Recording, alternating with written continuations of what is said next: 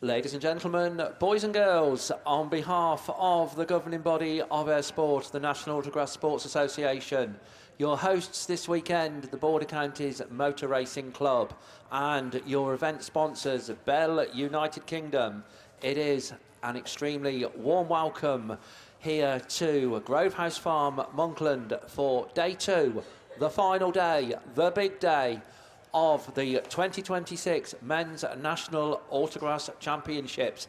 Here we go. This is where champions are going to be crowned very, very shortly. Slightly later start today, as you've obviously worked out.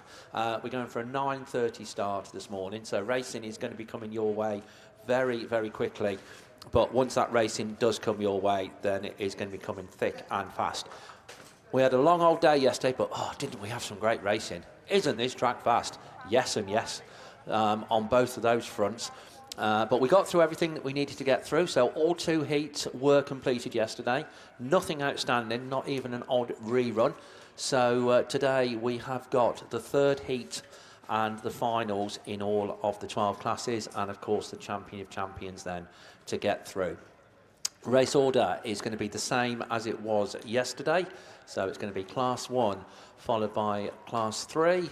Then will come the stock hatches, Class 5, 7, 9, 2, 4, 6, F600s, 8s and 10s. So that's race order. We're running over 4 and a little bit laps. That's a long old way around this circuit. So I'll tell you what, get yourselves trackside if you haven't already done so. If you're watching at home, then hopefully you're enjoying the coverage. Get yourselves comfy. Hopefully you've had your breakfast, or have your breakfast. If you're here on site and you haven't yet had your breakfast, we can certainly sort that out, because the catering facilities are situated around the racetrack, and I can personally vouch for the breakfast being served. I had a very nice breakfast tray this morning. So yeah, get yourselves fed and watered, and basically have a good day. That's why we're all here. So we got lots of things lined up for you today, and 1 or 2 little surprises as well coming a little bit later on in proceedings. But hopefully you will all have enjoyed yesterday. I can't see how you failed not to have enjoyed yesterday. So, as I say, we're going to be kicking off with the ATD Dyno and Rolling Road Services sponsored Class 1s. They'll be coming up to the line very, very shortly. If you've got your programme here, then yeah, we are running to the group pairings as per your programme, but as is normal for the Nationals, we do have a few non-starters in some of the classes. Unfortunately, a few breakages yesterday. This track did take its toll just a little bit, and 1 or 2 sort of like do tend to drop out. Graham is busy to my left and has been sorting out all the paperwork, which he's done. So good morning, Mr. Bennett. Good morning, mate. How are you? I'm good, thank you. Yeah. How do we solve this lack of numbers then? How do we solve this lack of numbers? Right. I have an idea. Oh, God. Watch out, here we go. What does Mickey call me? The opinionator. Right. So, we do this pairings thing, which is quite an antiquated old thing, but fun nonetheless. It's good to see who your pairings are. Yeah, I think that needs to stay, because it makes the Nationals unique from, I agree. from other championship events like the UK, like the BAS. Does it need to stay for both days, though? Yes, but I think it does, but I think it needs modifying and almost redrawing on the Saturday night. Brilliant. That's my plan. There we go. Good. We agree on something. Oh, blimey, O'Reilly. We agree on something. See, I agree, because if we could amalgamate them over Saturday night, then we still get full grids for these people here on site and people on now on TV to watch. We then get runs of full grids, don't we, to let them watch. Now, like you say, we're going to see some very depleted runs today, 4 cars now and then, which it still creates good racing, but it's a big track out there. Yeah. So it's going to spread out a little bit. So we want to keep it as good as it is on the Saturday morning, don't we? So yeah, absolutely. I think you should go back to NASA, have a chat with them, because they don't listen to me. You reckon they listen to me? Not so far. Not in the last 40 years you've been doing it, or whatever it is. Yeah. Right, I'll leave you to it, because your last ones are on the line. Right, yeah, no, plans are afoot, absolutely, for something along those lines. Right, here we go then. So, groups A, we are running with what we're running with this year, but yeah, fair point on board. Groups A, F, K and Q is race 1. Ignoring the non-starters, then that means we're going to see 6 cars up there. Ryan Mulroy in Scunthorpe 25, Gav Winter in Scarborough 35, Michael Baldwin in West Waterford 2:45, Ash Wriggleworth in Scarborough 2:20, Ben Maguire in Down Autograss 9:11, and Andy Dockeray in Yuxdales 31. Those are the 6 cars, and as they go around that bottom bend, we're already up and running. Your defending champion, of course, in Class 1, Conor Griffiths in Tivy 16. But down the far side, then, all of these could do with scoring a few points, I think it's fair to say, as they're brought back round towards us. Then Gav Winter in Scarborough 35, currently 6/16. Ryan Mulroy, Scunthorpe 25 in that second place slot. Then I think that was the Ben Maguire down Autograss 9/11. He and Andy Dockeray sitting joint 10th. So I'll tell you what, a good run for either of those. And a place in the top 8 is certainly within their grasp. Gav Winter, Scarborough 35, comes round. Then had a 7th and a 2nd yesterday, but looking to lead this one. 25.911. The Scarborough 220 car then goes through. That's Ash Wrigglesworth. Didn't have the best of days yesterday, Ash, in the Scarborough 220 car. Looking much quicker this morning, it has to be said. Michael Baldwin comes next in West Waterford 2:45 as they go down that far side, and not to be at the minute for Andy Dockeray in Yorkshire Dales 31. But last lap flag already goes out. Scunthorpe 25, Scarborough 35. Down Autograss 9/11, Scarborough 220, the West Waterford machine. And Andy Dockeray means all the cars are on to their final circuit in this first heat of the final round of qualifying of the ATD Dyno and Rolling Road Services sponsored Class 1s. And they're going to be brought back round towards us actually by a new race leader. So Scunthorpe 25 takes the win. Gav Winter, Scarborough 35 in second. For my money, just Scarborough 220 and down Autograss 9/11. West Waterford 2:45 and Andy Dockeray in Yorkdales 31. So race 1 all clear. Race 2 brings out groups B, H, M and R. Freddie Farrow in York 72, Mark Stone in IK 931, Rich Owen in North Wales 51, Dave Kelly in Evesham 32, Rhys Roberts in PAC 157, Andrew Kirby in York 1 and Conor Griffiths in Tivy 16. Freddie Farrow, the only unbeaten driver yesterday, 2 wins out of 2 for Freddie. He's on 110 points. Your defending champion is currently on 100 points, a win and a second for Conor in Tivy 16. The same for Rhys Roberts in PAC 157.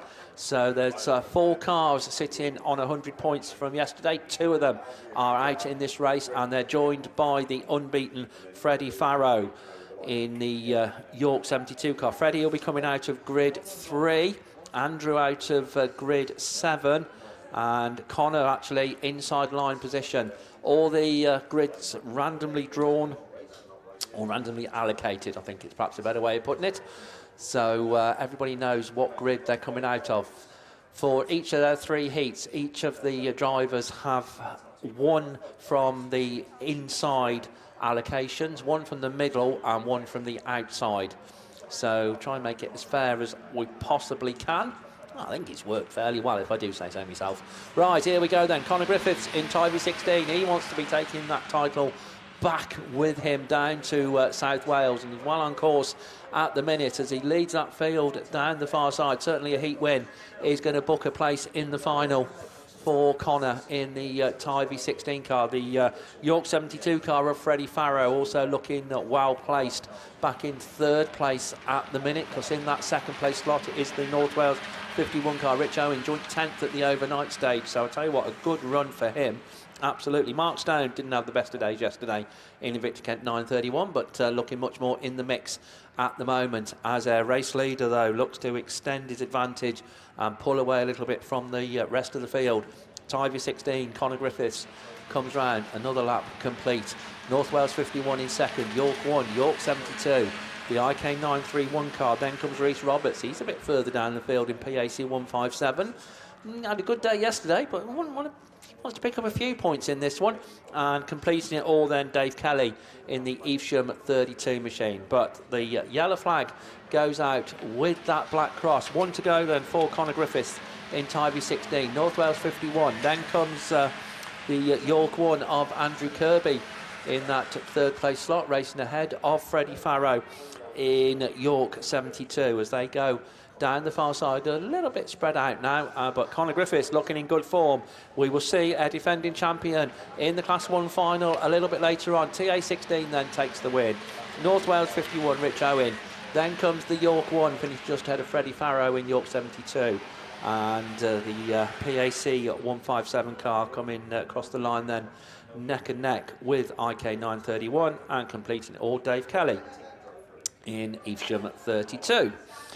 On to race 3 then, groups D, I, N and S will bring out Dean Misson in Spalding 2, Andy Kelsey in Evesham 100, Gareth Matthews in IK 67, Tom Powell in Cumdy 182, Nick Clark in Mountain 7, Alex Hill in St Neots 164 and Jamie White in CK 60. Mickey's already writing me notes. That's not the sort of note that Freddie Farrow will want to see, because it says Y72GF. It's either good friend or green flag. So we'll go for let's go for green flag. Sorry. Right, yeah, Freddie Farrow then, York 72, unfortunately picks up a green flag in that last race. So we'll go back 2 places from his finishing position. So, yeah, good day yesterday, but not going to pick up many points from his 3rd run. Hopefully he's picked up enough, because he did look quick yesterday.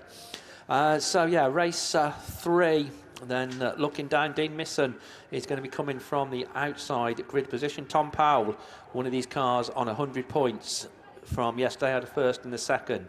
He's going to be coming out of lane 7 in the Cumdy 182 car. Lane 6 is going to be empty. And so lane 5 is Nick Clark in Mountain 7. Lane 4, Jamie White in the Cork 60. Alex Hill sits joint 8th at the minute, so good run for Alex. And he will certainly finish up in the top 8 in St Neots 64. He's coming out of lane 3. Andy Kelsey comes out of lane 2 in Evesham 100. A couple of 3rds yesterday, has left him joint 13th. And inside position, Gareth Matthews in Invicta Kent 67.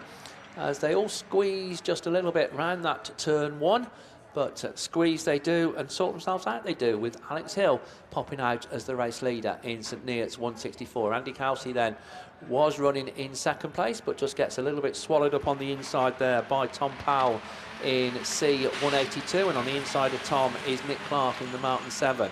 On the outside of this little group is Jamie White in the CK60 machine. That's the battle going on for those positions. But whilst all this happens, then St Neots 164 Alex Hill says thank you very much, motors on, and a heat win will certainly put Alex into today's Class 1 final. Andy Kelsey, Evesham 100, looking back in 2nd place now, Mountain 7, C182, the CK60. Then the Spalding 2 car goes through, that's Dean Misson, and completing it all is Gareth Matthews in Invicta Kent 67. But looking in very, very impressive form as he comes round once again is Alex Hill in St Neots 164 onto his final circuit. Andy Kelsey having to battle hard to hold on to 2nd from Tom Powell in C182, and Jamie White certainly not out of that battle either in the Cork 60 machine. All the cars then on to their final circuit, but Alex Hill, it is the St Neots 164 car that comes round for the final time, takes the checkered flag. It's going to be close for 2nd, but Andy Kelsey's going to hold on from CK60 and C182, not going to split those. Spalding 2 and Nick Clark in Mountain 7, and Invicta Kent 67 is Gareth Matthews.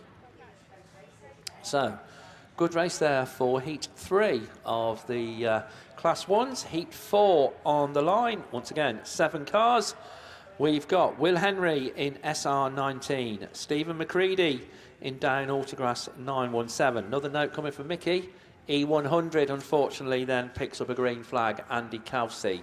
So Andy Kelsey will go back 2 places, unfortunately, in Heat 3. But race 4, yeah, Will Henry, Stephen McCready. They're joined by South Somerset 103, Tom Retter, Severn Valley 701, Ollie Hadley, 11F, Helen Brooks, Athelston 3, Sarah Trott, and North Wales 91, Michael Stoughton. So those are the 7 cars, just the 1 non-starter. And best of the point scorers yesterday, Will Henry. Then he currently sits 7th on 83 points. So again, another probably top 3 finish will be enough for Will. But yeah, he certainly needs to be nearer the front of the field still. Stephen McCready. Then he had a second and a third yesterday. The third was after a green flag, but it's still a third. And down Autograss 917, so he sits joint 8th. Sarah Trott sitting joint 13th. But yeah, probably needs a heat win, or at worst a second in Athelston 3. But yeah, can't be totally discounted. Sarah, of course, was racing with the ladies last year. Was the ladies champion. Certainly from a Baz point of view, and yeah, moved up into the men's this year and absolutely on the pace as you would expect. In terms of drawn grids, then North Wales 91 is going to come out of lane 1. Sarah Trott is lane 2. Lane 3 is going to be blank. Tom Retter is coming out of 4. Will Henry from the middle of the grid in SR19 out of lane 5. And Stephen McCready will be lane 6, Helen Brooks in 7, and Ollie Hadley, Seven Valley 701, will be in 8. So that's how they're all shaping up on that. There's a little bit of water is going down there. So, right, Will Henry is out there. So we've got what is a very sort of like nice message in lots of ways, and hopefully it'll be taken that way by the family. Will Henry is out there. His nan, we've had a message from Brad Granger, his nan Pat Granger, who all of you I'm sure will know and so much associated with Autograss racing, passed away 29th of April this year. It would have been her 84th birthday today, and Pat would have been cheering like mad for Will Henry, without a doubt. So much a long member of the Breaton Hill Club, and just one of the nicest ladies involved in this sport, and so sadly missed. Thoughts very much still with her family. So Will Henry, then she'll be looking down on you on this one. Will, Nanny Pat Granger, would have been 84 today. Right, there we go then, Seven Valley 701. It is though that leads the way down that far side, Ollie Hadley. In that second place lot, then Sarah Trott in Athelston 3, as they just shake themselves up a little bit and come back. The DA 917 car comes through in 3rd. Will Henry running in 4th. On the inside is Michael Stoughton in that North Wales 91 machine, but Seven Valley 701 looking quick. Ollie Hadley at 5th and a 4th, so joint 17th. So stranger things have happened as he comes round. He certainly will need nothing less than a heat win, but that's all he can do. And he's pulling away just a little bit from the car in 2nd place, Stephen McCready in 917. Will Henry now be 3rd. Trotty runs 4th in Athelston 3. The 11F car of Helen Brooks comes through next. Tom Retter uncharacteristically towards the back of the pack, so it's just not been his weekend in the South Somerset 103 car, but they've got Seven Valley 701 wound up for this one properly, as Ollie Hadley comes round once again. Another lap successfully completed down Autograss 917, 11F SR19 103 coming up through the field a little bit now, races ahead of Athelston 3 and also Michael Stoughton in the North Wales 91. So there's a whole group of 5 cars over there, but the 1st and the 2nd have pulled away, and I think it's going to finish with a win for the Seven Valley man as Ollie Hadley comes round for the final time, takes that checker flag. Stephen McCready 2nd in 917, 3rd will go to Will Henry in 19. 11F then gets home ahead of Tom Retter, and then Sarah Trott in Athelston 3, and Michael Stoughton completes it all in North Wales 91.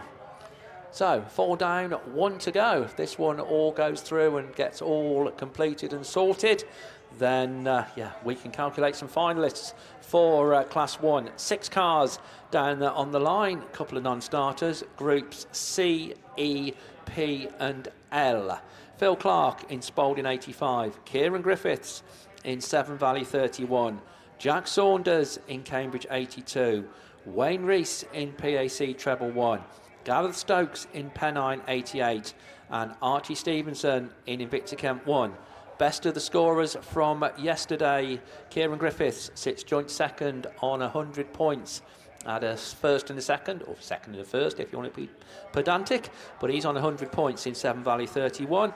Archie Stevenson, he had a couple of seconds, so he's currently sitting 6th in Invicta Kent 1 on 90 points. The others got a bit to do, I think it's fair to say. We were expecting 6, we've only got 5. So not quite sure which is a non-starter, but certainly a starter. And a very rapid car is Kieran Griffiths in Severn Valley 31 as he goes down that far side.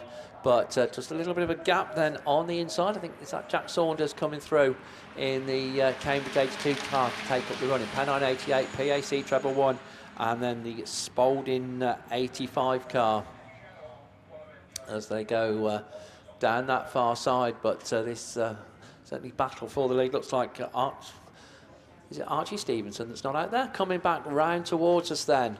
The race leader is back with Severn Valley 31, Cambridge 82, PAC treble 1, Pennine treble 8, and the Spalding car. So Archie Stevenson, we have a blind spot down to the start line, but Archie Stevenson left on the line. So rotten luck on the Invicta Kent man. 2 seconds yesterday. Good run in this one, would have got him in the final, but unfortunately didn't get off the line as the last lap flag goes out. And it goes out to Kieran Griffiths, who will be booking a place in the final in Severn Valley 31. Jack Saunders in Cambridge 82 goes through in that second place slot. PAC treble 1, Wayne Rees. It is in third. Gareth Stokes in Pennine 88 and Phil Clark in Spalding 85. But it is Kieran Griffiths. We're going to see the Griffiths brothers double act in the final, not for the first time in a Class 1 final. Severn Valley 31 takes it, Cambridge 82. PAC treble 1, Pennine 88. And Phil Clark completes it all in Spalding 85. So that completes the Class 1s straight through. We will be finals qualifying. So setting the bar for the rest of my fellow commentators, not least the opinionator himself. Hello, Mr. Bennett. Did you go straight through then? Yes, straight through. Were you not watching? Oh, no. Or more importantly, listening? Oh, no. There's a rerun coming. Is there? Very good. Well done, Steve. Right, Class 3, headline sponsor, Bell Equipment UK. And your class sponsor, Kelly Recovery, Keith Kelly, who, let's have a look where Keith Kelly is. Is he having a decent run through? Oh, I should know this off the top of my head, shouldn't I? Let's have a look. Let's have a look. Where is he? No, he's not having a good run through. Let's be honest, he's down in 26. He's not going to be making the final this weekend, which shows just how good my predictions were. Revs are rising, though. We're going to get going with your men's Class 3. Becky Shaw's on the line doing it for the girlies. She has a cracking start from the middle of the grid. What can she do then? ARC 27, BC Triple 1, CM7, Hugh Jones is in amongst it as well. Now, which heat are we starting with? CM7. Are we starting with Heat 1? Yes, we are. Becky Shaw, though, she's got a point to prove now after a bit of banging yesterday. And I tell you what, she's pulling away loads down that back straight from S47D. Cusack, CK25, try on the outside. Hugh Jones, you just need a decent result to get yourself through. You've got 100 points. And I tell you what, second place will be even better. That'll put you through into your men's national final 2026. ARC 27, though, Lee Almond's got a bit of work to do. He's sat there, he's got 2/3. I'll tell you what, he needs another result. He needs a better result. He's back in third. Meanwhile, though, look at the young lady out in front, absolutely storming away in the Vauxhall Powered Starlet. BC Triple 1, then Becky Shaw proving why she deserves to be racing with the men this weekend. Absolutely streaming away from the very, very fast Hugh Jones in CM7. Down the back straight she goes then, into the bottom corner. This is for the penultimate time. Come on, Becky Shaw, do it for the girlies. Round she comes, Hugh Jones reeling her in just a car length, but that's all it is. Away she goes, BC Triple 1, CM7, CA546, CK25, 27, 47 and 305F. Bringing up the rear, down the back straight they go. There's life in the old Starlet yet, and the Vauxhall Power down the back straight, hits the brakes, changes her line. Come on, Beck, you know better than that. But I'll tell you what, it works for her. She's going to pull away and take a win at your men's national championship. BC Triple 1, CM7, CA546, CK25, ARC 27. 305S and F47D. I tell you what, that is a cracking heat. We had two guys in that race that were on a first and second. That was Adam Saint, CA 546, and Hugh Jones. That was on 100 points yesterday. I reckon we will see Hugh Jones in the final. Adam Saint possibly in the final later on. Pete Bott was on a second and a sixth. Lee Almond was on 2 third, and Becky Shaw on a first, third, and a fourth. Ooh, is that going to be enough? We'll have to wait and see. Well done, Becky Shaw. Absolutely stunning drive, and like I say, definitely showing why you deserve to be racing with the men at the 2026 Men's National Championships. We're away again in this one. Barry Ullman, depleted field in this one. Only the 5 cars. We need to work on this for next year. SC70 though, Richley gets a good start. Baz Ullman goes in behind him. Then the parking machine. Barnbrook is high, 81 points. Second highest point scorer in this one. He could do with a decent result, and he's got problems at the back of the field. Oh, the Yeardley Barnbrook luck comes into play yet again. And he needs to hopefully start trickling round and hope there's a rerun, but it's only 5 cars, so it's not going to happen. Richley, SC70 though. Richley is teetering on the edge. He's in 10th at the moment, so I tell you what, a win will see Richley back into a Nationals final after a few years. SC70 down the back straight, not had the best of seasons as Richley, had damage and picked up the odd good result here and there, but he's doing the business. Barry Ullman though, he's in the final, and he will be in the final at the moment with a second place. Parkin, who had a good run through in the first heat yesterday until there was a little bit of a contact, is back there in 3rd place, and that old Anglia is screaming round. SP501 as well, Lloydie Wellman having a decent run round, and poor old Barnbrook with issues, and just not going to be his year after a stellar year so far. Last lap flag time though, Richley, SC70 from M270, Baz Ullman, S38Y Parkin, and SP501 Lloydie Wellman. Down the back straight they go then for the final time. Into the bottom bend, this is going to be checkered flag time, and Richley, we're going to see you in the final later on. I'm 99% sure of that. First, second and a fourth, 128 points. We'll get you through to the Class 3 final, I reckon. SC70, Baz Ullman will definitely be there. S38Y Morris Parkin will have to wait till next year. Steve Parkin will have to wait till next year, sorry. And SP501 again next year. Barnbrook just hopefully will get his points on this one, but I don't think that's going to be enough. He was on 9th place points. No, sorry, equal 8th. He was actually in the final on equal 8th with Jamie Lee, but 5th place points I don't think is going to do the business for him, unfortunately. But he is going to pick his points up nonetheless. So unless there's any issues in that one and there's a rerun later on, I think Barnbrook's going to be out of luck. Unbelievable. Like I said, the Yeardley Barnbrook luck comes to strike them yet again. Let's move on then to, as I say, your class sponsor Kelly Recovery and headline sponsor Bell Equipment UK. Current national champion NS343 is coming out in race 5. Let's see what's down on the start line this time then. Mick Sumners, Reese Puddifat, Sean Collin, Andy Lodge, Barry Seal, Rupert Lomax is your highest point scorer in this one by a fair long way, to be fair. Is second and a first, and Simon Fitzpatrick, and it is the big Chevy man. Has he learned how to slow down? Yes, he has, because yesterday he was the widest man by round here by far in any class, to be fair, in the NW99 car. And as he goes down the back straight, then NW99, Rupert Lomax looks like if he can just hold this together, he will book himself a spot in the Nationals final in 2026. Up behind him, though, the Mark 1 Escort running the Honda Power of R169, 265, 94, 257, 54, and R301 Fitzy bringing up the rear, but down the back straight they go then. Certainly a much more reserved drive. And yeah, just doing as much as he needs to do to get himself through into the final. Mick Sumner's there in second place, gets a little bit of a nudge on the back end. Robbins Racing Harry, NW99, R169, then Lodging in 265, Puddifan 94, 257 Sean Collin. Barry Seal is the birthday man this weekend, C54, can't believe he's younger than me. R301 then. Simon Fitzpatrick. This time though, penultimate lap into the bottom corner. Completely different driving style to yesterday. Very disappointed in Mr. Lomax. Not really. Doing the business, and we'll see him in the final later. Sorry. NW99, 169 then, 265 Lodge, SN 94, I think that was, of Reese Puddifat, of course. Down the back straight they go. Final time. Stretches the legs on the V8 Polo as he goes down nice and tidy around the bottom bend. We're going to see Rupert Lomax in the final later on. that is for sure. NW99 takes the win. Good second place for R169 Mick Summers, Lodgy in third, Budafat in fourth, 257 Sean Collins, C54 Barry Seal, and Fitzy coming home then at the rear of the field in the Radford 301 car. Run through race 3. Woohoo. Right then, we're going to move on to race 4. That was a really poor woohoo, that was, Mickey. I'll pass that to you. I'm not going to do that again. That was embarrassing. Right, race 4. Dave Jones, 267F. Charlie Holloway sat on a win and a third, so he's 6th at the moment.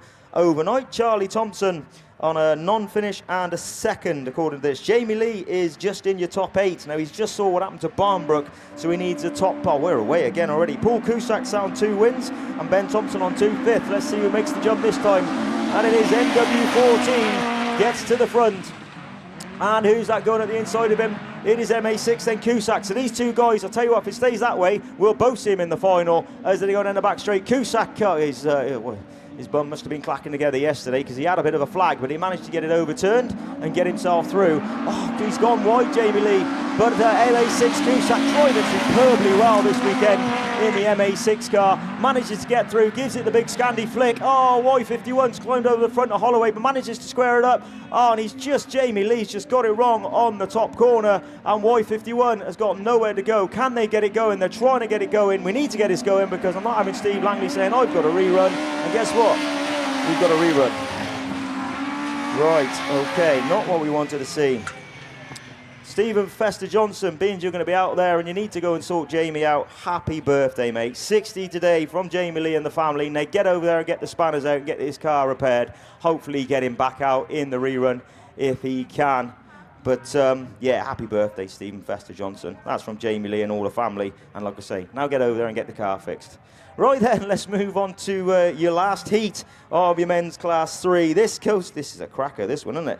So we've got Sam Gould, NS343, sat on 2 wins. Pete Robinson sat on a 4th and a 2nd. Now, Robbo needs a win here, I think, to tie in with... Rich Lee, that'll tie him with, I reckon. So Jordan Spabbins is on a black and a 7th, so he's out of it. Paul Evans, NS50, had a super start yesterday, but got a black flag for it. Adam Henley in Y11, 5th and 6th. And Jeff Gibbs in H1 on a 6th and a 4th. So there's not a lot to play for here. Robbo and Goldie need to do what they need to do to get them going. But it's Henley that gets into the corner. Ooh, sort of 2nd and 3rd.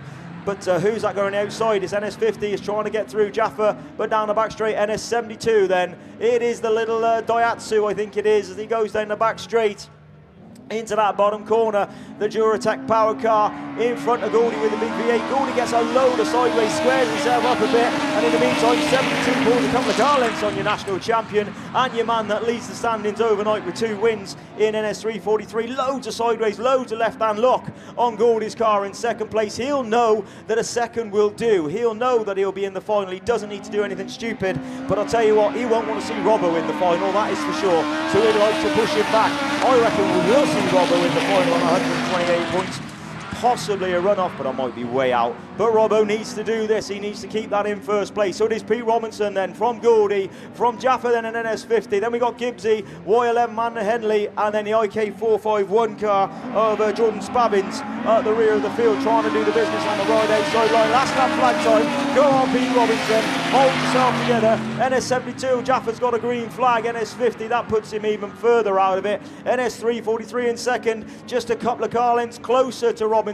But Robinson will shut it down, crawl around them tyres and give it loads of big licks as he come round, and I don't think he'll get out dragged to the bend, to the flag. He won't. Pete Robinson takes the win. NS343, NS50 but on a green, Y11, H1 and IK451. We nearly went through, but we will have to come back for a rerun of race 4.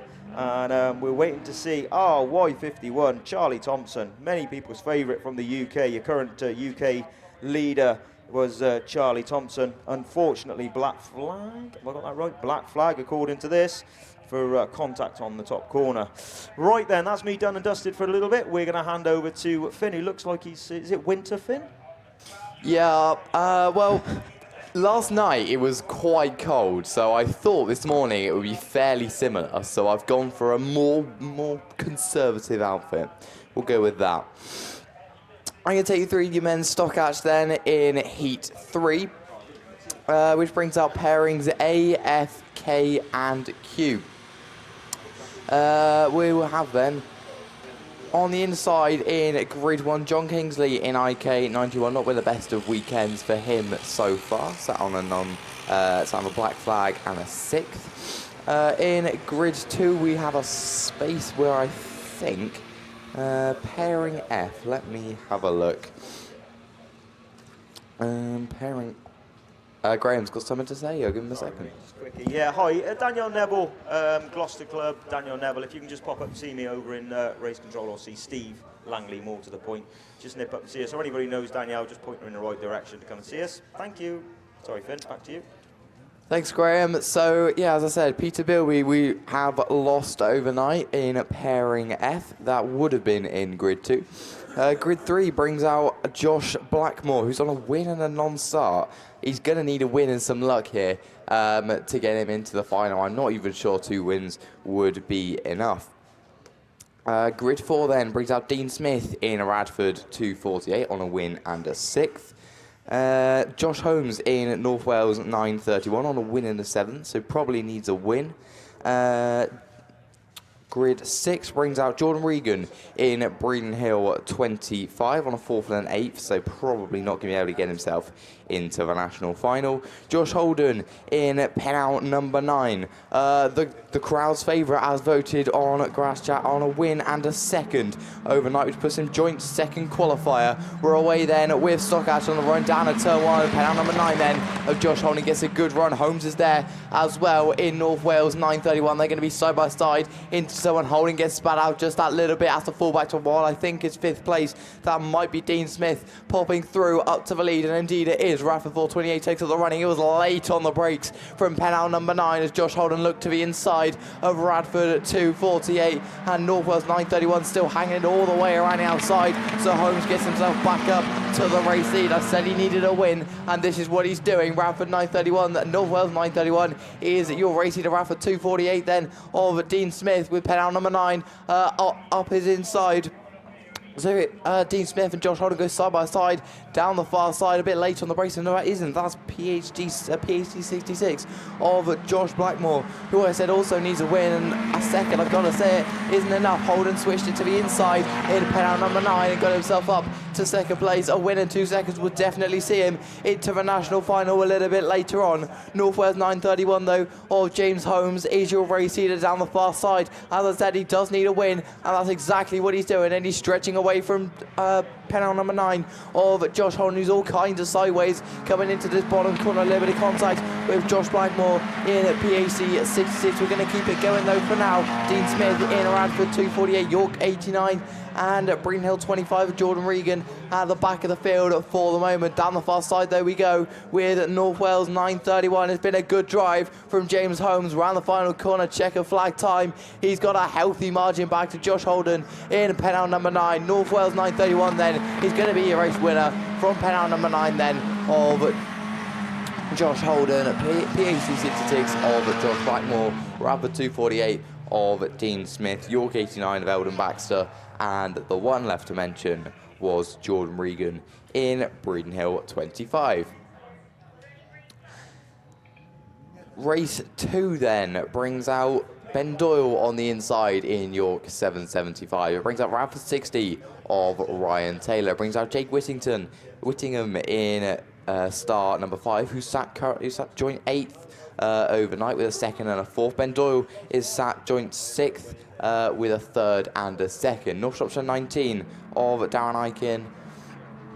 Down 25 of Robert McElroy. John O'Crosby in Melton 4 and Jamie Williams in Border Counties 225. Whittingham gets the best of the breaks then in star number 5 up into turn 1. Doyle's on the inside in York 775, but he just gets it a little bit too slowed on the entry to the top corner, which falls him all the way to the back of the pack. Border Counties 225 then of Jamie Williams is sat 24th overnight with a 2nd and a 10th. So a win still wouldn't get him in, I'll be honest. So he's just racing for the fun of it. Jake Whittingham in start number 5, though, starting to stretch away from the absolute pandemonium occurring behind him at North Shropshire 19. They go 3 wide down the far side. Border Counties 225 with Jamie Williams. Might have just gone all the way around the outside of, I think, maybe 3 cars, as they once again going 3 wide into this bottom corner. They're going out really wide.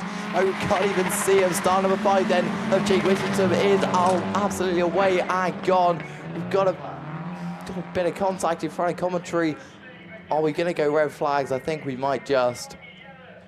No, we're going to go with yellows. So start number 5 of Jake Whittingham away and gone. Who is that to the inside of North Shropshire 19? Washed it out really wide as they come past commentary. Want to go then for Jake Whittingham in start number 5 from down 25 then of Robert McElroy down North Shropshire 19 of Darren Eichen. And the one left to mention then is Border Counties 225 of Jamie Williams back in 4th place. Into the final corner we go, though. Star number 5 is going to book his place in the national final. A win, a 2nd and a 4th. See star number 5 into the final with a very good win.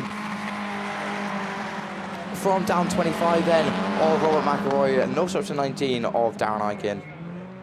And Border Counties 225 of Jamie Williams with Ben Doyle and Ryan Taylor in Radford 60. Going to be a failed to finish. That's then the end of race 2.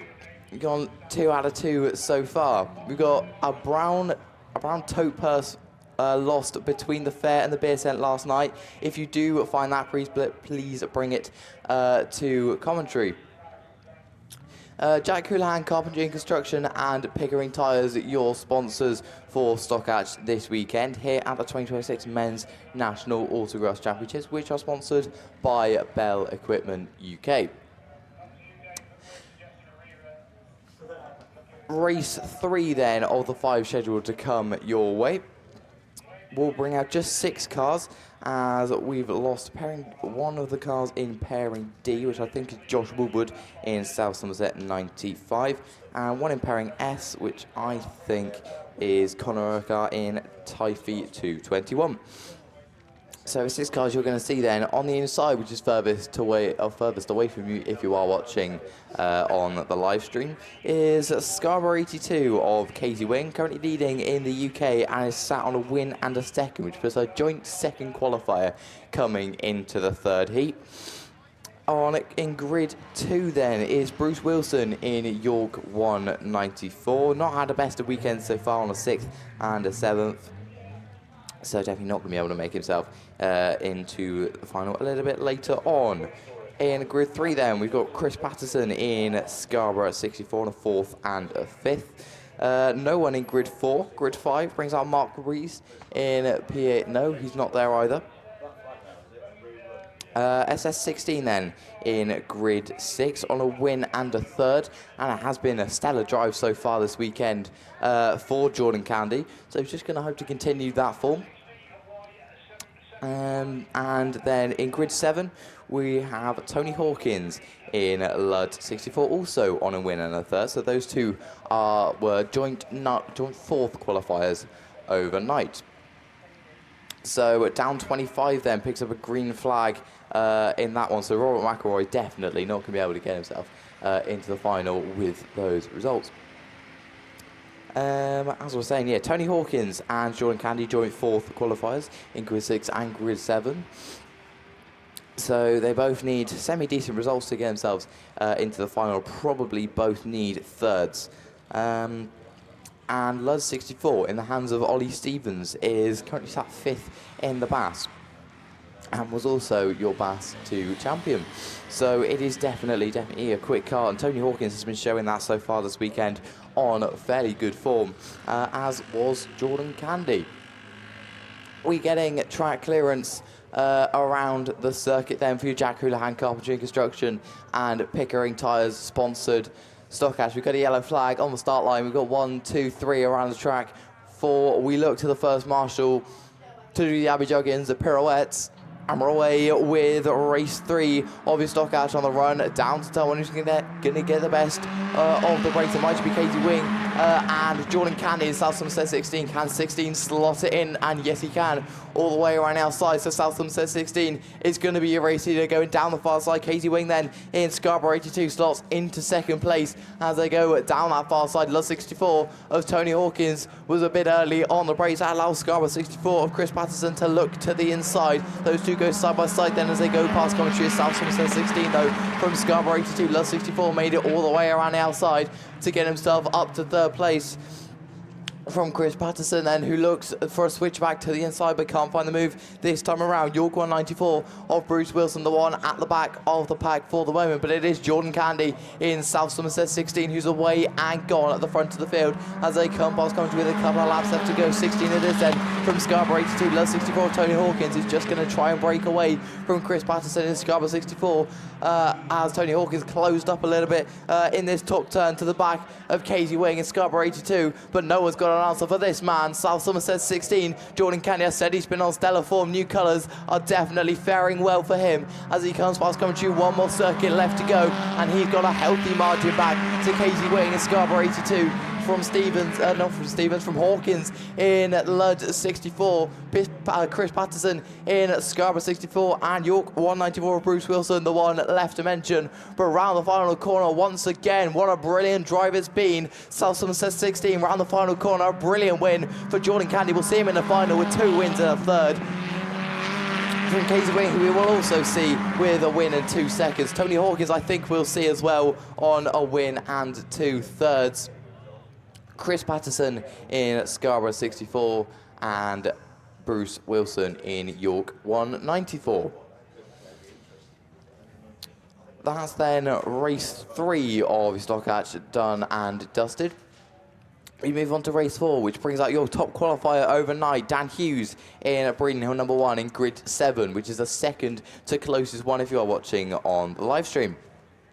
It also brings out Paul Lickley in Scunny 95. It brings out Rory Buzz in York 105. It brings out Dan Pearce in Spalding 551. It brings out Jacob Leake in Cambridge 201. It brings out Tristan Richardson in IK 117. It brings out Ben Williams in IK 122. And it brings out Yestin Mayo in Penal 23. We're away then on the run down to turn 1 with race 4. Tristan Richardson then gets a good run in IK at 117. Lickley's going to have to stall it in Scunny 95. We're climbing cars with, I think, Dan Hughes on the far side in Breeden Hill number 1. Yestin Mayo in third then in Penal 23. Spalding 551 of Dan Pearce falls back a little bit from Tristan Richardson. A look to the inside but can't find the move, so switches it all the way around the outside. Dan Hughes is up really wide in Breeden Hill number 1, and he might have just got a run on the outside of 551 of Dan Pearce.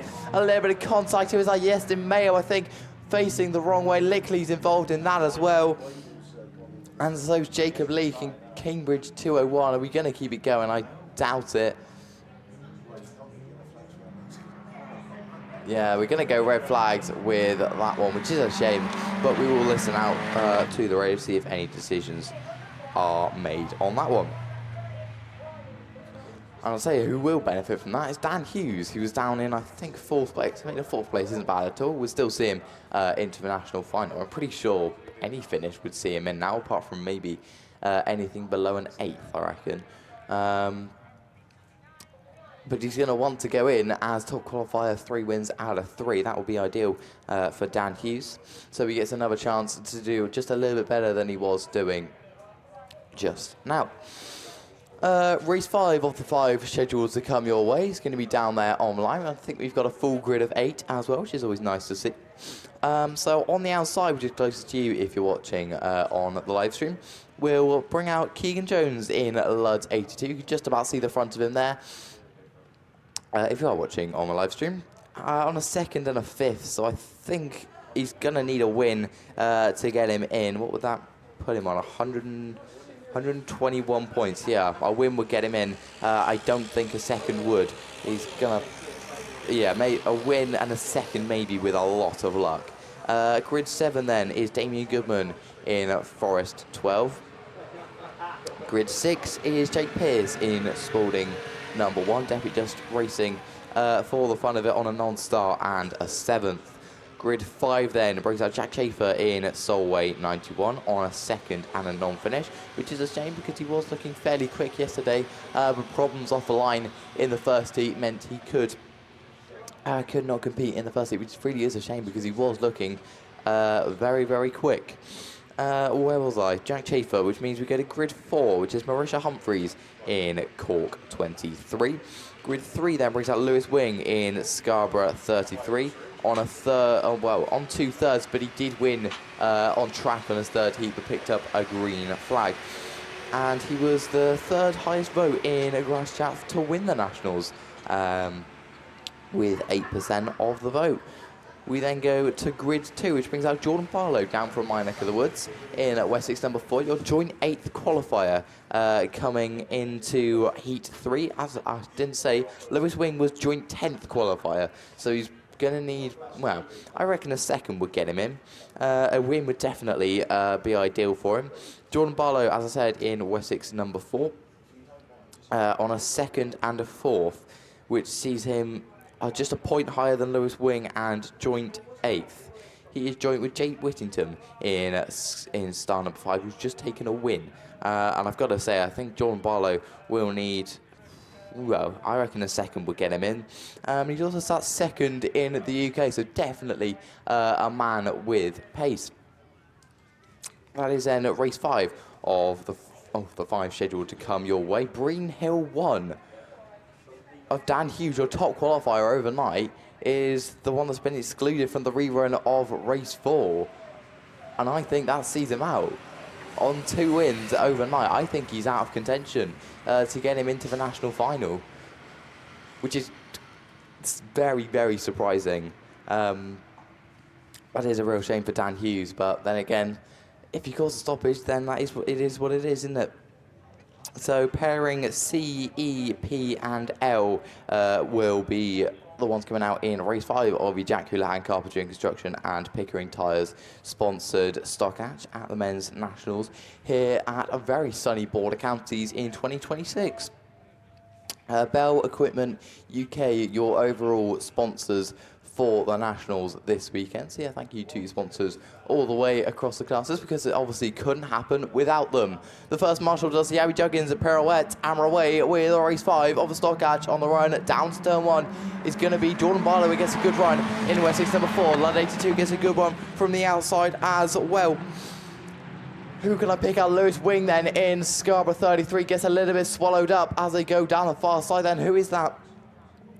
I think it's Radford 247 of Josh Lloyd, who's only racing for fun, but he is up into the race heat. Barlow's running outside though, I think, in Wessex number 4 as they come around and past commentary. It is then a Radford 247 who washed out really wide. Can Lewis Wing take advantage on the inside? Not this time.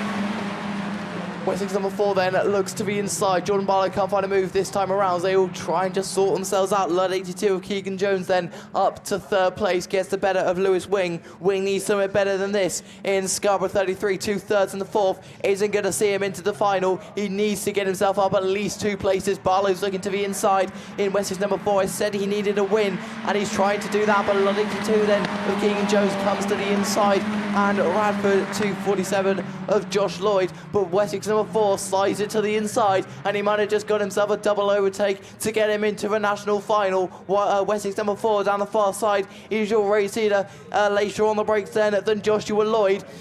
So he might have just got himself up to the race lead. Contact with Lewis Wing in Scarborough 33. We've got 1 more lap to go, but Wessex number 4 is going to hold on to the lead. Jordan Barlow with 1 more circuit left to go to hold on from Josh Lloyd in Radford 247, who's challenging to the inside. Wing gets himself up to 3rd in Scarborough 33, but he needs another place if he wants to get himself into the final. Wessex number 4 though into the final corner. It's going to be a good drive then for Jordan Barlow around the final corner. It's going to be 55 points and a place in the national final. Well earned for Wessex number 4 from Radford 247. Lewis Wing in Scarborough 33, Lund 82 of Keegan Jones, Solway 91 of Jack Chafer, Spalding number 1 of Jake Pearce, 12F of Damien Goodman and Marisha Humphreys in Cork 23.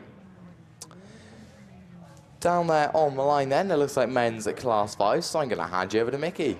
No, he's got a Yeah, good morning, everyone. Day 2 of the Nationals 2026 down here at Border Counties. Yes, it's men's Class 5.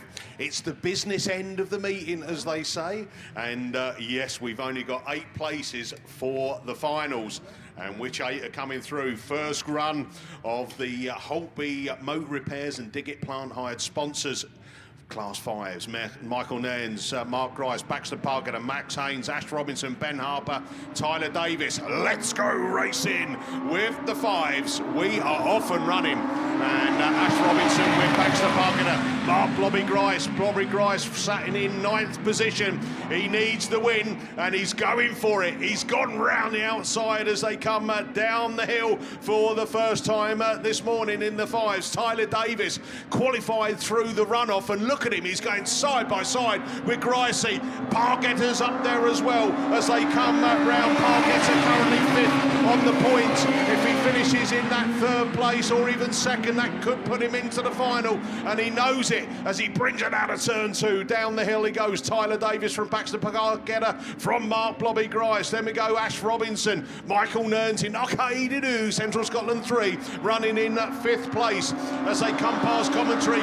It's Tyler Davis, Pargetter from Grice, Greg Robinson, then Nairns. Then we go down to Haynes and then the Ben Harper machine, but eyes back front. Mark Blobby Grice is trying to find a way through with Ash Robinson. They go door to door down the hill, but it's PAC 60. The old Grand's watching at home. She'll be cheering him on. Tyler Davis then with one more lap to go. Can he hold on to this one as he comes up the hill from Baxter Parker to Ash Robinson, Blobby Grice, Michael Nairns, Haynes, and then Harper in the final minor places. But down the hill we go. Woohoo! PAC 60 it is them. Tyler Davis on his way to add a win. 72 points. I think this puts him in the final. Come on, Tyler. Can you hold on to it? Pargetter goes for it.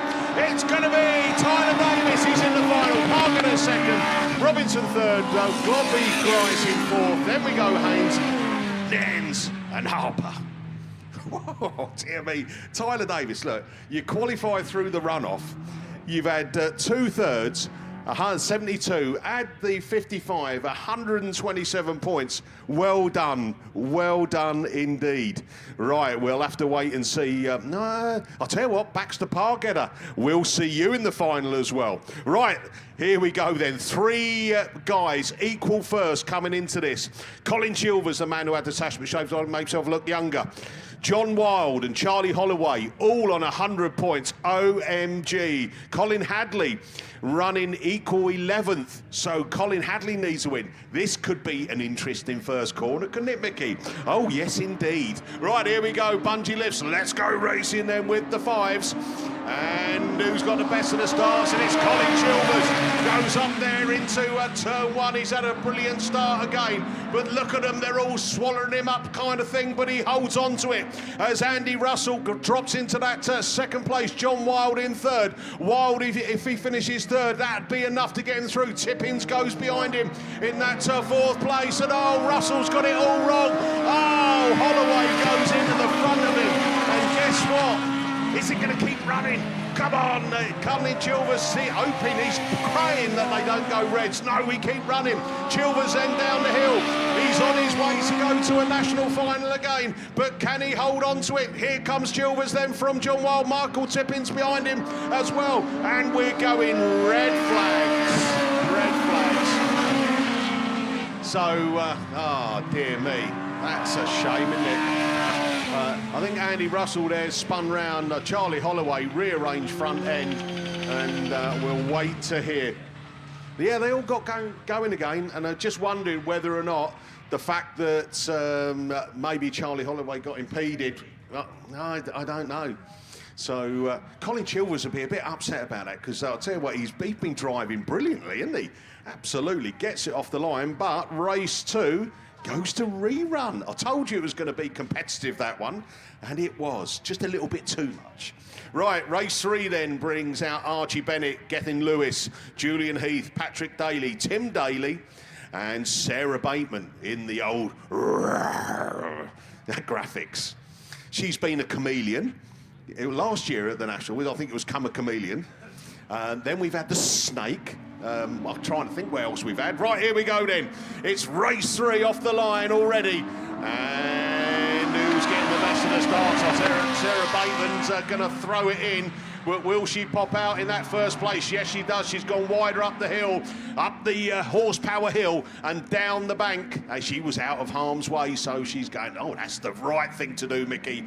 Keep out of all of that. Gethin Lewis drops into that second place in the 39 machine, but Sarah Bateman on her way to pick a place in the final from the Melton 5. Julian Heath. Then we go the old Patrick Daly machine in the CW 88. And Daly looking for a look up the inside there of that Melton 5. It pays off, but can he get on the brakes and turn it in? He shapes it up nicely, so he's stolen in that third place, but still leading. Sarah Bateman, Stroud Mystic 45 from that Gethin Lewis, Border Counties 39. Patrick Daly, CW 88. Up the hill they go, round turn 1. And down the hill they go again another time. Julian Heath now in 4th place, like Billy No Mates, no one's around him. And then we got that back marker as well. That's Tim Daly in the Scunthorpe 5. But with one more lap to go, Sarah Bateman on her way, I think, to book her place in the final. Don't do anything crazy, and she's not, because she exits turn 2. Down the hill for the final time. Woohoo! And she's on her way to book a place in the final. Gethin Lewis Border Count is 39. He's just had a good finish, and Daly comes through up in the second place. So Bateman takes it. Oh, Gethin Lewis does a cutback. Daly drops into 3rd place. Then we go down into Melton 5, Julian Heath, and then that final finisher will be Tim Daly in Scunthorpe 5. So well done, Sarah Bateman. Add that on. Big roar. Hey, what's that? Is that a big roar? Right.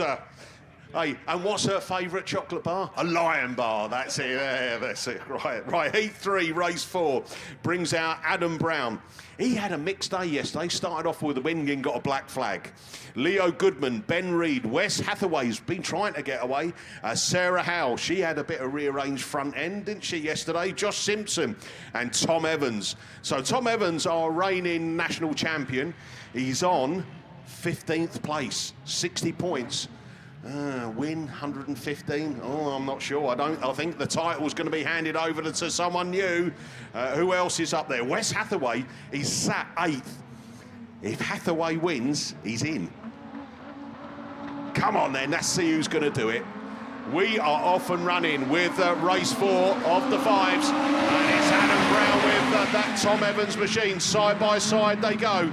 So Adam Brown had a black flag in his second race yesterday. He'll be kicking himself now because he leads them down the hill. Wes Hathaway is trying to get away in that second place, follows Brown. So he knows that a second place, I think, puts him in the final, but he can't afford to concede it. Wow, Reed is round as well, and Melton 3, Leo Goodman. So I'm not sure if there's going to be anything called on that, but wow.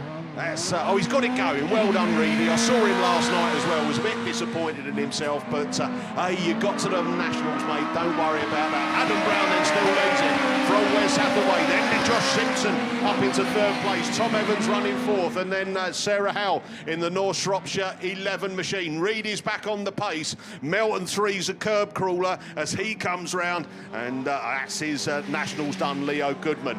But with one more lap to go, it's Adam Brown then. Mallow 184 takes him up to Horsepower Hill. Round turn 1 and 2. Wes Hathaway is looking to cut a tight corner as well. The Melton 3 goes off track now, but the eyes back front then. The final 2 into turn 3 and start gate turn. It's checker flag at the ready. Adam Brown finishes his Nationals off with a win. But Wes Hathaway, see you in the final. Josh Simpson a good 3rd from Tom Evans. Then goes is Sarah Howe in North Shropshire 11. Ben Reed is just tootling around the outside. Melton 3 did not finish. So well done. We're sorting out then our finalists, and well done to Wes Hathaway. Is that all back in? So Heat 3, Race 2, all back in. So I could have kept it running then. Heat 3, race 5. Who's your top point scorer? Riley Diaper, Wessex 255. The Italian Stallions in this one. Dan Thompson, Alex Pudipat, Wes Grundy, Tom Southgate, Alan Green, Bungee Lifts. Let's go racing then with the men's 5s. And it's a great start there from the Italian Stallion. Lewis Richards then, as he throws it in there, but it's Riley Diaper finds the grip up the inside. Wes Grundy goes with him in LM4. Down the hill they go. Can the Italian Stallion cut back up there? He just had to put his brakes on there. Oh, and he got one up the chuffer there. Oh, and old Dan Thompson's up on 2 wheels as well. But they all keep running. So here we go then. Riley Diaper from Wes Grundy. There's your 1-2 as we look for a little cut back up the inside. And changing there as the old Alex Pudipat machine. St. Neots 23 moves into that 3rd place. So Alan Green in Radford 420. Then it's the Italian Stallion looking to get back on the pace, and he does. He moves back into 4th place. Dan Thompson there, York 62. And then Tom Southgate in South Somerset 60 at that back position. Thompson has a little look inside that Alan Green machine. Alan Green closes the door. So for those minor places, there's battling going on, but it's Riley Diaper then in that Wessex 255. This will book his place in the final. And Wes Grundy, LM4, where's Wes Grundy? Came into this equal 20th, and I tell you what, at least you'll finish off your nationals with a good 2nd place, Wes Grundy. But it's checker flag at the ready. We're going to book another finalist in the top 8, and it's going to be Riley Diaper. 155 points accumulated. Well done. Wes Grundy 2nd, LM4. Alex Pudipat St. Neots 23. Then it's time for 451, Lewis Richard. Alan Green in 420. York 62, Dan Thompson. And Tom Southgate in South Somerset 60. So... oh, yes, I actually wrote this down as well. Carol and Dave. Oh, Carol and Owen Williams. So I put him down as Dave. Oh, well, there hasn't been an affair going on, is there? I won't get past the Ruby then. A Ruby wedding. So Carol and Owen, thank you very much. I think I had some of your cake last night, and it was lovely. 40 years married, the medal's in the post, but which one is going to get it? That's all we're going to say. Happy days. Right, where are we going now? Oh, we go from Class 5s to Super Saloons. And that brings out Griffiths Transport and Warehousing and R&M Motorsport Panels, our weekend sponsors. Overall headline sponsor, Bell UK. So who's coming out in the first one, Mickey? Craig Bagley. Cumdy 2, he's equal 3rd at the moment. He's had a win and a 2nd, so 100 points for him. Liam Duran, also a win and a 2nd. He's equal 3rd, 100 points. Who else is in there? Dear me, they're the top point scorers there. The rest of them haven't had the best of weekends. Ayrton Ellison's had started with a 6, which he wasn't happy about. Then he came back strong with a 2nd position. So he's got 60 points. If he gets a win, that's 115. I don't think that's going to be enough to get you in. So really, it is a case of Craig Bagley, Liam Duran. If you finish 1-2 or 1-2-3, then I think you're getting yourselves into the final. That's what we're expecting to see. But anything can happen in this Autograss malarkey, as we already know. And it's going to be interesting. We've got 2 guys in the Super Saloons that are unbeaten thus far. Cameron Mills, Dan Johnson. And we'll see them come out in... let's have a look down there. Which heats are they in, Mickey? Well, race 4 brings out Cameron Mills. And guess who else is alongside him? Dan Johnson. Yeah, this is how it is, isn't it? These are how the permutations work. So that's going to be a good one to look forward to as well, race 4. But for now, we are getting ready for Heat 3. Race 1 of the men's Super Saloons. And again, brilliant business end of the meeting, as we say. And so far, so good in respect of the standard of the driving. We haven't had as many stoppages to boot. But I think we are getting ready to go racing. We look for that first marshal post. We look for the pirouette. And here we go then. Let's get it ready. On your marks, get set. Go! We're racing with the Super Saloons. Oh, big wheelies off the line from Damien Harris. but it's Craig Bagley then that goes into turn one. Oh, I tell you what, someone got a chuff in the side there, and I think it was Liam Duran, but he's still running on it. He's not got any problems as Bagley then is looking to book his place in the final, and at the moment he's doing nothing wrong at all. The Sean O'Sullivan running a brilliant second place as he comes out. Liam Duran, then Ellison, Simon Hawthorne, St Neots 272. That's Dan Harrison as the 140 of Damien Harris running in that back position, winning hard in that turn one, and he's at the back of the pack. But it's Craig Bagley then, Cumdy 2, absolutely flying. White Rose 11 running second, Sean O'Sullivan from the South Somerset 69. Liam Duran, they go up Horsepower Hill as Ayrton Ellison looking to close down from that fourth place to try and get into third. Simon Hawthorne one place back, then Dan Harrison, and then Damien in that Harris in that final place. But with one more lap to go, Cumdy 2, Craig Bagley is absolutely storming this, and round that turn 2, coming down the hill. Woohoo! And he's on his way to the national final 2026 down here at Border Counties. And look at the lead he's got. Cumdy 2, Craig Bagley, see you in the final. Second goes to Sean O'Sullivan in West Waterford 11. From Liam Duran, South Somerset 69. Ernest and York 14. Radford 176, Simon Hawthorne. Followed by Damien Harris. Oh my life. He's gone straight into the Armco. Oh my life, what happened there? Are you all right, Damien? Yeah, I would say so. I mean, it scared me. I don't know if you heard it in my voice then. I was like, crack. So, wow. I'll just make sure the marshals, they're over there as quick as anything, aren't they? They're just checking the posts as well. Look, they look strong enough. They're good old, these posts are well and truly in.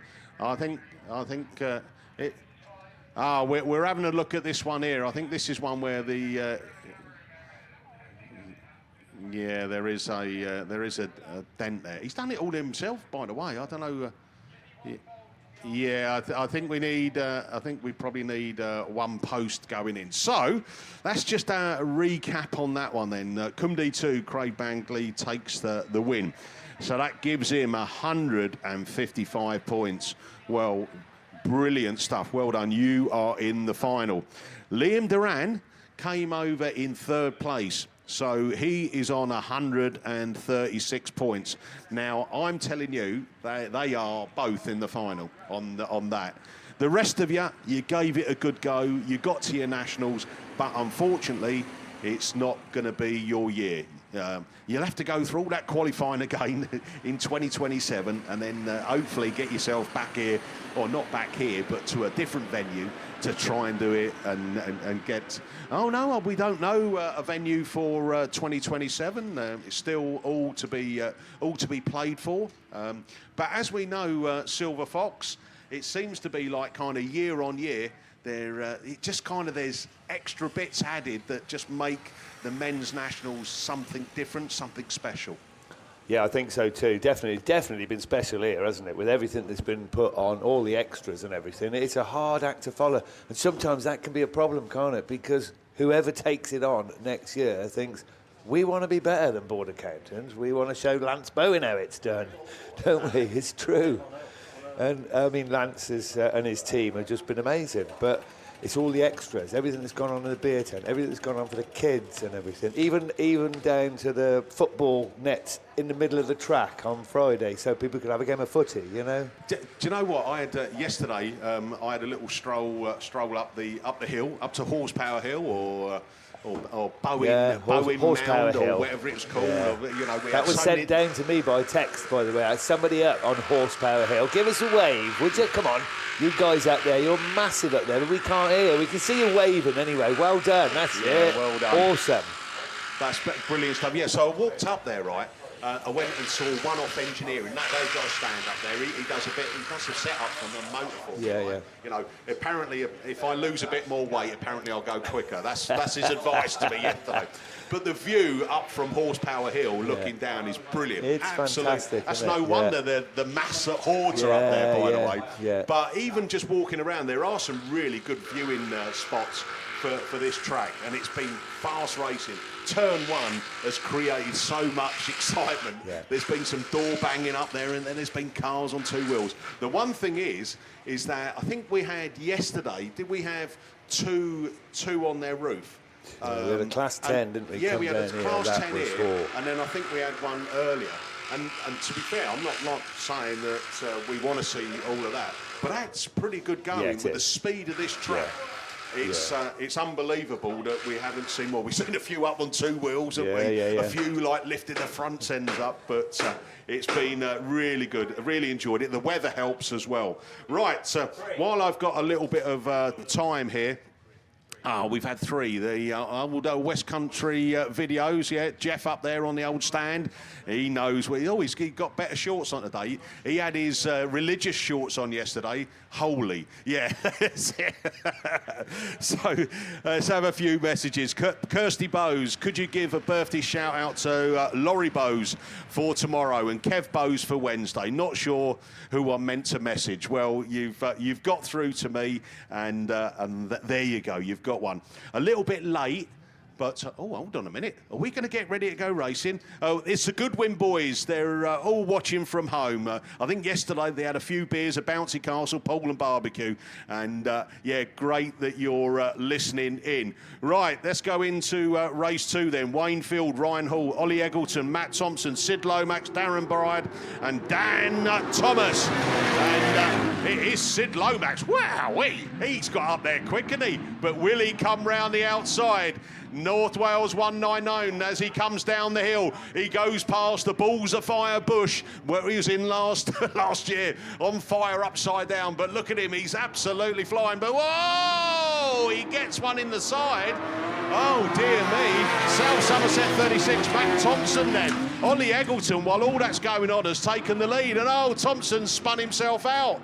Oh dear me. But Dan Thomas then, he's coming to this. Are we going Reds? Oh, sausages. Right. Slow it down, fellas. Slow it down. I don't think... it's quite a wide track, isn't it? And if you're out on that outside line, you may not see it. Someone was saying that when they're about maybe getting some light system on a couple of these posts that could spin round red if you get it. Do you know this Scunny Speedway? We used to do like Midnight Madness there and stuff like that. That had, because it was a speedway track, the commentary box was elevated on the top. There was so many buttons to press, right? You could press a button and a siren went off. So when people used to walk past with their beers, right, I used to press the siren button and they nearly jump out their skin. But you could put the lights on. You could put yellow ones on. You put red ones on. It was, So, right, here we go then, Mickey. Heat 3, race 3. Here we go. Phil Cooper, ARC5, equal third, which is 100 points. Jack Houlihan, West Waterford 158, equal third, 100 points. Wow. Sam Fenton, Howard Thomas, Ali Ashmore, Marcus Lewis, Phil Barliman. They're not going to make it, even with a win. So your eyes are on Phil Cooper, Jack Houlihan. Here we go then, bungee lifts. Let's go racing then with the Super Saloons. And who's got the best of the start? I'll tell you what, Houlihan's up there, Barliman's up there as well, and we're going red. Oh, no. Oh, dear. Oh, no. Oh, right. I think it's a start line infringement, and we will wait and find out who's done what to who. That is the big question. So that one goes to rerun. It didn't, I haven't said it all weekend. Short and sweet, like the housekeeper. No, like Jilly B. She's all right. She does say, though, she says, stop calling me the housekeeper. But technically, I'm right, aren't I? I'm right. I can't look after the house. I'm messy, eh? I am, yeah. Well, there's a long distance between us here. She's on the other side, underneath the pink gazebo, just where that water Bowser's going past at the moment. Right, Heat 3, Race 4 then. Brings out Jamie Cox, Kevin Revin Atkins, Tom Lewis, Tom Page, Phil Olsen, Cameron Mills, Dan Johnson, Archie Bentley. Cameron Mills, Dan Johnson, equal first. On your marks, get set, go! We're racing then. Who's going to come out of the blocks quickly? Oh, it's Johnson then and Cameron Mills into turn one. Near enough side by side is Johnson. Can he get a grip? Cameron Mills looking for the switchback up the inside. Archie Bentley goes with him as well. North Shropshire 7. Down the hill to go. Tom Page is on a charge on the outside as well. Can he get that turn down? Olsen looks for the tight line as well. But it's Cameron Mills then takes a run. Oh, big wheelie there from Dan Johnson, showing his undercarriage, who misses. Round they come again. Up out of that turn one, down the hill. Millsy has got a look at him. He's on a massive charge. So much power in that car. Dan Johnson goes with him as the old commander. No! Olsen gets one in the side from Tom Page. I think he's slowed it down too much. And Bentley still holding on to that third place from that. Tom Page, then Tom Lewis looking for a nibble up the inside, coming out of turn two. They've all got the cars running, but it's Cumdy 9 then. Cameron Mills, he led the pole, wanting to come into this and win the national title again, back to back. And he's got one more lap to book his place in the final from Dan Johnson, from Archie Bentley, Tom Lewis, Tom Page, revving Kevin Atkins in the next position back as they come through Nottingham at 52, Jamie Cox, but eyes back front, into turn 3 and Startgate turn for the final time. See you in the final, Cameron Mills, Cumdy 9. See you in the final, Scunthorpe 383, Dan Johnson. Oh, Tom Lewis from Archie Bentley, Tom Page, revving Kevin Atkins, Jamie Cox in Nottingham 52, and Carmarthen 47. Phil Olsen finishing off race 4. Wow. Right, I've just heard on race 3, by the way, the P100, Marcus Lewis, black flagged for a start line infringement. So, it's brilliant. I'll tell you what, that Super Saloon final, men's national final 2026 is going to be a cracker. Unbelievable. Right, here we go then. We're into race 5. Oh, it's a little bit depleted. So, who's got... Liam Roach in CW160 is running 8th coming into this. Jake Lee is running 9th. I'm telling you, 4 cars, Liam Roach or Jake Lee, I'm telling you that if one of them wins it, if Jake Lee wins it and gets 55, he goes on 128 points.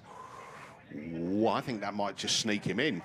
Liam Roach goes out and wins on his 81 points, will give him 136, and that will put him in the final. So there we go. It's all to play for. And look at it, we'll find out soon, because Bungee Lifts, we're off racing then with the Griffiths Transport and Warehousing and R&M Motorsport panel, sponsored Men's Super Saloons, and it is that Gouldy machine. He had an 8th yesterday morning and then finished off with a win in the afternoon. He's looking to go at side-by-side wins, but it's Scunthorpe 12. Jake Lee, if Jake Lee wins it, he gets himself, I think, into the final. But 4th won't do, and that's where he is at the moment. Gouldy then leading the way through as the old Roachy machine. He's also, if Liam Roach wins, he's in the final, and Roach is, commentator's curse. He's square-wheeled it, and he's out of it. He's not going to make his way to the final. So Gouldy is racing for that pride. J-Ran Lewis up there as well in the PAC 47. Even if he wins J-Ran, he won't get in the final, but he's giving it a good go for his last race down here at the 2026 Nationals. But it is North Shropshire 34 then. Sam Gould, he had 61 points coming into this. That'd give him 116. It's not going to be enough for him. But Jake Lee then knows that he needs the win. He's got to go for it. Scunthorpe 12. Can he do it? He's going for the move up the inside. He's got a half a lap to go. Can he get past him? Can he book his place in the men's national final? He goes door to door. Oh, it's going to be a chase for 9. Oh, my life. Oh, Gouldy just from a Jake Lee, from J-Ran Lewis, from Roachy. Wow-wee. A fag paper from getting into the national final. Jeez, who me Nahoni?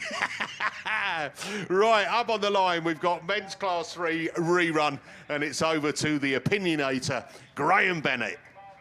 Cheers, mate. Just hearing on the, you might have another rerun, Mickey.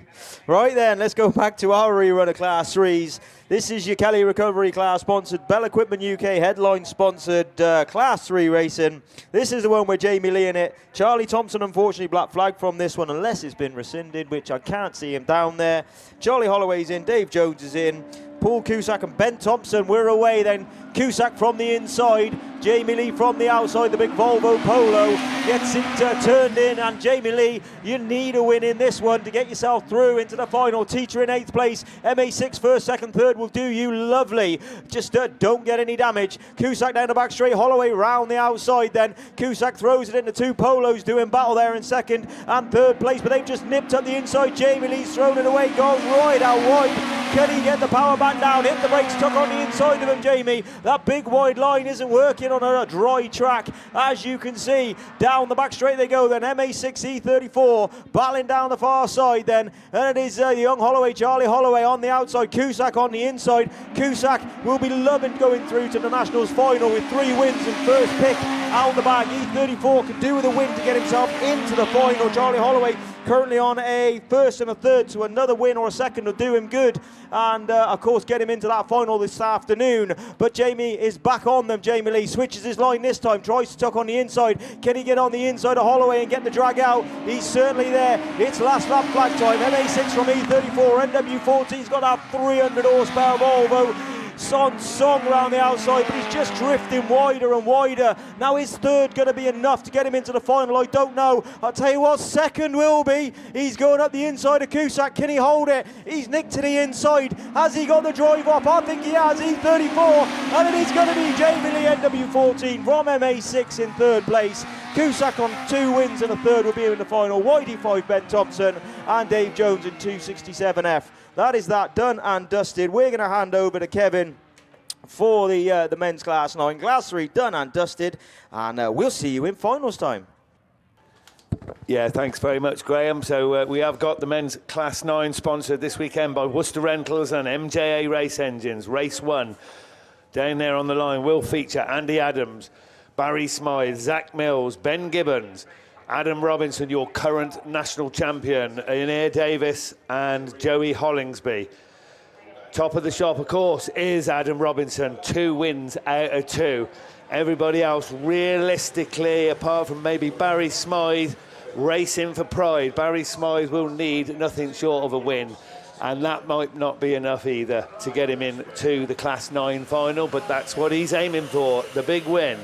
As everybody else to say, Andy Adams on 43 points, Zach Mills 42, Ben Gibbons on 43, Ian Davis on 49, and Joey Hollingsby on 36. So they're not going to make the final. They all want to take a win here at the 2026 National Championship. Huge thank you to Bell Equipment UK for their overall sponsorship. Thank you very much indeed. You've been amazing, as have all the sponsors. So Worcester Rentals and MJA Race Engines are Class 9 sponsors. A little bit of work, a little bit of water going down on the track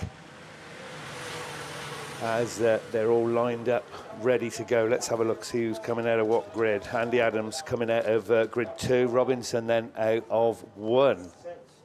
Ian Davis out of 3. Joey Hollingsby down there out of 8. Barry Smythe, Barry unlucky yesterday, picked up a black flag in his first heat and then took a fine win in his second. He's out of grid 4. Zach Mills out of 7 and Ben Gibbons out of 6. So everything looking superb here once again at the men's nationals. The track so far has been pretty amazing. It's very quick as we look round to see the yellow flags being raised and the red flags go down. Pirouette will be about to come on that first post, and then we can go racing with the Worcester Rentals and the MJA Race Engines sponsored men's Class 9. Here we go then. Who's going to be first to show? North Shropshire 71, CY9 and Radford 8 First three to the top, but it's the North Shropshire car that takes them round then. Adam Robinson, he's looking to make it 3 out of 3, but he's being overtaken there by CY9 Barry Smythe. Now Barry knows nothing short of a win will get him in the final. Excuse me, and then he'll have to wait and see, because that'll give him 110 points. Will that be enough? We're not sure yet, but Smythe knows he needs to win. Andy Adams didn't have the best day yesterday, running strongly at the moment in second place, but up the inside goes Adam Robinson once again, so they're battling hard over there on the far side. Down the bank they go, and Adams just about hangs on to that second place. Barry Smythe it is, though. That's your race leader as they come round once again for another circuit. Adams there in second place, Robinson in third, then Alan 18, Ludlow 12, Zach Mills. Last but not least is Hollinsby in the Invicta Kent 888 machine, but the race leader is away and gone now. He's clear. The race on the field is for second. It's incidental for that second place guy. Robinson would like to take 3 out of 3 as he moves on to his last lap, but he's there in second at the moment. It's Smythe from Robinson, from Adam. 18 still there, Gibbons in that 4th place. Zach Mills in 5th, and Hollinsby in that 6th place spot as the field gets spread out now, and it's CY9 Barry Smythe that's going to bring him round. Is this going to be enough? It'll give him 110 points. Will that be enough to get him into the final? We'll have to wait and see. CY9 then takes the win from Robinson up there in second. Radford 8 takes third. Going to be close to 4th, but Zach Mills takes it from Gibbons there, and Hollinsby taking the final spot. That's not Class 9's on the line, is it? We've got a Class 1 rerun, so Mr. Langley didn't get away with it. There you go, Steve. Carry on, mate. Mr. Langley nearly did, but no. He nearly got away with it, but unfortunately there is going to be a rerun of race 4, and unfortunately for Will Henry, without Will Henry, so exclusion of SR19. So Mickey B earlier on was reading out a Ruby wedding anniversary. That's some hell of an achievement, but I can go one better. So I've got a golden wedding anniversary that's coming up this week to genuinely one of the nicest couples in Autograss. They're taking things a little bit easier now, but work so hard for the Radford Club across literally decades. They really have. Brian and Sue Lancaster from the Radford Club, you are celebrating your golden wedding anniversary coming up this week. I don't think you're going to get much of a present off Rob, because I think he might be saving up for a new engine, unfortunately. No, I'm sure he will. But yeah, Brian and Sue, then yeah, they've been around Autograss longer than I have, and one of the key people when I got introduced into the sport, done so much for Radford. So from everybody that knows you, it was Rob that told me, Brian and Sue, but from everybody that knows you, and I'm going to add absolutely my own personal congratulations for your, not sure which day of the week it is, but Rob did say it's coming up this week. So I'm going to add my personal congratulations. Golden wedding anniversary, Rob and Sue Lancaster. Rob and Sue Lancaster? Brian and Sue Lancaster. Well done, and congratulations to you both. Right, race 4 then brings out just the 6 of them now. Stephen McCready in Down Autograss 917. Tom Retter in South Somerset 103. Ollie Hadley in Severn Valley 701. Helen Brooks in 11F. Sarah Trott in Athelston 3. And Michael Stotton in North Wales 91. Best of the point scorers, Stephen McCready in Down Autograss 917, sitting on joint 8th. Sarah Trott sitting joint 13th. So it's still in with a shout of a place in the final. So 72 points, add 55 to that. And yeah, absolutely. Then, yeah, going to be booking a place in today's ATD Dyno and Rolling Road services. Big thank you to them, class sponsors.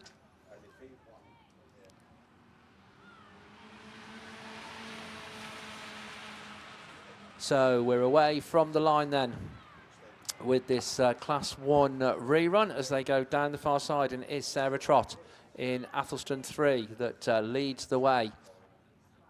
Going down there, the Down Autograss 917 car of Stephen McCready in that second place slot on the outside, but looking to come through and put a challenge in on the inside is the North Wales 91 machine of Michael Stotton.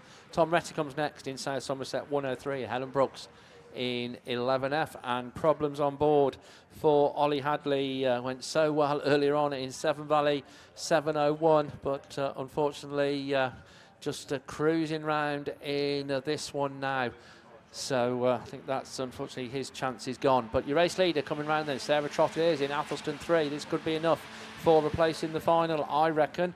Down Autograss 917, Stephen McCready likewise. Yeah, could be seeing both of those later on in the final. They're the 1 and the 2 as the field starts to get a little bit more spread out going down that far side. But Sarah Trott it is. Stephen McCready getting a bit closer in down Autograss 917, but not really putting in a challenge as the last lap flag goes out. Still there in third place, North Wales 91. Tom Retton runs fourth, and completing it all is Helen Brooks in 11F. So all the 5 cars that are still running are on to their final circuit, because we have unfortunately lost Ollie Hadley in Severn Valley 701. But Sarah Trott it is, Athelston 3, coming out of the start line bend for the final time. And oh no, we've got a change on that one. That could just cost her a place in the final.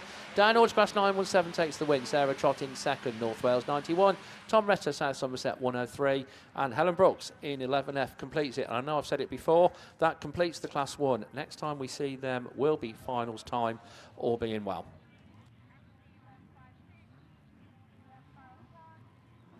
Yeah, thank you very much, Steve. So we have got Class 1s completed. We're going to move on to Race 2 of the men's Class 9 then. We'll feature Dave Palmer, Callum Allenson, Max Young, Trevor Bevan, Travis Kirk, James Heselton, Jimmy Smith and Harry Wallace. So Callum Allenson, 2 wins out of 2. Travis Kirk, 90 points. Certainly definitely in with a good shout as they come up to that top turn for the very first time. But it's Max Young that's there to spoil the party if he possibly can, as he goes over there on the far side. Oh, contact, we've got spinning on the top turn as well, but we motor on for the moment. Max Young then it is that brings him round for the very first time, and up the bank for the second. He's clear at the top. 49 then from SR65 and Ludlow 80, Jimmy Smith 65, Travis Kirk. Travis took 90 points yesterday. 45 would have done him all right, but would have given him 135, but red flag, so they go back to the rerun lane and do that one all over again. We're going to move on, looking down to the line to race 3. Ian Robbins will feature in this one, as will Lee Seagraves, Max Holtby, Aidan Llewellyn, Elia Davis, Brian Stewart, Barry Ashmore. Happy birthday, Barry Ashmore. And Mitch Hollingsby. So strong heat this one is. Ashmore on 110 points. Hollingsby on 72 points. Llewellyn on 81 points. Max Holtby, 55. A win might get him in. Lee Seagraves on 100 points. Who's your money on there then? Barry Ashmore had a fantastic day yesterday. Let's hope the birthday boy can keep this one up. He'll be delighted if he can make it 3 out of 3, I know. But it's all to play for. This is a strong heat. Somebody's going to go out, aren't they? That would hope to be in the final if it carries on like this. Hollinsby, as I said, 72 points. So he's going to want a minimum of probably a third, maybe a second. Depends how the points go along with him. Ashmore, you need a finish. Aidan Llewellyn, 81 points. Another very strong contender, as they make their way off the line. And the Worcester Rentals and MJA Race Engines sponsored men's Class 9. So PhD 9, Aidan Llewellyn it is that's first to show as they go around that top turn for the very first time. Yeah, Llewellyn's got it. Down the bank he goes for the very first time. Absolutely storming away at the moment on 81 points. So this will do him the world of good, but he's got 3 laps to go to hang on to that first place as they up the bank they go. 9 it is then from 6. Triple 8 and ARC3. So Seagraves on 100 points, but just needs a strong finish there. 3rd or 4th will do him, but certainly a race leader. Absolutely running away with this one at the moment. The race is on for the minor place, and Seagraves now making his way through as well. Gone from 5th to 4th and battling now for 2nd as they climb the bank. Triple 8 Hollingsby as well. 72 points he's got. 2nd to get him in, 3rd he'd have to wait and see, but Seagraves is up in and amongst it now. Took 100 points yesterday and he's up into 2nd place after a dreadful start. So 1 to go then for Aidan Llewellyn as they come up the bank to take the last lap. Flag is clear leader, should take this, hopefully he does. PHD 9, then ARC 3, Hollinsby 3rd. Holtby then in 6th there, Max Holtby, 55 points, won't be enough for him, a 4th place as we look back to the lead car then over there on the far side, and an absolutely storming start out of the gate. He's led this one from the start, 1 corner to go. Up the bank he comes, there's the checkered flag, and he books his place in the final. PHC 9 takes it, so does Seagraves in 2nd. Hollinsby will have to go next year, North Wales 34, then Spalding 514. And Invicta Kent, didn't even think about Barry, but I think that should be enough for Barry Ashmore as well. Although 5th place, what's that? 21? Yeah, that'd do him. So Barry Ashmore also booking his place in the Class 9 final. So we go now with race 4. Will feature Jack Joyce, Aaron Richardson, Phil Rogers, Jason Bennett, Mike Bailey, Joe Aldridge, Joe Borer, Neil Tivey. Neil Tivey, top of the shop, 81 points. Everybody else racing for pride. Oh, we've got a rerun. Yeah, that's it, in race 2. SC6 was black flagged in that last race. But that won't make any difference to the final positions. Right, here we go with the Worcester Rentals MJ8 race engines. Tivey, you need the win, 81 points. He's out there in front at the moment as a storming start as they go around that top turn, around the bank and down the hill. And it is Neil Tivey that brings them into the bottom turn for the very first time. Up the straight for the second, absolutely flying is Tivey. 2nd spot, Phil Rogers, PHD2, Joyce Sell, and then 31, Mike Bailey. Everybody else, as I said, racing for pride, looking for the win here at the Nationals, but it's Tivey that's in the lead at the moment, and he's away and gone from Phil Rogers, and that's no mean feat, that's for sure. Rogers taking the inside line, looking to get up the inside, but Tivey's got too much power. Rogers still there in 2nd, Joyce in 3rd, Tivey 31, then Pennine 5. That's the 1, 2, 3, 4. 5th place, IK 129, then Al 34. Last but not least, Jason Bennett in 9F. But it's Neil Tivey that's going to bring him round with 1 to go. Rogers there still wants that win. He's still fighting as hard as he can, but he's making no inroad on the race leader. Joyce there in that 3rd place. Racing, as I said, for pride. He's not going to make the final, but he's in a strong 3rd as we go back to the lead car. 81 points and 55, gives him 136. 1 corner to go for Neil Tivey, and he's going to book his place in the Class 9 final. Tivey takes it then. Rogers is his 2nd, Joyce is 3rd. Tivey 31, Mike Bailey takes 4th, and Pennine 5, Aaron Richardson. And then 3 more to go. Invicta Kent, 129, Joe Borer, Al 34, and 9F. So Joe Aldridge and Jason Bennett complete the lineup. Well done, Class 9. 1 rerun to come. I'm going to hand you over to Gareth for Class 2. Yeah, thank you very much, Kevin. Yeah, good morning to you all out there. If you're watching on the live stream or if you're here at the Grove Farm Raceway, home, of course, now these days of Border Counties Motor Racing Club. We're here at the Bell Equipment-sponsored Men's National Autograss Championships, and Class 2 this weekend have been kindly sponsored by KS Coles, and he does his farming equipment and stuff down there in Somerset, and always nice to have him on board. Before we go racing then with the first run of Class 2, it's a big happy 13th birthday to Elliot Wild for next weekend. And if that's Elliot from North Wales, then I'll plug your 2-day meeting as well. Because next weekend at the North Wales Raceway on the 8th and 9th of August, there's a 2-day meeting at North Wales. But we're away and we're racing then with the first run of the day of your men's Class 2, 3 abreast as they go into turn 1.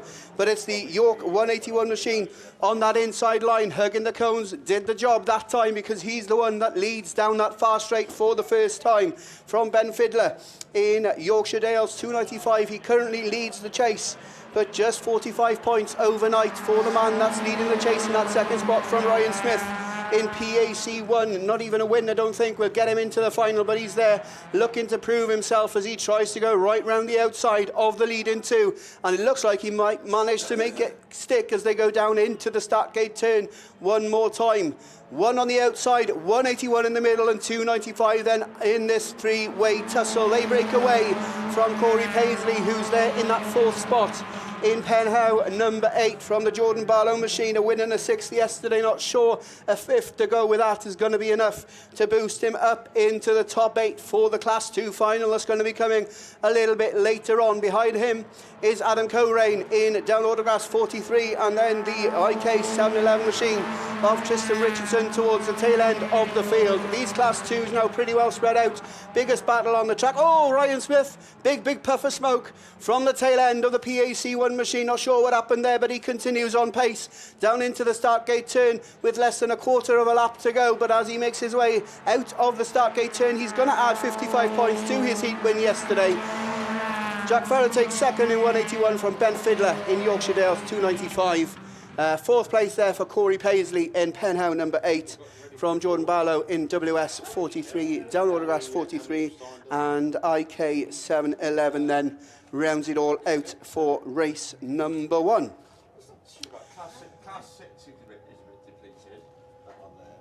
So we look to the line, and this is race 2. Josh Mason, Conor Bishop, Ash Farrow, Aaron Powell, Carl Verity, Ryan Harland, Jordan Smith and Tim Harbour, your runners and riders in this one. Red flags beginning to descend as marshals just swap positions on the top bend.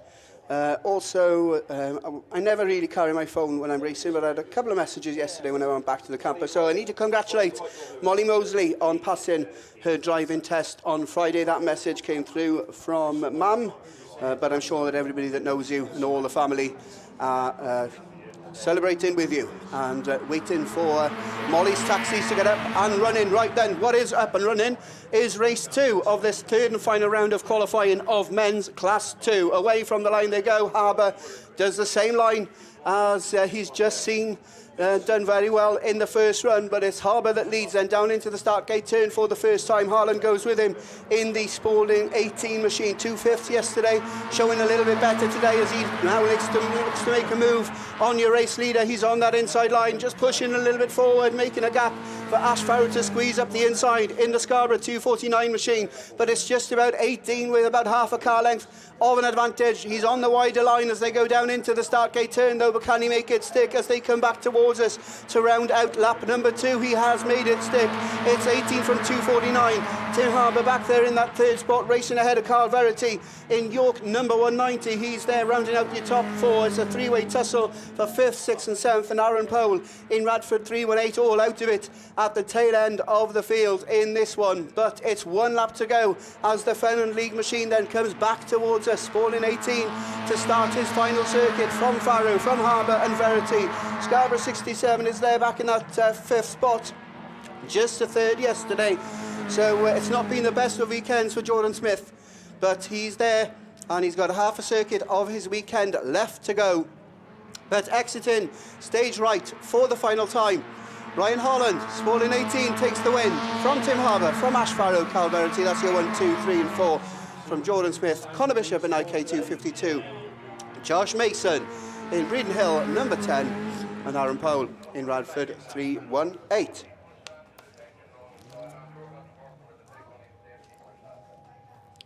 So another message that I had from yesterday was all the way from the old US of A, from Lauren Pickering from Scarborough. She used to come racing every weekend. Well, you're going back years now, probably 10, 15 years ago, until she made the move, met a man and got married out there in the US of A, but always lush to hear from you. And a couple of other messages that I need to announce. There's one that's got to be perfectly timed at 11:30, so give us a nudge when it gets close to that point. And what else have I got here? I need to wish Zach Mills. We've just seen him out there in the Class 9. We need to wish him a very happy 21st birthday for next weekend. Not sure if he's going to be going to the North Wales 2-dayer to celebrate, but we've just seen him in Ludlow number 12 in the Class 9. Not sure if Zach's had the best weekend on track, but I'm sure that he's got his 21st birthday to look forward to. Right then, yellow flags on the top bend, yellow flags on turns 3 and 4. That means that race 3 are under starters' orders, and away from the line they go. Who's going to make the break then? Looks like it's a good start from grid 3 for Dan Owen in North Wales, 151. He leads into turn 1. Sam Appleton goes with him in the Nova in Scarborough, number 7, and another Nova of Jake Law is there in the mix. But on the outside, it's the micros of Danny Robbins, Freddie Farrow. Oh, they're all sideways and bunching up into turn 3. Oh, that's a big takeout in it as Dan Owen faces the wrong way. Appleton picks up the pieces in Scarborough, number 7, but it's Jack Radford that gains the most in IK 956 as he climbs the bank and into Horsepower Hill for the second time. But we're going reds on that one. So that's the first rerun of this third and final round of qualifying of your KS Coles Farming sponsored men's class 2s.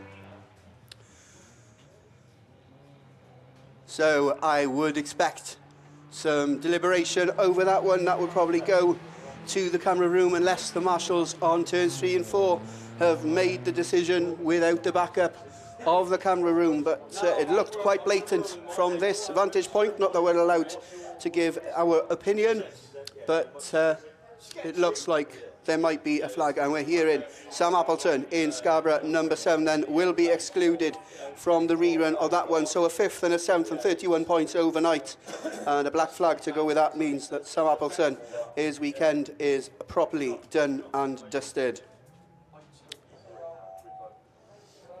Just another message. Mark Hoppe, how are you? Have a great day. Oh, that's a personal one for me. Great commentary. Oh, we got red flags already on race 4 of your class 2. So that's another one that's going to head straight into the rerun lane. Not sure what happened there, whether there's a problem down on the start line or whether someone wasn't ready. But all the drivers, I think, will possibly go back in. That red flag came out quite abruptly. And so race 4 is also going to join race 3 in the rerun lane. Another message that I missed yesterday, and it's quite perfectly timed now to read out, because we've got the SOC, the television star is down there in grid number 2, or is it grid 1, Daz Williams in CM6, and we need to give a big shout out to Carol and Owen, his parents, who are celebrating their Ruby wedding anniversary today. So let's hope that Daz can do it for you after big repairs yesterday, because he was looking for an axle, wasn't he? And he's there in the middle of the pack as they go into turn 1 for the first time. Now they've seen that hugging the cones works in the 2 runs that have run to completion, and it looks to have done the same again, because it's Sean Thompson that takes up the running. Scunthorpe 971 then is your race leader as they go down into turn 3 for the first time. On the outside of him is Jay Albriton in Scunthorpe 156. There you're 1 and 2, just about a few car lengths clear of the Kyle Newman machine, BC 151. Rounding out your current top 4 then is James Espley in North Wales 101. But if you're watching the live stream, then the cars in focus at the head of affairs are Thompson and Albriton. And just getting into shot now is Kyle Newman and the Cork machine of Connor Young on the outside in that 4th spot, and he's made it through into that final 4th place. Racing ahead of Espley, Carl Blackmore in PAC 28 is back there in that 6th spot, but you can see your race leader, and he's going down into the start gate turn to round out another circuit and start his final lap of this Grove Farm Raceway. There's going to be a change, I reckon, for second, because Kyle Newman has found a turn of speed and he's through on the inside of the Albriton machine as they go into the Horsepower Hill with 1 more lap to go. It's 151 on the outside and 156 on the outside. All this does really is make Sean Thompson's life a little bit easier as he heads into the start gate turn and exits it, dashes to the line to add 55 points for his tally from yesterday. Not sure whether that's going to book his place in the final. 2 wins and a 5th should be there or thereabouts with 131 points. Albriton takes second from Newman. The rest of the field follow through then to complete race 5 to completion. 2 reruns of class 2 to come a little bit later on, but I think that's class 5 machinery down there on the line. So I'll hand you straight back over to Mr. Mickey B, and if we can make sure that we make this announcement in 13 minutes, that would be great as well. Yeah, thanks very much, Voice and Angel. Birthday shout out to Charlie McElroy. He's 5 today from all at Down Autograss. So happy birthday. Right, this is Heat 3 Race 2 of the Holtby Motor Repairs and Dig It Plant Hire sponsors Super 5s. You thought I was going to say super saloons, didn't you? Well, they are. They're all super saloons, aren't they, really? Colin Chilvers, Michael Tippins, Andy Russell, John Wild, Charlie Holloway, Colin Hadley, Kevin Glidden. All back in, by the way. Yes, all back in. So Colin Chilvers was leading it. He's had a win and a second, 100 points. John Wild has had a win and a second, 100 points. And Charlie Holloway has had a win and a second. So 3 on 100 points. And I said, if they finish 1, 2, 3, then they all go into the final. But that's not how it's going to be, is it? There's always going to be some twists and turns. And talking about twists and turns, it's Steve Langley. No, more importantly, talking about finals, it's Steve Langley. We have the Class 1 finalists. Well done to these 8 cars that have qualified through. Joint top qualifiers, oh, here we go. Kieran Griffiths in Severn Valley 31 and Connor Griffiths in TA16 on 155 points. On 136 points, we've got DA917, CumD 182 and SN 164. That's Stephen McCready, Tom Powell and Alex Hill. 125 points gets Freddie Farrow in the final, and Rich Owen and Rhys Roberts, North Wales 51 and PAC 157 on 121 points are through to the final. Sorry that's a bit rushed, but we're going back racing. But those are your Class 1 finalists. They're all on the WhatsApp group. On your marks, get set, go! We're racing then with the 5s. Who's going to get the best of the starts? It's Chilvers, mate, just got his nose in there. Hadley's up there as well, looking for the inside line. Where's Charlie Holloway? Holloway's gone a little bit wider. Colin Chilvers, oh, we got a spinner. Oh, that's Russell again who's round, but he's got the car going as we go back front, and it's Colin Chilvers and alongside Colin Hadley. John Wild looking for the cut back up the inside there. Chilvers has just been spat out. He's dropped into 4th place, but it's Colin Hadley then from John Wild, Charlie Holloway, Colin Chilvers, Michael Tippins. Spalding 252 is the next to show, Kevin Glidden, and then Russell at the back after spinning out. But wow, look at Hadley, is absolutely nailing this. Where's this come from, Colin? You've done a super job getting yourself there. Don't throw it away. I'll tell you what, if he wins it, I think he goes into the final. Holloway then goes into each of 9 seconds. John Wild, then it's Colin Chilvers. The top 3 point scorers. Holloway's let Chilvers through. Chilvers goes from 4th. Was he going to go into 2nd place? Drops into 3rd place. That puts him in the final if he finishes in that place as we come round this Stargate turn for the penultimate time. One more lap then from Colin Hadley, from John Wild, from the man who had the attachment shape on. Make him look up here. That's Colin Chilvers running in 3rd place from Charlie Holloway. Evesham 9, Michael Tippins. Then we go Spalding 252. Kevin Glidden, but eyes back front. Wow, Severn Valley 247. Colin Hadley lift off 55 points. I think that puts you in the final. What a drive, what a drive. John Wild makes it through. Holloway through from Chilvers into 4th. Then it's Tippins from the 252, Kevin Glidden and Andy Russell, IK 64, into that final position. So, I'll tell you what, Colin Chilvers, 4th place, 28 points, 128. I think it gets him there, but I think he's there. But he would have preferred the 3rd place. Right, up on the line is Race Clear, and we're over to Stock Hatches to Finn the Shark Shepherd. Thanks, Mickey. So race 4 are down there on the line. Paul Lickley in Scunny at 95 should be down there. Rory Buzz in York 105. Dan Pearce in Spalding 551. Jacob Leake in Cambridge 201, I think was deemed the cause of the stoppage. Breeden Hill 1 of Dan Hughes isn't there either. Tristan Richardson in IK at 117, Ben Williams in IK 122, and Yestin Mayo in Penal 23. Tristan Richardson then once again gets the best of the brakes into turn 1. IK 117 then is going to be your early race leader. Spalding 551. Dan Pearce popped up into 2nd place. Mayo's on the inside in a Penal 23. Spalding 551 falls all the way to the back of the field after a little bit of contact with Yestin Mayo, who gets himself up into 3rd place. Rory Buzz then in 2nd in York 105, 117 it is then from 105 from Yestin Mayo in Penal 23, from Paul Lickley in Scunny at 95, and IK at 122 of Ben Williams at the back of the field for the moment. It is, though, Tristan Richardson who's stretching away at the front of the field. I'll tell you what, a winner, second and a fifth, he needs a win, and that's exactly what he's doing at the moment. If it stays like this, we might just see him in the national final a little bit later on. 1:17 it is then from York 105, Rory Buzz, 2 seconds and a third. I reckon that'll see you in as well. Yestin Mayo in a penalty 23 on a black flag and a win, so he couldn't make it anyway, but he's there in third place. Lickley in Scunny and 95 also without a chance of getting in. Round the final corner we go, though. One more circuit to go for IK 117. Tristan Richardson, I said he needed a win, and that's exactly what he's doing. He's got a healthy margin back then to York 105 of Rory Buzz in second. Lickley comes to the inside of Yestin Mayo in penalty 23, and Mayo can't find the switchback to the inside, so they're going to stay line astern. We look back to the front of the field, though, as Tristan Richardson round the final corner. We're going to see him with a brilliant drive into the national final. Checker flag time, a good win for Richardson in 1:17. We'll see York 105 of Rory Buzz as well. We won't see Lickley, we won't see Mayo, and we will not see Ben Williams in IK 122 in the national final just a little bit later on. Down there on the line, looks like men's at class 7, so I'm going to hand you over to Mickey. Yeah, thanks very much, Finn. And just before we do, just a big shout out to Anita Cashel.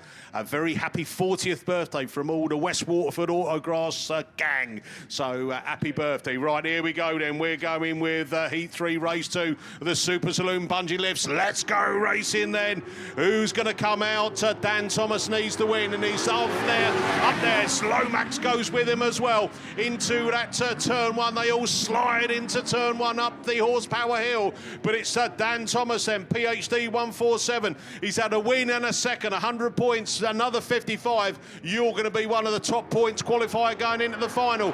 But don't throw it away. Sid Lomax goes with it as well in the North Wales 199. Then Eggleton goes in there, Hall. And then the Stroud and District 100. Darren Bryard making up the final number in this rerun of the Griffiths Transport and Warehousing and R&M Motorsport panel sponsored Super Saloons. Round we go then, Stargate turn.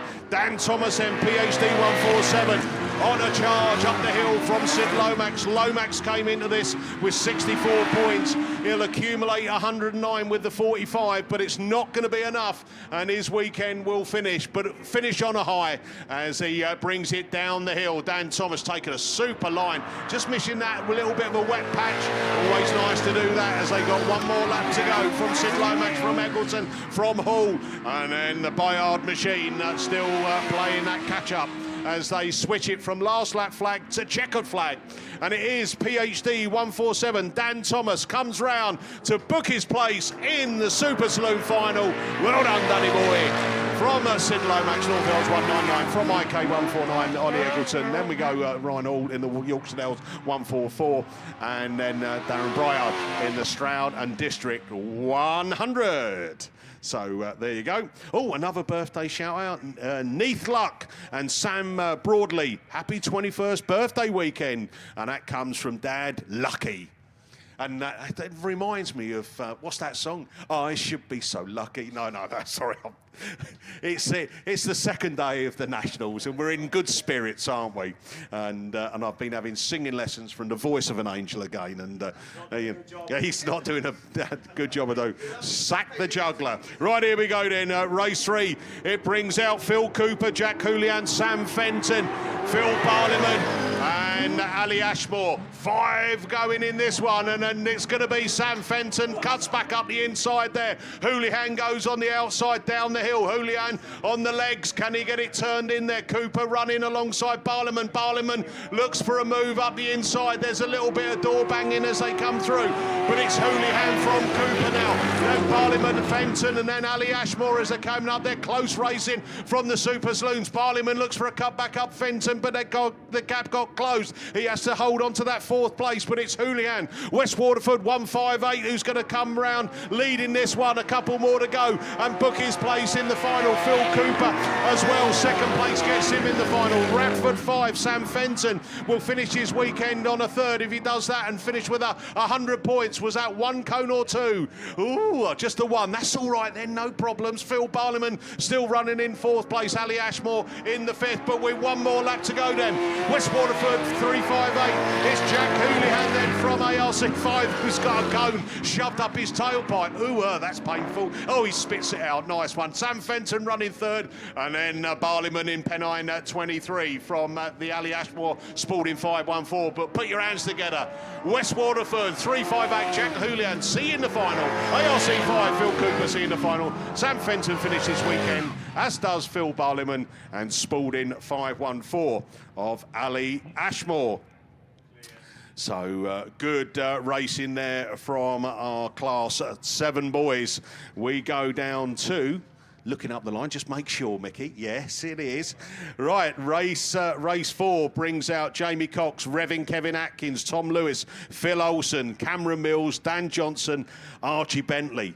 Now, I'm sure Cameron Mills and Dan Johnson will be going, God, we've got to do it again.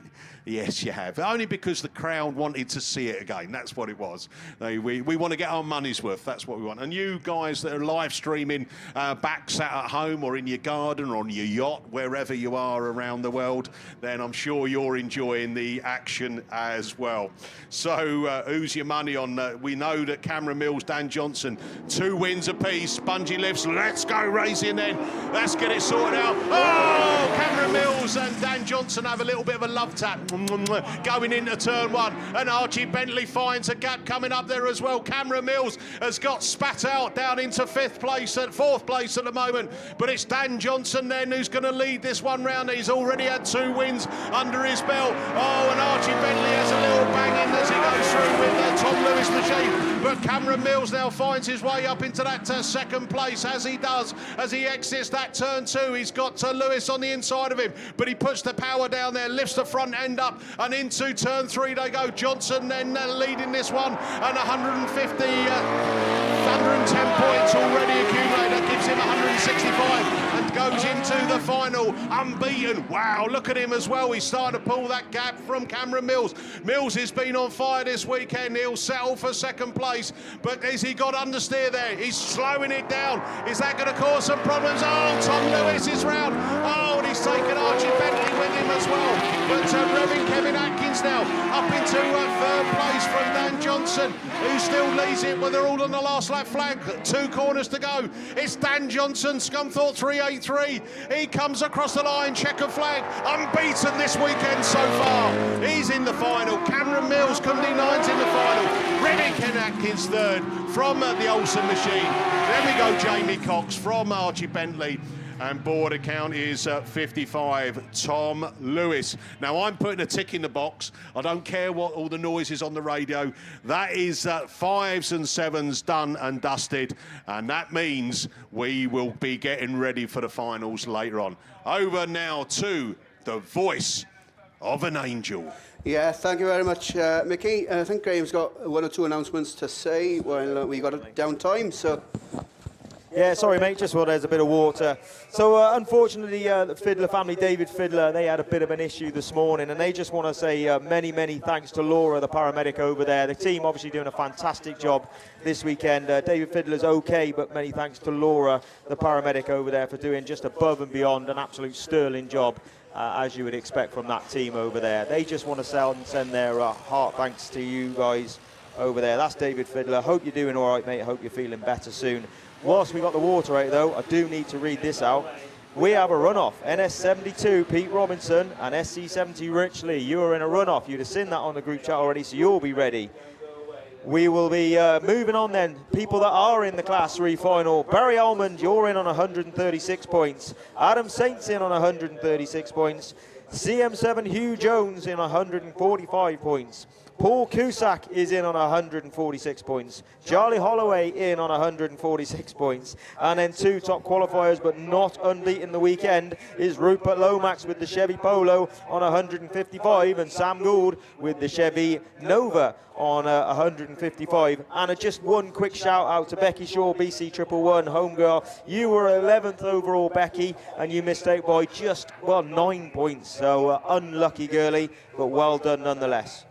Absolutely. We're going to go with Class 2 then. They're down there on the line. We're 2 minutes late to this one. But a happy 16th birthday to Alfie Chamberlain from the Nottingham Club. I'm not sure why he needed it to be announced specifically at 11:30. I'd imagine that's the time that you were born. But we're going to go with the rerun then of race 4. Now this one was stopped more or less as soon as it started. And this one brings out Pip Melly, Lewis Farrar, Ruben Lind, Paul Price, Ricky Julian, Chris Hall, Chris Manners and Jamie Lane. The lineup is still full, so 8 cars leave the line. Who's going to make the break is Chris Hall from the middle of the pack, just on the outside of Lewis Farrar as they go into turn 1 for the first time. Right on the outside line is the Manners machine 96F, and he's made it stick. Going with him is Ricky Julian in West Waterford, number 7. There you're 1 and 2 as they go down that far stride then for the first time. A little bit of a gap between the first 2 and the rest of the chasing pack as Lewis Farrar heads out that third spot at the moment. Just a little bit of a tangle between Manners and Julian. That just slows down the Julian machine, and that allows Chris Hall to reel him in the Scunthorpe 227 machine, the CGTRO League machine now looking to make a move on the inside of the Southern Ireland machine. And if you're watching the live stream, the Map League car also up in the mix as well, with the East Midland League machine of Lewis Farrar, Nottingham 124 on the outside. This battle continues, but it allows Chris Manners just pull a little bit clearer as they exit turn 4 for the second time of asking, so second lap complete. Three-way tussle between Julian, Hall and Farrar for second, third and fourth. Pip Melly in the outside line in Swansea, number 2. He's looking to make it stick. He was at the back of the pack, but he's up to 6th. He's just about up to 5th, and he now looking to make a move on the outside of the Julian machine as they go down into the start gate turn. With 1 more lap to go, though, it's going to be last lap flag time for Chris Manners in 96F. Lewis Farrar now leads the chase in Nottingham 124 on the outside of Chris Hall in the Scunthorpe machine. That's your 1, 2 and 3. Paul Price in the middle of the pack there in Cum D45, just gets a little bit sideways and just loses a turn of speed. Who's that pulling off? In the it's West Waterford, number 7, so Ricky Julian back to the pits he goes. Race on the field for second, third, fourth and fifth, but away and gone and taking 55 points in this last round of qualifying. Chris Manners in 96F from Chris Hall.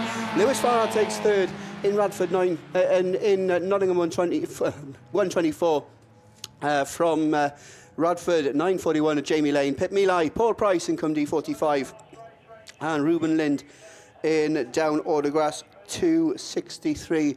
We're hearing that something happened in that one, but other than that the race was clear. But I'll find out what that other thing was as soon as I can. But it looks like we got Class 4 machines down there on the line, so I think for the first time this morning I'll hand you over to Mr. Tim Jones.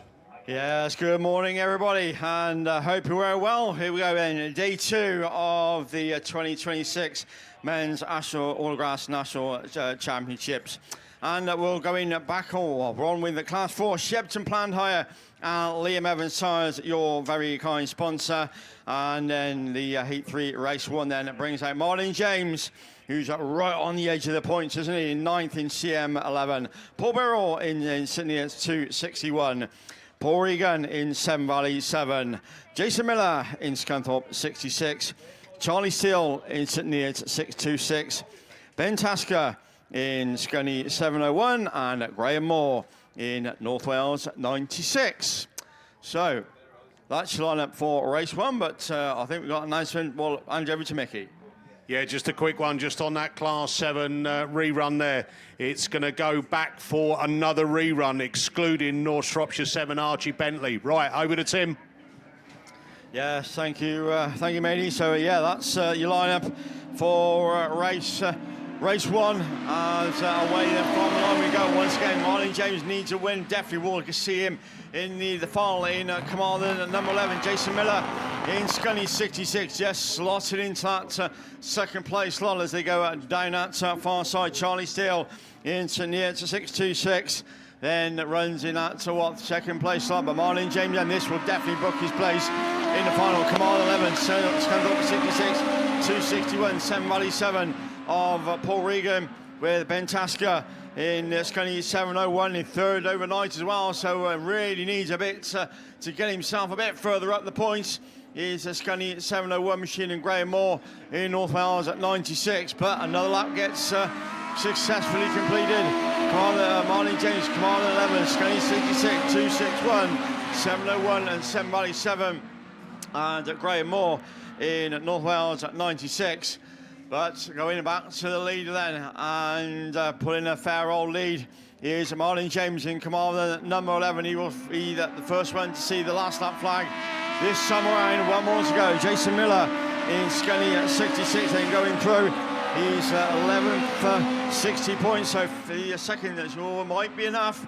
We'll have to just wait and see as they go down that far side. Then Paul Bear on to near 261, but eyes end up back to the front. Definitely see him in the final. Marlon James then takes the win. Command 11 from Jason Miller in Scully 66. Paul Birrell into the 261. Ben Tasker in Scully 711. North Wales 96, and completing race 1 then. Paul Regan, whose Nationals weekend comes to a close in Severn Valley number 7.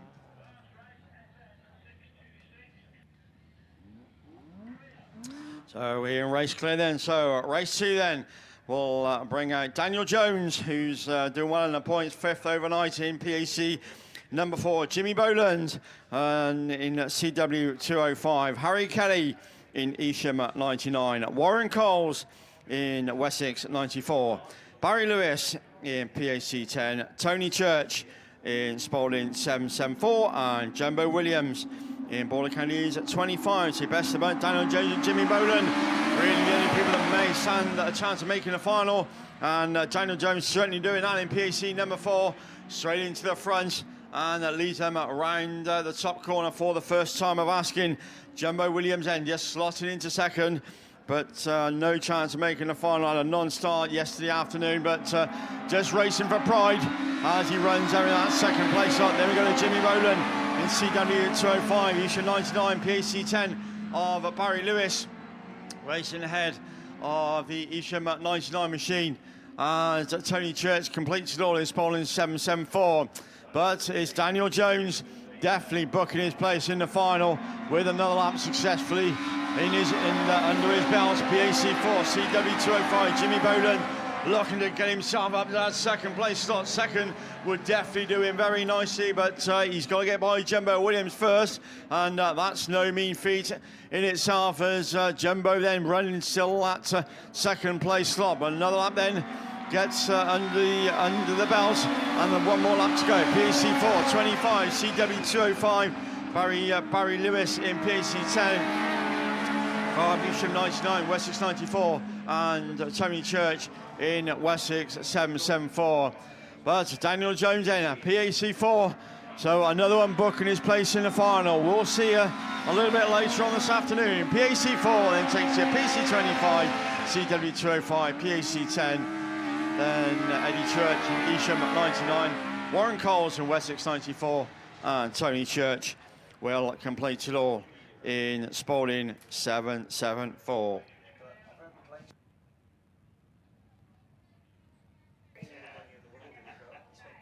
So moving onwards then, race 3, and we move on to Dave Kelly in Evesham at 93, Tony Clarkson in White Rose 50, Graham Wissingham in SR 61, Trev Jones in Nottingham at 445, Trev Cusack in Mallow number 5, Rory Fisher in Pennow number 1, and one of them is at top of the shop then, 2 drivers, but one of them is certainly Owen Broughton in York 52, as then they leave line and once again look to go through with a clean sweep 3-3. Owen Broughton in York 52 is the one that leads them into the top turn for the first time of asking, and Cusack slotted into second in Mallow number 5 as they go down that far side for the very first time, and certainly a second place. That will definitely book his place in the final. Trev Jones, Nottingham 445, Ross Fisher, Tony Clarkson, Whittingham,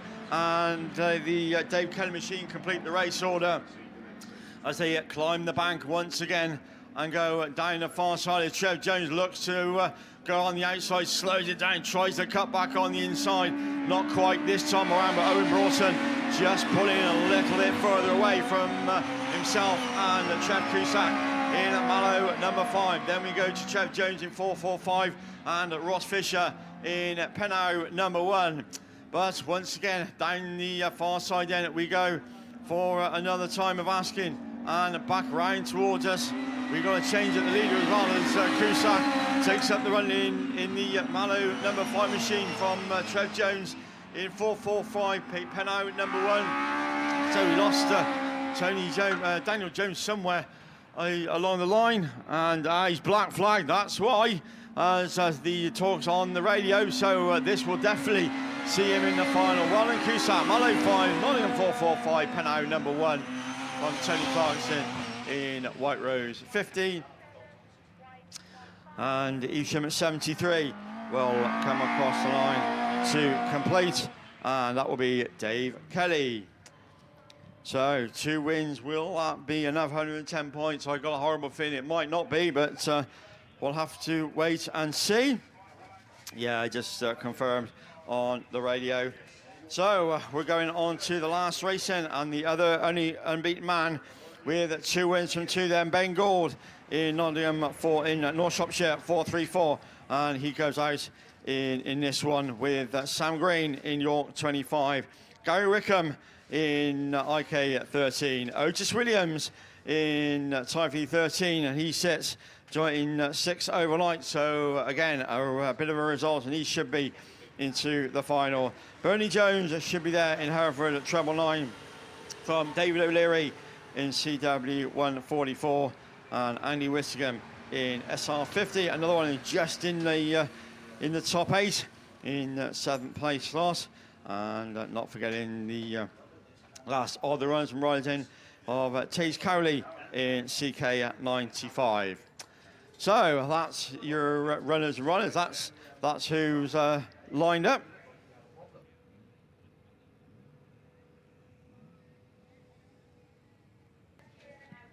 So yeah, that's your lineup for race 4. I say it's only two cars unbeaten all weekend. We saw one of them which unfortunately got the black flag. That was Owen Broughton, of course, in the last race in York 52. And at the last, the other person is Ben Gould in the North Shropshire 4.34. So we'll have to wait and see if he can go through unbeaten or whatever will come their way. But we got some finalists, so over to Mickey. Well, we've got 7 of the finalists in the Class 5, which is Riley Diaper, Sarah Bateman, John Wild, Baxter Pargetter, Charlie Holloway, Wes Hathaway has got away, and Colin Chill was the man who had the sash which shaved off and made himself look younger. He's in. But for the final place, we've got a 3-car runoff. So Scunthorpe 43, Ash Robinson, Severn Valley 247, Colin Hadley. That win in the last has got him into the runoff. And PAC 60, Tyler Davis, all accumulated 127 points, but they're running off. 3 cars for 1 place. Back over to Tim.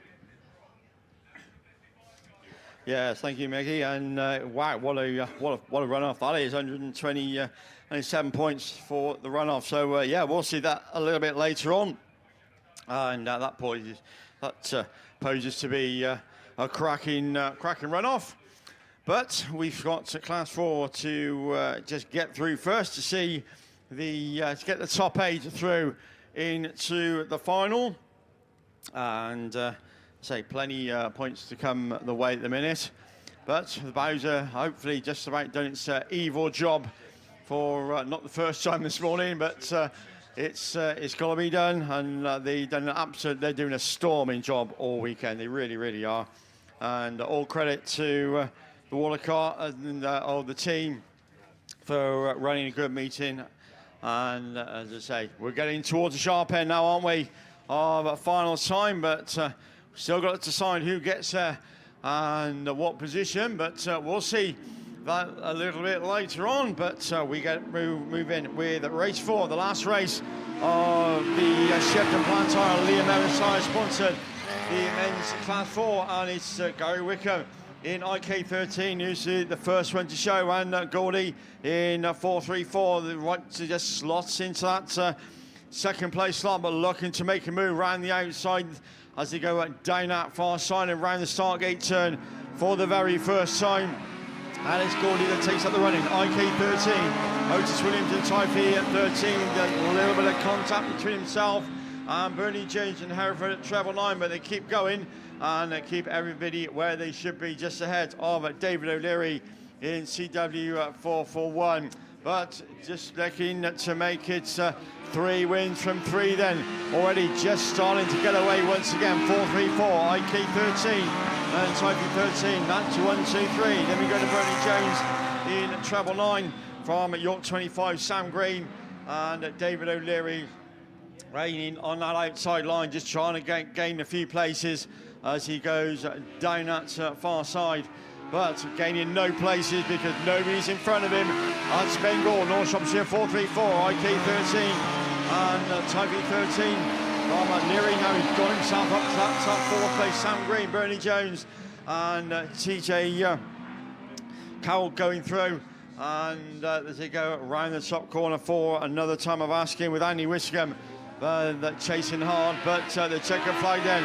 There's the 3 wins from 3. We'll see you in the final. 4-3-4 from, it's going to be Gary Wick, I think, just from Otis Williams, from David O'Leary, York 25, CK 95, H treble 9, and completing it all. And completing class 4. We'll put a big tick in the box. That's Andy Wiscombe in SR 50. Right, I tell you what, you can't see this very often. That's class 4 done, all straight through.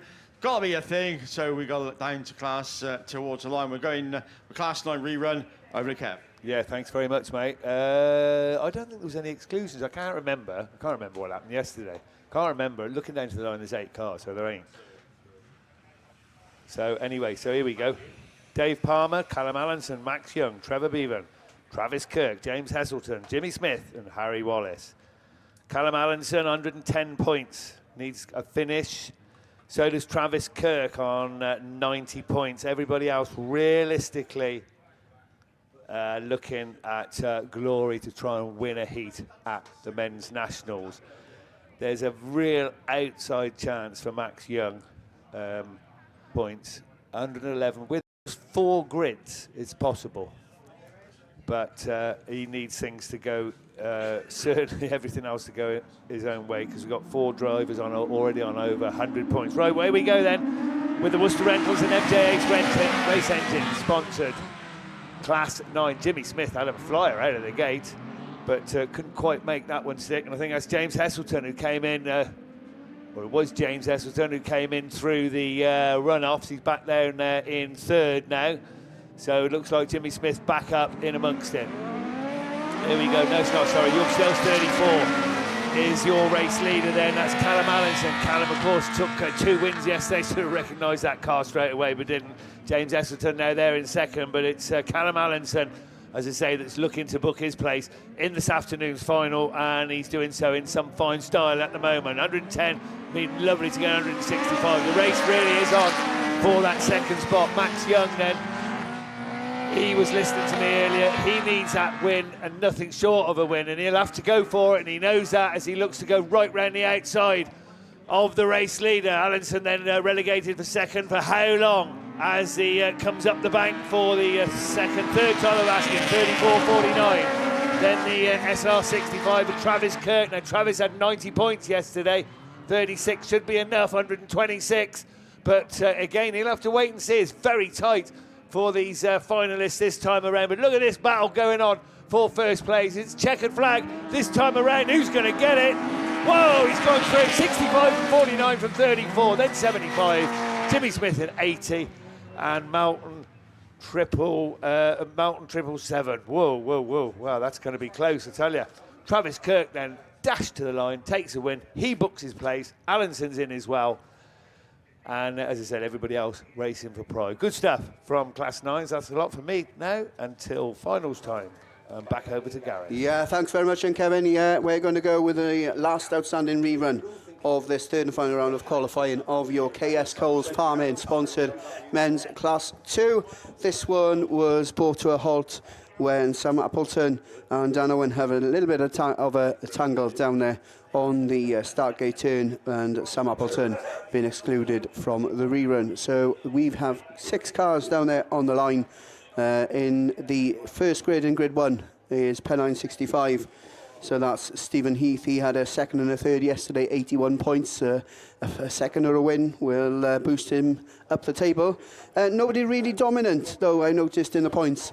In Class 2, just the one on maximum points, and he's down there in grid number 8. That's Freddie Farrow in York 71. The only other one on triple figures overnight was Tim Harbour in Severn Valley number 5. But we're away then, and we're racing. It's Danny Robbins who's got it all to do after picking up a black flag yesterday. He's there on the outside in St Neots 34. It's Dan Owen in North Wales 151 who was leading in the initial run this morning. He's there on the inside of the Robbins machine as they go down into turn 3 for the first time. Freddie Farrow in York number 71, a third will do, that's for sure, but he's being pressurised at the moment by Stephen Heath in Pennine 65 as they go into turn 1 for the second time of asking.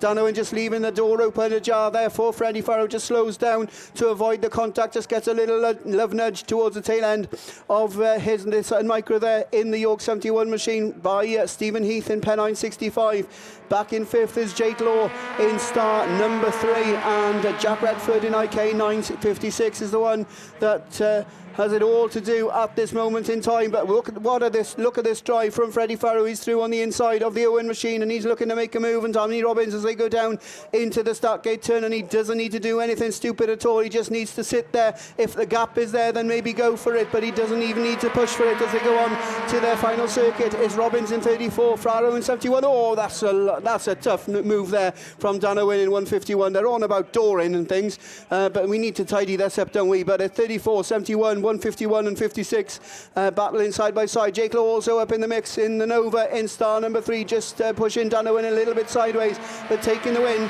making up for the black flag yesterday. Danny Robbins in St Neots 34. Freddie Farrow takes second in York 71 from Stephen Heath in Pennine 65, rounding out the race, the top order in that one. The top 3 making their way off the circuit. 3 cars down there on the line, fighting for one place in your Class 3 final, and to take it through that one, it's Mr. Graham Bennett. Thank you, mate. Yeah, so as you say, 2 cars down there on the start line. Robinson and Rich Lee. NS72, SC70, a Kelly Recovery sponsored Class 3 for your national championships. Now, we had runoffs earlier on at the beginning of the weekend, didn't we? Now we've got a runoff to try and get you into the final. Pete Robinson has been a former national champion. SC70 Richley would love to be into the final again. He's been in the finals before and not had the luck. Let's see who gets the run of luck this time. Good start from the inside, and Robinson. Fairly level break as they come up, but Richley has got the inside. Who's got the drag down to the first corner? Half a car, 1 car length in it as they go in. Richley hits the brake slightly quicker, tucks on the inside. Robbo's gone for the outside line, and Richley's up the inside. So let's see how they do down the back straight. Richley, a couple of car lengths clear, but that little Daihatsu can put it in different places compared to these big weighty Novas in front of him. Let's see what he can do all the way around, but it is Richley then got the thing wound up into the top corner. SC70 from NS72, Pete Robinson in behind. He'll be desperate to make a final again, will Pete Robinson. Richley just has to keep his head and see himself into the final this weekend.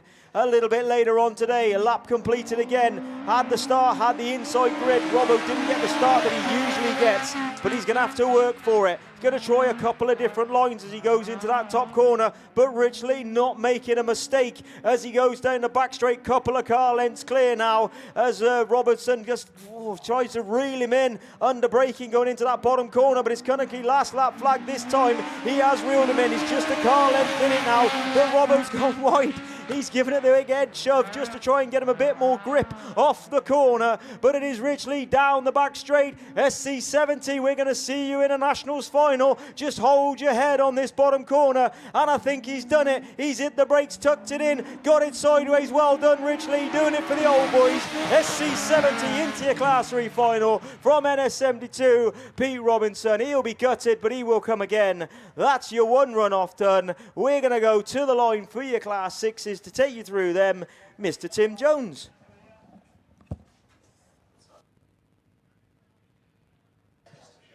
Yeah, thank you, mate. So, yeah, onwards and upwards we go then. Men's Class 6s from Shocking UK and Phil P Transport, your very kind sponsor.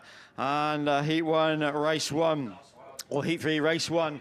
And a bit of a depleted race 1, it's got to be said, because yesterday was saw quite a fair few incidents and accidents, but Matty Schofield has survived it all, and he'll take his place in YS22. Dan Bryan in Scarborough 41. Lee Scotford in Gloucester District 16, and Tristan Daniels in Typhy 36. So it's all pretty close though for who's left. Then Matty Schofield, who he sits in 7th overnight. So a win and a 5th, 76 points is what the accumulation is. So again, just needs a fair old lot of points, and he should be in the final.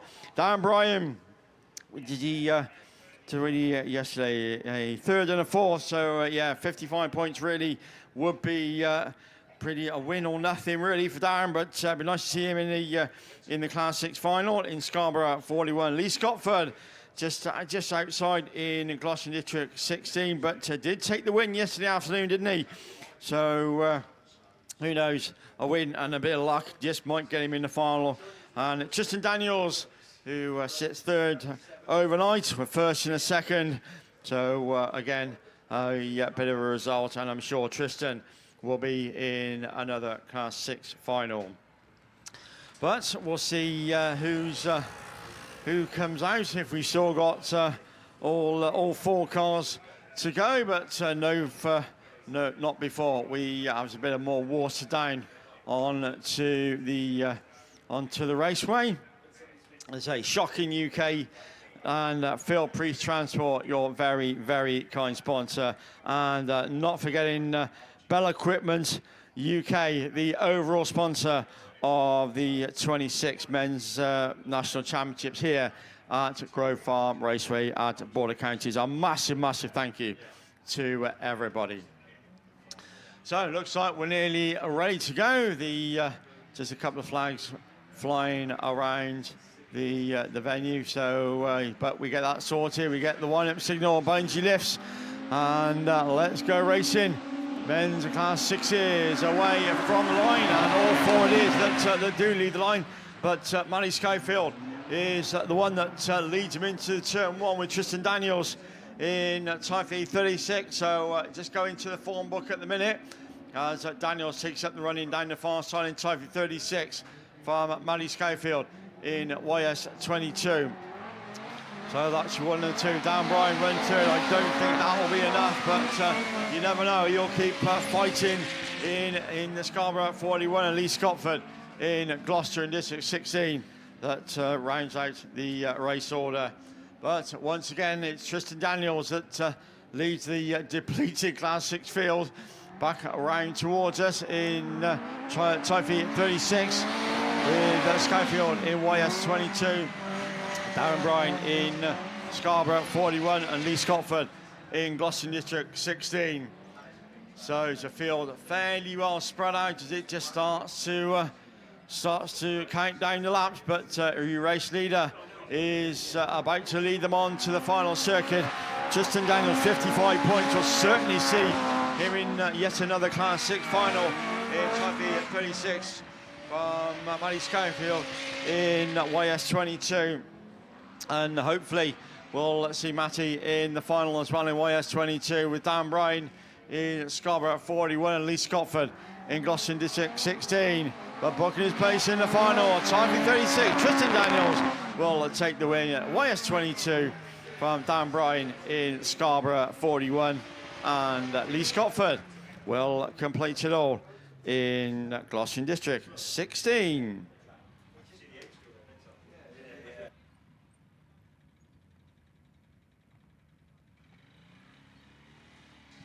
Okay, good stuff from race 1, and moving very swiftly on to race 2. Race 2 then brings out Todd Harwood instantly at 273. Lindsay Page doing it for the girls in Scunny at 900. Mark Moore in Melton at number 8.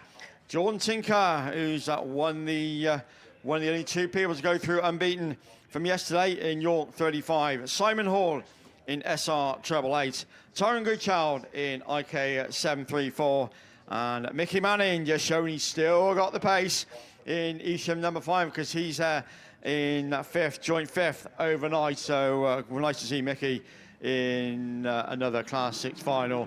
but we'll see as they leave the line, and it is indeed Manning in Eastern 5 just proving that Dad still's got the speed as you lead them into the top turn with Holwood on that inside line. It's near 273 as they go 3 abreast down that far side with Tinker in York 35 and Manning in Isham number 5. That's the one and the 2. Oh, there's a slightest bit of contact, a bit more pushing. Tinker just dropped right to the back of the field in York 35. So I think that's in his final chance is gone. But Mickey Manning in Isham 5 just goes down the far side. This will definitely book his place in the final in Evesham at number 5. Harwood in 273, just chasing on that inside line and closing him down with IK 784, Melton 8, SR88 and Lindsay Page in Scunthorpe 900. Rounding out your race order, and poor old Jordan Tinker just touring round the circuit, just trying for hopefully for a rerun, but it's not coming at the minute. But what is coming, Mickey Manning in Eastern 5, who's going to lead them on to the final circuit, but Harwood fighting back on an inside line in 273. And don't discount Mark Moore either in Melton at number 8 as they go around the top corner for the last time. And down that far side then we go. Todd Harwood brings him into the bottom corner for the final time. Checker flagged. It's Sydney 273, Melton 8, Eastern number 5 in IK 734 from Simon Hall in the SR 888. And I don't think it's going to be sit and wait, I think, from poor old Jordan Tinker in York 35. We'll have to wait and see. Yeah, sorry, Tim. Just a quickie. Tom Lewis, BC55. If you're out there in spectator land, can you come and see the guys in the camera room, please? Tom Lewis, BC55 to the camera room. Thank you.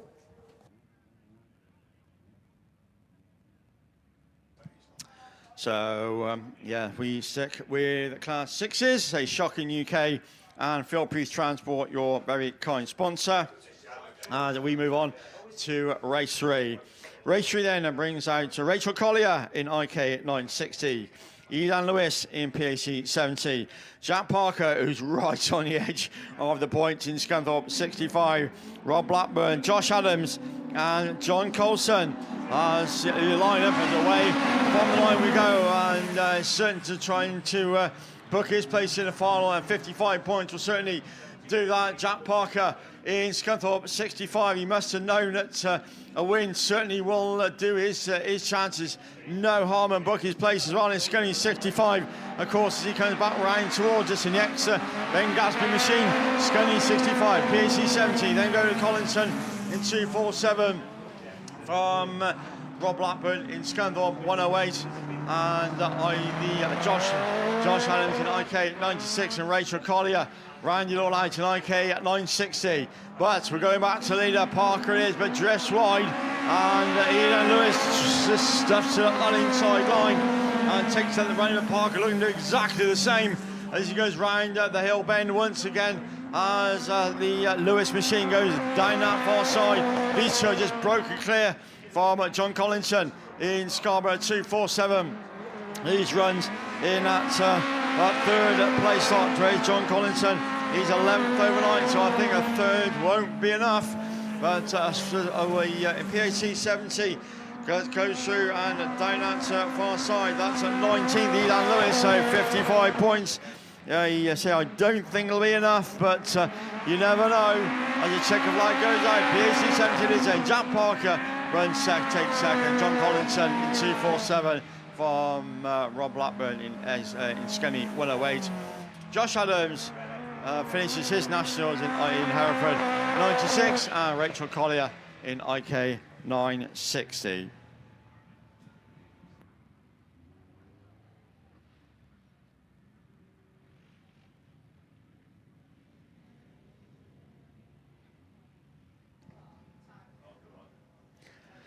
Right, still sticking with Class 6s, and we're moving swiftly on to Race 4.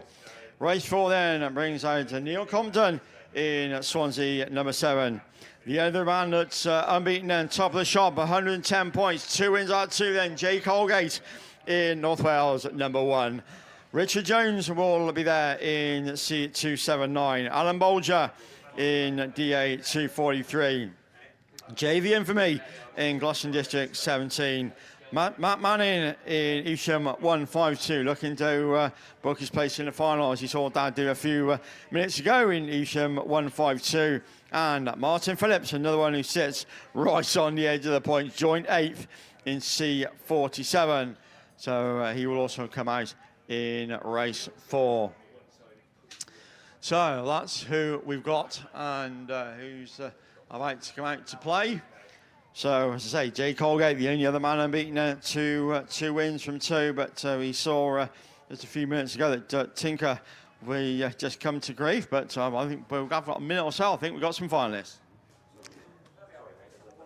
Yeah, we have got a few finalists while we have a little bit of downtime, so we can read the finalists out for you. We've got Stockhatch, first of all. And Stockhatch then finalists for the 2026 Men's National Championships, sponsored by Ball Equipment and Jack Julian Carpentry and Construction and Pickering Tyres. Jordan Candy is your top qualifier on 146 points. Josh Holden on 145 goes through, as does Casey Wing in 145 points. Jordan Barlow, Wessex number 4 on 128 points. And Jake Whittingham, again, SR5, 128 points. 127 points for Tony Hawkins gets him through to the final in Ludlow 64. 126 for Rory Buzz in York 105. So you needed 121 points to get you through to the Stockhatch final. And that final place goes to IK 117 Tristan Richardson. So there you go, you're just missing out then James Holmes, 120. 1 point in it, oh, gutted. We're going to move on then to Class 9. So we've got the Class 9 finalists then, sponsored by Worcester Rentals and MJA Race Engines. Top of the shop in Class 9, taking 155 points, Adam Robinson. Yorkshire Dales 34, Callum Allenson gets in on 146 points. Travis Kirk, SR 65, 145 points. As is Lee Seagreaves in ARC number 3, 145 points.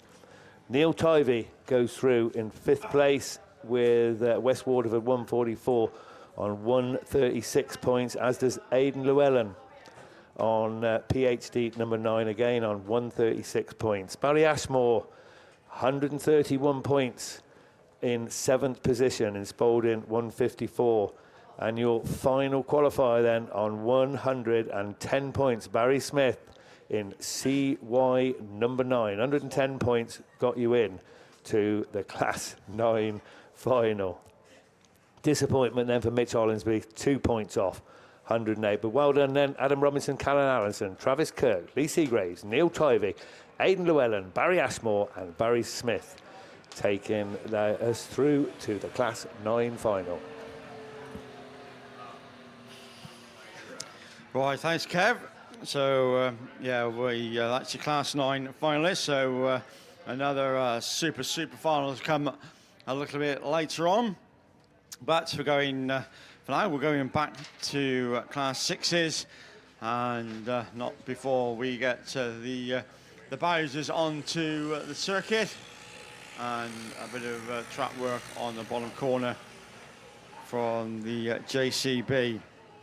So just we'll run through who's excuse me, who's going to go in race 4, and race 4 then brings out Neil Compton in Swansea number 7, another one who's right on the edge of the points in joint 8th in Swansea number 7. Jay Colgate, as I said, the only man or one of the men to go through top of the shop with 2 wins. North Wales number 1 with 110 points, and he takes his place on the grid alongside Neil Compton. Richard Jones in C279 goes through will be in joint 12, so he will be there in the big Alpha, and he'll take his place alongside Alan Bolger in Dan Autograss 243. Also taking his place there will be JV Infamy in Gloucester District 17, and alongside Matt Manning rather, who's trying to get his card into the final, just like Dad did a few minutes ago in Isham 152 with a first and a second. 100 points was the tally from yesterday. And not forgetting, last but by no means least, the ever fast Martin Phillips in Cumdy 47. So that's your lineup for the penultimate race of Class 6. I say Shocking UK and Phil Priest Transport, your very, very, very kind sponsor. And massive, massive thank you to all the sponsors. And also those that you are listening on the live stream. Very good afternoon to you. I hope you're all well. Thank you for joining us. And I hope we're keeping you entertained and with everything that's going on, trying to keep you informed of all the action, all the points and who's doing what with who, with where, and we're trying to keep it all sorted for you. So.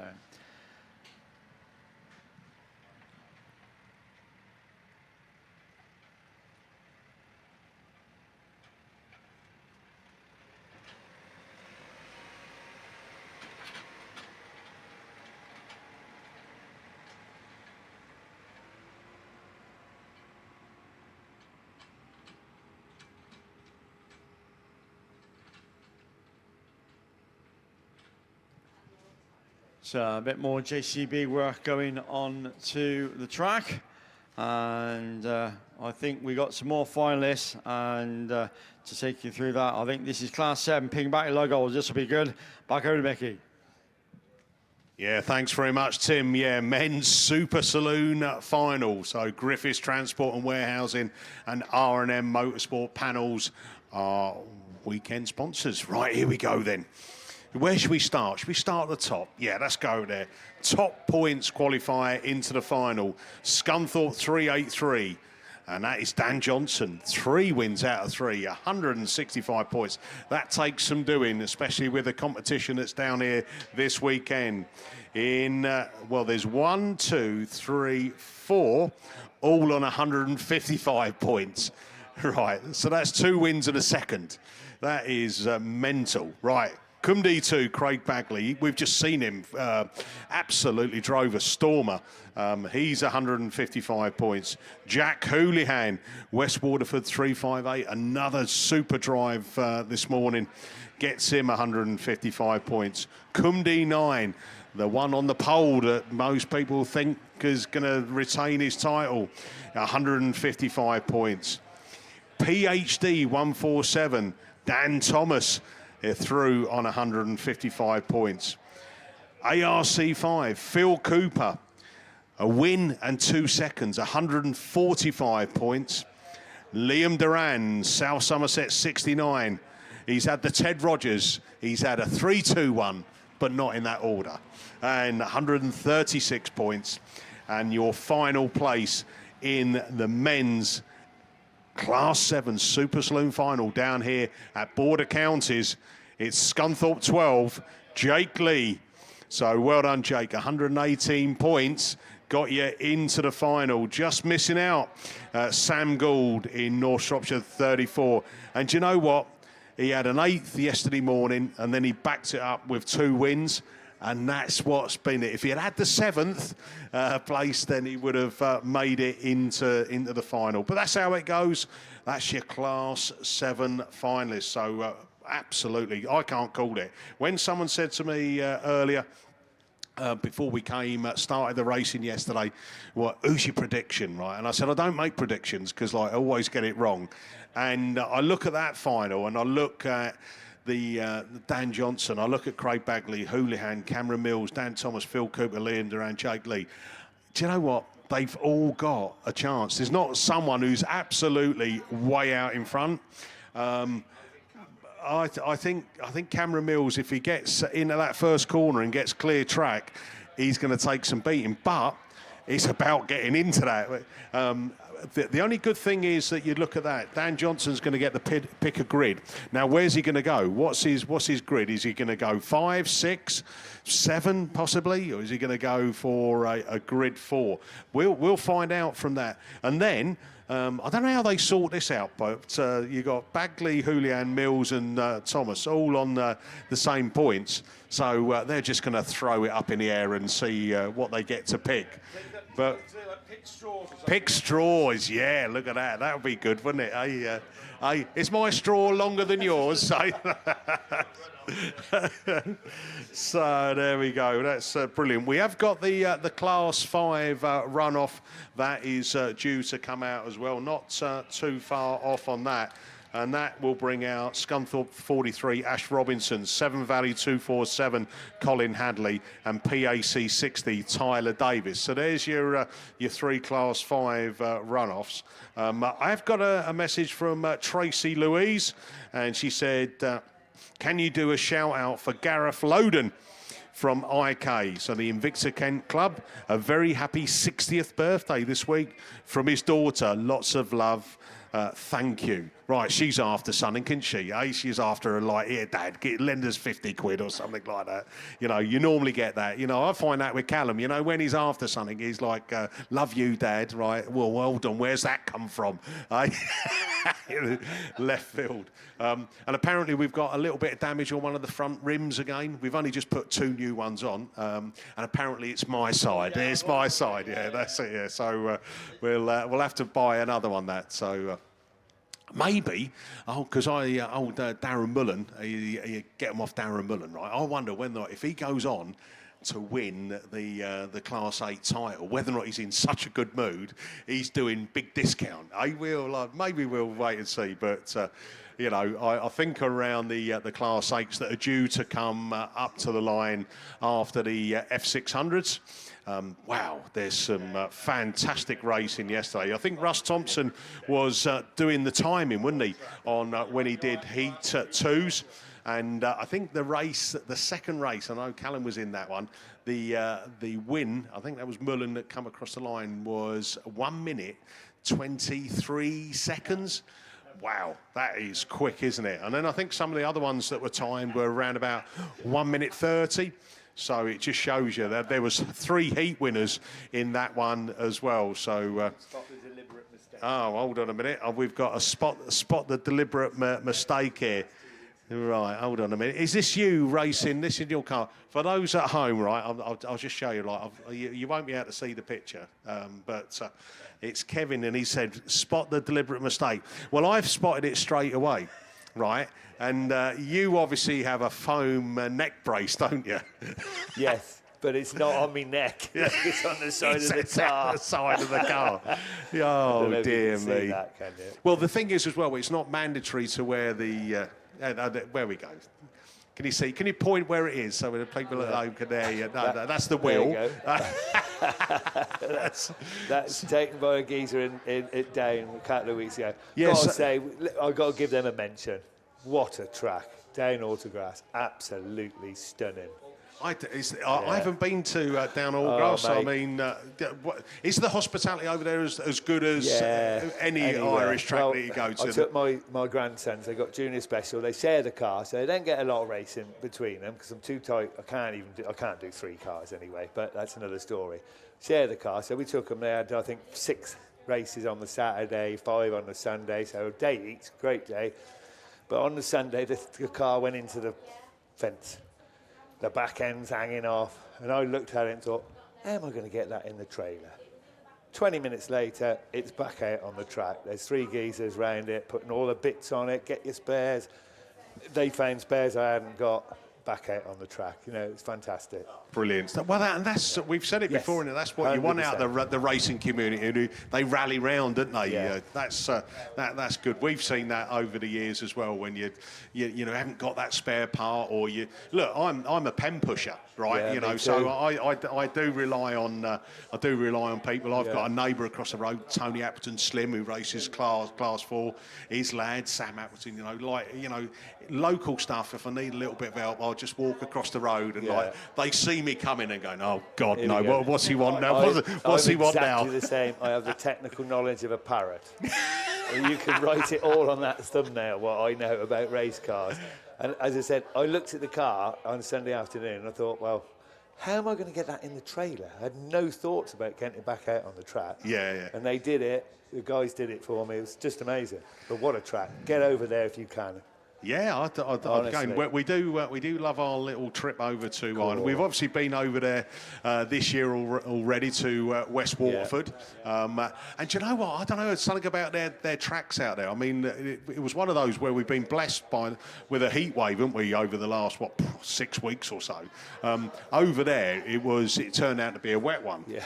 But the track was unbelievable. It had such a grip on it. Yeah. It didn't really matter. It was getting to the track was a challenge. I mean, look, when I sit in my F600, because I carry a little bit of timber, not much. You can see that. Those on the telly can see probably a couple of my ribs in this t-shirt. But you know, when I get in it, the suspension goes down. I was bottoming out and getting stuck, right? So, but no, the track was great. And then we stayed on the Sunday night. Got to the motorhome and the trailer. They put us on the track, ready to go on the following morning, and then we went and partied on the Sunday night. And they do know how to have a party. It was great. Well, over at Den, they had a water party. So I'll be honest, normally I'll get involved and get in amongst that, but I did make my excuses, so I got to go and cook tea. A water party? A water party. Right. And everybody got very wet. Except for me, because I was hiding in the camper. Is that like when you go on holiday? They have like one of those foam parties? Well, where your eyes water. sting because you can't see because they put fairy liquid in the pool or whatever it is. I always think that's a good way of not being able to have a shower later, just get some of the bubbles, wash it over, that's fine, straight out. We don't need to go back and get changed. But no, I'll tell you what though, just reflecting back down here this weekend, I think from the venue, the space, all the little bits. Wonderful. I mean, these graffiti boards they've had, they got filled up really quickly. And now this is graffiti board, right? Yeah, it's the only place that, that apart from Banksy, where you can go and put markings on a building. And here they've encouraged it. And looking at it, I've done a bit of graffiti on the back. Mickey B was here. I've put, I've also put Jilly B, the housekeeper. So that's it. And then have you seen what I've put underneath as well? No, I just saw your name. F600 champ 2027. Oh, I did. Yeah. With a question mark. That might have to wait a bit longer, but. Good things come to those that wait, and that is God loves a try. And talking about trying, it looks like the medical crew are back over on that far side. We've just had a little bit of a situation just behind us at commentary in spectator land, and we just needed to make sure that we had the medical crew available to look after them. But that looks like we are getting closer. We've still got red flags that are being held up around the track, but I think we are going yellow, so it's back over to Tim Jones. Yeah, thank you, mate. So, it looks like we're going back racing very, very shortly. As I say, we had a slight medical incident, but I think that's all been sorted, and we've got the A-OK from the team that we can race, and race then that we do, because Class 6s then gets underway, and it's Manny who's quickest away in Isham 152. That goes with him. That's Golly G. Colgate in North Wales at number 1, just slotting into that second place still as they go down that far side. Alan Bolger in Dan Autograss at 243, and somebody gets it all wrong. That's Compton, who's gone and thrown his final chances away in Swansea at number 7. But looking to book his place in the final is Matt Manning in Evesham 152, North Wales 1 and the DA 243. That's your race order as Bolger switches to that outside line to try and carry more speed into the bottom corner, but you've got to get by Colgate, who hooks it up on an inside line and holds on that second place slot. 152, North Wales 1, Dan Autograss 243. Then we go to Martin Phillips in the C47, his club mate then of Matt Bush. Richard Jones in 279, also fighting back on that inside line as they go down that far side. But with one more lap to go then, booking his place in the final, Matt Manning, 152, North Wales 1, Daniel Autograss 243, and C279, C47 Silver, battle on for that fourth place ahead of JVM for me, and Neil Compton in Swansea, number 7. But back to the leader, and it's Matt Manning, he's in 152, 55 points in a race win. Baloo, 152, North Wales 1, Daniel Autograss 243. Richard Jones wins the battle ahead of Martin Phillips in C47, and JVM for me in Gloucester District 17, completing all. And I think not to be this year will be Neil Compton in Swansea 7. Right, that's another tick in the box. So as we look down towards the line and look on the paperwork, we go then with race 5. Another one with a slightly depleted lineup, but Carl Proctor, she'll be there in York 77. Andy Dockeray in York Sales 15. Paul Bailey in Hereford at 99. Shane Jenkins in Radford 205. Lewis Clayton in Spalding 5. And James Sinnott in CW 174. None of these boys, I don't think, have a chance of making the final, but they'll want to finish on a high at the Nationals 2026 as they go down that far side. Who's that then that really leads away? That's Shane Jenkins in Radford at 205 with James Sinnott in CW 174. Didn't have a good day yesterday, but just proving just how quick he can be as he climbs the bank once more. But look out for Proctor on that inside line as well. York 77, and he's racing ahead of Lewis Clayton in Spalding at number 5, but once again Sinnott trying the quicker outside line, but trying to tap the car in and trying to do the cut back, but watch out for Proctor as well. He's gaining ground on that tinier inside line from York 77, but all the while the lead man then, Shane Jenkins, just getting away. Radford 205, CW 174 from York 77, and Spalding at number 5. That's your runners and riders. I think we lost Paul Bailey somewhere in Hereford. 99, there he is. Paul still going in Hereford at 99. The lap successfully completed for the Hereford 99 machine. But back to the leader, still Shane Jenkins in Radford 205. Wants to go out on a high in 55 points in the race win as he comes back round towards us for the final time then. Radford 205 takes it. CZ 174, Spalding 5. And Paul Bailey in Hereford 99. And last but by no means least, finishing his 2026 Nationals, Carl Proctor in York 77. So a big tick in the box. So that gives me 5 races, 5 done, a lot better effort than yesterday. 1 at Class 6 boys, and we'll see you all later on in the final. But moving down to Class 5, it's for the runoff. So this is going to be good. Over to Mickey. Yeah, thanks very much, Tim. A 3-car runoff for 1 place. Holby Motor Repairs and Dig It Plant Hire. They are our sponsors. Here we go then. The bungee's going to lift. Let's go racing then. The runoff. 1 place. Who's going to get it? Ash Robinson gets a good start. Colin Hadley. And then Tyler Davis in the PAC 60. Up the horsepower hill they go. Out of turn 2. Down the hill for the first time. It's Ash Robinson then. Scunthorpe 43. From Colin Hadley. Severn Valley 247. And Tyler Davis in PAC 60. Tyler looking for a cut up the inside. Coming out of Stargate turn. Just had to ease off a little bit there. Otherwise he would have had contact with Hadley. But Ash Robinson it is then. Down the hill. Woohoo! And he's on his way. But can he hold it on? Hadley, we've seen him win his last one with a plum. Can he do it again? This is what it's about. The runoff for 1 place. At the moment, Ash Robinson's got clear track in front of him. He climbs the hill again.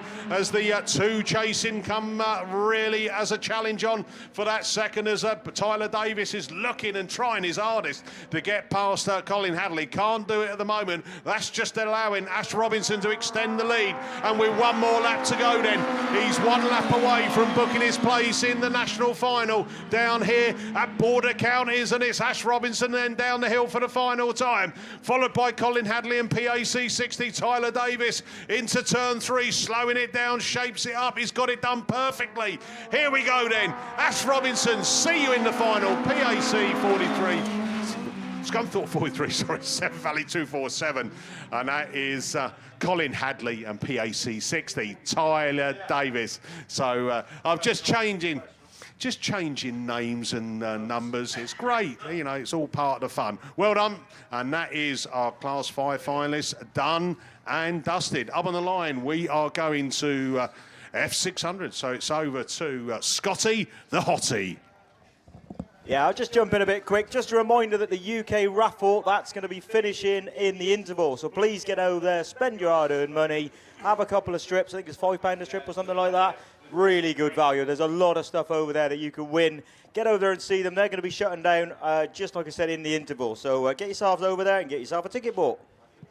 Thank you, Graham. So on to F600s then. PWL Engineering are the sponsors this for the F600s. Bell Equipment UK, the overall sponsors of the 2026 National Championships.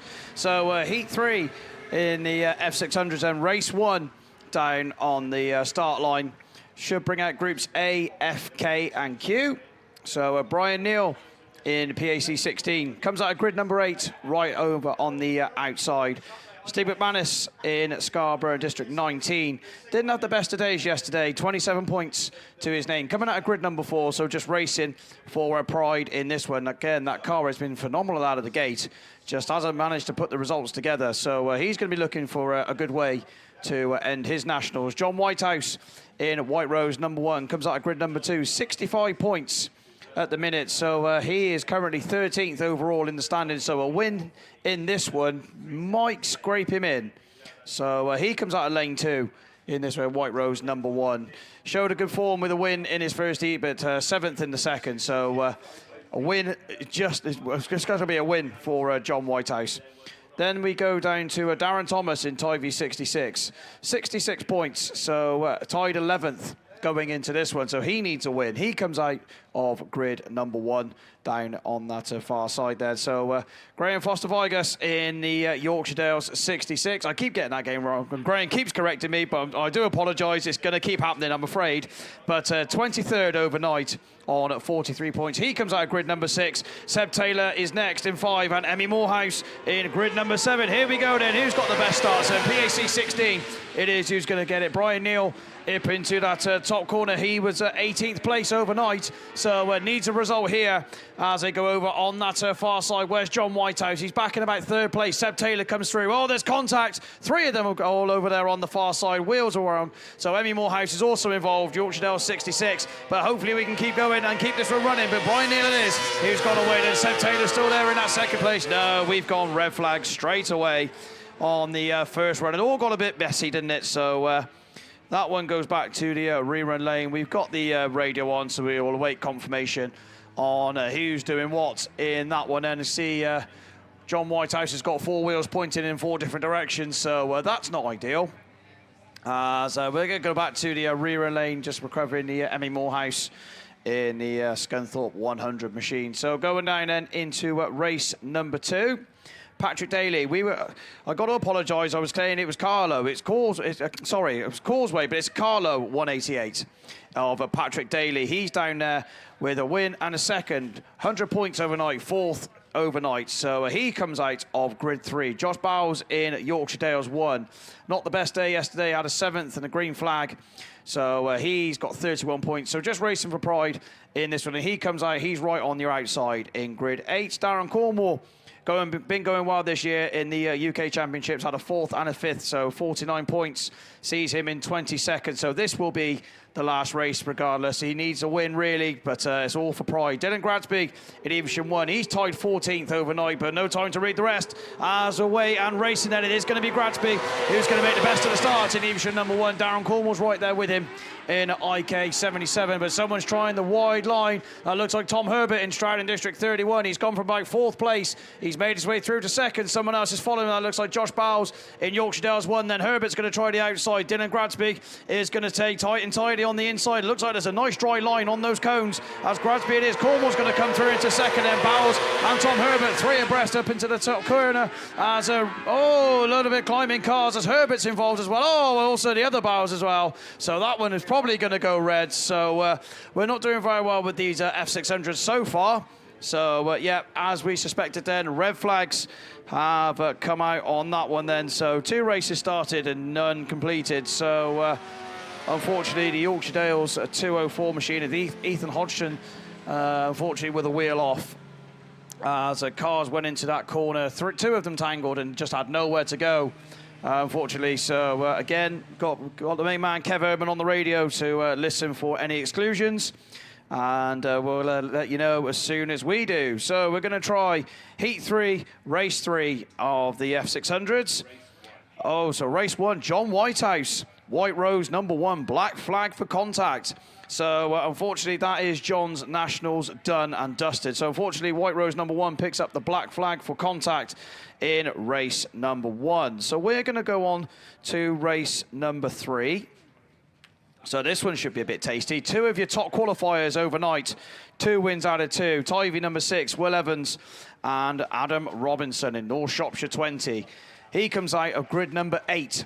Looks to be working well, the outside grids so far. So Adam in North Shropshire 20 looking to make it 3 wins out of 3 and book his place in the F600 PWL Engineering final. So Will Evans also with him. So just a result for those guys. We'll see them in. He comes out of grid number 4 in Tivy number 6. But of course, everybody wants to go in with 3 wins out of 3. Colin Bland's in there in Leewood 999. Comes out of grid number 2. He's 20th overnight with 51 points. So just racing for pride, I think. So 55 gets him on 106. I'm not sure that's going to quite be enough to get him in the final, but never know. Stranger things have happened. Andrew Wood in Sturton 5, currently on 34 points, so this is going to be his last race of the men's nationals. He comes out of gate 1. Chris Dunwell in Scarborough 79, 2 7th places yesterday, so on 20 points. Again, just racing with pride. He's down there coming out of grid 6. Stuart Smith, 5th overnight, so needs a result. So at least top 3, I would imagine. 91 points going into this one. He comes out of grid 7 towards the outside. Joe Bellis in SR 953, 51 points, tied 20th with Colin Bland. He comes out of grid 5. Simon Jackson didn't have the best day yesterday, a non-finish and a 7th. So again, just racing for pride. He comes out of grid number 3. So Will Evans and Adam Robinson are the main 2 in this one then. If it goes to form book, they're going to be the first to the front. I was about to find out, because here we go then with the PWL Engineering men's sponsored F600s. It's going to be Stuart Smith who's going to write the script as he gets to the corner first, and Robinson's right there with him. There's contact further back, but all still in a straight line. But it's Stu Smith in the Cumdy 22, currently on 5th place overnight, so he wants to make a win and stop these boys being unbeaten going into the final. But Robinson's on that dry line in North Shropshire 20, but hasn't quite got enough. 22 from 20. Sturton 5's there in that 3rd place. Will Evans has got work to do in Tivy 16, back there in that 4th place from Leewood 999. Colin Bland looking to go right round the outside and take that position away from Scarborough 79 as they go over on that far side. So it is still Cumdy 22. Stu Smith then tries to get it in tight, but Robinson's there on the inside trying to come through, and it's going to be Robinson who takes the lead in North Shropshire 20. Stuart Smith's going to look for the cutback in Cumdy 22, but Robinson's got it covered as they go over the far side. Will Evans is challenging for 3rd, gets through on the inside of Andrew Wood in Sturton 5, and that allows the Chris Dunwell machine in Scarborough 79. Wood's back up the inside in Sturton 5 as Scarborough 79 is trying around the outside, and Will Evans is back up the inside. So a great race for 3rd, 4th and 5th, but Robinson's away onto the final circuit. Stuart Smith goes with him. Will Evans is there in 3rd, Sturton 5, Scarborough 79. Colin Bland's next in the Leeward 999 from Stratton District number 3. Oh, Dunwell's overcooked it, spins it, coming out of turn number 2. So that's going to drop him right to the tail end of the field. But checker flags ready and waiting. 3 wins out of 3, then unbeaten this weekend. North Shropshire 20 takes it. Stu Smith's in second. Will Evans comes through in third. Andrew Woods in fourth in Stratton District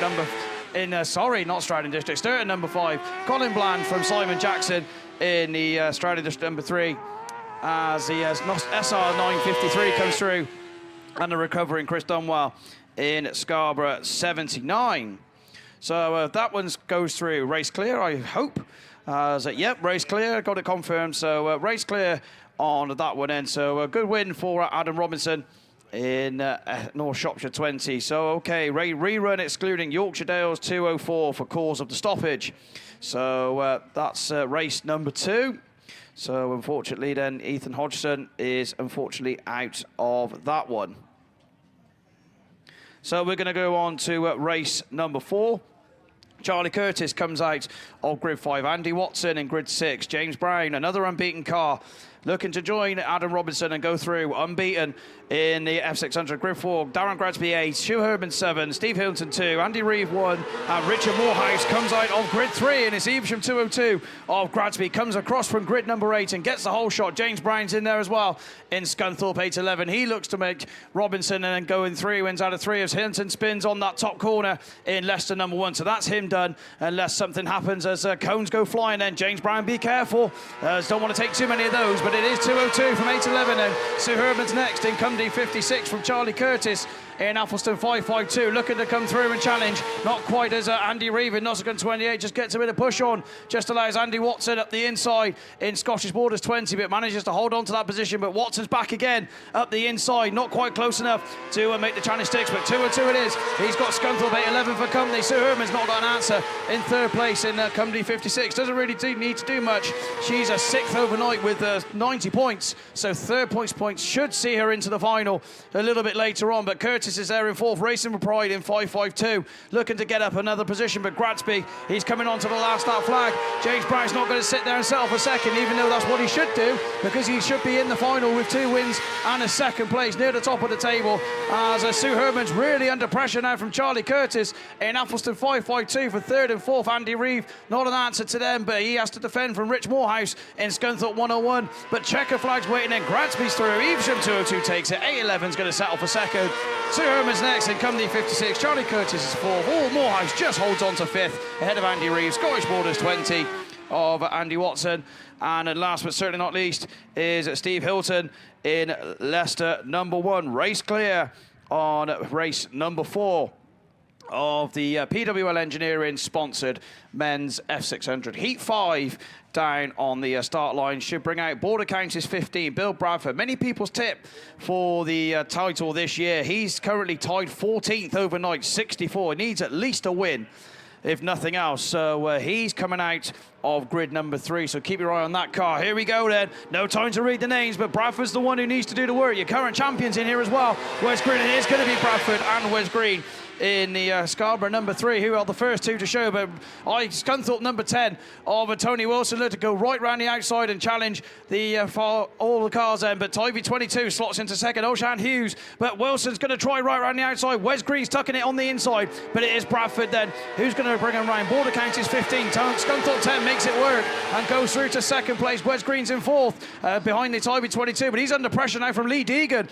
in Cambridge 48. I didn't see Lee. He's 6th overnight, so he needs to make some places up over on that far side. 5th, I don't think is going to be enough for you as they go through for another time there. Wes Green's on the tyres and coming through then is Border Counties 15, Scunthorpe 10, Tivy 22, Lee Deegan still on the outside in Cambridge 48, looking to try and switch, just clips the back of Wes Green and loses momentum in the Scarborough 3 machine. Nottingham 79 comes through next of Scott Buxton from the White Rose machine, and Leeward number 2 of Dave Walsh at the rear of the field, but no answer for Bradford at the minute then as 10 comes through in that 2nd place. Tivy 22's gone awfully wide. Wes Green's looking to challenge up the inside, not quite close enough to make the move stick, but although he went wide, he's got a slingshot down the hill, but only Wilson in Scunthorpe 10's got some speed, looking to challenge Bradford as they come through turns 3 and 4 for the final time. Is it going to be a drag race to the line? Bradford's going to do it. Border Counties 15 holds on. Scunthorpe 10, Ivy 22, Scarborough 3, Cambridge 48, Nottingham 79's next, White Rose 25.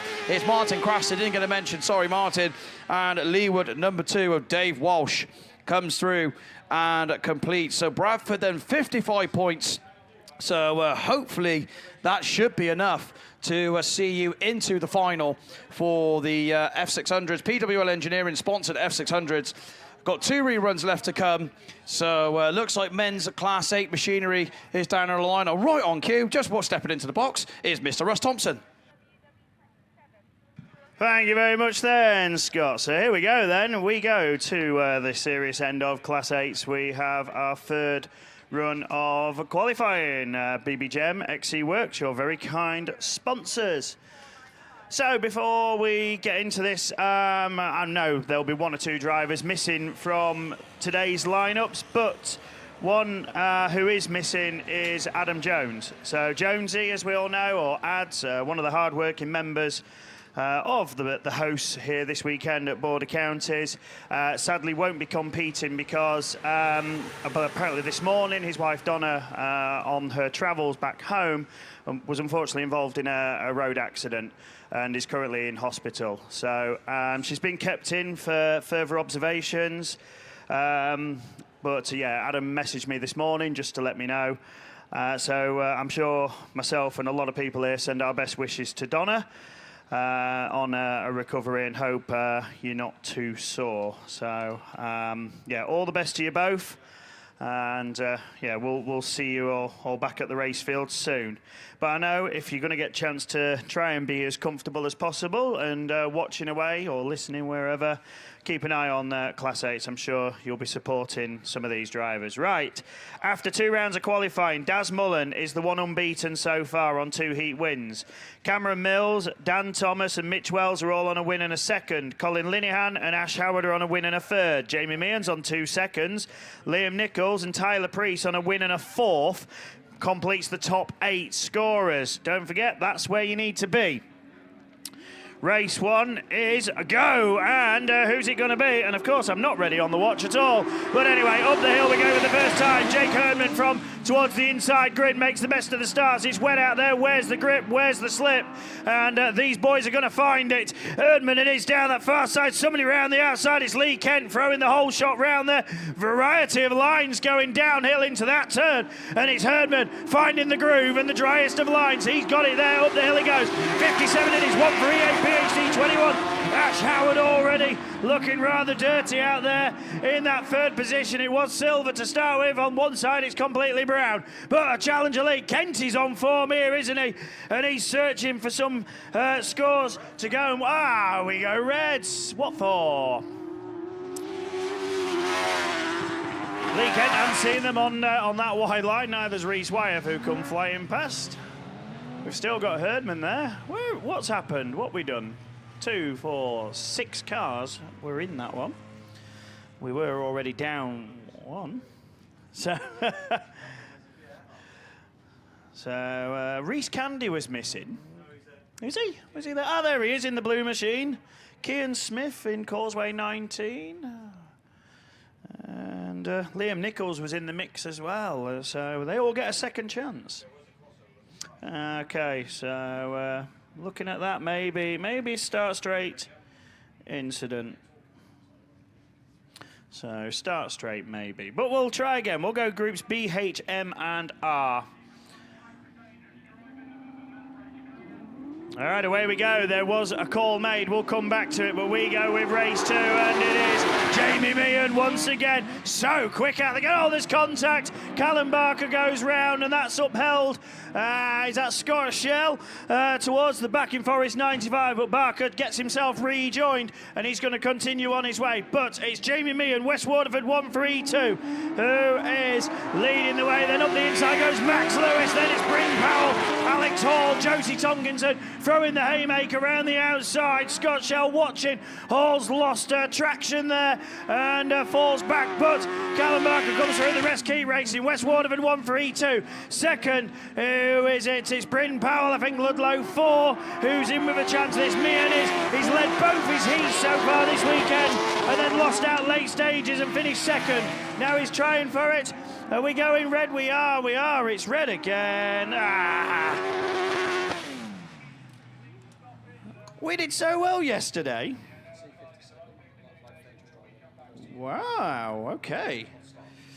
That's a surprise. I didn't realise that, but yeah, there is some confirmation from run 1, and that is Jake Herdman, Cundy 57. You are out, my friend. So, looks like we will go depleted for that rerun. But unfortunately, no Jake Herdman.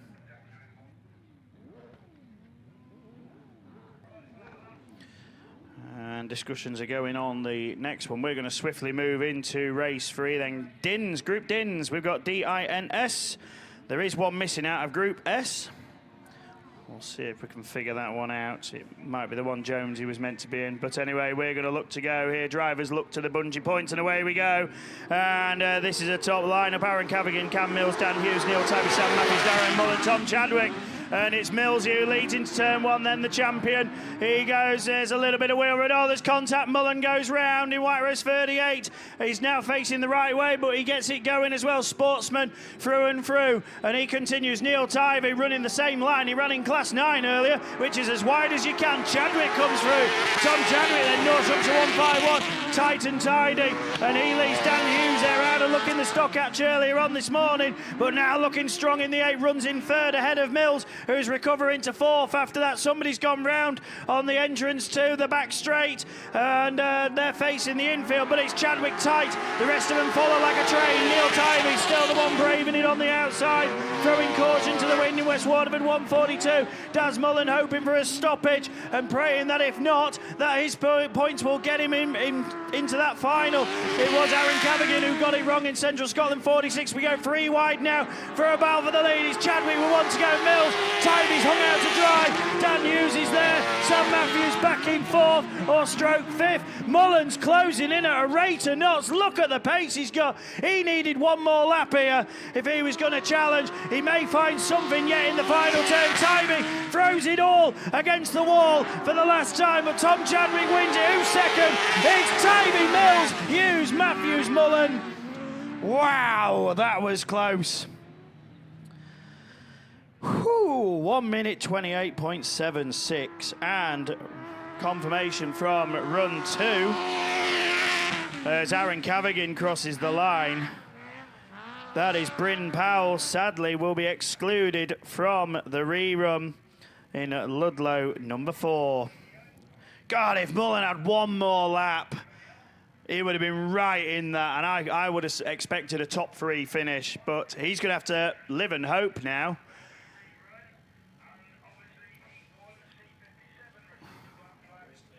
So, and race is given clear. So, race 3 was given the all go to the end of the show. Right, we have a full grid now for our next one. The first 3 have had at least one missing.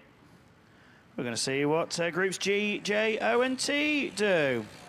Dan Thomas is the one top points. He's equals second along with Mitch Wells. So both those guys will come out to play in this one with some fresh water going down. So this time the inside line isn't going to work, I don't think, unless they somehow find a groove. The outside is going to be favourable, I think, but if they're watering wider, in fact, that inside right on the cones, if you can hug them and get your car to point in the right direction, you'll be coming out here, I think, fairly smiles. But then you're going to cross the water and the outside line is going to prove favourable. So it is all up for grabs here. Harry Russell on 73 points. Matt Bishop on 51. Ben Harper's had a misery. He's on 10. Dan Thomas on 100. Jay Thompson on 36. Tyler Priest on 83. Michael Tinkerabbott on 51. Mitch Wells on 100.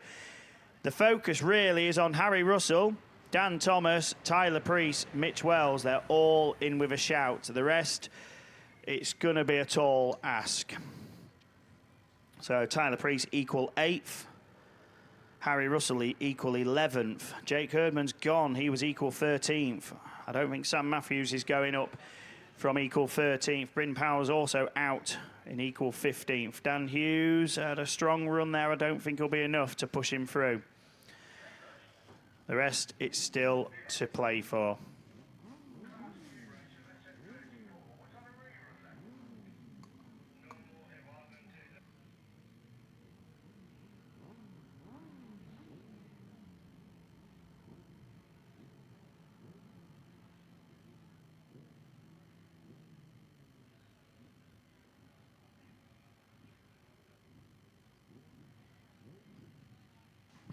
Right, so we're just waiting for the last of the Bowsers to do its dirty work. And who we got to see? Well, race 5. That's going to be low on numbers. There's a fair few which have dropped out of that one. But this one is a full grid. These drivers are keen, whether it's to earn a spot in the top 8 or to end the weekend on a high.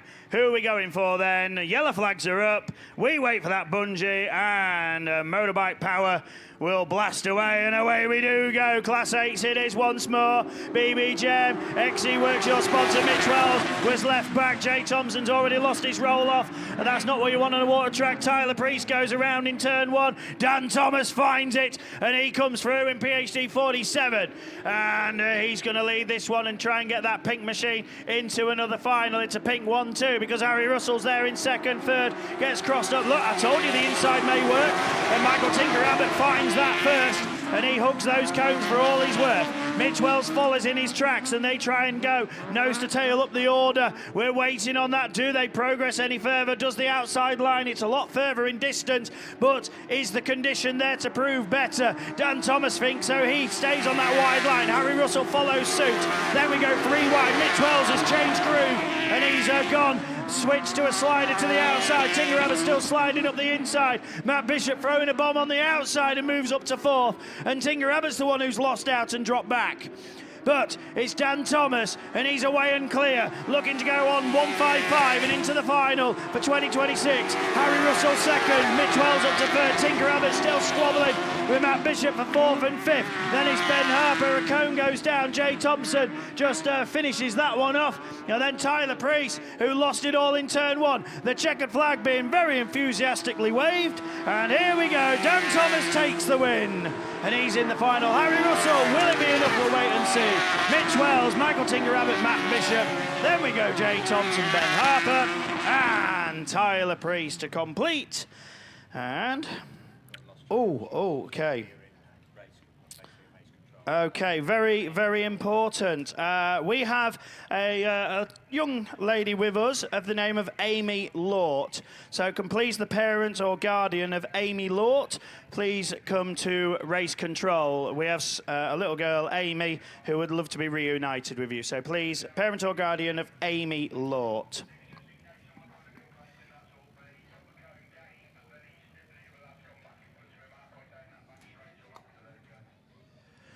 Right, we have a 4-car race for race 5. We've had a bit of attrition out of the ones in this lot, but we have some very competitive cars still to go. And race clear on that one, so thank you, Scotty.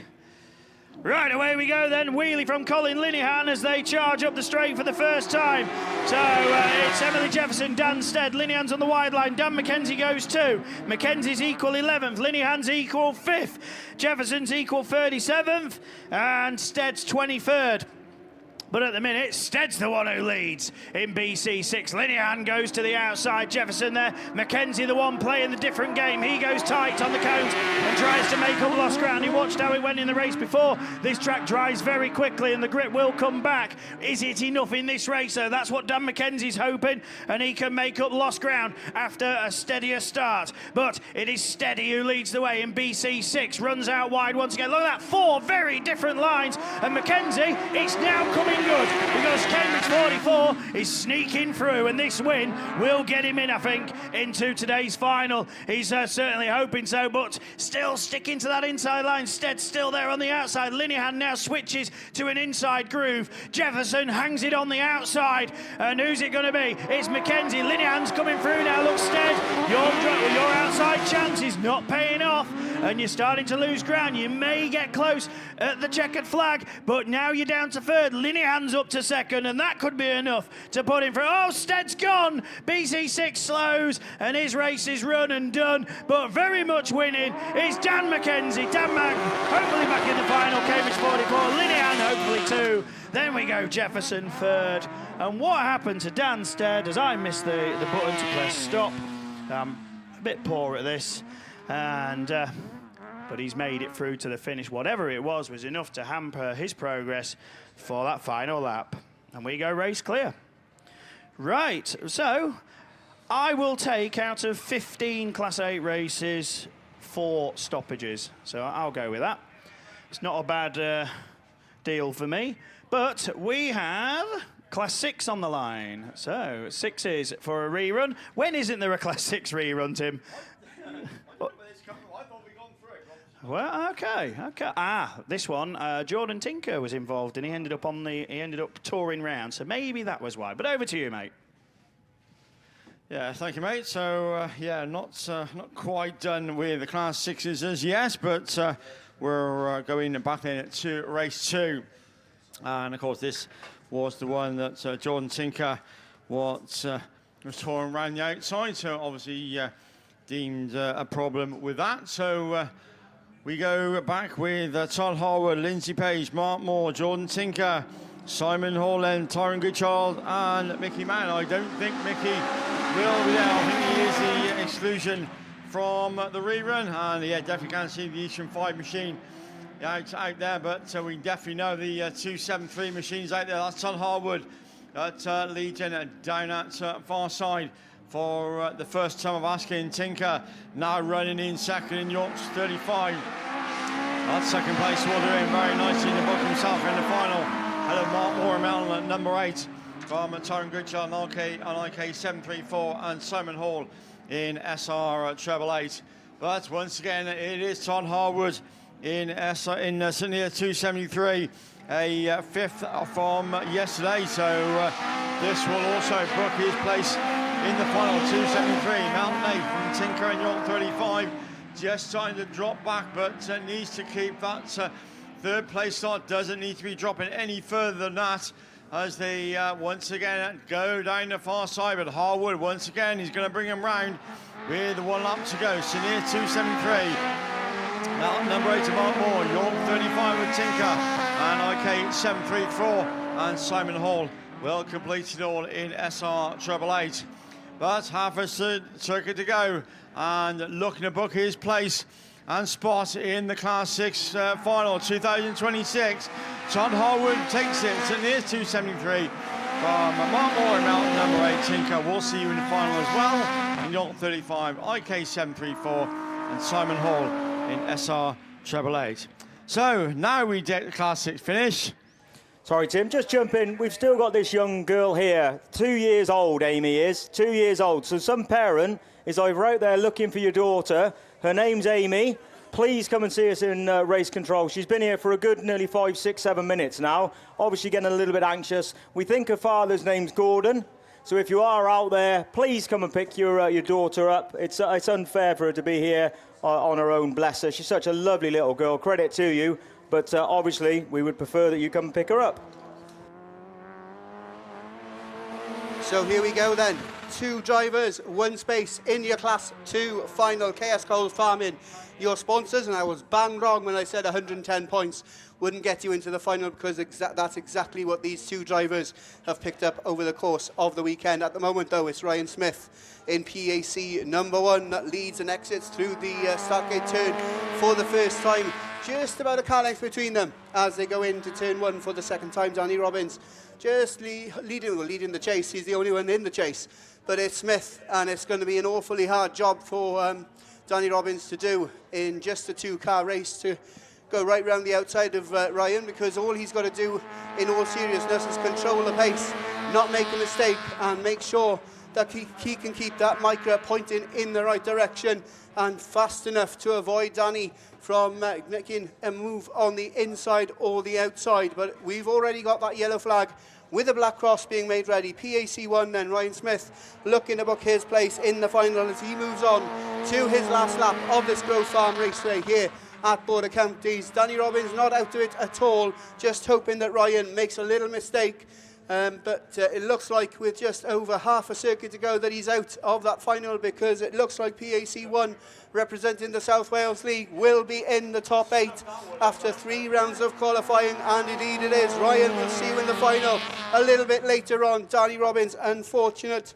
That black flag yesterday really did it for you, didn't it? But 2 drivers there going back into the pits. One will be ecstatic, one will be as furious as anything, but one man who's not furious is the man who's going to take you through Class 10. I'll hand you straight over to Mr. Graham Bennett. Never furious, me, mate. Calm, cool, collected, and just what? Just opinionated. No, infuriating, I think the word is. And inconspicuous. I am. Talking to somebody who's not inconspicuous is Gavin Tivey, WW143, who's made it down there on grid 1 to come out after his bit of a bump yesterday. Back on the horse, and away he goes again. Sat next to him in grid 2 is Paul Coles. Grid 3, Gary Morris. Now, Gary Morris, well, Phil Young's obviously sat E23, sat on grid 4. He's sat on 2 wins, so he'll be looking for a nice, steady run to get you through this one. Then we got Paul Cole sat on a 1st and a 6th on 70 points. Now needs a good result. Gary Morriso on a 2nd and 3. Can he make it a dusty bin? 3-2-1. We will have to wait and see. Gavin Toybee on a win and a black flag for a jump start, and obviously ended up on his lid yesterday as well, didn't he? Kelly Bishop's on a 5th and the 4th. Luke Bennett, though, goes in this one. Coming out of grid 5, super fast Luke Bennett is grid 1. Is on a 1st and a 2nd out of grid 5. And Sean Nugent, who had a good run through yesterday, did Sean Nugent, sat on 2/3. He's coming out of grid 7. Nobody in grid 8. We're missing a car from this one. So 1, 2, 3, 4, 5, 6, 7 cars missing totally out of these Class 10s this weekend. So we've dropped from 40 cars to 33. And yeah, like we said, lots of water going down. Right, class sponsors, obviously in memory of Malcolm Pritchard, and I won't apologise for saying it. Please go down and have a look at the cars down there on the stand nearer the start line. And I was looking through the Nationals paperwork earlier on, and Malcolm Pritchard won the Nationals a few times in that car as well, which was really nice to see. And yeah, that's down there, the old Hereford Bull, alongside another couple of Hereford Bulls that are down there as well. And yeah, always worth looking at. Your overall sponsor, headline sponsor, Bell Equipment UK. Thank you very, very much for them. Keep an eye out for your current national champion, but for how much longer? Will it just be the rest of the day? We don't know. NS3 will be coming out a little bit later on. Revs Horizon and Air away. Who makes a good start? Colsey gets a cracker. And I'll tell you what, he just needs a nice run through. He's gone wide though, and he's just stepped on that wet, but got to the grip. And Luke Bennett, I think, is it Luke Bennett? I don't know. Can't see from around there. I think somebody's tried to go right around the outside of Colsey. Colsey got his boot down though, grabbed another one and let her have it. And he's gone right wide now into that dirt, left, right wheel in, and away he goes, left rear wheel, and it is Luke Bennett in second. Oh my word, oh yes, Phil Young over and out. He's used to crashing, hopefully he'll be okay. We'll just go a little bit radio silent just to make sure the guy's okay. Oh my God.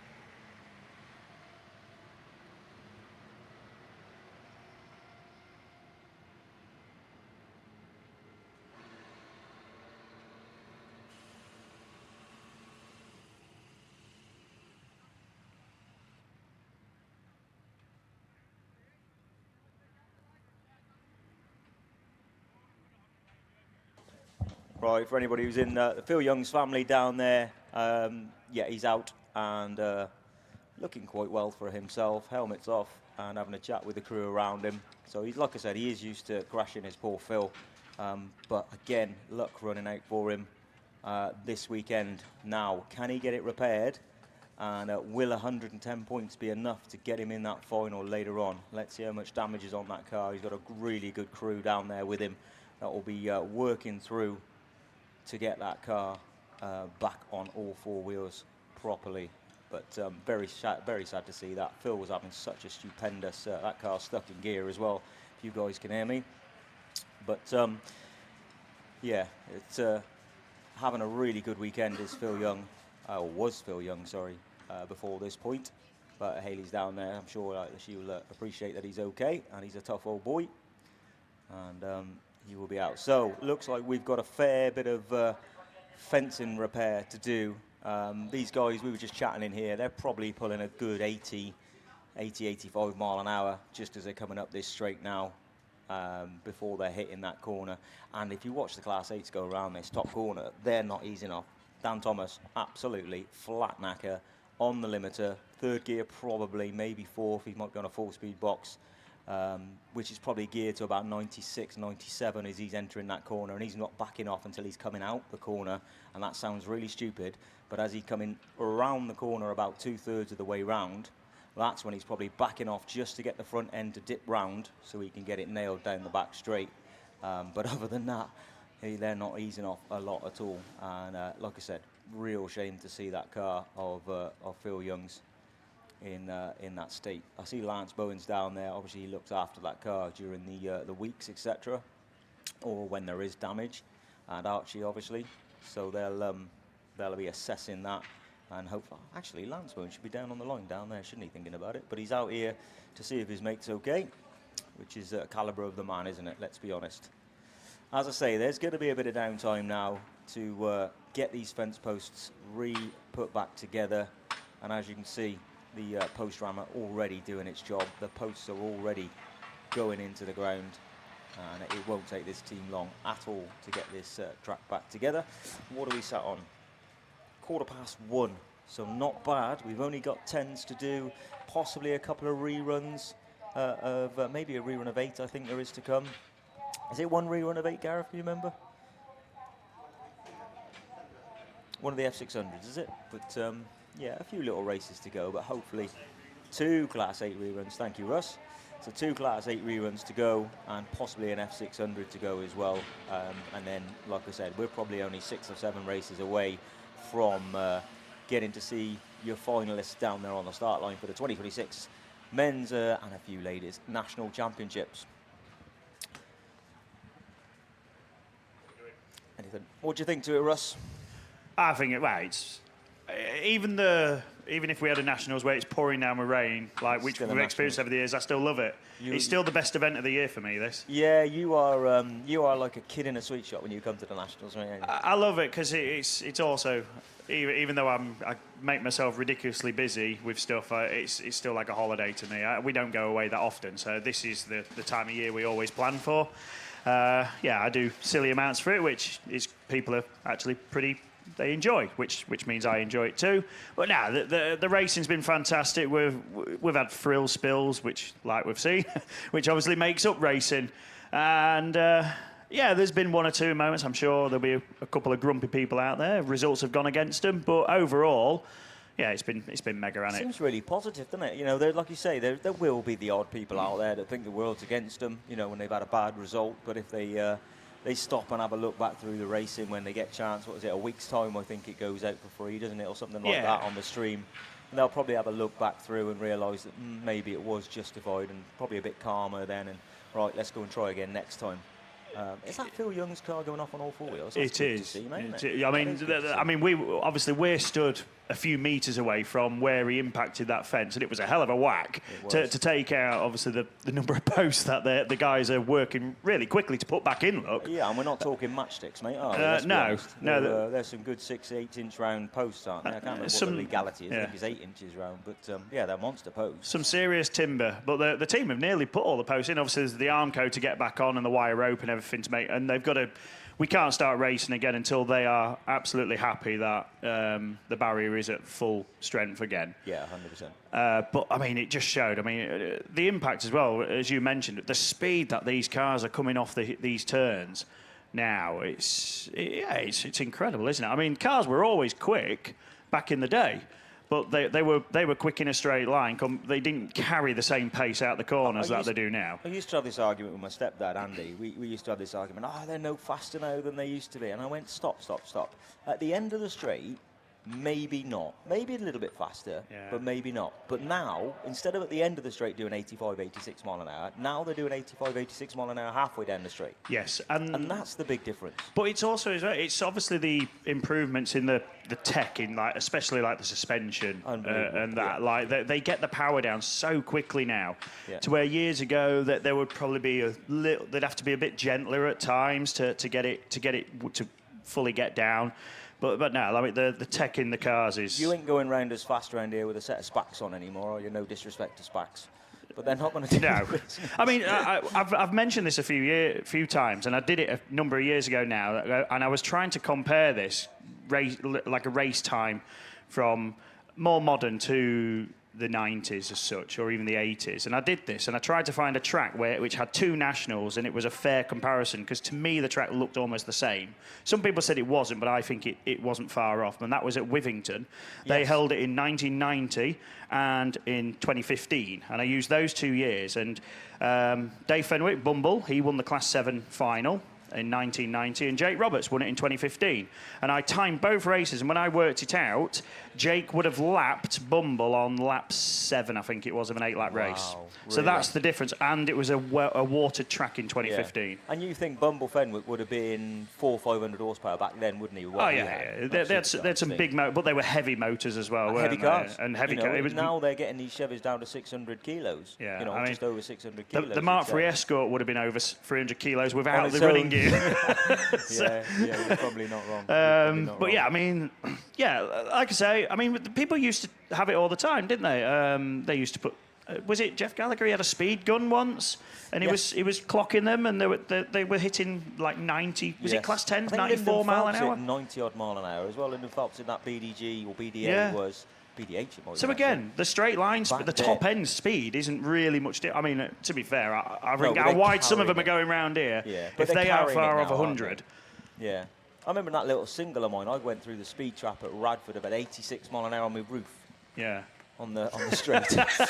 Yeah. I remember that one. That one's quite a vivid and to show how quick the cars are, what was it? I know it wasn't on grass, but obviously some of your people they've been on the tarmac. Was it Andy Lee at Landau once? Yeah. He took the Class 10. What was he doing? He hit nearly 160 mile an hour down the back straight. That's frightening. In a car which... And he did the same at Castle Coombe. Yeah. But yeah, they were doing that thing was but 160 mile an hour. We worked it out on the gearing. He was absolutely flat chat on the limiter in 6th gear with that twin. And even more today, one of your customers, Kenny Smith, he obviously does a lot with his cars on drag strips and all sorts. Yeah, he does. Yeah. But no, when you're thinking of those kind of speeds on dirt, though, I mean, the closest we can compare to, really, I mean, we've got stock cars over here, but they're big, heavy machines and that. But the sprint cars in America, yes, they go the opposite way round. But they carry some. When you watch the cars do that but on a wide line, they've got the advantage of a massive big tyre and a big wing, and they are faster than us around the track. No, without a shadow of a doubt, they're faster. But we're on 14 and 15 inch wheels. We're on 14 and 15 inch narrow tyres compared to them. No wing to help us hold the car on the ground. No. Yeah, we're not going to beat them around their own circuit, but they're not going to come here and beat us. No. As that. We had a sprint car around Scunny once. A number of years ago. Didn't he try some Hoosiers out? He did, yeah. But it was quite interesting to see. But no, I mean, for a sheer oval racing pace, there's nothing faster than the top cars we have. I've been saying it for about probably 10. I've built cars now for 25 or 26 years now. How you done that when you're not even 25 yet? I know, yeah. Stone. I think sort of the last 8 to 10 years, what we've concentrated on mainly is corner speed, because you just ain't going to get them any faster down the straight than what they're doing. You can only put so much power down through a remold tyre, let's be honest, in a straight line. You are going to get them faster around the track. And I think that's why you're starting to see these Gixxers and these R1s, and not R1s so much, but the BMW and all that in the Class 8s. you know, your Mullins, your Cameron Mills, Tom Lewis back in, you know, a good few years ago with that jigsaw of his. It's really starting. Mitch Wells. They were like, all of a sudden, I'm thinking, right, do I need to start building Abbey something a little bit different for next year? Not that I'll probably be able to do that, but just maybe bring that in because they're getting them. What's Mullins? 325 kilos, something like that. Rush Shepherd's 320, 325 kilos. You're already 20 kilos lighter than your lightest Hayabusa car because you are 20 kilos lighter in an engine. Yeah. So now they're the same as what I've been for the last, well, everybody's been the same as me for the last 10 years, where you're thinking, you're not going to get any faster than the straight, but we are going to get around the corner faster. Yeah, I look at the specials now, and do you think there's any more you can do, like to a chassis to make it? You're not going to get any lighter with the rules. You're not going to make it any better than the rules. We've tried some crazy things. You know, that thing is that Yeardley's was one of mine from a couple of years ago. That was a cool bit of kit. Didn't give it enough time, to be fair, but I just lose interest once I get it out there. And then Abby's last year, where we tried the F600 box, she beat that. Well, no, she didn't. Sorry, Dan Thomas passed her on the last corner here last year at Border Counties, but she had him nailed. If she hadn't just stepped wide, she'd had him nailed. So on a grippy track, it was amazing. Come to polish at the beginning of the year at your track at Scunthorpe, we were like, wow, we need to do something. This is rubbish, and it was rubbish. Hold my hands up. You know, on anything that never had grip, that car wasn't going to work. So we literally came back from your meeting at the beginning of the year. That was on the Sunday, and on the Monday, I chopped the back end off, turned the motor around, put it back in, and she's been flying since. Yeah. Well, you have been one to try some innovative ideas over the years. I had a chain drive Class 9 at one stage with a Vauxhall. Yes. Yeah, you have tried one or two things, and yeah, you always admit if they work or they don't. But yeah, fair play. Because obviously, compared to other sports where you can go testing every week, you can go to, if you're on the stadiums, you can go to an oval and test. We can't do it here. No. You're testing in the race, and one small change to the car can cost you half a season even. Yeah, it can. So... Yeah, well, we knew, like I said, with Abs's car, not to bring it back to us, but we knew, like I said, from the start of this year, it was a quick car, there's no doubt about it, but we knew from the start of this year, if we tried to carry on with it, we were going to lose the season. Yeah. And that's because we race for 12, 15 minutes a weekend, don't we? Yeah. There is some people out there now. I saw Lee Wood, I always forget his name, Tom Boardman. Tom Boardman's obviously got his own track out there that he's hiring out. I did know that Dan Johnson's got a track with a load of different start lines on. They're very, very lucky. I'm sure maybe he'll hire that out. So there probably is, you know, tracks out there that you can go and try stuff on, but you will never get the same experience of leaving the line with 7 other cars. No, definitely not. Definitely not. And the thing is obviously if you're just one car going around your own little track, you're not going to get the evolution in a track surface which you get over a weekend here. No. Like yesterday morning, well, they did scrape a lot of the grass off, but there was still a little bit here and there. But as you go, you're not going testing on your own private grounds, and then just as you sat there, the water bowser comes out and changes everything. But again, as you say, you can't set your car up, and it won't be the same at the end of the meeting it is at the beginning of the meeting, because the track evolution or deterioration is so vast throughout the whole weekend. This track will be completely different now to what it was yesterday morning, as you just rightly said. Definitely. And you know, you could go to a meeting and have a really blistering hot Saturday and a really wet, I was going to say something then, really wet, wet through, let's say, Sunday, which completely changes everything. There's a man behind you I'd like to talk to, though, Russ. Rossi, come on the mic. He's looking a bit distinctive in the background. Look, he's hiding. Come on the mic. Oh, you're very kind. I've got a nice pink high vis to go down there later on. Suits you, that. So let's talk to a national champion. Pass the mic to Ant. Be a bit more kind of than how you did your interview the other day with me. Not to me, nothing against me, but yeah, maybe some cleaner language. You did catch us on the hop. We was vulnerable when we was approached by the paparazzi. I did feel it was a little vulnerable. And Ross, like you've been here more times than I've been here at national championships. I remember going back to, what year did Gareth James beat us both at Javelin Park? 2004. Well, I remember 2004. I watched you. I was in my car, and I watched you. I was in that Z-Shed thing, and I watched you drive across the top of the track and go and sit on your own up against the motorway, and I come and joined you. I thought, I'll have him here. I'll make sure I can outsmart him. I'll get in his head, and you absolutely blitz me. You and Gareth James.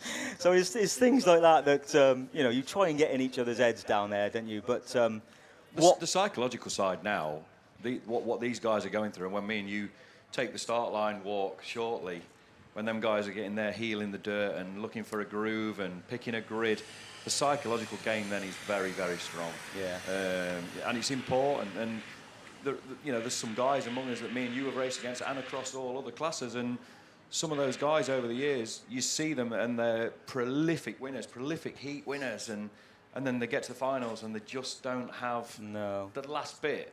But it can make all the difference today. Yeah, and the irony is, I was always told, you told me many a times, and other people have told me all the way through Beresford, etc., here are both of ours, it's just another race. Absolutely. The irony is, it is just another race, isn't it? Yeah, but quite funny for me, really, when I lined up in my last national final, which was the last race I ever competed in. Yes. And I drove in, and there was some real genuine talent. And when we start talking about Bryn and Mitch Wells and Stu Whitehouse, you're talking about genuine, proper hard Class 8 guys in there. And I've missed half the list. Sam Matthews, proper racers. But I took quite a lot of confidence from the fact the only other national champion on the line with me that day was Dan McKenzie. Obviously, he was already a multiple champion, and Dan went for his grid pick, and Dan went poo-poo or bust. I'm going around the outside. And he went for gate 8, and I was like, you've just given it to me. Yeah. Because I believe he was the only one with the mental confidence that I had as the only 2 national champions on that start line to go out there and win it right there. Yeah, no, I'm with you. And it paid off. The confidence paid off. I was quite calm, and considering I'd had 10 years of not competing at national level as well. Yeah. I was very methodical, very calm. Yeah. Today on a big track like this, I mean, everything can change. I think what's really important today is you've got to be in the mix off turn 1. Oh, 100%. Because once this race stretches out, there is no coming back. But people think it's easy. They think, you just race around an oval track. If you get that, exactly what you just said, if you get that first corner wrong going on your entry, A, you've been collected, but B, if you go into that too hot and end up wide, they're going to stream underneath you. Absolutely. They're going to get the driving stream underneath you. And a mistake here, run up to the edge of that berm and catch a little bit of wet, run up to the edge of that grass. There could be 6-7 cars come through in a train. 100%. And in reality, I've only really seen through the Class 8s this morning, through this final heat, I've only seen one guy make real dramatic progress. And it makes him a favourite for the final. I'm not going to name anyone or jinx anybody, but one car was down and out, and then 3 laps later was leading the race. Do you know what I mean? Yeah. Well, that should tell us everybody who is. I do think there's a certain... it's that jinx thing, isn't it? You don't want to jinx them. No, we're not going to mention there's any a couple, names. No, and I'm the same. There's one guy that I think could do it, and hopefully will do it. Like I said to you, just while we got a little bit more time, you've been a car builder for a... You've been a car builder as well. What do you think to what they're doing now with these cars? Obviously, we've stepped away as of Christmas this year. We've stopped building cars. Bryn Powell is doing an absolutely fantastic job. I spent some time with the guys yesterday. Beautiful work. Lovely cars. I mean, obviously, the main guys, without leaving anyone out, really are Russ, John, and Bryn. Yep. They're the big producers, aren't they? Yep. There's still others, and myself, we've got 5 or 6 in build, Class 8s. Yep. So we're, dipping our toe back in. But them guys... God, you're a glutton for punishment, you, aren't you? Yeah, I just bored. Oh, okay. What, because you've got so much time now? I have so much time on my hands. And I just can't leave it. And with Alfie starting to race, and he's gone through his junior career, and he's not raced one of his dad's cars yet. Really? So I just think, Yeah. I've had all the years of racing my own kit, like you with Abby. Yes, 100%. And I don't want him to continue his career in someone else's car. I want him to have a go in one of ours. Yep. And then if he tells me it's rubbish, we'll buy him another. Yes, yeah. He'll be knocking on the door of Bryn Powell, maybe, for instance. Yeah. But, they are. The new talent coming through, like I said, with Bryn. And I talk to Russ and John a lot, obviously. And I know they're getting towards the end of the tether with the grassing community, we'll say then. Because, everybody wants everything for nothing, and they want it tomorrow. Not everybody, but there's a vast majority of people that want everything for nothing. I think the difficulty, me and you was in the game for many years, building across all classes pretty much, whether it be a Class 1 roll cage or a space frame 3, 7, 10, whatever. Yeah. Time frame is now the issue, time is the essence. Our diary is so stacked. Yeah. If you can't turn a chassis or you can't turn a massive repair job out in 2 weeks and you don't have the facilities, we was quite fortunate, I know you was at times, we had 9 staff. Yeah. So we always had someone aside that could take on a big repair and get it ready for the next brass. But the problem is, if you're like I am now and you're a one-man band, so to speak, that's it. If I have a big repair come in, I've got to stop production. No, so we're not making any money until the job's and I know repaired. Russ and John, they're exactly the same position.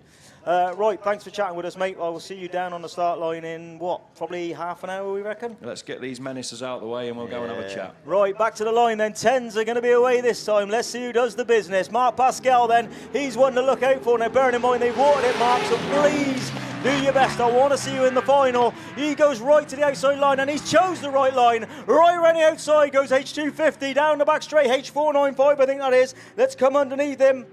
We'll have to wait until they go in the back straight. Dean Brown was right there. It is. He sat there in second place now. A little bit of Clubman racing is there going to be in this. Let's see. H250. You get away, Mark, and I'll hold him up. But in the meantime, 110 comes through. 223 Brandon Young, L3 and S676. Sorry, the Swansea car at the back of the field. But Mark Pascal, half a straight in front. How great would it be to see this guy in the final later on this afternoon? Nice and tidy, Mark. Nothing you need to do. Hopefully you can hear me on commentary. You're a good straight in front from E223 Brandon Young. Pretty certain we'll see Brandon in the final yet tomorrow, later on today. We certainly will. He's on 100 points, so he'll go through 145. But it is Mark Pascal then who's sat in this one, and Mark Pascal's on a second in the win, the same as Brandon Young, so he will be in the final. Last lap flag time, this one will go through. Nice and a lot better line that time, tucked it on the inside, found the drawing line, got it broadside sideways, then E223 from NW110 L3.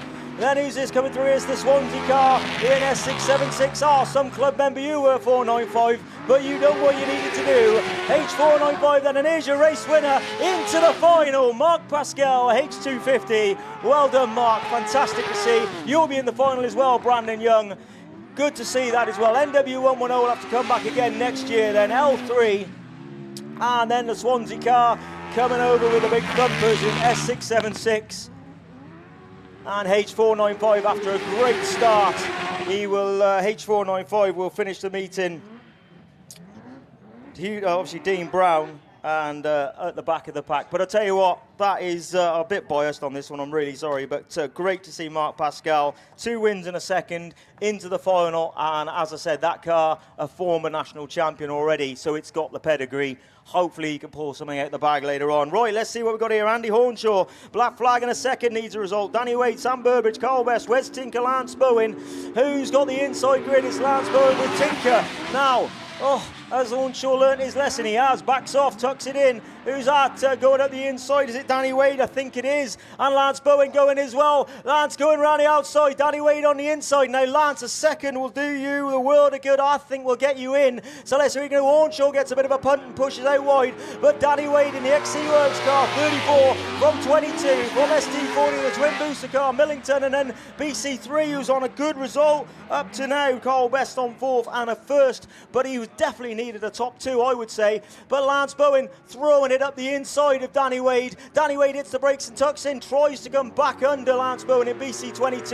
You don't need to do any Robbins racing, boys. But nonetheless, a win is a win. BC22 though, got that top corner spot on, gets the drive off the corner with the old flat pane Yamahas, working a treat down that back straight. Danny Wade there in second place with the Gixxer car. Then we got the twin booster car, Sam Burbridge. Last lap flag this time. Wow, I thought that was checker flag. It's not. Last lap flag this time. 22, 34, 47 and 3. And like I said, not very often you see Y7 Andy Hornshaw towards the back of the pack, although he has moved up into 3rd place in front of the twin booster car Burbridge. But nonetheless, your chairman of the weekend, we're going to see him into a Nationals final. Lance Bowen, BC22, takes the win from SC34. Y7 Andy Hornshaw from ST40 Burbank. BC3, Carl Best. Wow, I need some water. Have we got any water? Let's have a look. No. Right then, we're going to move on to, looks like a full grid of Heat 4.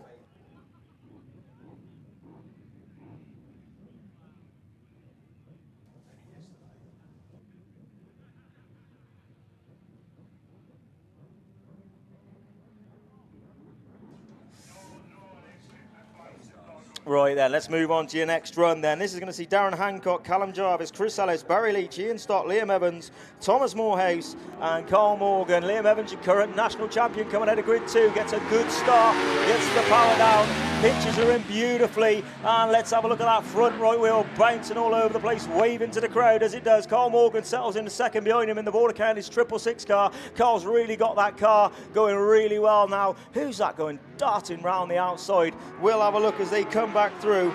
Take a guess, it might be Barry Leach, but it is NS3 from BC 666. It is GA82, 810 Scott, G38D, SR102. Chris Ellis with a wheel off up against the fence here, guys. So that's got to be red flags. It is, yes, perfect timing on the top corner because I think BC 666 got it wrong on the top corner. So we will be happy to see that. That's going to go back to a rerun along with Heat 1, which was the Phil Young incident. We're going to move through to Heat 3, Race 5 even. That brings out Richard Spabbins, who's not had a great weekend, as Richard Spabbins on a 4th and a black flag. Chris Dance with a non-start and a 2nd. Joe Clarkson, I thought would do a better weekend in S292Y, sat on a 6th and a 4th, and Zach Yerdley on a 2nd and a 4th. Your highest point scorer in this run on 73 points. Nothing less than a win would help Zach get towards that final position. Win 3-8, 128 points. I reckon that might get him in if he can pick up a win in that big Chevy car, ST69. Pete Nicholson, S183Y. So Zach Yerdley's going to be coming off grid 1. Nicholson's going to be coming off grid 2. Now, if they don't water this track, I think Yerdley can get the grip down the start and maybe just hit the brakes anchor on and crawl around that top corner. But we will see. Anyway, it looks like Chris Ellis, he's a tough old boot, is okay. They're going to need to hook this car up and drag him off backwards. Oh, unlucky. So BC3, unfortunately, Carl Best, also not only was he 5th, but picks up a green flag to finish his 7th. So that is going to end his chances of making it through into the final. That's right. Yeah, so that I think that's going to see BC3 out of the final. Obviously, we didn't see Wes Tinker, so he's just hung his gloves up for the weekend with a 4th and a black flag. Like I said, we've still got to, have you got finalists to read out? Right, we got some finalists to read out. What's this, 4s or 6s? 4s. Over to you, Tim. Yes, thank you, mate. So, as swift as we move on to then the Shepton Plant Tyre, Liam Evans Tyre sponsored men's Class 4 final. And top of the shop then, only man unbeaten then, Ben Gall, North Shropshire, 434, 165 points. Trev Cusack makes the Class 4 final with 155 points. A win, 2 wins and a 2nd. Gets the Mallow 5 machine into the final. Daniel Jones, the next qualifier in PAC at number 4. So does Otis Williams in Typhy at 13, makes the Class 4 final. Ben Tasker also makes the Class 4 final in Scunny 701. Marlon James, the win got him in to the final in Carmarthen at number 11. Owen Broughton, and 2 wins in and a black flag was just about enough in York 52. That got him into the final. And so did Jimmy Bowden in CW 205, the last qualifier with 109 points, got him into the final. That's your Class 4 finalists, so we'll see them a little bit later on.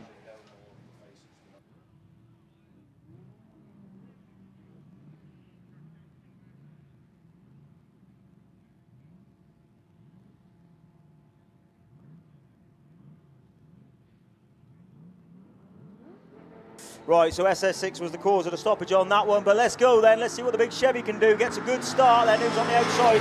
We got the Honda Power Machine R62 with the K24, I think it is, in that one. It goes wide, but Zach Yerdley got into the bend first. Nice and tidy line down the back straight. The big Chevy stretching its legs then as they go into the bottom corner. Now, I reckon, like I said, a win should see Zach Yerdley in. I don't want to jinx him, but it would be great to see ST69 then from S183Y, R62 and S292 Joe Clarkson. As I said, super fast is Joe Clarkson, just not pulling it together this weekend in that car with the 2K8 Jixers. But down the back straight, the man with the Chevy, not had the luck through the 8, has he? But it looks like he's going to have a good run through in the 10. He's coming across now. That's a beautifully sounding car, that of Zach Yardley, and it looks pretty nimble as well, doesn't it, for a big old girl? But it is ST69 then, down the back straight, another lap completed, be coming around this time for the penultimate time. Just keep it nice and steady as he goes round that bottom corner, kicking up the dirt off that wet line and getting the power down, and S183Y starting to get a bit of a wriggle on there in second place with the twin side-by-side car, and he just dips that back wheel in the dirt, gets the power down, but he gets out dragged down the back straight by quite a way, probably half a straight the Chevy pulls on him down there, and this is going to be a good result for Zach Yardley. I think a 128 should get him in the final, but we'll have to wait and see. ST69 then comes over for the win. Zach Yardley from S183Y. He comes over there as Pete Nicholson. Then we got Clarkson in S292Y and R62. Not your weekend. This weekend, Chris Dance comes over in 4th place. Right, I've got, I think, is that an F600 rerun on the line, Scotty? I don't know. It is F600 rerun. Thank you, Chris. Yeah, F600 rerun on the start line, which means Scotty's behind me. So I will get out the way and let you come on in. No problem, Brian. Thank you very much. So F600s, PWR Engineering are your very kind sponsors. This brings out Heat 3, race number 1. No John Whitehouse in White Rose number 1. Coming out of grid 2, so he is excluded from this one. Oh, sorry, no, this looks like it's race 2 they brought out first. As Tom Herbert's there in Stratton District 31 in grid number 7. That is James O'Ridian in grid number 1 in Mallow number 1. So, yeah, this is Heat 3 race number 2 that comes out first. So a little bit more water just going around the track. So give you a little list. So Causeway 188, Patrick Daly. Oh, I think Graham might have something to say, so I'll go quiet for a minute. So back over to Graham. It's unusual, mate, isn't it? Yeah, sorry about this. Just somebody out in the crowd there. Lani has just managed to, or somebody's managed to lock their keys in a C-Class Mercedes. They're locked in the boot. Does anybody know how to get into it, or does anybody know? Well, there's probably plenty of people on this field that know how to get into a Mercedes C-Class, let's put it that way. But if there is anybody out there that can help us, come and see us in commentary and we'll put you over to him. Right, thank you for that then. So anybody can help with that then, you come down to commentary and see what we can do for you in that one then. So it's going to be Carlo 188 of Patrick Daly is coming out of grid 3. He's 4th overnight with a win and a 2nd. So he's the man who's the best of the point scorers going into this one. I think the rest, apart from Dylan Gradsby, who's going to need at least a win in Evesham number 1. He is tied 14th coming into this on 64 points. So 109 is going to be a bit of a tough ask. So, Dylan, you need to really win and cross your fingers, mate. So Patrick Daly should be there with any sort of top 4 result, you would think. Darren Cornwall, I think his weekend's done after this, 22nd coming in, 49 points. Josh Bowles, Yorksdale's 1, is on a 31 points to 29th. He comes out of grid number 8. So a lot of these guys are just racing for pride, but getting a heat win at the Nationals is no shame at all. So there's plenty still to race for in your respective cars. So going to get these F600s. They're going to put on a show, as I think the watering is somewhere near finished. Just having a little bit round the outside, and looks like the water car is heading off. Exit stage left. So we're going to look down to the right, as yellow flags are starting to appear all around the circuit. We've got yellow flags on the start line as well. Marshals are happy. Going to see the pirouette from post number 1 then. We're going to let these F600s go. Here they go then.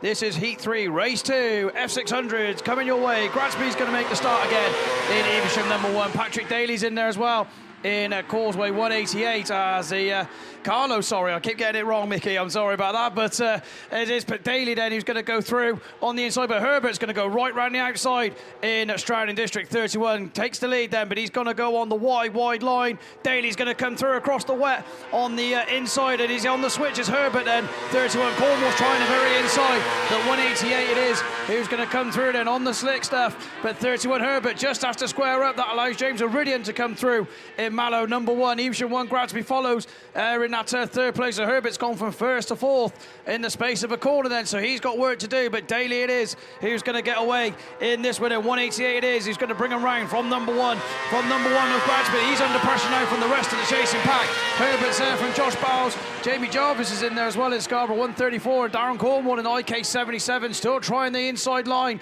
over on that far side. Just has to scrub too much speed to capitalise on that inside line.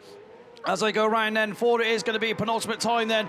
Goals by Carlo 188 then. Oh, Patrick Daly comes through to see the last half flag. Mallow one's in second, Evesham one. Bradsby's up to third now. Tom Herbert's back to fourth. From Jarvis, from Bowers, and Cornwall still trying the inside, and IK 77 looks to try and make a place at the tail end of the field, but away and gone. He's needed to do is get the first place, and he's got to the front and led it from start to the finish and checker flag. We're going to see him in the final later. Carlo 188, Patrick Daly takes it, James O'Reilly in second, and Mallow number one. Gradsby's going to get third, Herbert's in fourth, Jarvis is fifth. As the Yorkshire's one of Josh Bowles comes through next, and Darren Cornwall in IK 77 completes it. So that one is gone through successfully then. Hopefully we'll get the race clear on the radio, but we're going to go now to Heat 3, race number 1 of the PWR engineering sponsored F600s. Bell Equipment UK, the overall main sponsor for the National Autograss Championships. So we're going to go into race number 1. TA66 comes out of grid number 1. We can see Scarborough 19 is down there. This is the race with John Whitehouse that's been excluded. But here we go then. As away we go with race 1 of F600s. Who's quickest away is going to be PAC 16 once again. He needed to get out of the gate. Brian Neal, he's at 18th coming into this, so he needs at least a win on 61 points. So, we got cars climbing over each other then, Scarborough 19 and TA 66 as they all get going again. So hopefully we can get this one through to completion then as they come through then. PAC 16, there's a nice dry line just coming round the outside then. He's going to take him up as a Seb Taylor's going to come through in Leeward 153. He's up to second. Eddie Morehouse having a much better run this time in the Scunthorpe 100 machine. She's there in that fourth place, looking to go round the outside and challenge for third as a battle down for the minor placings. TA 66 gets through on the Scarborough 19 machine, but away we go then. 16 it is, still out in front then. Seb Taylor's not got an answer for him in 153. Someone's coming through on the inside. Yorkshire 66, Scunthorpe 100. They're in the fourth place on the outside line as the Tivy machine looks to come through on the inside and follow as going through them, but Morehouse challenges and fights back round the outside in that Scunthorpe 100 and Scarborough 19 at the rear of the field then. That's Steve McManus being left at the back of the pack, but last out flag then. PAC 16, one more second to go, 153.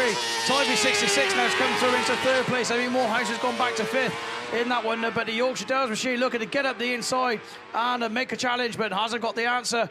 Though they go through that far corner for the final time. Coming through the Stargate turn, he needed to make the win. PAC 16, he's done the business. Brian Neal, I don't know if that's going to be enough, but well done anyway. 153 is in that second place. Tivy 66 going to come through next from Yorkshire Dales 66, Scunthorpe 100. And then last but certainly not least is going to be Steve McManus in Scarborough 19. That's me done until finals time. So good racing from your PWR-sponsored F600s. Russ Thompson slid alongside me, so that must mean it must be men's Class 8. It certainly is, Scott. So we've got 2 reruns, so let's hope we get them through. And this should be race 1. I don't think we're going to be too long before we go with this one. BB Gem and XC Works, your very kind sponsor. Lee Kent was at the sharp end, wasn't he?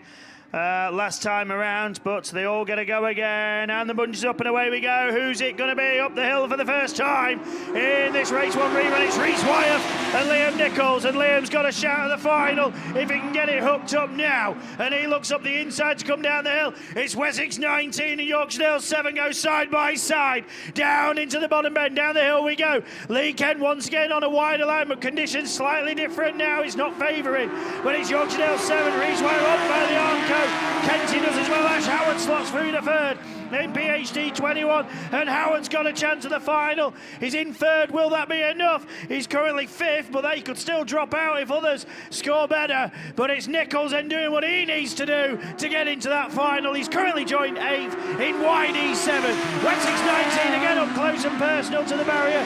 Not too close though. Rhys Candy's battling further back with Kean Smith. Right at the back is Lee Kent.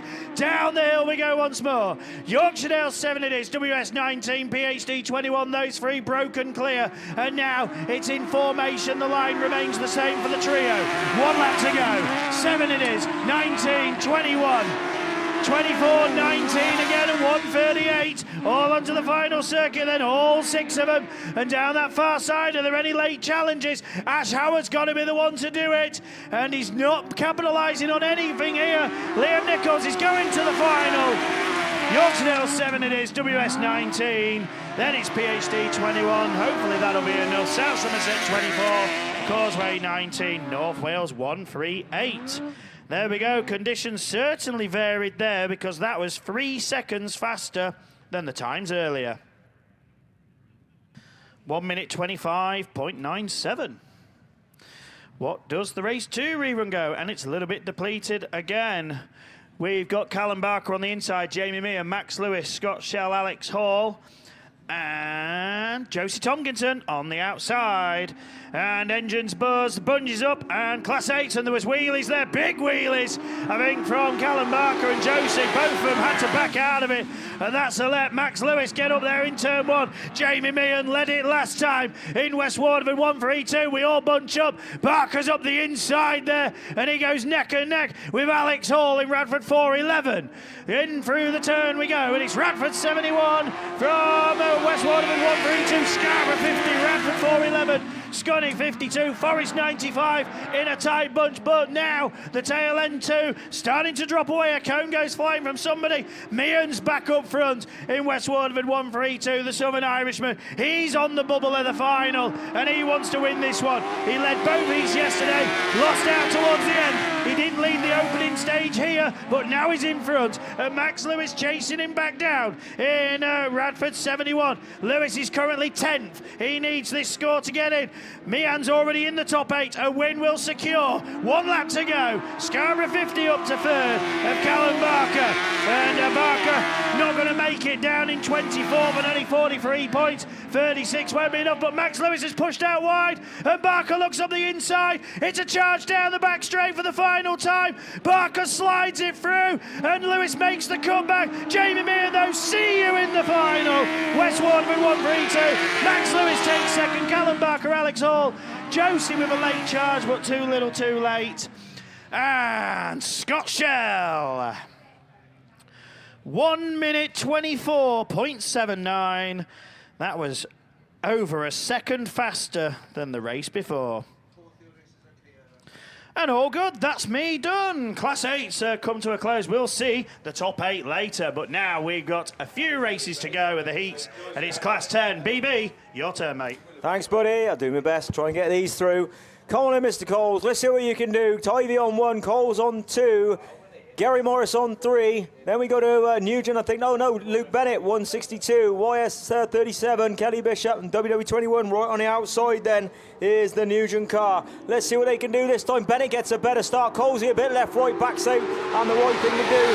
But he'll need this result to get him through. He hits the brakes, tucks it on the inside. Can he get the drive off the corner? A lot of them's gone wide. Luke Bennett certainly did, but managed to get the power down the back straight. Gary Morris gone right underneath, and I tell you what, Tivy hasn't shook him up at all. He's gone right to that outside on that dirt, running that same line that he did yesterday in He1. And it's Colesy coming through. Nugent just sticking the wheel through at the inside, and he's going to get sandwiched, Colesy, by these 2 Irish fellas. Oh, he's round. Tivy's round on the top corner. Into the bottom corner they go, though. Some people's favourite for this weekend is Luke Bennett in the North Wales car, side by side. But it is NW162 G28D Nugent then from Colesy, from Kelly Bishop, and Tivy at the back of the pack. In the top corner they go then. This is going to be for the penultimate time as they come into this bottom corner. And I tell you what, he's driving superbly well, is young Luke Bennett. Not so young anymore. Is Luke Bennett then, we'll say. Into the bottom corner he comes round. NW162, 28, 27, number 9, 37. And then Tivy at the back of the pack at the moment in 143. The wide line just not working for him, but at least the car's in one piece. So bottom corner for the final time this time. And we're going to see him in the final a little bit later on. Luke Bennett, you're going to come through and make the Nationals final. Gary Morris, I think we'll see you there. 27, Coles is going to miss out this year. 37 then, and Tivy just proving that he still can go fast, has managed to come through. That is race 1, Heat 3 race 1 done, and all race clear. Even better. We've got one more rerun sat on the start line, and then I think that's it for the day, guys, is it? for the day. Yeah, we won't bother with the finals. We don't need finals. Oh, Bennett, what a stupid thing to say. Anyway, that's it for qualifying, I meant, for the day. Right then, let's move on to this last race. Come on then, boys, let's get us through. We've got your current national champion sat in this one, coming out of grid 2, Liam Evans. Carl Morgan, Thomas Morehouse, Liam Evans, Ian Stott, Barry Leach, Chris Ellis, Callum Jarvis. Chris Ellis won't be in it, and Darren Hancock. So we've got 7 cars down on the start line, and they're away. Darren Hancock makes a good start from the middle, but can he keep it going? Oh, best 666 on the outside, Liam Evans on the inside. Liam hits the brakes. Discretion, better part of valour. Tucks on the inside, waves the front right wheel to the crowd, gets the nose down as he goes down the back straight. NS3 then pitches it sideways, and it is the Barry Smith car, I think it is, trying to go around the outside. Barry Leach, sorry, trying to go around the outside in the big DA82 car. But it is Liam Evans, NS3, going to get himself through into that final if he can hold this. Better run then from Carl there in BC 666 as he comes round. But who's that going outside him? It is the DA82 car then. As we say, down the bottom corner, Liam Evans on them cones, waving that front right wheel. Maximum grip, maximum pressure. 666 from 82, from SR102, G38, A10. And then the Scarborough car towards the back of the field as we speak, but down the back straight, poured out about 10 car lengths now from Barry Leach then. In second place in DA82, but he tell you, shut it right down. Last lap time, NS3, DA82 from BC 666, Carl Morgan, SR102, Thomas Morehouse, then G38D, Darren Hancock. Down the back straight for the final time, kept that 10 car lengths clear from Barry Leach. Oh, he clips the cone, but I think it was already put out there. And it is going to be NS3, we're going to see him in the final. He's happy. DA82, Barry Leach then, from BC 666, Carl Morgan, Thomas Morehouse, G38D from A10 and from S334Y. Give him a shout, Callum Jarvis. That is done and dusted for qualifying of your 2026 Men's National Championships. Now everything goes right out the window, because it's down to what grid you get or what grid you pick. So if you are the last pick of the grids, you're obviously going to pick, you're going to have no choice whatsoever. But Class 6, here we go then, Tim. Go for it, Class 6. Right, eventually we got the Class 6 finalists. And no driver unbeaten, but we have got 3 of them, 155 points. Jay Colgate is joint top qualifier in North Wales at number 1. So Tristan Daniels, he makes another Class 6 final with 155 points in Typhy 36. Matt Manning also will be there in Evesham 152, another one with 155 points. And the rerun then saw Jordan Tinker get himself into the final in York 35. And he goes in as a 4th qualifier. Todd Harwood takes his place in the Class 6 final in Sydney 273. And also Darren Bryan makes a Class 6 final, in Scarborough 41 and 127 points is what Darren Bryan got. So nice to see him in a Class 6 final. Matty Scoutfield with his 2nd place. That was more than enough, 121 points in YS22.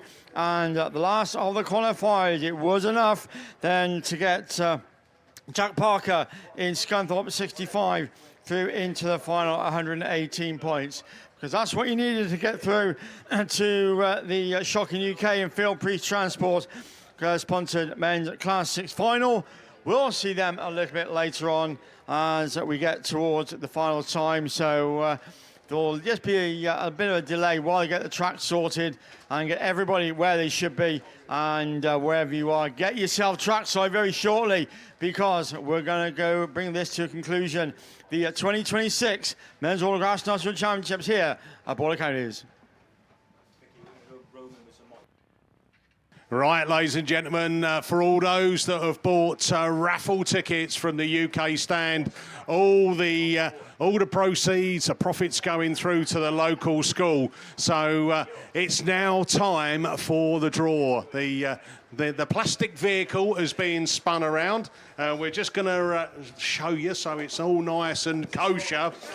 Yeah, this high-tech electronic I bought some machine that we've tickets. got. You've got to be in it to win it. So here we go then. This is the draw for the UK £500 worth of race gear.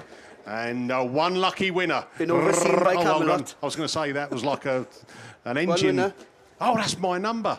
No, it's not. Right, here we go then. It is number 421 to 425, and it is Bryn Leyland. So Is that Brian Leyland? it's Brian Leyland. Eh? You didn't write his name on it properly. There we go. So Brian Leyland, you are the winner of the UK raffle. £500 worth of race gear, a race suit, boots, or whatever you want. And you've earned £700 for charity. Thank you very much for everyone that's purchased a ticket, everyone that's been in it to win it, and only one could get it. And and unfortunately, I've had disappointment in my life. I'm just happy that that Brian Leyland has won it. Well, it's like winning a bet at 100 to 1, isn't it? I mean, if he's not about, we'll do a redraw. Like winning a bet at 100 to 1, isn't it? £5 down. Yeah, that's back. it. Yeah. So. And between last year, with they obviously raffled the card, didn't they? They did raffled the raffle a Yaris at last car, year's yeah. Nationals. Oh no! And do you know what? I think where was it where they did the trailer? That was a few years back, and I think it was Mackenzie won it. Oh yes, he Vernon did. did, didn't he? Yeah, And I did Vernon inquire to see whether or not he wanted to get it off his hands, but he held on to it. Yeah. So, but no. Yeah, thank you very much for the raffle. Silver Fox, you've got something to say, my friend? No, not really. I just thought that. I thought I'd put my headphones on just in case. No, I think we've got one more rerun to come up. Or has that been? No, that's it. That's where we're done. I know we're going to have some interviews, aren't we? A bit of rabbiting on. Somewhere. Yeah, I think when the guys come down to the line and when they're called up to the holding lanes, I think Ant Ross and Graham, the opinionator Bennett, will be down there to have a little chat with them, maybe get some of their feelings and thoughts. Gotcha. And I'm just looking down in front of us, right, and I think I know what that is in front. We're not going to say because it will be spoiled a surprise. But about time, looking good. It will be. I mean, get some earplugs in. That's all I'm saying. So great stuff. We've got everything they've done has been very innovative, hasn't it, this weekend? It and we've has. still got more to come as well.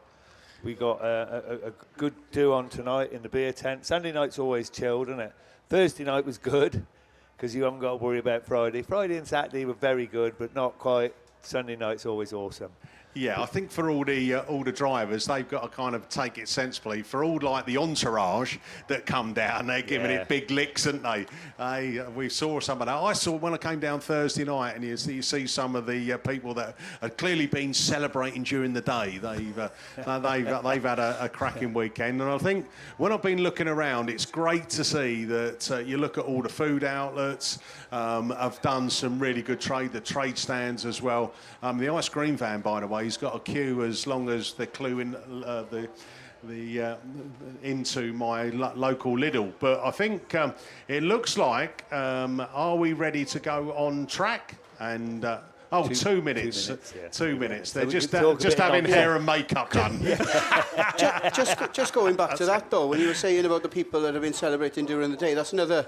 You know, having the big screen outside there just makes it a little bit like easier for the ones that might not want to. The ones that can't walk away from the bar, you mean? Yeah. Just like to also have a shout out to Dorian Davis. Luckily, I still had my sunglasses on at 7:30 last night. And the glare coming off his bald head, right? It was incredible. Who's that, Chatty Sean? Yeah, no, and like I said to him, where'd you have your hair done, right? And he said, well, down my local hotel, you know, like the old boot polishes, you know, the thing that he says, get your head down there. Bit of boot polish on, nice and shiny. It has been good here, I've got to say. It's a huge venue, isn't it? And the guys up there on the hill, we've actually been able to hear you, which is amazing. The Horsepower Hill, Horsepower Hill, yeah. But look at the amount of racing this track has had over the last 48 hours. Obviously, it's a natural soil track, no clay, no polish, you know, and it's held up really, really well, hasn't it? The laps that have been done on this track. To be fair, during racing yesterday, they didn't spend that much time actually working the track, so they did wonders last night. To have the track back to its natural glory, really. Well, I'll tell you what, last late afternoon, there was just something starting to appear in that top corner. You wouldn't even notice that now, would you? Done some cracking work. Well done to everyone. I think, you should be super proud. While everybody's here, while everybody's still listening, massive thank you to everybody at Border Counters, because a lot of them go home when they get the thank yous. And everybody has been amazing, haven't they? And like a massive thank you to Ball Equipment UK, the main sponsors. All the other sponsors, fantastic as well, thank you very much. But Bell as well, the main sponsor, so a huge thank you to them. And I think we're going to have a few interviews or a bit of chatting off, a bit of nonsense in the middle of the track now. So we'll hand it over to Rossi and Spanner. To Little and Little. Good afternoon, everyone. Welcome to the National Autograss Championships, hosted by Border Counties and Bell Construction UK Limited. Myself and my little pink buddy are here out on the track. Same size. We are not the same size. We are the same size. We're going to take a little walk down to the start line. There is a special award going out to the best presented team. So we're going to go down there, introduce you to them, and then hopefully we're going to get a bit of an insight from the guys. They're all getting excited. We're trying to get a heel in the dirt, trying to work out their grid picks and all that for the final. So hopefully we can give you a bit of an insight into what's going through their minds. As me and Graham walk down the track, the first thing I notice is the track surface looks very different from here than it does from where you guys are sat. I'll let Graham give you a little bit of an insight. Yeah. To be fair, you're right, Ant. It's really random because it's quite it's a stony track, and you like saying the word stony track because everybody thinks, oh, I'm going to get hit by a stone. But it's not. It's stony, but it's really bound together. You know, you think we got here beginning of the weekend, didn't we? And it was very grassy, and you think, oh, is the grass going to come off quick? But I tell you what, just look down here. There's no big grooves. There's no big ruts anywhere. It's just been a fantastic meeting this weekend. And all we can hope is they keep this same track, because I know that a lot of people prefer the two fields over track. But this one is just a superb venue, to be fair, isn't it, Ant? Absolutely. And as you talk about the track surface, and we're seeing the racing lines that have formed in those last few heats, the track's evolved. The nice thing is to see it keep shifting to the outside, back to the inside, so there's going to be plenty of options. When Graham talks about the stones, as he says, it's not really to be described as a hazard or a danger. It's so well compacted, it's actually part of the surface. It's almost like fine tarmac, isn't it? But with the pebbles in the surface. And it looks, and as Graham quite rightly said, there's very little hazards on this track. The hazards are the nutcases in the cars, really, because the track looks fantastic. Considering it's already seen, I'm going to take my little mathematical head, I reckon it's seen 180 races already. Yeah, give or take, obviously, with reruns, etc., like that. But the only thing that's going to sort of determine the finals to where you want to be on this track is obviously the watering. Now, we've seen the watering done exceptionally well, I think, this weekend. Always left a racing line. Now, whether that's right out by the fence that we've seen, you know, where the JCB is running up the fence now, obviously they're taking that loose off. So when you run into it, you're not hitting the burn and obviously flipping over, hopefully. But that loose up that side of the fence there, they're coming off that when it's wet on the inside, using that to absolutely launch them down the straight. Now, I can't guarantee it, but I reckon they've got to be hitting, what, 85, 90 mile an hour, Ant? Yeah, I'm going to say plus. I mean, some of the guys are strapping in. If we've talked honestly, not everybody will tell you the truth, but when you talk to some of the guys in 7 and 10, me and you pretty much know the ratios for a Class 8, so we know where we are. Some of the Class 7 boys, particularly the Chevy boys, they're well in excess of 120 mile an hour gearing. So let's factor for a little bit of wheel spin. I think they could be getting close to 100 on the entry. Yeah, I'm with you, mate. Yeah, 100%. And I was talking about Dan Thomas earlier on. Now, I know he's on a 4-speed box. No, I don't know. I'm pretty certain he's on a 4-speed box. He'll be running 4-speed around here because there's no way he's going to be running on the limited with another gear to run, is he? So he's going to be in 4-speed. Now, that 4-speed wouldn't be like a 4-speed in your normal car, would it? It would be like an added-on gear. So it would be like a 3 and a bit or something like that. I reckon he's hitting that top corner at easily 90 mile an hour. Yeah. But that bloke isn't easing up until he's just about coming out of that corner just to get the front nose to turn to get him to come back down the street. You have seen him ease off?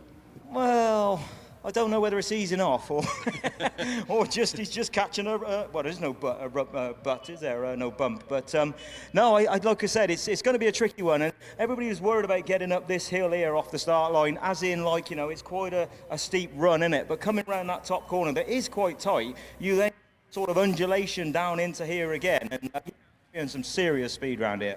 So do you feel, as a racer yourself, obviously a season racer many years, I, like you, looked at this and I look at the off camber of this entrance, the exit of this turn, Obviously, need a little bit of misshape coming off the start line. For me, the first thing when I walked the track was the exit of turn 1 and 2, if that's the way you want to describe it, as it goes into that holler. Do you think that's a fight for traction in there? Yeah, 100%, because obviously you're unweighting the car, aren't you? So you're coming round and the car's going light. Yeah. So obviously, as you'll see, there'll be some cars that are just like, sod it, let's just get the wheel in the dirt, and let's just try and hang it out around the outside. We've seen that pay off in certain races, but not every race. And then you'll get the other racers that have gone, no, I'm going to stick in quite tight, and obviously right close to the cones. We've seen it. We can see it down on this bend here. They've actually brought the cones in slightly, and on this inside, we've seen the dust flying because they're literally not touching the cones, but rubbing the cones and getting themselves some good grip, aren't they? Yeah, absolutely. And I just think it adds to the excitement of what we've got to see, purely and simply because any track that generates multiple racing lines is what's going to give us the best finals possible, isn't it? Yeah. So we're just going to head down onto the start line. You guys can see already from you're all sat in pole position. You can see there's some start line grading going on, which is probably why the guys have been reluctant to come down so far. We have spotted our first victim, and the guy that you would normally expect to be at the bungee at this point. I'll hand you over to Graham. No, so this I just wanted to say this happened to me in 2012. I was looking at the grid position.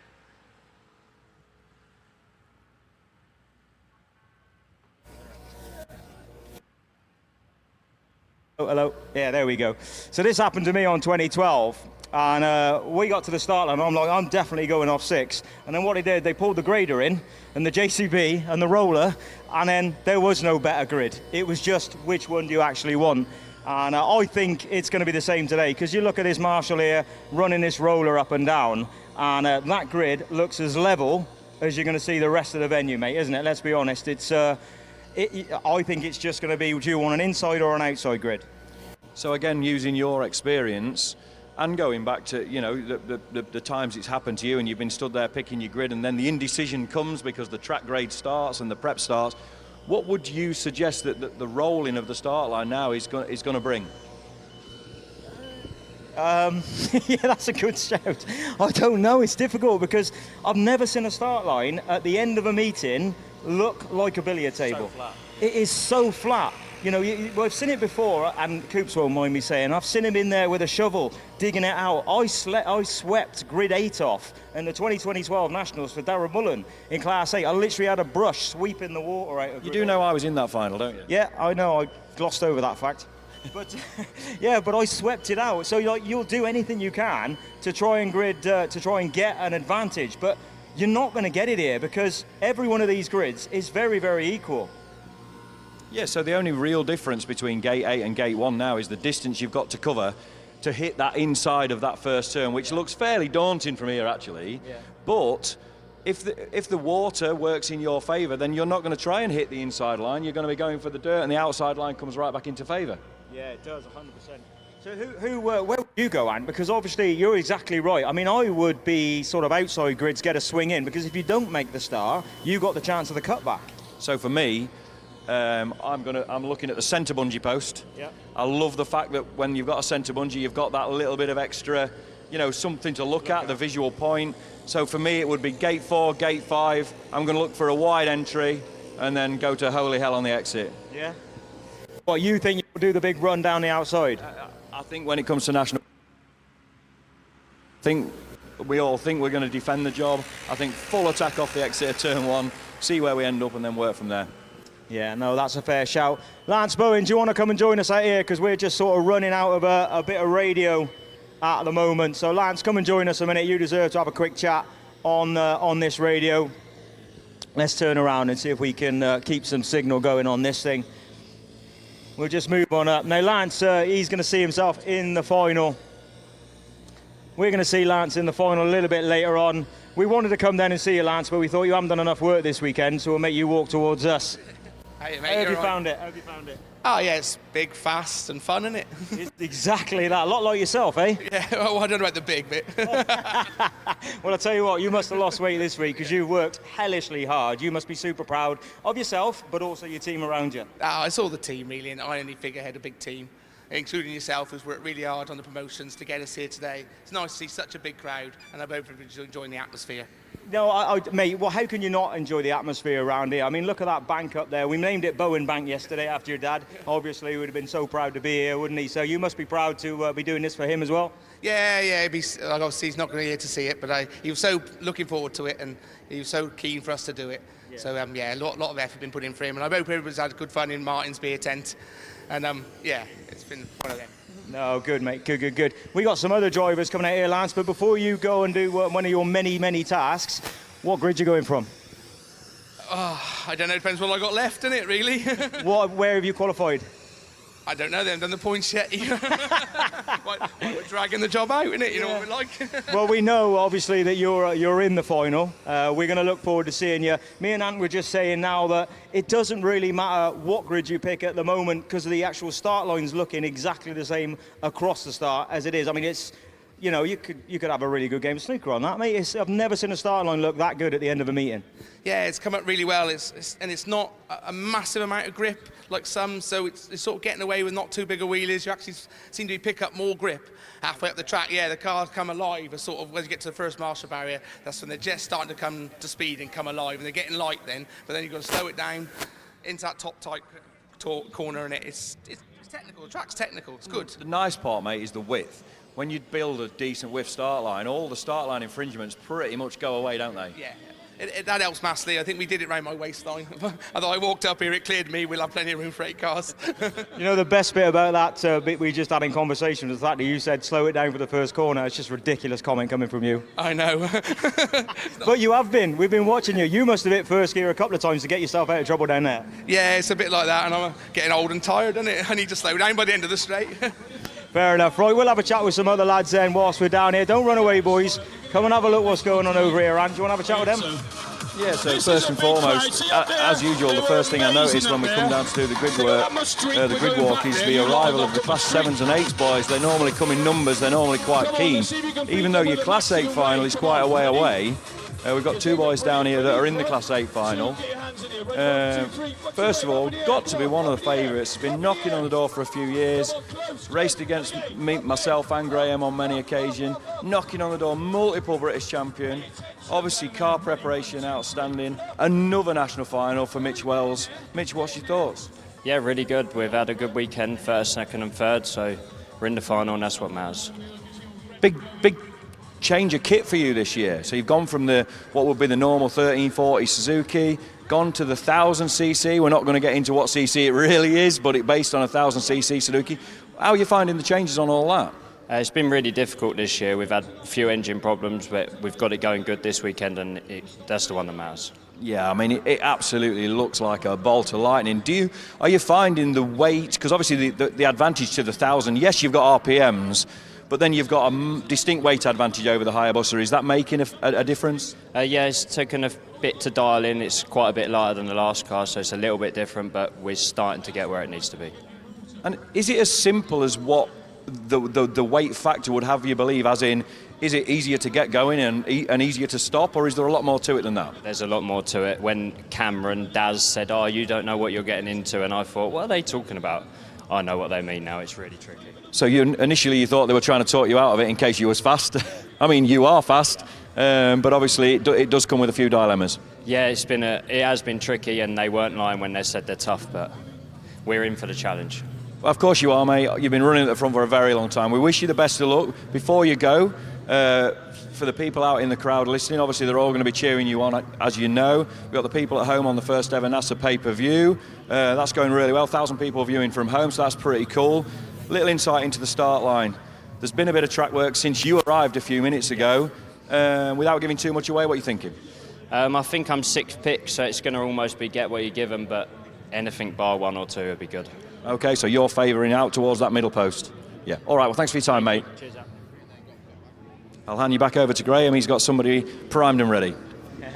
Sorry, Dan, we will just pick up on you a bit quick then. Obviously, you're in the Class 7 and the Class 8, so you've got double jeopardy for you this weekend. But as we were just saying, listen, it's just another race, isn't it? How are you feeling?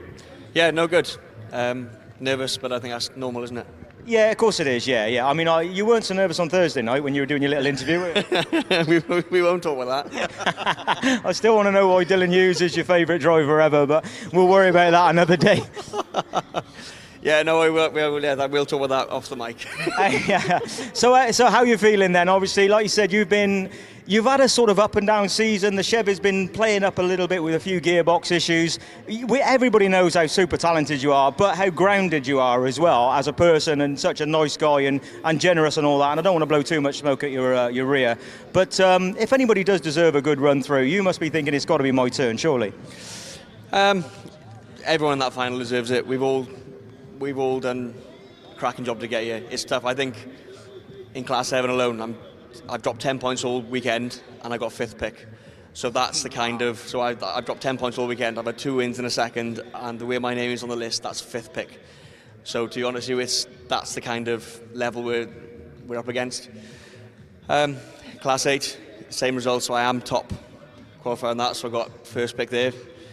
Sometimes when it gets to national final, if you're that 8th, if you last pick, you get given what you're given, and you don't have to think about it too much. So the water bowser, is that going to come out? How much? Where? Everything goes through your head at this point, doesn't it? 100%. We was talking to Ant earlier on, myself, just walking down the track, and we've both been very, very fortunate to be in your position now. And this is exactly what happened to me at, where was it, Yorkshire Dales in 2012, where I thought, right, I know where I'm going on the start line. I walked down to the start line, the grader had been out, the roller had been out, and it was back to the start as it was at the beginning of the day. So there's no real advantage as a straight line start. All you've got to be doing now is picking your line up the straight and into the first corner, haven't you? Yeah, 100%, and that's where probably my decision's going to lie in the Class 8. Probably going to go where I feel the most comfortable. Okay. The Class 7, I'll probably get given what I'm given, really. I'm, like I said, 5th pick, so the other 4 will tell me where they're going to go, and then we'll have to go from there. What a mate. Hey, listen, we wish you the best of luck for sure, and it's such a good chance to see you there, and best of luck. Cheers, Dan. Right, boys, let's do you two together, because you two are going to be the favourites, I would suggest.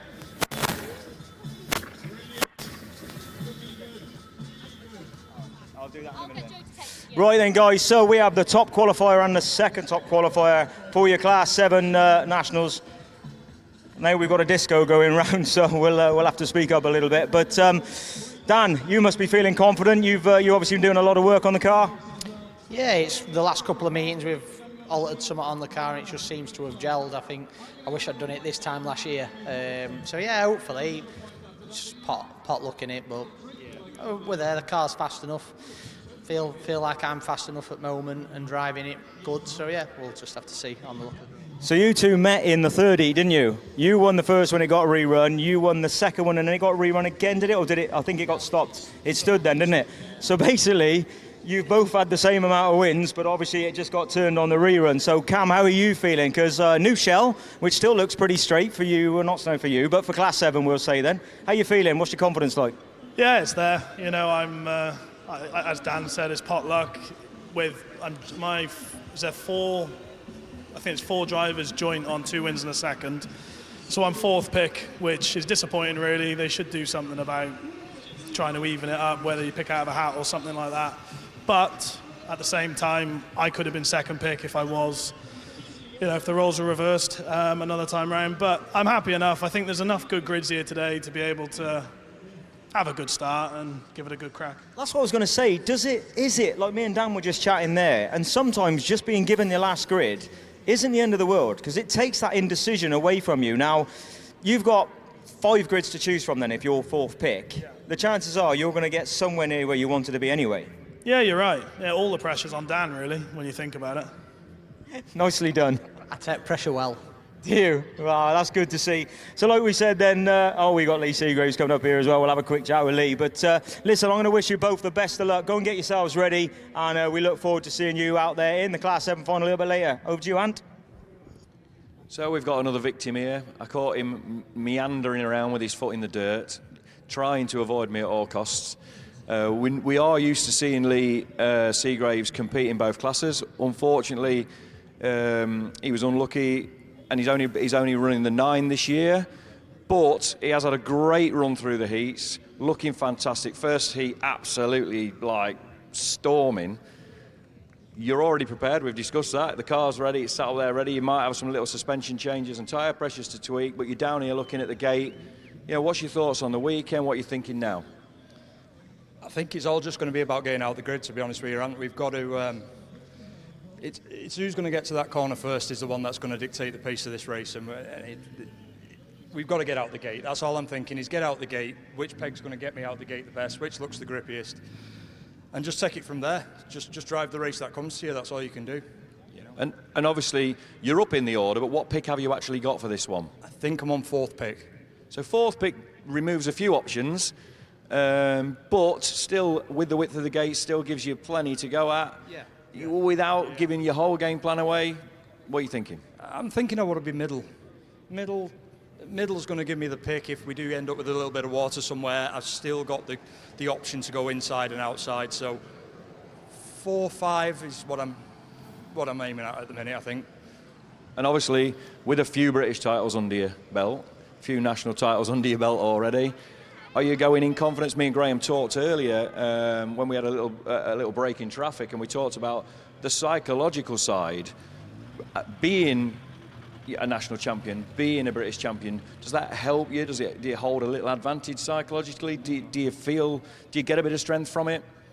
No, not for me personally. No, I don't think it helps in any shape or form. It's just another race. Just take another race as it comes, regardless of what you've done in the past. This is another day. Myself and Graham, we did talk about that earlier, and it was our late great mate Jeff Beresford, and obviously another multiple national champion who lined up in these events year after year. Calm head, never stressed, and that's all he ever said. It's just another race, boy. That's it. You can't. Nothing that you've done in the past now. It's irrelevant. It's irrelevant. You can't live off that. It's all about here and now. We've got to put it to go now in this final. Well, mate, best of luck. Tough start to the weekend. You're here when it matters. And go give it your all. Thank you very much. Cheers, boss. Do you want to announce that? Best turn out.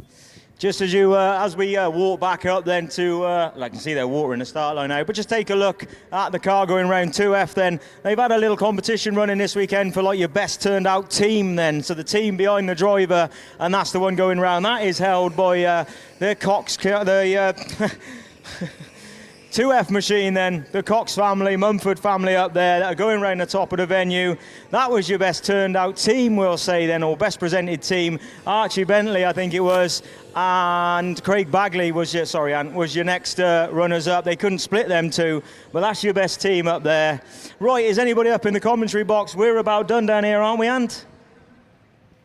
Yeah, I think we're all done. I think it just pays to mention the level of preparation that pretty much all of these teams, whether it be the saloons, the specials, the class ones, one class that has started to, really gain momentum and gain notoriety for the level of preparation from where it began, Stock Ash. Yeah. But the preparation in every car, so it is quite, even though the weekend didn't go to plan for Lee, the long and the short of it, he's taking away quite a high accolade, because if you can have best presented car or best presented team at one of these events, you're doing it right. Yeah, you're right, mate. Your hard work's paid off. And it's great, again, something the Border Counties have brought in this weekend to try and make it a bit more family-orientated and a bit more like a festival. And listen, they've done such a good job here this weekend. And me and Ant are just very, very grateful that they give us this opportunity to come off and chat to you while we're here during the interval. We're going to go racing very shortly with the finals. But Mickey B, if you're up there in the camera, in the room there, give us a wave, Mickey B. Is he ready to go? Yeah, they're ready to go. Slow as always. Over to you guys. Okay, thank you very much for Mr. Ross and Mr. Bennett for those wonderful insights. I'm sure you all enjoyed them. We have still got a couple of finalists to read out. Mickey, do you want to do them 8s, please? Yeah, Class 8s then are coming in. BB Gem and XC Works are sponsors for the weekend, but 155 points, top of the shop. Didn't make it a clean sweep, 2 wins and a second. Well, there we go. The man who's coming in, who's doing the 8s, so might as well hand it over to Russ to take you through his top 8 in the Class 8s. Yeah, thank you, Mickey. Sorry, I was just interested to assist in some of the other activities that was going on. So, yeah. Wow, this was tight. I mean, we've always said, 135 really is a boundary, but this was down to 127, but it was mega competitive. Really, between 8th and 11th, there was 9 points, so not a lot. But it was 127 which got you in, and as Mickey was just starting to say, 155 was your top scorer, so nobody's gone through unbeaten. 2 wins and a second. Dan Thomas, who was just out on the track, he's going to be a busy boy. He's in 7 and 8. He's your top qualifier. Jamie Meehan, stunning form this weekend. West Waterford 1 for E2. A win and 2 seconds, 145 points. 2 wins and a fourth got Liam Nichols into the second final on the bounce for Yorkshire Dale 7. He is there as your third qualifier on 138. Your defending champion is next, along with 2 others as joint fourth. Cameron Mills, come D19, along with Colin Linehan, Mallow 13, and Mitch Wells, Evesham for E56, all joint fourth for 136. That is a win, a second and a third. Then it's Dan McKenzie, the former champ. A win, a second and a fourth, so his win today got him in Cambridge 44 on 128. And your last qualifier, 127, which is a win and 2 thirds, gets PhD 21 Ash Howard into today's Class 8 National Final. Many people's favourite and the one I predicted. Today it went wrong. 2 wins and a 6th was not enough for Daz Mullen in White Rose 38, 9th qualifier. Max Lewis was 10th on 121, and Harry Russell in Victor Kent 65, down in 11th on 118. Mickey, Callum Barker in the top half. I think for progression, pleased with that. He had some tough heats.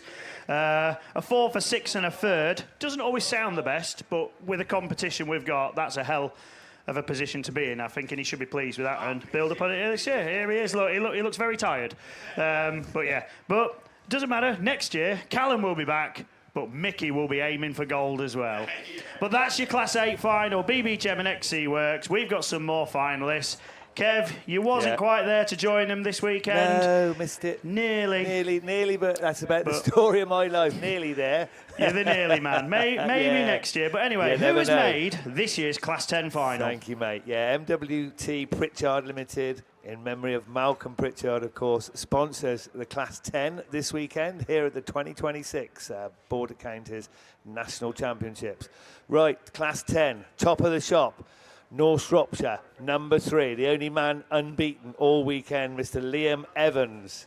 In second place, your second qualifier, Hereford 250, Mark Pascal on 155 points. I got to say, I am delighted for you, Mark. Luke Bennett, also in North Wales, 162 on 155 points. Then the young man from Evesham 223, Brandon Young on 145 points. So well done, Brandon. Lance Boehm, your chairman here this weekend, BC 22, 136 gets him in as 5th qualifier. Zach Yeardley, Sturton 69 on 128 points. So well done, Zach. Gary Morris, he's always there, or thereabouts. Gary Morris then 7th qualifier on 126 points. And your final qualifier races down Autograss 82, Barry Leach on 117 points. Bitter disappointment for Phil Young, who had a non-finish, that rollover in his last. He was on 2 wins, but picked up nil point, was 9th overall. And then Sean Nugent from the West Waterford Club was very close as well on 108. But congratulations to Barry Leach, Gary Morris, Zach Yeardley, Lance Bowen, Brandon Young, Luke Bennett, Mark Pascal and Liam Evans, your finalists for the MW Pritchard Limited, memory of Malcolm, sponsored Class 10. We're not going to be long, guys. Looking down to the line. All sorts of things going on there, obviously with drivers, but they're still doing plenty of work on the track to get that in tip-top condition. It has been fantastic though all weekend. So don't think they've actually had to do that much work on it. I know they worked late on into the night earlier on in the week, but going to be great, that's for sure. We got a quick hello from Avril and Mike. Come all the way from the USA to the Nationals every year, and they're wishing all the finalists all the best. And also to Alan Roberts, full recovery after your surgery. But Avril and Mike, so is that the longest? Is that the furthest away? They come from the States every year to watch the Nationals. Wonder if they come. Howdy, partner. Yeah, well done. That's good. Russ, while you're still here, mate, and it's just intrigued me. So you did your timings yesterday on the 8. Now, you were just talking about with Callum, and you see his second heat. I think you timed that at something like 1 minute 23, 24 seconds. And then I was listening about some of the other lows class 8 runs. So we were like 124, 128, 128, 125, nearly 126. That's quick racing, isn't it? Absolutely. You know, how does that compare with what you've seen over the season? Well, it's been difficult, really, because West Waterford had its own unique track service, but then we went to tracks after, which was polished for the finals. So the track conditions vary, and it obviously affects the speeds of the classes. We see, like on a polished track, especially like when Scunny and Radford and Evesham go polished, the tracks like that, classes like Class 5 are one of the quickest, which you don't always think. The F600s are mighty quick when the grip level goes. But I mean, we're going to see. I think we're going to see on a track like this, especially if it's a dry track, you're going to see the 8s and 10s at serious pace. But I want to have timing back at race meetings. We used to have it years ago at the Nationals, and I think an award for the fastest time of the day.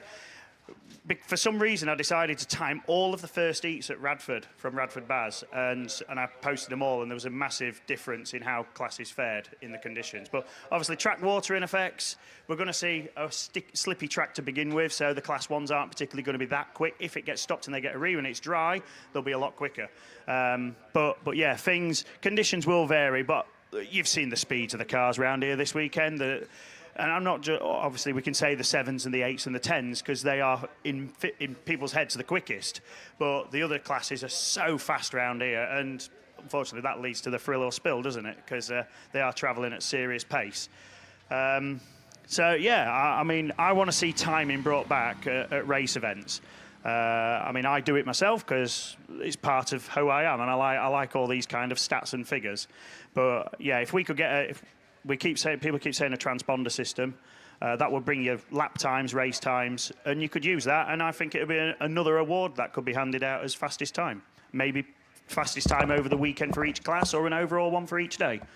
I've said that before, Russ, is that up at Scarborough, we've still got under the track the transponder cable, get me teeth in, and we run it on a meeting with transponders in cars.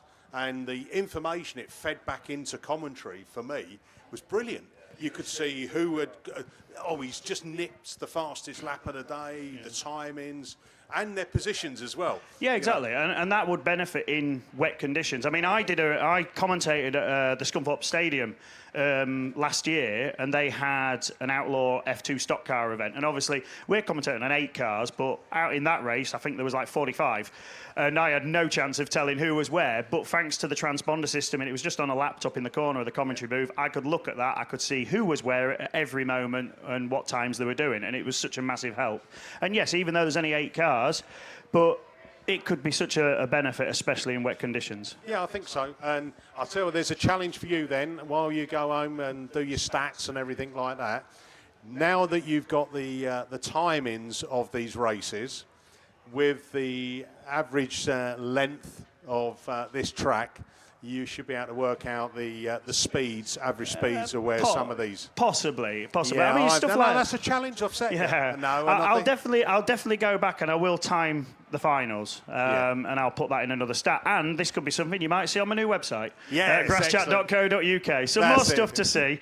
That's it. Always good to get a plug in. Because after this weekend, it will be updated. The new national champions will go on there. I'm going to update with the ladies and juniors. There's going to be lots and lots more Autograss stuff going on there, content, champions, like of honours. Obviously, I'll be getting the Scarborough Club champion for you to add on there, which I've already got there, 2027. Mickey B's already on there. Well, I've provisionally booked it, but I'm always, I'm a generous fella. I'm always happy to give it to someone else, but no, fair play. I have a look at the F600s. You're talking there about the speed. Fair play to them. I mean, the top running boys and girls up there. I mean, Sue Herdman's had an absolute brilliant weekend thus far. That's what I see what happens in the final. Everyone's got a chance. Well, let's look back at that. We went to the very beginning. Obviously, that's something that I've been shouting about, and it's finally happened. The little runoffs. What did you make of them? I thought the runoffs were brilliant.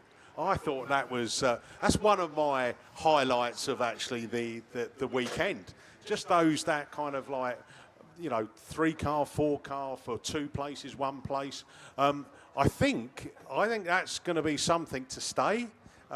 If you want my honest opinion, I know there's talk about people have said we should maybe run it on the Friday afternoon, get everyone scrutineered, and then do these runoffs. So it's a build up to the main event on the Saturday. Do it on the Saturday, whatever. But I think there may be a shout for maybe more cars to be in those runoffs. I know that can create some problems because the more cars you have, the more chance of incident, especially when everyone's going for limited places. But it just brings a different dynamic. Yeah, I mean, it is something I've said about. Obviously, I haven't gone through the correct procedure. I did try and I'm really happy that this kind of thing came to fruition. Some of the classes where they only had 2 cars, like the Class 6 one, sadly, one of them broke down on the start line and didn't get anywhere, so the other guy got a free pass in. But it just gives them a moment as well. And I keep pushing this, it's an incentive if you're on that reserve list to take your car, because even if you are 4th reserve or whatever, you have a chance of getting in. If you're lower down the reserve list, you're not going to take your car if you're just going to draw straws. If you've got a chance to race for a chance to get in to that lineup, I think it's fantastic. Well, I kind of, just a quick update, just on the running order, the Class 5s are going to go after Class 9, so that's just a slight change in running order. But just to give you some context in that, Tyler Davis, PAC 60, came through the runoff. And he's had a brilliant weekend. I know he's just missed out on getting in the final, but he got into the runoff to get in the final, and his runoff chance is finished. Hold on, Silver Fox has got something to say. No, I was just going to say I think the runoff is brilliant, but you don't want to be instigating circumstances to make the runoffs even more loaded, with more cars, because the runoff is the last chance saloon, but. I know you'd like to see 8 cars out there, but it'd take away the specialness of qualifying for the Nationals if it might get into the runoffs. Yeah, I get what you're saying. Maybe if it wasn't a full 8-car grid, maybe if it was capped at 5 reserves, say, maybe that would make it a little bit easier and make more chance of obviously getting those races done. But yeah, I was a fan of it. Yeah, I am, definitely. I nearly made the runoffs. As I was saying earlier, the story of my life, I nearly made the Nationals and I nearly made the runoffs. Well, Silver Fox, we are the nearly men, aren't we? Because I was first reserve in F600, and you were first reserve in the 9s, And, 10. Oh, yeah, sorry. Well, I was just trying to help you out. Maybe then just to make it better, if we could have one more race for any reserves which didn't get in the runoffs. We'll have an open race for you. How good about idea. that? Good idea. No, brilliant stuff. And as I say, we've just had the marshals meet down on near the start line there. So those guys have worked tirelessly all weekend, and it's been really efficient as well. And when we've had incident, it's been dealt with promptly. Cars have been put in the middle, and next race goes, then taking them off. I think the exit of the track, Silver Fox, what do you think? at that top corner, that's worked really well. And across the finish line and straight off the track. Yeah, fantastic. It just saves so much time. We were talking about the cutting of laps yesterday, and I'm not sure that saves time. That saves 30 seconds a lap, a race, which saves us 30 minutes. But because it's then more frenetic, the racing, do we add more than 30 minutes off in downtime? I'm not sure that cutting laps works. And again, that's a really good debate, isn't it? To go, was the reduction in the laps in that mentality, that thinking, or was it just a case of it's second light heats? Yeah. People are trying extra hard to get those extra points because they know they need them. And the one thing I think has been a real kind of challenge all weekend is that first corner has been so competitive. Yeah. You know, they've gone up there, they're up the hill, they throw it in, and sometimes they all smoothly go round, and other times there's a bit of door banging, other times someone's torpedoed into someone. You know, sometimes, you know, you've got to have some luck in these nationals. This is it, the quality of the cars nowadays. You get now 8 cars into that first bend, all wanting to get round at the same time. A few years ago, you'd get 2 or 3, and then you get 2 or 3 behind and 2 or 3 behind, wouldn't you? But now it's 8 cars always, isn't it, into the first corner? But I think the other benefit of this track as well is because there's plenty of space. Look at some of those moves. Yesterday, Mr. Bennett, we had Mark Blobby Grice came round at turn 3, out of start gate turn, really wide, and he managed to come round the outside and take the win. It was a brilliant move, brave move, but some people have taken that wide line. As you said, the race line changed a bit. People were taking a tighter line and cutting back up. But there's been plenty of space for people to go for it. Yeah, that's down to the quality. Yeah, down to the quality of the track, isn't it? Yeah, there's a lot of lines to race round here, so it does make a massive difference, and that's why we've seen some amazing racing and some amazing moves. Ah, right, okay. So obviously Graham and Ant have just been down with some of the drivers down there having a natter with them. And as you're saying there, you've got some drivers that are coming across really nervous about what's ahead. And I suppose it's that, the unknown, isn't it? You know, what's going to happen. Yeah. To make a national final is a very elite group, isn't it? So to win it is, something else. I mean, just to give you a kind of reminder, the men's Super Saloon final, Class 7s. So Dan Johnson, Craig Bagley, Jack Julian, Cameron Mills, Dan Thomas, Phil Cooper, Liam Duran, Jake Lee. I mean, that is a nationals final. But then if I read out the next 8 down on that list of 7s, then you'd equally say, oh, that's warrants a national final. I think that's the same with every class, Mickey, to be honest. It's just the quality, and I suppose that is part of the qualifying that around the country, over those 3, 4, 5 rounds, whatever the clubs do or leagues do. You know, to get here, you've had to work hard definitely. to get it. So 100%. Nothing's given to you on a plate. No, not at all.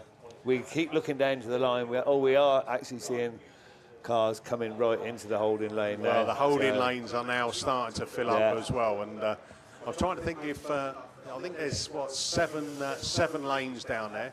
5 for the heats, and then they've got 2 for the rerun lanes as well. They've been used a little bit this weekend, haven't they, those rerun lanes? Just a tad. I think yesterday was the most, wasn't it? Yeah. You know, I think we had a few. Yesterday afternoon, it was getting a little bit red flag, syndrome. But we got through it. And today it's been totally different, hasn't it? It has. Well, it's felt different, isn't it? Yeah. It felt like it's got through a lot smoother. Yeah. There have been some reruns. I had a few reruns in the 7s. One of the races went 3rd time lucky, but we've got through it. We're in good time as well. And look, weather helps as well, doesn't it? Oh, massively. When you've got yesterday, the sun was out, the sun's shining. Everyone's in a great mood, aren't they? You know, and today. Been a little bit of cloud cover. Yeah, it's but perfect. it's warm. Yeah, it's perfect. And it's dry, Yeah. and that's the main thing. Yeah. If you can avoid a wet nationals, then we've done a brilliant job. Yeah, I remember our wet nationals at Radford. Yeah. And we went sailing home. Well, I think that is the one where you remember I used to commentate with Danny DeVito Yeah. on SOS, and I think he was doing the belly slide down the hill at Radford. Yeah. So. We've had none of that, thank God. Yeah, thank God. None of that at all. But we have had Horsepower Hill. Yeah. They've been watching down. Let's get a big wave from Horsepower Hill. Are you ready for the finals? Yeah, Yes, good, come on, get good. those hands moving. And left Well side. done. We can't hear you up there, but we can see you. So when we have the finals, I'd like to see you jumping up and down, because you've been amazing out there. I'm sure you've enjoyed it. It's been fantastic, hasn't it? And you're going to see some amazing finals. So it'd be great to see you jumping up and down as well. Perhaps do like the Norwegian move, you know, the hoo, hoo, hoo. and all that. But anyway, give us another wave just to let us know you're still awake out there. You ready for it? Yes, yes, yes. You are. That's a better. Well done, guys. So, yeah, they're making their way down to the holding lines. We're not going to be long because the marshals haven't moved, I don't think, off the track. So I'm just going to do a little bit of a vote here in commentary. We came down here last year and did the British Series as one of the rounds. Obviously, that's why Sid Lomax Bush or Balls of Fire is named over there. But the commentary was on the other side. It's over this side, and I personally think this is definitely the better side for us commentators, isn't it? Steve Langley, what's your thoughts on that? Yeah, you can see the track. It's much better. Let's not dress it up. But it is noticeable they've cut the hedge for this year, haven't they? So when we were behind it, it was... Yeah, the bush was very bushy last year, wasn't it? And then that tree, the big tree, is that when we were looking out, you missed a little bit, didn't you? So you were like kind of like having to look at the telly to get round the corner. But no, I think... The position we've got is top drawer. Thank you, Border Counties, for doing it. And the paint job that they've done on this must be the poshest painted commentary box we've had. White and orange, apart from the graffiti that's on the back. I'm going to say there's a bit of graffiti. Sorry, Kev. I was just saying, I love the graffiti. I'm not sure, because they had a graffiti wall, didn't they? And I got used up within about 30 minutes of putting it up. So I think it's great, the graffiti. I don't know about love it. I think you did most of it, didn't you, from what I've said? No, you probably didn't, because most of it's spelt right. Yeah. So we'll rule you out. Won't me, I have to spell check everything. I'm good with numbers, spelling, terrible. I'm the other way around. Yeah, you was graffitiing on it as well. I was only sort of like enhancing, I'd like to think, your effort. Yeah, that's it. I did a bit of graffiti, like Mickey B was here, and then Steve started to put Jilly B, the housekeeper. No. And I said, Steve, you can't do that. That's terrible, you know, because she does get a bit tetchy. Well, I saw I Love Sally on it. Was that you? I'm sorry about that. Yeah.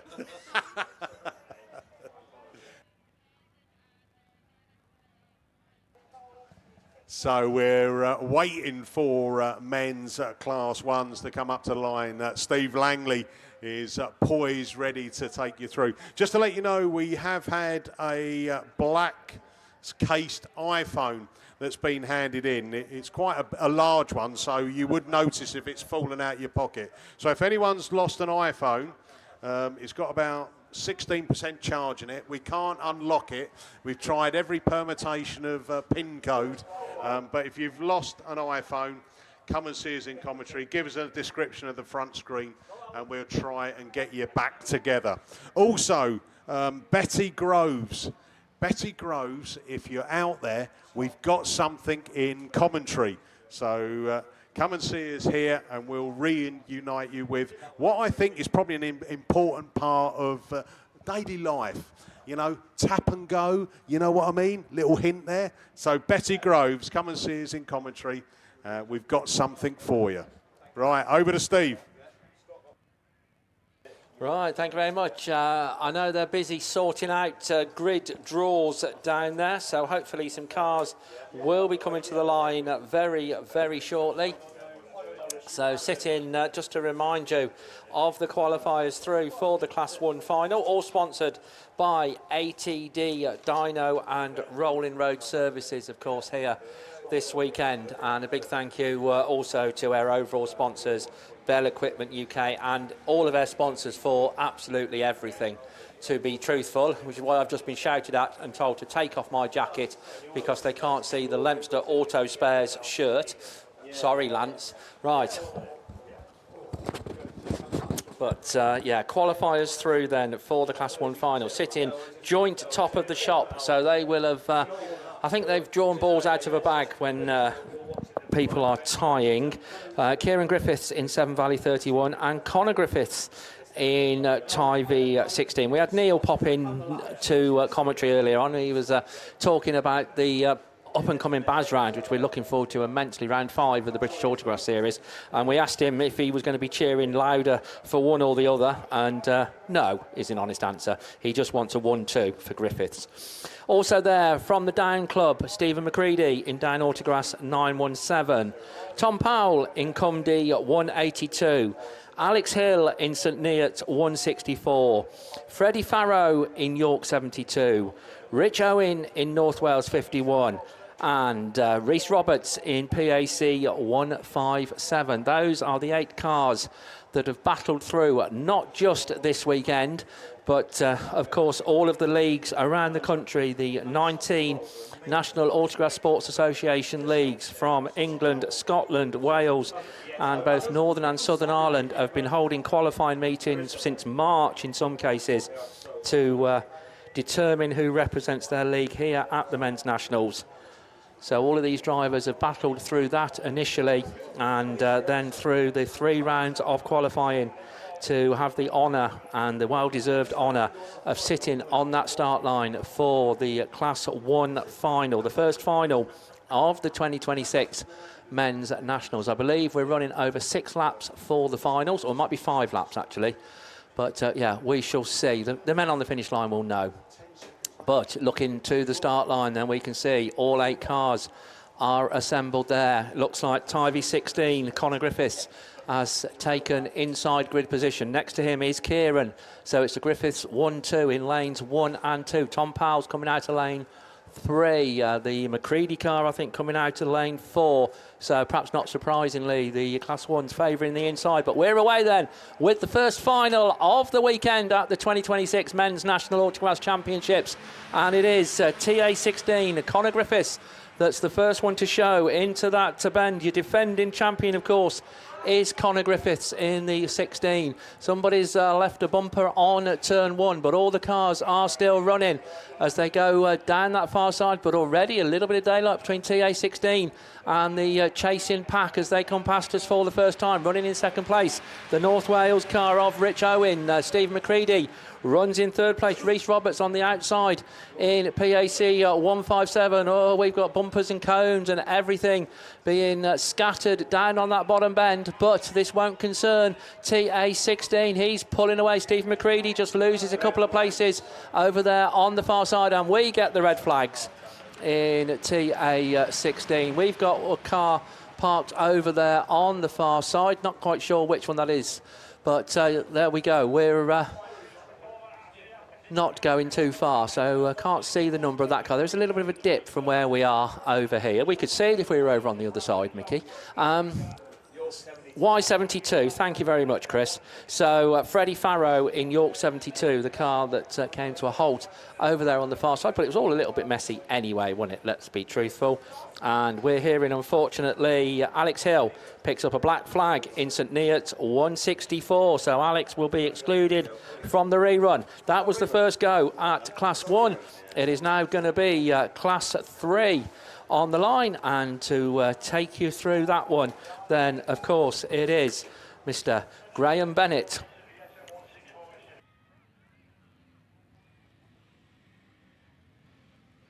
Cheers, Steve. Yes, we're going to move on to your Class 3's national final.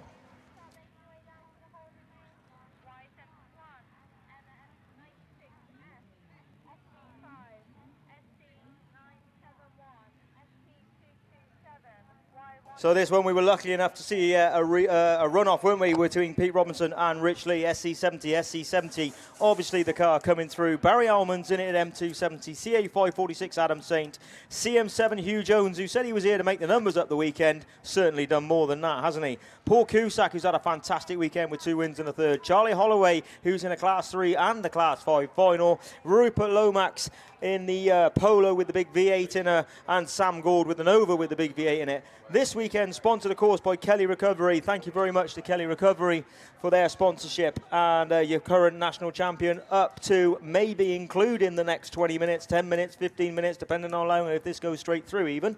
NS343, Sam Gould. Headline sponsor, Bell Equipment UK. Right, we've got reds up. What are we waiting for? We got yellows up now then. So yellows on post 2, yellows on post 1, 3, and we're just waiting for the wind up on the 4th Marshalls post. Here it comes. So we're going to be away 2026 Men's National Championships Class 3. Move off the line. Goldie gets a screamer. NS343, the big Chevy pulls him straight at the hill. Cusack sends her in on big sense, but ends up putting himself towards the back of the pack with Adam Saint. Down the back straight though, Goldie went wide and allowed Rupert Lomax to go through. CM7's in amongst it with, I think it's a Duratec powered Nova, but we'll have to wait and see when he comes round who's got the grip.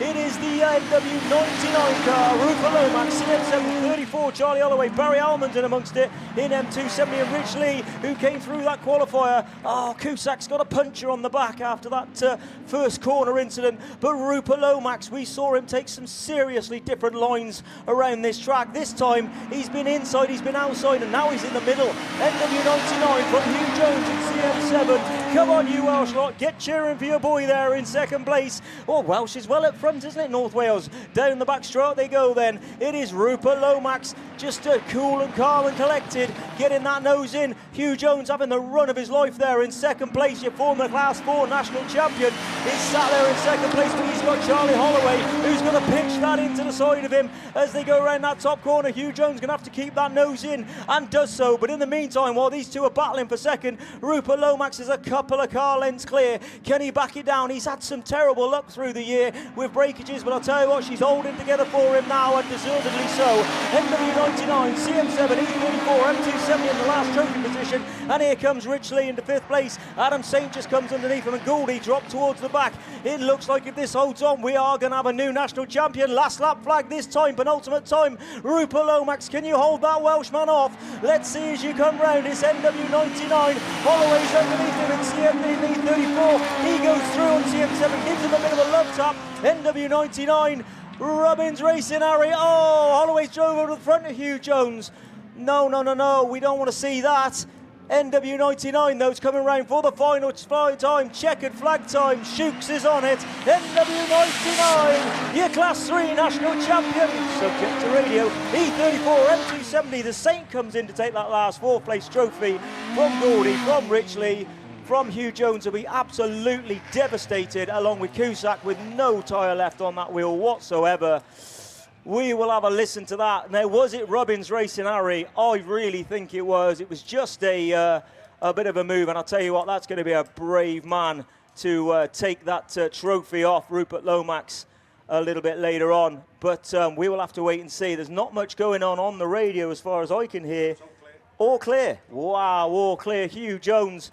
Wow, somebody go and buy that man a beer, because I'll tell you what, that was a hell of a drive for Hugh Jones in that second place. But just unfortunately, Holloway and Hugh Jones just coming together on that last lap. And I'll tell you what, NW99, Rupert Lomax, second win, and now your 2026 Men's National Championship Class 3 champion. Follow that, Finn the Shark Shepherd. I'll see what I can do. Stockatch down there on the line. We've whittled them down from 41 down to 8. Are they going to bring him round? So I'm going to hand you back over to Graham. Yeah, so we weren't advised of this, mate, but I think it's a good thing. I like this. You know, the truck is always a good thing. You want to be on the truck, but they deserve to have the applause of the crowd, and they're coming back down. All the finalists coming back down to receive the... Kev's really happy with this, aren't you, Kev? To receive the applause of the crowd and it's absolutely justified. They have worked their knackers off this week to get in here and get their cars to a national final, and have come through and have given us such a good final. Can't wait to gloat to Steve Langley later on to say that I've gone straight through a Class 3 men's final. Now, they have just gone across the top bank. Are they going to come all the way down the straight? They are coming down the straight. Put your hands together, folks. What a fantastic drive that was by Rupert Lomax in the North Wales 99 car. Completely deserved. He's had some rotten luck this year. And, you know, axles breaking, motor problems, gearbox problems, driver issues, of course. And he is now your 2026 Men's National Autograss champion. And so deserved. Well done, Rupert Lomax. Absolutely deserved. That is a massive smile. I'm glad he brushed his teeth this morning, let's put it that way. And Charlie Holloway picks up second place. He'll be running back to his car. Adam Saint, I think, come around in fourth place. Picks up fourth place trophy. Baz Almond, I think, picked up the third place. Not quite that way round as they come past. Rich Lee came through in the runoff, picks up a fifth place. Well done, Rich Lee. Sam Gould, not your year this year, Sam, but you will be back. Made a tremendous start. And Hugh Jones, put your hand together for Hugh Jones. What a race that was for Hugh Jones. And then the unfortunate, your first ever Irish national champion. They all deserve a massive round of applause. Keep it going as you go down and then back across the start line. I think MA6 has just about given up the ghost there. They have got a quad ready to follow him round and give him a tow and get him off the venue.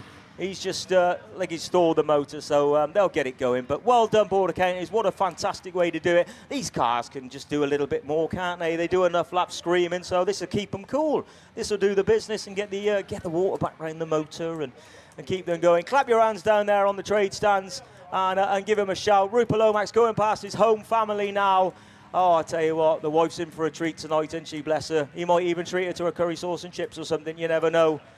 Well done, team. He stops outside his family bus, and they'll all be there giving him a good chat. Right then, Finn, take us through your runners and riders for your 2026 Stock Hatch Nationals.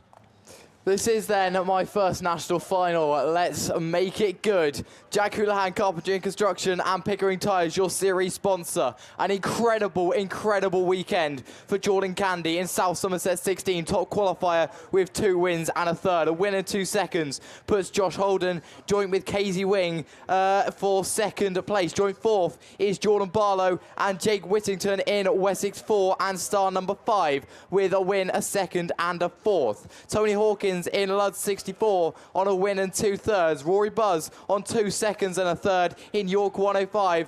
And Tristan Jones in with a mighty third heat to get him into the national final. A fifth, and then a second, and then a win. We're away with a Stock Hatch final on the run down at turn 1. It's a fairly even break. Penalty number 9, South Somerset 16 and Wessex 4 get a good run. They're on the inside. Jordan Candy looked to the inside, but it is Jordan Barlow that pops up at the head of affairs in Wessex number 4 down the far side. Hazy Wings looking to the inside. Oh, I think Jordan Candy for second place. It is Wessex 4, Scarborough 82. Oh, we've got one facing the wrong way. Are we going to keep it going? We are for now. No, we're not. Red flags on the Stock Hatch final. What a shame that is. I was getting quite excited for that as well. We will see. I think that's Jake Whittingham parked on the far side. We will see if any decisions are made on that one. I'll tell you what, Jordan Barlow's not going to be happy with that one in the slightest. Josh Holden was one that was predicted on the grass chart polls to be your new national champion, and he was caught up in that melee with Jake Whittingham, I think, on that far side by Lomax Hedge. So, down there on the line, I think that's men's 5s, 7s, so I'm going to hand you over to Mickey. Yeah, thanks very much, Finn. Men's Super Saloon National Final.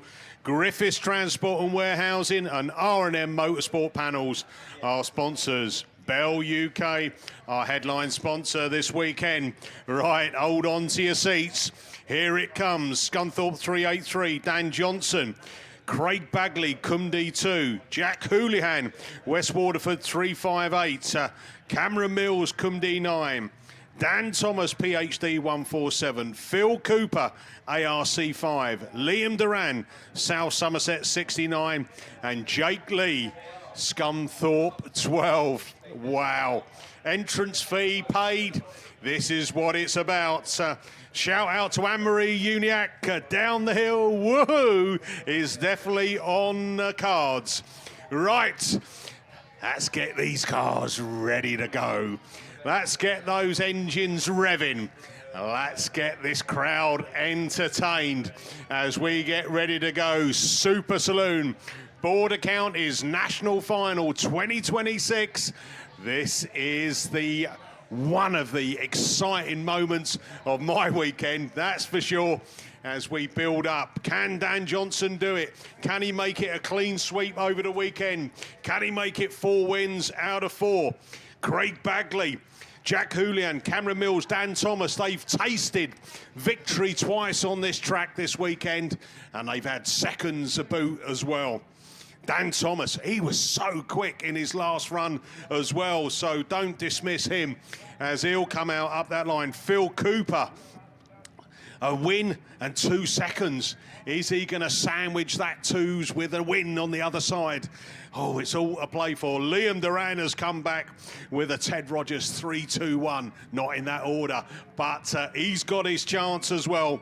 And Jake Lee makes it through into that final place, the top 8. So looking around the track, we've got track clearance. We look to the first marshal. On your marks, get set, go! It's the Class 7 National Final, and it's Dan Thomas and Phil Cooper. Craig Bagley goes up there as well, and it's Dan Thompson that's gone through, but there's a missing. Julian's out there as well. But Cameron Mills spits out of turn 2. Down the hill he goes. He's got clear track in front of him. Can he now be caught? We'll wait and see. Julian goes wide as we come through up into the inside. Thomas now finds a line, and there we go up there with Duran from Cooper. Dan Thomas now up into that second place. Oh, Craig Bagley, you spin me right round, baby. Julian slowed it down as well, and Jake Lee. So, whoa, where are we going to go? No, Bagley's got it going. We keep it running. Cundy 9 in. Cameron Mills leads it from Dan Thomas, and then we go down over into the Scunthorpe 383. Dan Johnson goes wide. Is he going to go for the slingshot past Cooper? He does. He goes side by side with Cooper coming down the hill, but it's Cundy 9 still leads it out of turn 3, Stargate turn. Dan Thomas, PhD 147, Dan Johnson, Scunthorpe 383, ARC 5, Phil Cooper, and it's Duran in South Somerset 69. Then it's Jake Lee still running. Julian's out of this one, and Craig Bagley has got it going again in Cundy 2, but his final's done and dusted. But eyes back front, it's still Cundy 9 then. It's still that Cameron Mills machine. Can he make it back-to-back national titles in the Super Saloons? And Dan Johnson's giving it all he can. Dan Thomas comes back at him, but Johnson defends it, holds on to that second place as they come down the hill. Woohoo! For the penultimate time, because we've got one more lap to go. It's Cundy 9 then. It's Craig Bagley from Dan Johnson from PhD 383. Then we go Dan Thomas. Then we go down to Cooper. Hope they don't think they finished the race there as Duran goes through, and that Jake Lee. But coming round is Julian, takes up the last that flag, but it's checkered flag. It's going to be Cundy 9, Cameron Mills back-to-back national champion. Dan Johnson second, third goes to Thomas, then Phil Cooper, Liam Duran, Jake Lee. Wow, that was an eventful one, wasn't it? Here we go then, West Waterford 1358, Jack Julian across the line, and Craig Bagley would have been the last one. But there you are, your men's Super Saloon final. Up on the line, we are going to... we're going to bring them straight back round. Give them a massive cheer up on Horsepower Hill. Look at it. He's going to come past a back-to-back national champion. So hold on a minute. I've just seen there. Cundy 2 is black flag for a jump start. And PhD 147 on a green. So he's gone down to 5th place. And Liam Duran moves up into 4th place. So look at that. That was all swapping and changing. No mistake, though. We said if he got his nose in front, he would be difficult to beat, and he's done exactly that. Cameron Mills, Cundy 9, back-to-back national champion in Super Saloon 7s. What? Back-to-back.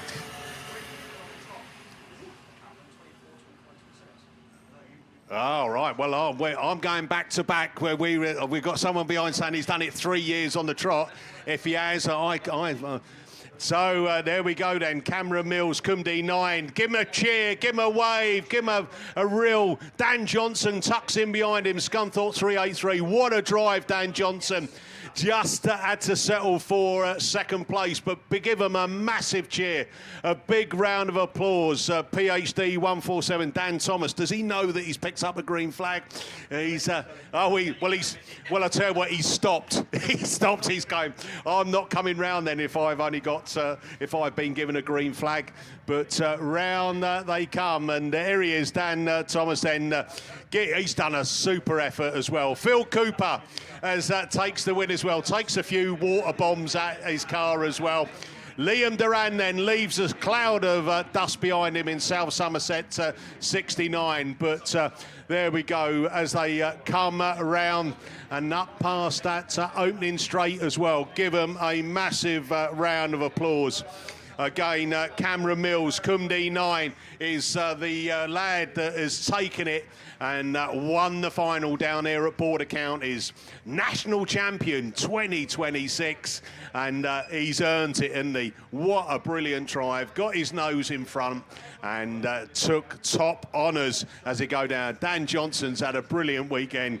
He had gone 3 wins coming into this final, but just didn't have enough legs to get past Cameron Mills this time. But he will come back strong. But here we go then. Get your hands together. Give them a massive round of applause, a massive cheer. What a great effort, a great spectacle from our Class 7 boys. Well done, Cameron Mills. National champion 2026. Wow, what an achievement. Right, second comes over, and that is Dan Johnson. Well done, Dan. Scunthorpe 383. Brilliant drive, Dan, and to be super proud. Dan Thomas passed us next in PhD 147. Well done, Dan. That's a big smile on your face. You've earned it. There we go, Phil Cooper then, ARC 5, finishing in third then in the that's red, gold and white car. Liam Duran, South Somerset 69, takes the win as well. Jake Lee, Scunthorpe 12 across the line. Well done, Jake. And there we go, Jack Houlihan, West Waterford 358, finishing off that lineup for the men's Super Saloons. Brilliant job. Keep on cheering and applauding them as they finish their way all the way round the edge of this track. A brilliant achievement, and well done to Border Counties for putting that on. I think that's top draw. Over to the Silver Fox. Yeah, thank you very much, Mickey. Well done, you Class 7 boys. And Lance Bowen, take a bow. This is amazing. Well done, mate.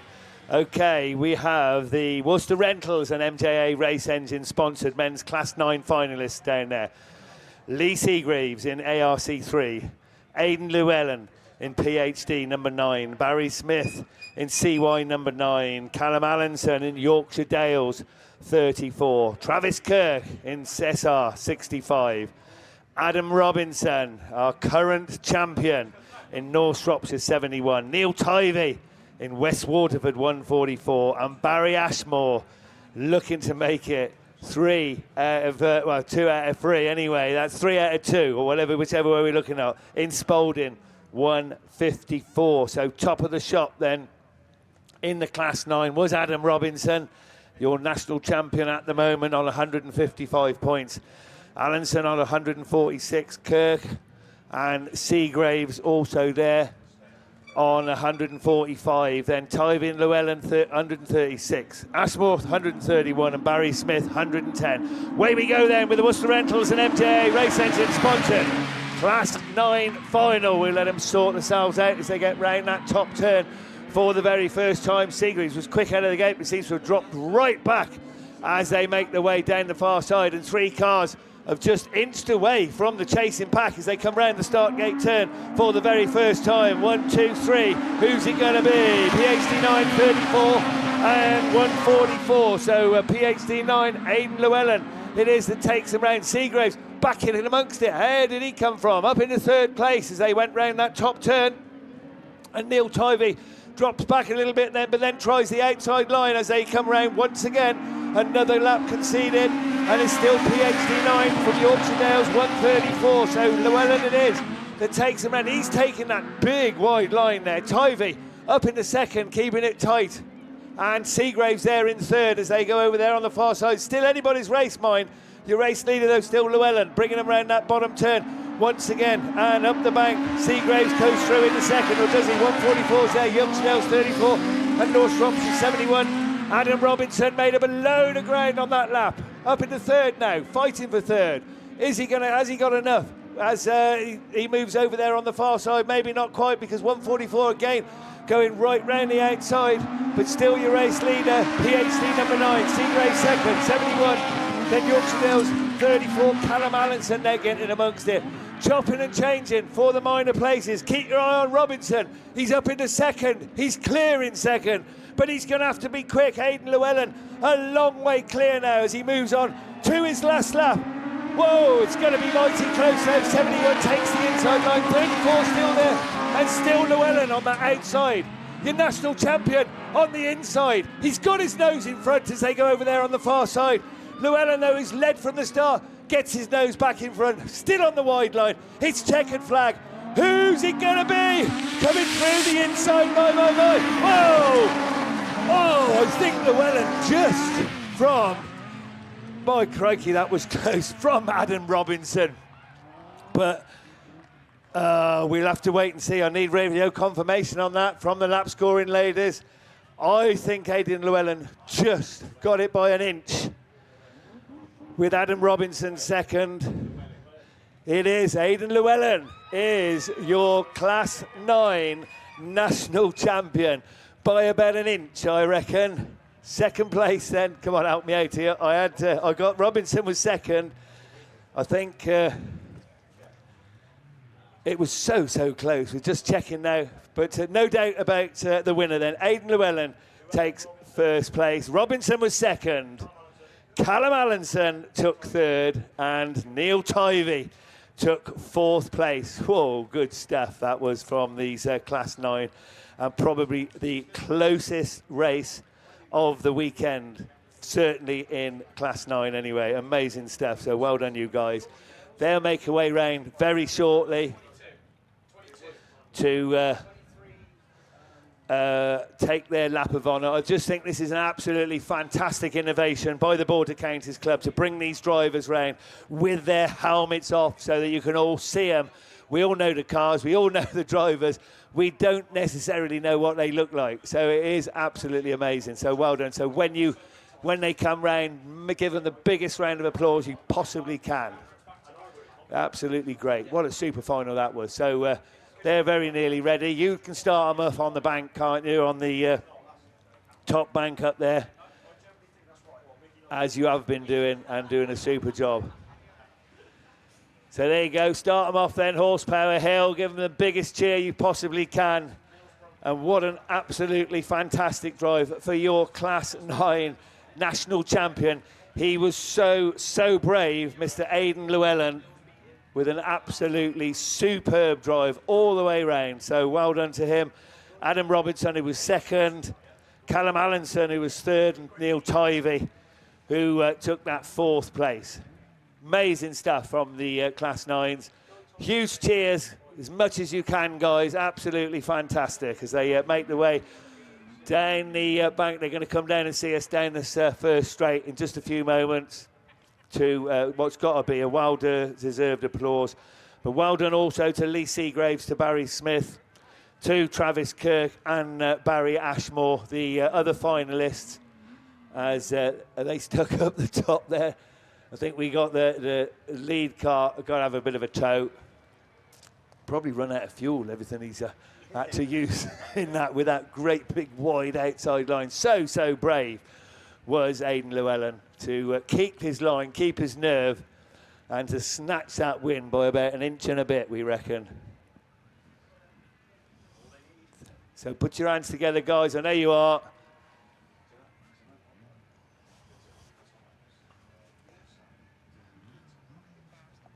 So well done, guys. They're going to make the way down the straight, then in front of us, in front of commentary. Well done to our national champion, PhD, number 9, Mr. Aidan Llewellyn. the champion of Class 9 this weekend. Well done, Aidan. It's been an absolute delight. What a brave race that was.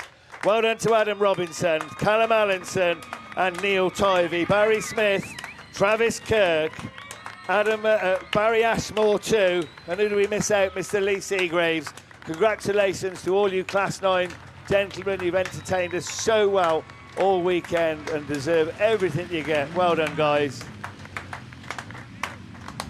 So they'll make their way down to the bottom to a huge round of applause, I know.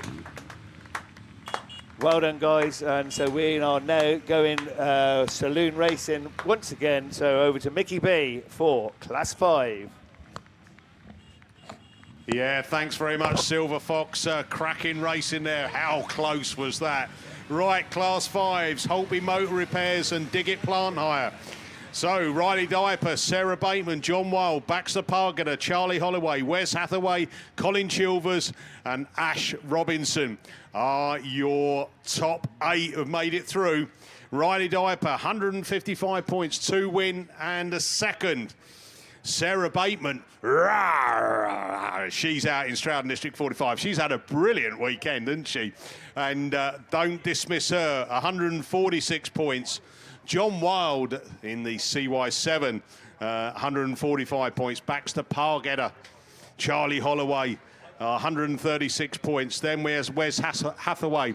Colin Chilvers, the man who had to tash but shaved on himself, look younger, in Scunthorpe 29. And then Ash Robinson in Scunthorpe 43, who came through on the runoff. So there we go then. We are looking for track clearance. We're looking around the circuit, and we are getting ready to go. So here we go then. On your marks, get set, go! It's the Class 5 National Final 2026. And who's got the best of starts? Well, there's 4 abreast. Colin Chilvers goes right round wide as they all come through. John Wild, oh, dear. I would say we are going to go red. I've just had a little inkling. Yeah, red flags. It is gone Lionel. Messi, you're right. I tell you what. Just when you go 4 abreast and they're near enough into that first corner, then you go, oh God, this is going to be interesting. And do you know what? I think coming round on that outside, I think Colin Chilvers did the right thing. He went out wide and avoided all of that melee, but there was people spinning around. John Wild involved in it as well. Oh dear me. And a Will laying flat, so we'll let the marshals sort that out. That's for sure. But yeah, that didn't go to plan, did it? The Class 7 boys went all the way through, nice and. I'll tell you what it is because they've taken them out of sync. They put the 5s after the 9s, and they're a bit confused. Maybe that continued into that race. But we are now getting ready to go to men's Class 2, non-contact sport. Over to Voice of an Angel. You had to say that, didn't you? Just after your Class 5s. Yeah, we've got the Class 2s coming up to the line then for their final. Obviously, the race that they've been earning the points for throughout the weekend. 40 have been whittled down to the top 8, and he needed 110 points to make it into the Class 2 final. And unfortunately, just missing out on that runoff was Danny Robbins in St. Neots 34. So down there as your 8th qualifier, and I think he's been left with grid number 8, is Ryan Smith in PAC number 1. Joining Ryan then on 117 points and second and 2/3, Stephen Heath in Pennine 65. Carl Verity, a win, a 3rd and a 4th. For York 190 sees him qualified, and I think he's picked in there into grid number 6. He's also joined by 2 CGTR only cars, and both from the Scunthorpe Club. Sean Thompson in Scunthorpe 971 and Chris Hall in Scunthorpe 227, with Hall on 128 points, a win, a 4th and a 2nd, and 2 wins and a 5th, and 121 points for Sean Thompson. So we'll probably be hearing Russ shouting up there on the top end, even though we won't be hearing him on the mic for this race. Also into that final, we will have Tim Manners and Tim Harbour and Chris Chris Manners, Severn Valley 5 and Forest 96. They're your joint second qualifiers on 145 points. And then the young man from York, Freddie Farrow, in York 71, with 2 wins and a second and 155 points. Your top qualifier for this weekend. I know on Russ's Grass Chat website, plenty of you were tipping this young man. He's done ever so well to get into the final. And like I say, just drive the car back onto the trailer, and this is just one more race. But let's not put too much pressure on the youngsters that are making their way into the adults racing from their junior careers. But who's your money on?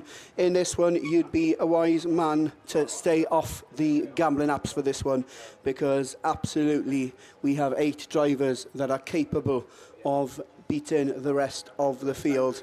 And just a quick look down on my paperwork, and except for one qualifier, they've all taken wins this weekend, with 3 of them taking 2 wins at the very least. So a very, very competitive lineup for this KS Coles Farming sponsored Class 2 final. That is a given, of course, at the Men's National Autograss Championships. This year has been sponsored by Bell Equipment at this fabulous Grove Farm Raceway, and what a meeting has been hosted by the Border Counties Motor Racing Club. Big thank you. I know Lance and Graham have been pretty much the face of the Nationals and during the hype and the build-up of the event, but absolutely Border Counties, each and every one of your members deserves a massive pat on the back, because like I said yesterday, this has been absolutely amazing. Big innovations and changes that have been in the sport. Where do we go from here? And whoever takes on next year's event have certainly got big shoes to fill. Enough waffle, we're back to the racing, and away we go. Your 2 Scunthorpe cars then from the middle of the pack have just got that inside line as they enter turn 1. Freddie goes with them, takes himself out in York 71. That allows Ryan Smith a clear line around the outside in PAC number 1, and he leads the way down past Lomax's hedge for the first time. Tim Harbour, he's been there, done that, worn the t-shirt many times in Severn Valley 5, and he's there leading the chase on the inside line. On his outside though, Chris Hall in Scunthorpe 227, but the rest of the field are already about 10 car lengths down on your race leader Freddie Farrow's through from 4th to 2nd. He now leads the chase in York 71.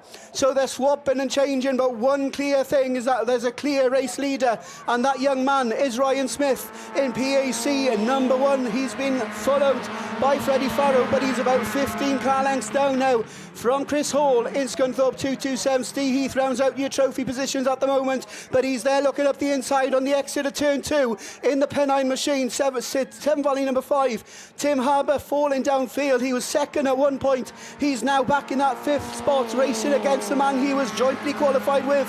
That's Chris Manners in Forest 96, doing it for the Gloucestershire League, with Sean Thompson and Carl Verity then with it all to do back in that 7th and 8th spot.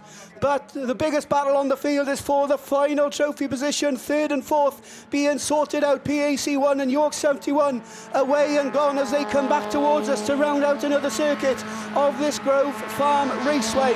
Side by side for the final trophy pot between Chris Hall and Stephen Heath. But wait, if they get it wrong, Tim Harbour's there to pick up the pieces in Severn Valley number 5. That's your top 5 then. So 5's in 5th from Sean Thompson. Scunthorpe 971 is there in that 6th spot, but it's already last lap flag time. It's a big track, but these races have gone by, they've flown by, haven't they? Flown. Well, who made that word up? I don't know. But it's Ryan Smith with just over half a circuit to go to make it 2 national champions for the South Wales League, and both from the Pembrokeshire clubs. It's Ryan Smith into the start gate turn for the final time. PAC number 1 passes the flashes, and it's one that takes the win from 71. 3rd place is going to go to Chris Hall, Thompson, Stephen Heath and Harbour. Chris Manners rounds it all out in 7th in Forest 96, and Carl Verity. What a superb, clean, I reckon, Class 2 final. A bit messy in turn 1, but nothing to justify a flag or a red. But they'll come back towards us. What a race that was. They're obviously going to have time up there to allow the engines a little bit of time to cool. I need a little breather, so I'm just going to be quiet for just a few minutes while they sort themselves out, and then I'll waffle again as they come back towards us.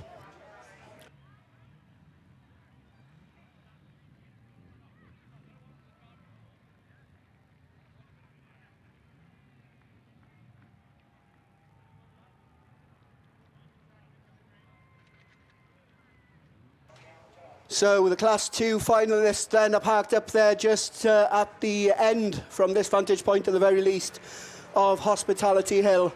And it's another national champion for the South Wales League, then one from PhD, one from PAC, and number one becomes number one in 2026.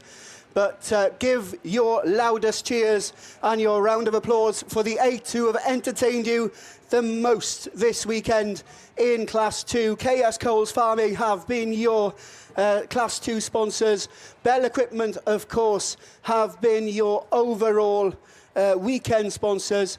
There's a whole lot of sponsors and trade stands that have supported Border Counties and this meeting this year. And if you can support any of them in the future, then please make sure you do. But on that hill, when you're about 20 deep, just give them a loudest round of applause, your loudest cheers. Throw a few bottles of water over them if you can reach, because this is what the Nationals is all about. And it's only justified that the ones that are parked up there, are they all Nissan Micras? I think they are, aren't they? So everybody up there sat in their Nissan Micras have totally entertained you this weekend. They're being led back towards us by Freddie Farrow in York 71, going with him Sean Thompson in Scunthorpe 971. Tim Harbour in Severn Valley 5, not quite his year in the West Midland League machine. But like I say, you can never discount the man who's been there, done that, and worn the T-shirt many, many times. Also, coming back towards us, the 2 CGTRO League cars of Sean Thompson and Chris Hall, Scunthorpe 971 and Scunthorpe 227. Carl Berretti from the York League is there in York 190. The East Midland League have been represented, and my God, they've been represented well all weekend, by Stephen Heath in Pennine 65. The Gloucestershire League, their flag has been proudly flown by Chris Manners in Forest 96. I'm not sure if Chris has made the Nationals over the last couple of years. I think he was pretty nervous about this weekend, but he was certainly ready for it. He's doing well in the UK Autograss Championships this season, and he's proven a point that he can mix it with the best of the rest in the country here this weekend. But as they come back towards us, please raise your voices, clap those hands that little bit extra hard, because Ryan Smith in PAC1, even though I'm not sure who's up there with him, but has he got problems, or is he stuck in the mud? I think he's stuck in the mud on the track exit up there. But here comes your 2026 KS Coles Farming Men's National Autograss Class 2 champion, Ryan Smith in PAC number 1. Is he being towed now, or is he just following the quad down? From this point, it looks like he's coming under his own steam, is he? Yes, I think so. But yeah, like I say, that youngster from the Pembroke Club, he has certainly been flying the flag well for the league this year. He's been going well this season, and like I say, there were 4 qualifiers from the South Wales League who have shown the flag proudly. That Welsh Dragon will certainly roar when the PSE1 machine goes back into the pits.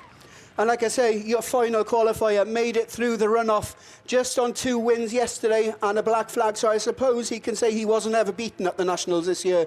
But I'm sure that everybody from within the South Wales League, regardless of what club you're in, will be very, very proud of both national champions so far. And with, I think it's Class 4 on the line, let's hope that we're not going to stop at 2, because there are a couple in this one that could potentially bring the pots home to South Wales. But to take you through your men's Class 4 final, I'll hand you over to Mr. Tim Jones. Yeah, thank you, Gareth. So, right, here we go. We come to the sharp end of the meeting. Men's Class 4 finalists, as they are already assembled on the line end. Only one man unbeaten, Ben Gould in North Shropshire 434, your defending champion.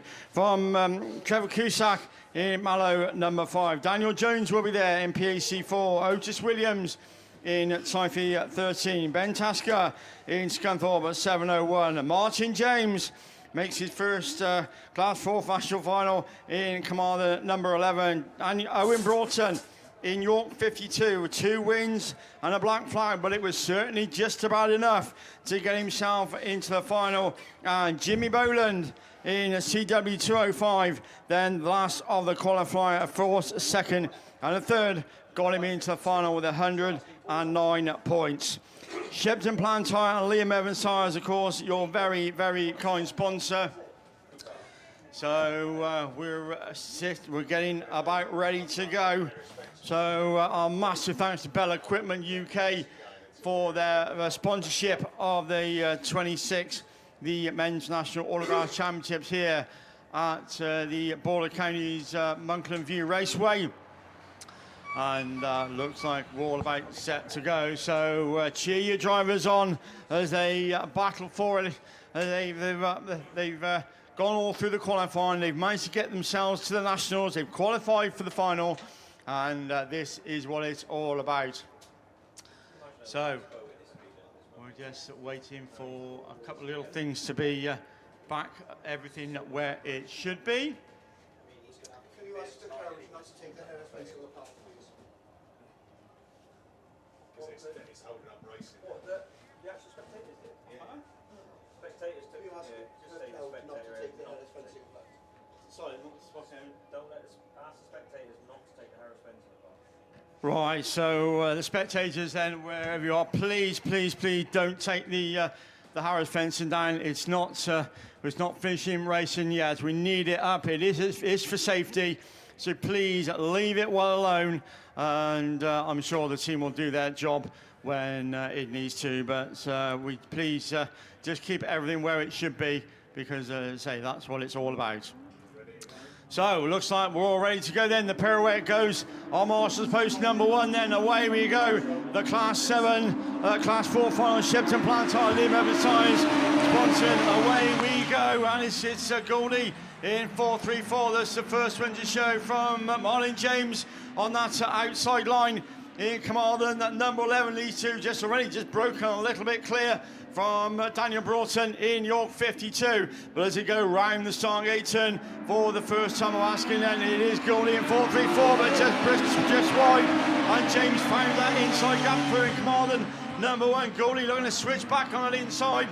So it's all swap and change, but look at this, absolutely side by side as they go down that far side for another time of asking, but James then takes up the running in command at number 11, but Goldie certainly won't be happy to sit there in 434. Then we go to Ben Tasker in Scully at 701 from Jimmy Boland in 205. Then we go to Otis Williams in Typhoon 13 and Cusack in Mallow at number 5. But out front, once again, it's the Command 11 machine of Martin James that brings the field back round towards us for another time of asking. Goldie 434. Tasker still hold on to third ahead of Jimmy Boland in CW 205. And there goes Otis Williams in Typhoon 13. And the Mallow number 5 machine of Cusack comes across the line once again, but still no change with another lap gets completed, but Jamesy just comes out wide. Then Goldie's looking to switch from the inside in 434, takes up the running round the hill once again. Jen just slams the door shut out of Marlon James and Kamal, number 11, as they go down that far side once again and into the bottom corner as Cusack takes another lap as well. But come on, one more lap to go. Goldie to hold on to the title. 434, come on, 11, Scunny 701. That's 1, 2, 3. Otis Williams still runs 4, Jimmy Boland 5th. As once again they go down that far side for the final time into the penny corner. Then checker flag is being made ready, and it's going to be the win, another win for Bengal. Then North Shropshire 434 is the champion. Come on, 11 runs second. Tasker takes third out of Jimmy Boland, and Typhoon 13 of Otis Williams, and coming across line to finish. And very well done. He put up a fair fight this weekend, didn't he? That's Trev Cusack in Mallow number 5. Wow, so we got that one all done, and that's it. That was all swap and change, wasn't it? And cracking racing as ever from the class 4 machinery. So they'll get themselves sorted and back round as they come back round towards us. So as they go across the hill, give them a cheer, give them a clap as they come by us. But your champion, once again, it is North Shropshire 434 of Ben Gould. And I think they just stopped just to sort one or two things out. But as they come across the top of the circuit, give them a shout, give them a cheer, wherever part of the country you come from. CM11. Back, good job.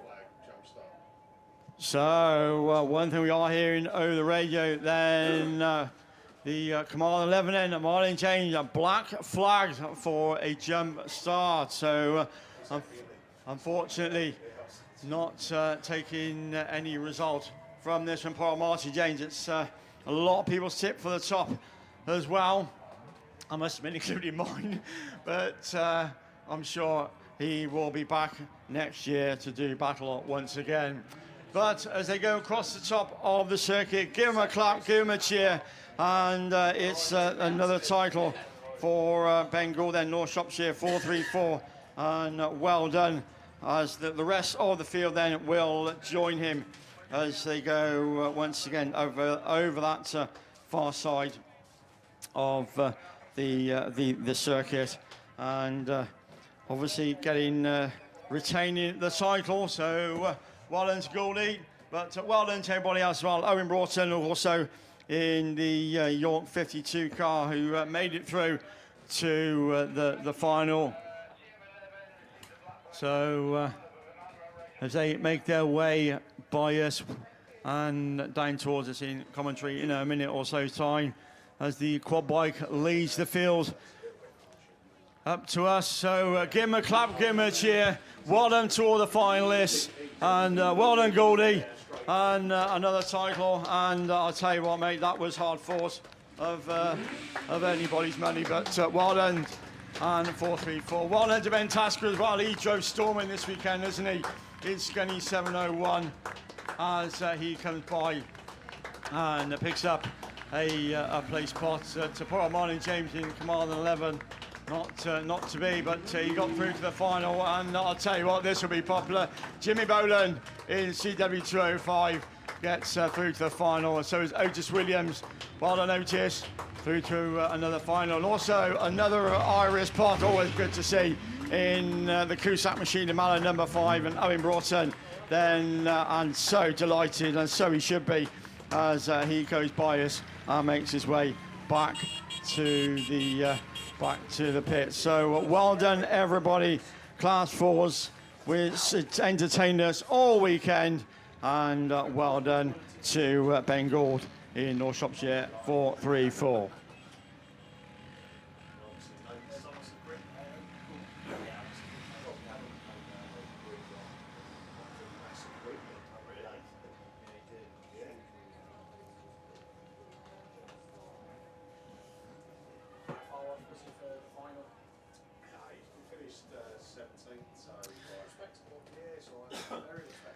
Right, so that's the Class 4s done and dusted. That's how you do it. So we move swiftly onwards and upwards. Men's Class 6 final already assembled on the line. Shocking UK and Phil Priest Transport, your very, very kind sponsor. And only one man top of the shop then. Oh, nobody top of the shop either, but it is J. Colgate here, 155 points, North Wales at number 1. So Tristan Daniels in Typhy 36. Matt Manning in Evesham 152, all tied on 155 points.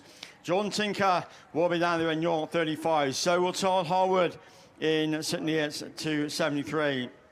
Darren Bryan in the Class 6 final in Scarborough 41. Matthew Schofield in YS 22, and Jack Parker in Scunthorpe 65.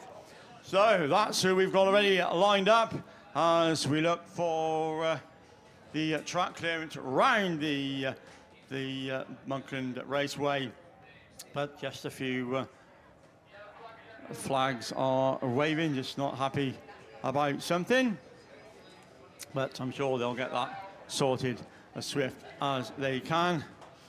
So it looks like everything where it should be. Yes, it is. We get the one and sooner then Bungie goes. Let's go then. Class 6 final is away from the line. Manning has made the best shot, but so Schofield has gone with him in YS22.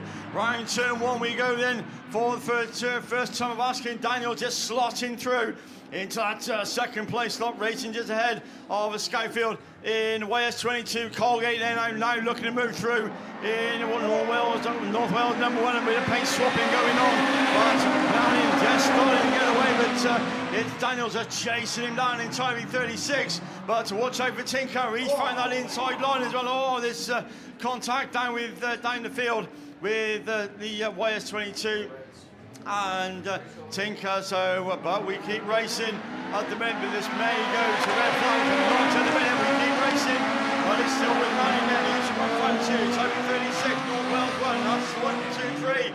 Then we go to Jack Parker, who's got himself up to 4th in Scunthorpe at 65 as poor old Schofield gets going, but he's a long way clear, a long way down the order, but back out front, still Manning, 152, 36, North Wales 1, that's still the 1, 2, 3. Then we go to Todd Harwood in SN 273, and yes, we do, we get the red flags.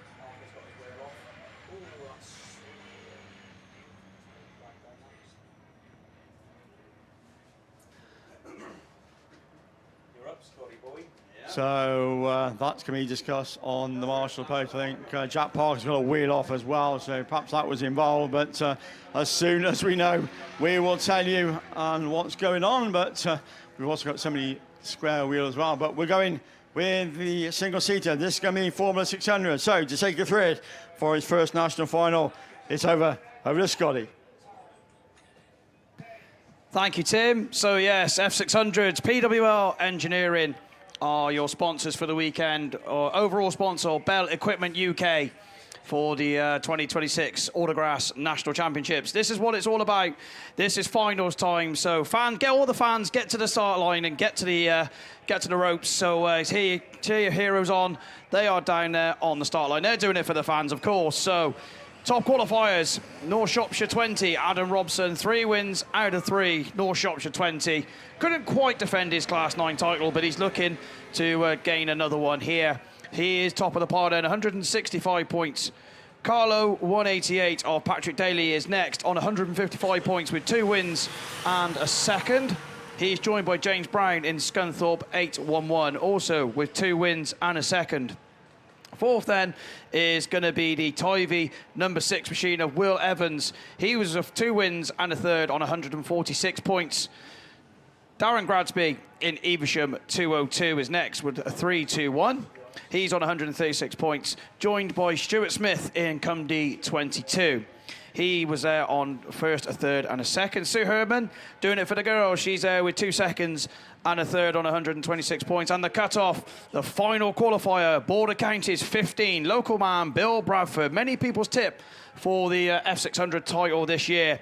Just scrapes in with a third, a fourth, and that win this morning on 119 points. James O'Ridian, 1 point off in 9th place on 118 in the Mallow number 1 machine. That's how tight it was to get into the F600 final. So can see down on the line then, North Shropshire 20 has gone for grid number 1. Sue Herman's gone for 2. Tivy 6, Will Evans has gone for 3. Patrick Daly's gone for 4. James Brown has picked 5. Bradford would probably had the last grid. 6 was the last one left for him then, as he Cumdy 22, Stuart Smith's in 7, and Darren Gradsby right on the outside in Evesham 202. Here we go then, the PWL Engineering F600 final is away. Who's quickest? It's going to be Bradford from the middle of the pack. Local man and Border Counties 15 takes him into the first corner. Robinson's right there as well, but Gradsby round the outside in Evesham 202, but Robinson's got some grip and comes through into that second brace, but Gradsby fights back in Evesham 202. Stuart Smith's on a mission right round the outside in Cumdy 22. Is there grip out on that outside? But it looks like there's dry on the inside. Bradford slides across the wet. Robinson's trying to challenge, but Gradsby's through into second. Daly comes through. Stuart Smith's through to fourth. But Robinson's on the inside, throws the car in, but Bradford's got it covered. Gradsby's looking up the inside in Evesham 202. Daly's coming back now in Causeway 180. Carlo 188, sorry. He's up to third then. He's going to try for second round the outside of Robinson, but Bradford's getting away. In Border Counties 15, 188 through into second, but Robinson fights back. In North Shropshire 20, Gradsby's right there in fourth, alongside James Brown and Scunthorpe 8-11, then Tivy 6, Will Evans next to line. Robinson takes a cone in North Shropshire 20. Let's hope he didn't gain an advantage, but it hasn't, because Daly's looking up the inside in the Carlo 188 machine from James Brown. Then Sue Herman's under pressure now from Gradsby in that fifth place at the minute. Then Stu Smith, and then Cumdy 56 at the rear then, but Bradford it is. A couple more laps to go. Keep going, Bill. Border Counties 15, North Shropshire 20, still in that second place. 188's there in third from James Brown in 8-11, trying to make a gap and close the gap now on that third place car. A good battle going on for fifth and sixth place between Gradsby and Evans. Then Sue Herman and Stu Smith out the rear of the field. Then local man he's getting away. Bradford on a mission then. Couple more laps to go. North Shropshire 20 under pressure now from Carl to 188. Oh, Patrick Daly 8-11, still there with Will Evans and Tivy number 6 from Gradsby's there in sixth place from Herman and Stu Smith at the rear of the field. They're not making an impression on Bill Bradford in Border Counties 15, slowing it down into turns 3 and 4 for the penultimate time, because last that flag has been made ready. Then North Shropshire 20 still under pressure now from Carlo 188 and Patrick Daly. Battle still going on for the final trophy position, and James Brown's in front with Will Evans still there in fifth from Gradsby. Stu Smith's made a position at the rear as he comes past Sue Herdman in the Cumdy 56, but checkered flag. He's just got turns 3 and 4 to negotiate. Put your hands together then. Local man he is. Border Counties 15. Bill Bradford, your F600 national champion. North Shropshire 22nd. Carlo 188 third. James Brown gets a final place in Scunthorpe 8-11 from the Will Evans machine. Darren Gradsby's next from the Stuart Smith in Cumdy 22, and Sue Herdman completes in Cumdy 56. Race clear from Mickey B. So put your hands together for your local man, Bill Bradford. Border Counties 15, your men's F600 national champion. So put your hands together up there on Horsepower Hill. Give these guys a cheer, and the girlies, of course. They've entertained you all weekend in these F600s. A great race all the way through, swap and change in the first 3 or 4 laps. But Bradford, he managed to get away, and he brought it to completion. So many people's favourite just scraped into the final on the 8th and final qualifying place, but that's all that doesn't matter at all. It's what you do in those 8 places that counts, and didn't he make the most of it? Got the whole shot and led from the front and never looked back and made it stick. So 2026 champion of the national championships, Bill Bradford, Border Counties 15.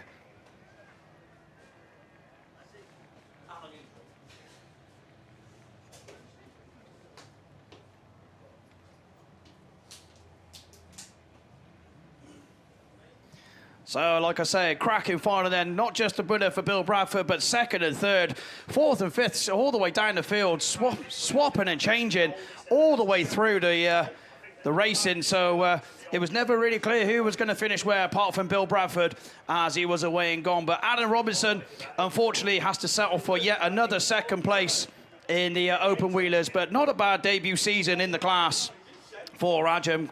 Carlo 188, Patrick Daly pushed him all the way, but third place is still pretty good. And James Brown, one of your top qualifiers coming into this, takes a fourth place. Put your hands together for him. Come on, show them some appreciation. They've entertained you all weekend.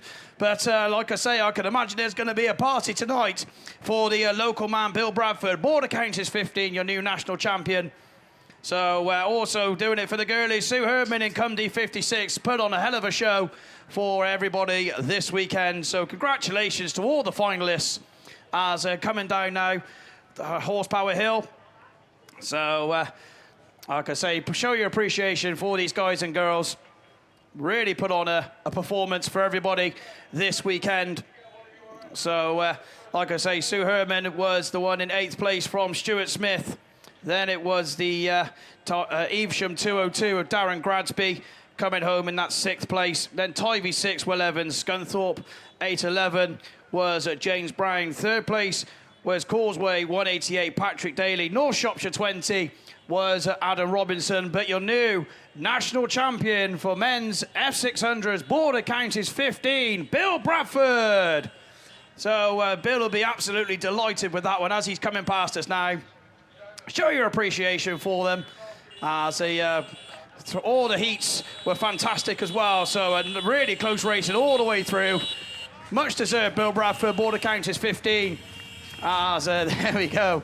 That's what it's all about. That's what it means to these guys and girls. So Bill, Border Counties 15, deserved champion then in the BC 15. Well done, Alden Robinson as well in North Shropshire 20. Also to Patrick Daly there in the Carlo 188 machine. Tivy 6, Will Evans as well. He'll be chuffed for the 4th place there. Yeah, there we go. So James Brown, Scunthorpe 811, also very well done. Darren Gradsby, I think he's new to the class this year, and he's from 202. So to make your Nationals final in your first season in the class is not bad going as well. Stuart Smith, Cundy 22, also should be delighted with making his final. And then Sue Herman doing it for the girlies. There we go. Cundy 56. There's the last finisher in the national final, but that is not to be disgraced at. Just to make the final is hard enough, and she's done it for the girls. There we go. Posing for the camera there, Cundy 56. So Sue Herman, very, very well done to you, as to all of the finalists. So come on, give them a hand. Show your appreciation for them. They've worked tremendously hard just to get to this point in the meeting. So show them some love as they go down the far side, the start line straight then, as they're about to come across the start line and down the priority pits then. So show them some love, show your appreciation, but I can guarantee there's going to be a hell of a party tonight for the Bradford family. Border Counties 15. Bill Bradford takes a fantastic win, and off double duty, just stepping into the box, men's class 8s down there on the start line. So I'm going to hand you over to the one and only Mr. Russ Thompson. Right, thank you very much. Here we go then. Fresh from legging it down the hill and doing all that. Right, BBGM XC Works, your sponsor for the Class 8s. So they have to close the door when I'm in here because I'm a bit loud for the lap scorers. Surely they need to listen to me. Right, who we got? Dan Thomas, Jamie Meehan, Liam Nichols, Cameron Mills, Colin Linehan, Mitch Wells, Dan McKenzie, Ash Howard. That is your 2026 Class 8 National Final lineup. We've got a voice left to ruin. These have got some horsepower to unleash, and away we go. Class 8 it is. Linehan's all out of shape off the grid. And it's Meehan, Thomas and Mills up into turn 1. It's dry on the inside, wet on the outside. Where is that grip and where is that slip? Mills up the inside of Meehan, down the back straight for the opening time. It's the green machine on the inside. Meehan throws a big bomb round the outside. Will it dry? Is there traction there? Mills pulls away. Will he go on a back-to-back of 7 and 8 this year? Dan Thomas back there in about 3rd up the inside of Meehan, because Ash Howard, your last qualifiers, up to 2nd in PhD 21. Down the hill we go then, slow it down into the turn. Mills and Howard go inside. Meehan favouring that wider line. Thomas up the inside, pinches for, oh, Meehan's gone. West Waterford 1-3-2 has gone. Was that a penalty? Was there a star infringement or was something faulted? I don't know. But the Southern Irishman's out. We keep racing, and it's Cumdy from PhD from Cambridge. That's the top 4. The yellow flags flutter to signal that there's a car in bother. But now it's Howard versus Thomas for that 2nd and 3rd. Oh, there's contact, and the front end lifts up PhD 21. His clubmate backs out of it, lets him go. Further down we've got Linehan and Wells, and then Nichols outside the top 4 trophy positions. But Cameron Mills is going to go unbeaten, is he? Well, not he lost the heat. He lost one of the heat, but he's out there in front when it matters, and that's the final. Can he defend the Class 8 title as well as the 7? Well, he's pulling clear, and there's already just over a lap to go, and it's Cumdy 19.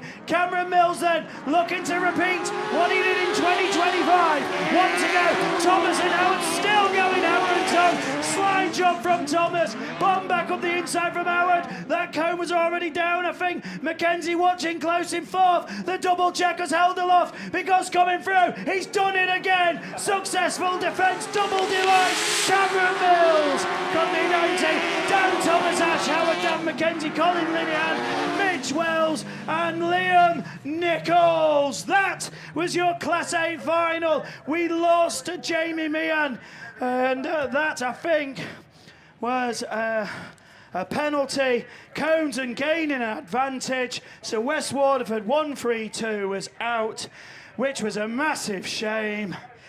Wow. Every year they deliver. Not necessarily the complete nip and tuck action we see in some of the classes, but what pace. Oh, hang on, no. So Jamie Meehan went out of the running, but the flag was for PhD 21 Ash Howard. So PhD 21, black flag for Cones and gaining an advantage. So that puts the rest of them up. So I think that's Dan Thomas in a safe second. Dan McKenzie moves up to third. And Colin Linehan picks up fourth for Mallow. And I'm in a puddle of drip and sweat. Every year I do this to myself. And I have to be careful not to electrocute myself in the microphone. I'm sweating that much. But that's what these guys do. They put on a show, and hopefully I can deliver the vocals to the race and do a good job. So the voice is just crackling now. It's on its way out, which means I've got enough for celebration later.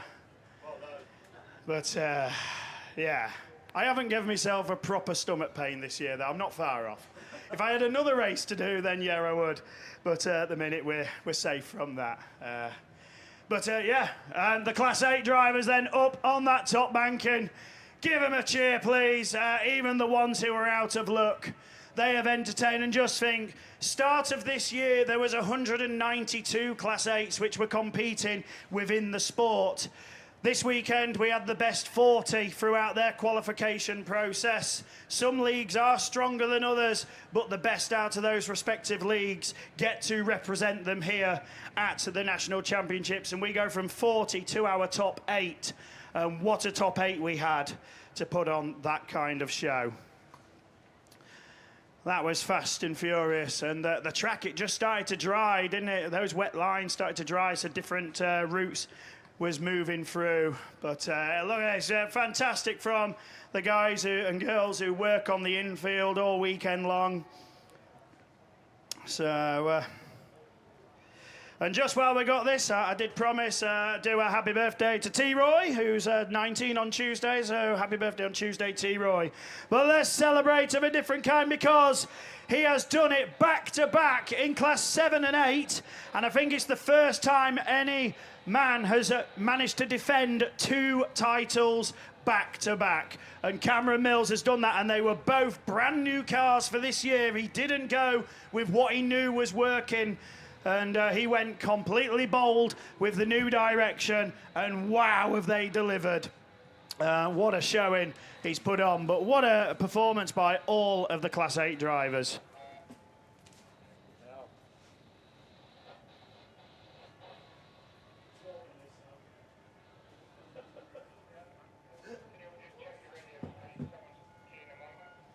So in that corner, sorry I can't be stood up there to take the photos this time. I've got to do the duties on the mic. I'll try and point the camera through the window. So make sure you drivers look towards me and I'll get a nice photo of you. But I will congratulate you all at the presentation, because we want to see you all there. Don't forget, race fans, I think it's happening on the stage, is it? Just behind us, I think so. The presentation. So hopefully that's all going to be taking place there after racing, so make sure you're there for it. But give them a cheer, everybody. Your 2026 Class 8 National Champion, Cameron Mills, Cumdy 19. Look here, Cam.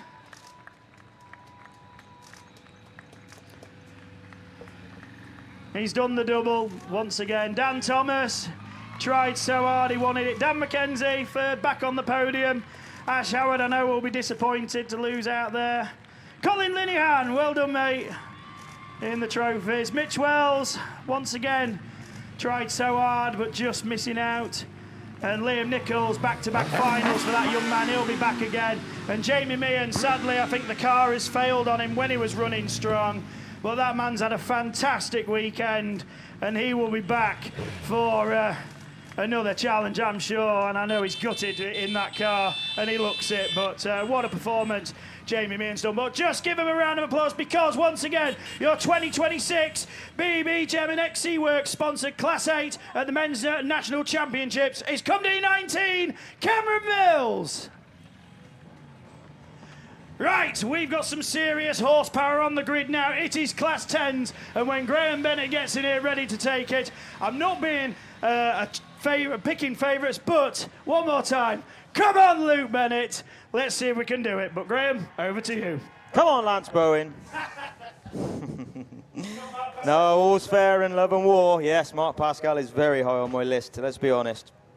It would be kind of ironic, though, if we can get the big BC22 man over the line at his home national championships. But we are here, Bell Equipment UK, headline sponsors in memory of Malcolm Pritchard, your class sponsors.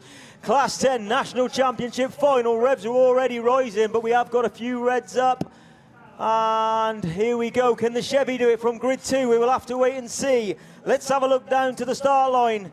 We've got a bit going on now, haven't we? Come on then, let's yellow, here we go then. Revs are rising, let's see what happens. Liam Evans coming out of grid 6, Lance header 7 doesn't get a good start. Pascal gets a decent one, but a big Chevy straight into the lead. Oh, he just drove straight through him. Who was that? Was that Kieran? Oh, I think it was, that's a stop, yeah. That's the front damage wiped off. I think we're going to see red flags there. The DA car just absolutely went in at like 300 mile an hour, straight over the front of Zach Yeardley. Mark Pascal will not be able to believe his luck. Gives it the big sideways launch, and unfortunately, Mark, it was over long before you got into the lead, buddy. That first corner incident with Barry Smith there. No, sorry, not Barry Smith, Barry Leach. Sorry, Barry Smith. Barry Leach in DA82. He just went in a little bit hot, straight over the front of Zach Yeardley, wiping that front right wheel off. Class 10s are going to go for a rerun. We will wait and see what the radio says. Scott's on the radio.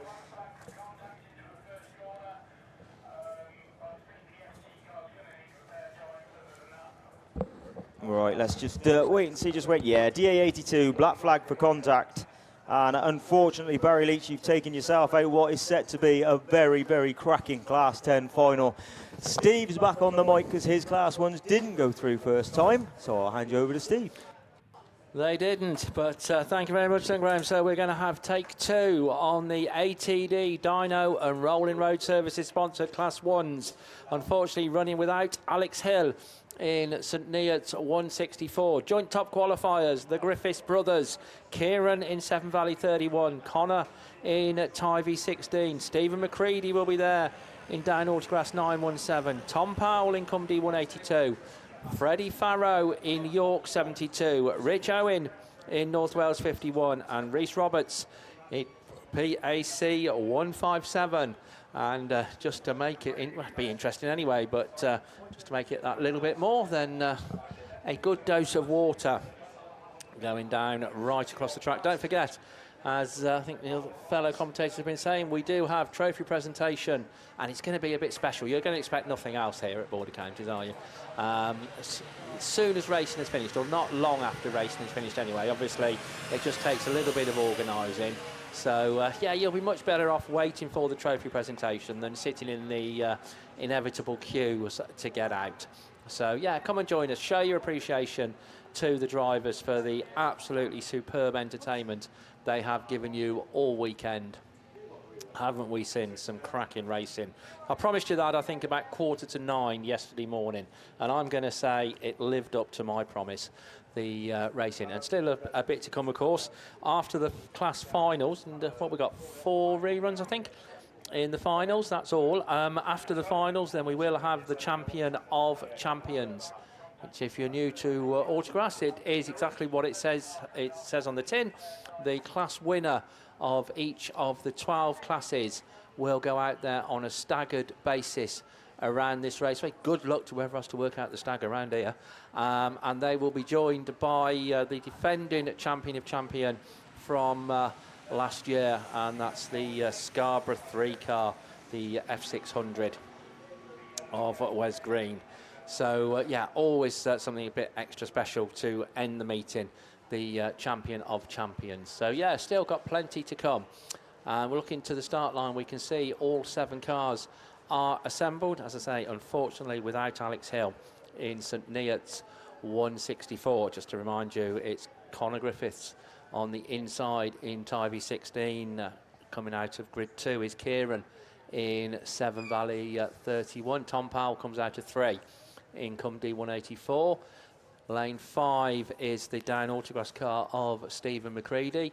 Lane 6 then looks to be, sorry, lane 4 is DA 917. Lane 5 is blank, that's obviously where Alex Hill was. Lane 6 is Freddie Farrow in York 72. Lane 7 is Rich Owen in North Wales 51. And on the outside, not always the place to be in the Class 1, but he was the last of the qualifiers, Rhys Roberts, but he's there. That's the important thing in the PAC 157 car. So basically, the choice has been, not unsurprisingly, for Class 1s, inside outwards. So yellow flags being made ready. As soon as we've got yellow flags all the way around, then the pirouette will happen on turn 1. That will be the wind-up signal, and very, very quickly then the bungee will lift and we'll be underway with the ATD Dyno and Rolling Road Services sponsored Class 1. And right on cue we are. They get away from the line, and once again, as you'd expect, it's a very, very level break. TA16 just about showing on the inside as they dive into turn 1. Stephen McCready trying to come through on that inside line though, and yeah, tactics that paid off for the down Autograss 917 car. So Stephen McCready takes up the running. Griffiths runs at 1 and 2. Then on the inside is Kieran, on the outside is Connor in 31 and 16 as the down Autograss car just drifts a little bit wide. He won't be wanting to do that because Seven Valley 31 comes through right on the inside. Right on the inside of him though is Rhys Roberts, and DA 917, unfortunately we're hearing, has picked up a black flag for cone and an advantage. So down Autograss 917 coming across on the radio, but we're waiting on track as the race leader comes round. Seven Valley 31 is that race leader. PAC 157, there is that black flag unfortunately to Stephen McCready, but that won't concern Kieran Griffiths as Seven Valley 31 motors on, going down the far side. Connor was the champion last year. Is Kieran going to be the champion this year as he comes round?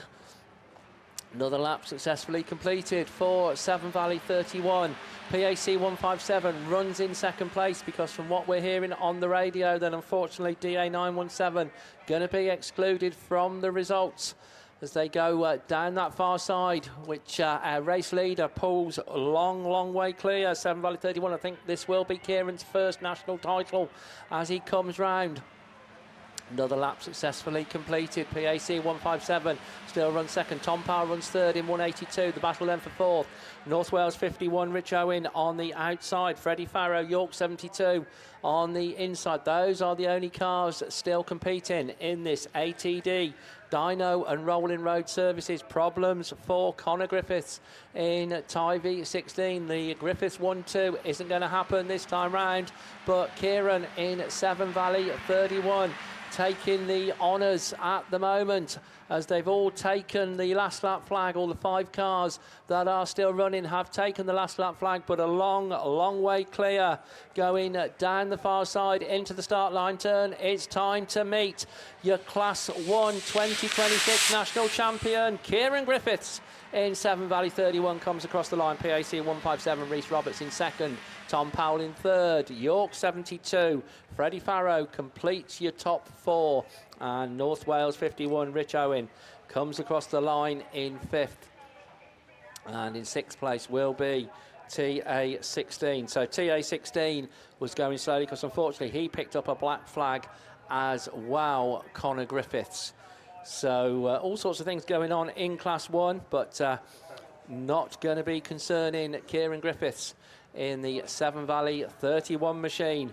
The ATD Dyno Rolling Road Services sponsored at Class 1, and they will come round and as you have been doing, but don't be afraid to make any noise. We got no noise restrictions here. Certainly you're not 4:15, so you can make as much noise as you like for these Class 1 guys.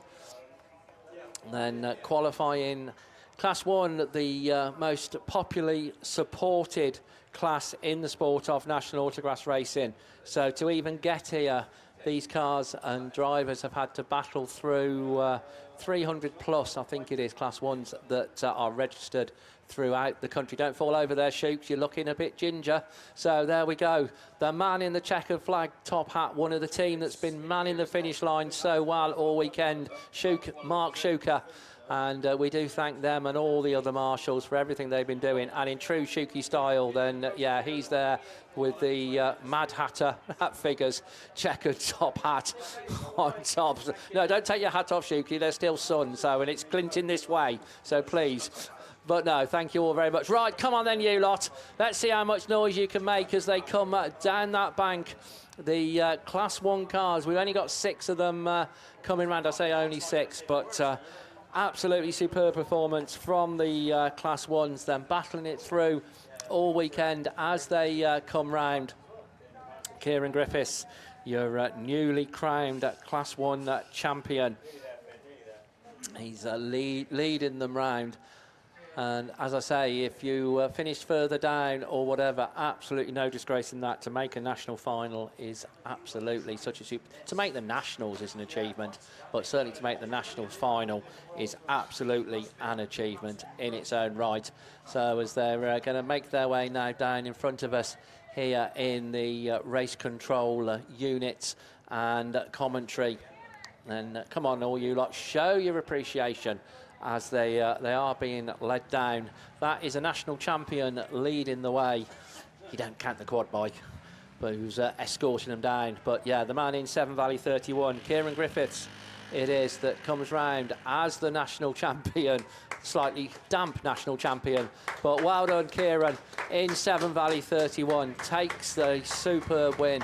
PAC 157, then Rhys Roberts following round. Tom Powell in Cumdy 182. The York 72 machine there, Freddie Farrow, what a good season he's having, what a good weekend he's having. North Wales 51, Rich Owen it is, and not to be this time round for Connor, but I'm sure from Connor's point of view, if he couldn't take it home, then very much he would have wanted Kieran to take it home. The Griffiths name stays on the trophy. Well done to all you Class 1 lads.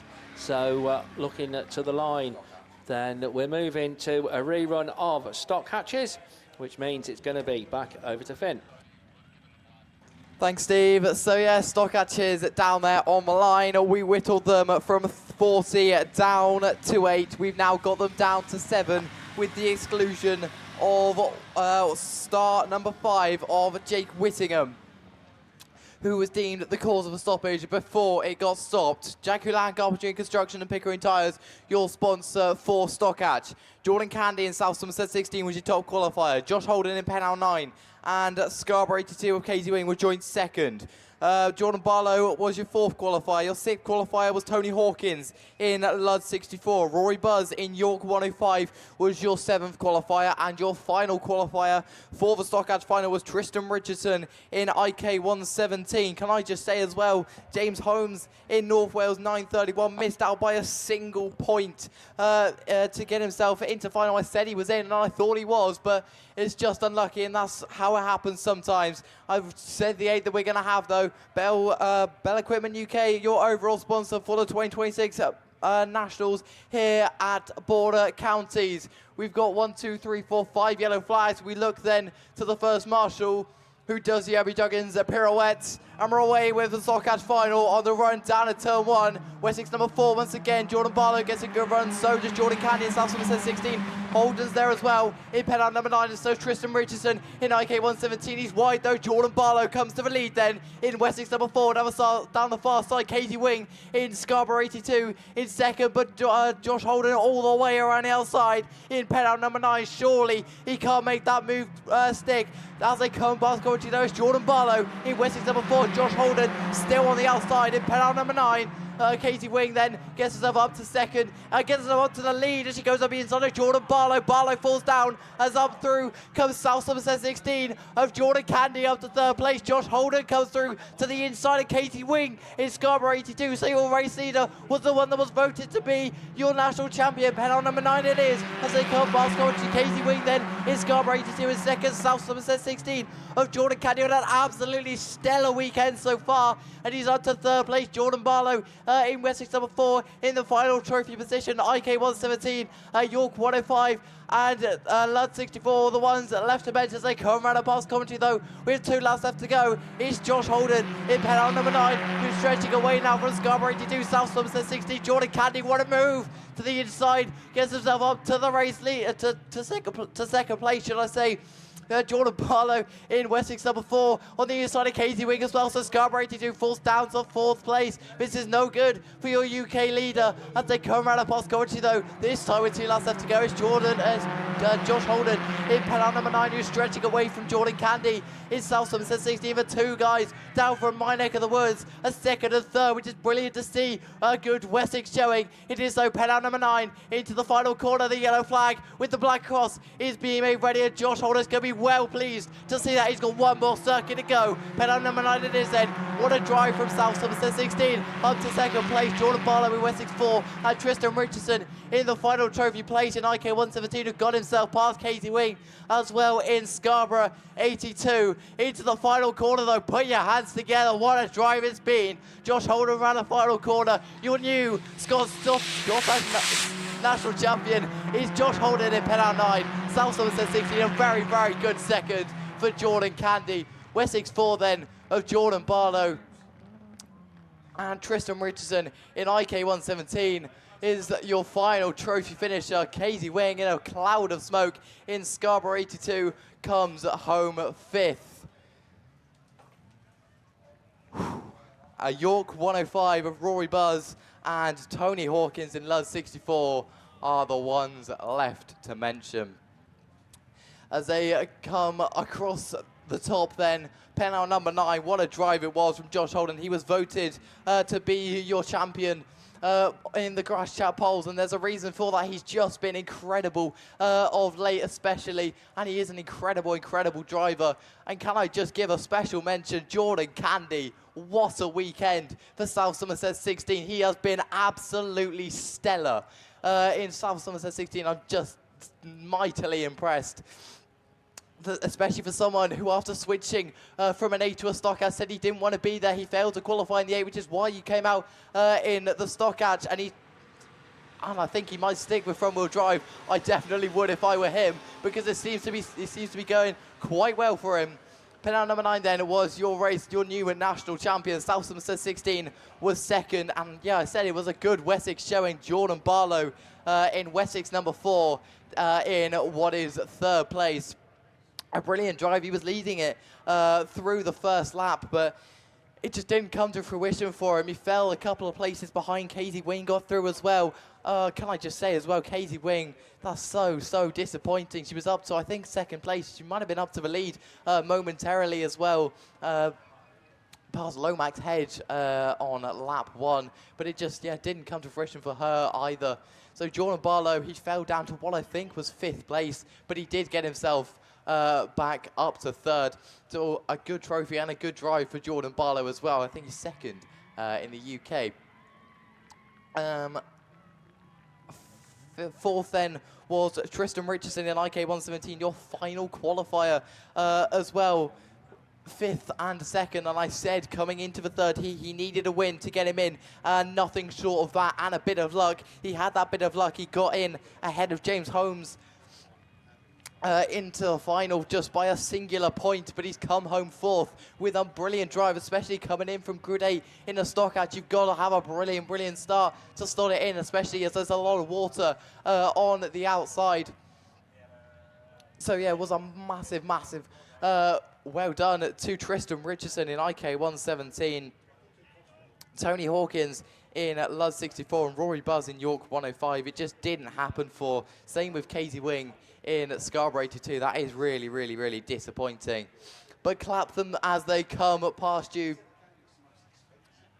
because they have all done a really, really brilliant job going through all of the qualifying rounds in their separate clubs across the country.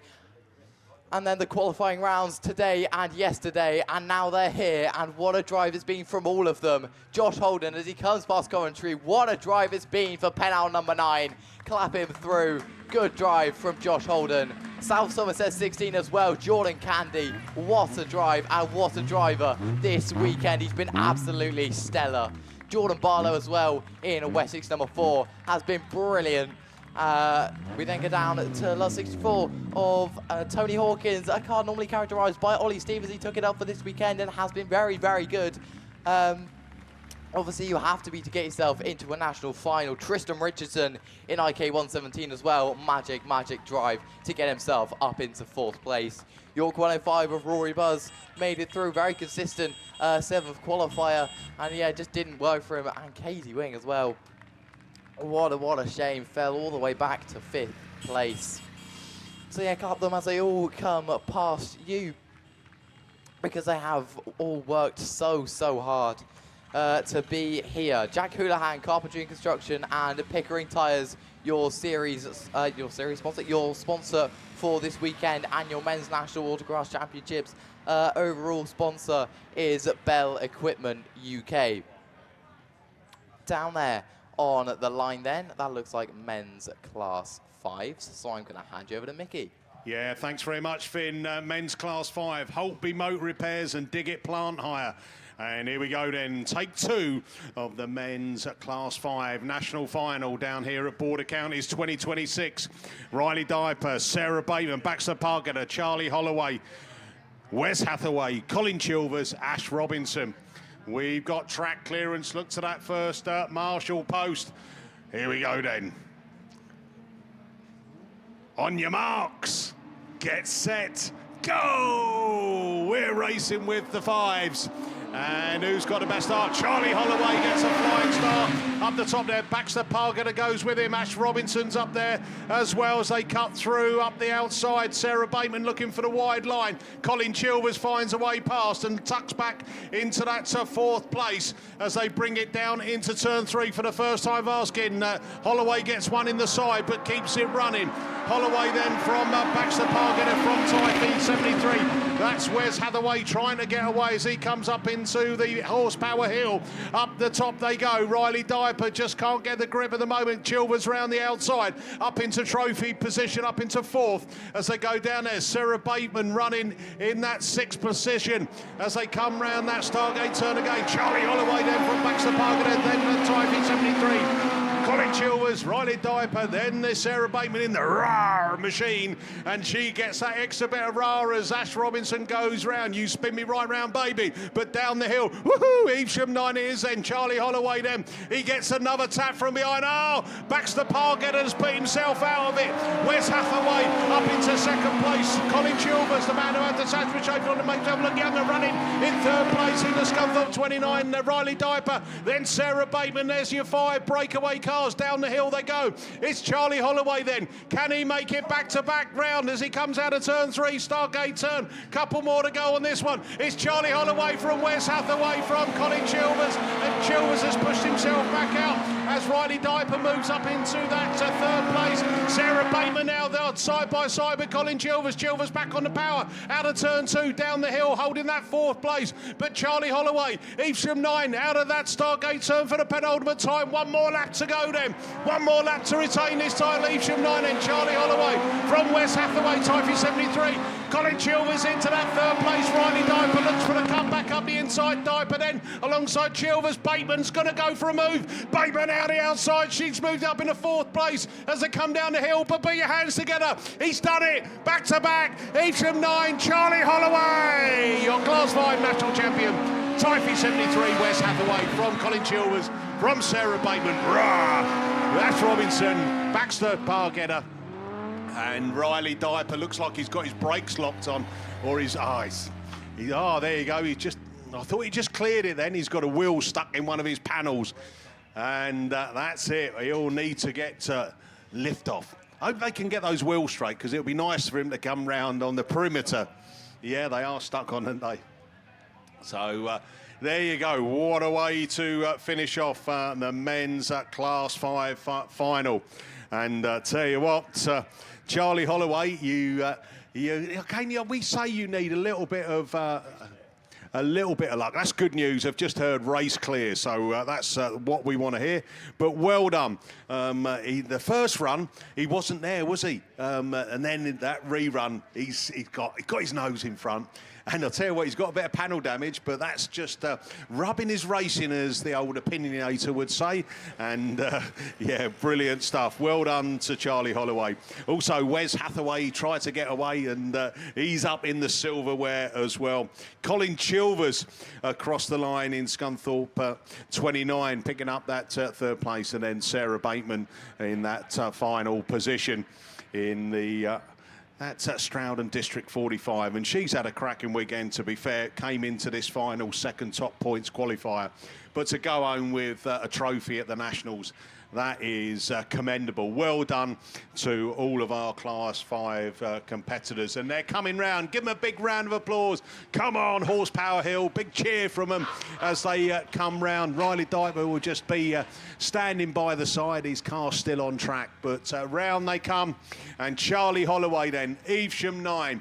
He's retained his title. He is the 2026 national champion in Class 5. Well done, my son, as he brings it down past all you spectators. Give him a big cheer, a round of applause. We've got Colin Chilvers there, Wes Hathaway, Baxter Pargetter, Sarah Bateman, Riley Diper, Ash Robinson. You've put on a great show, and they are have done us proud. Obviously, it took 2 attempts, but we got it done and dusted in the end. But here we go then. Another big round of applause. Put your hands together for your 2026 Class 5 national champion down here at Border Counties. It's Evesham 9. Charlie Holloway does it 2 times.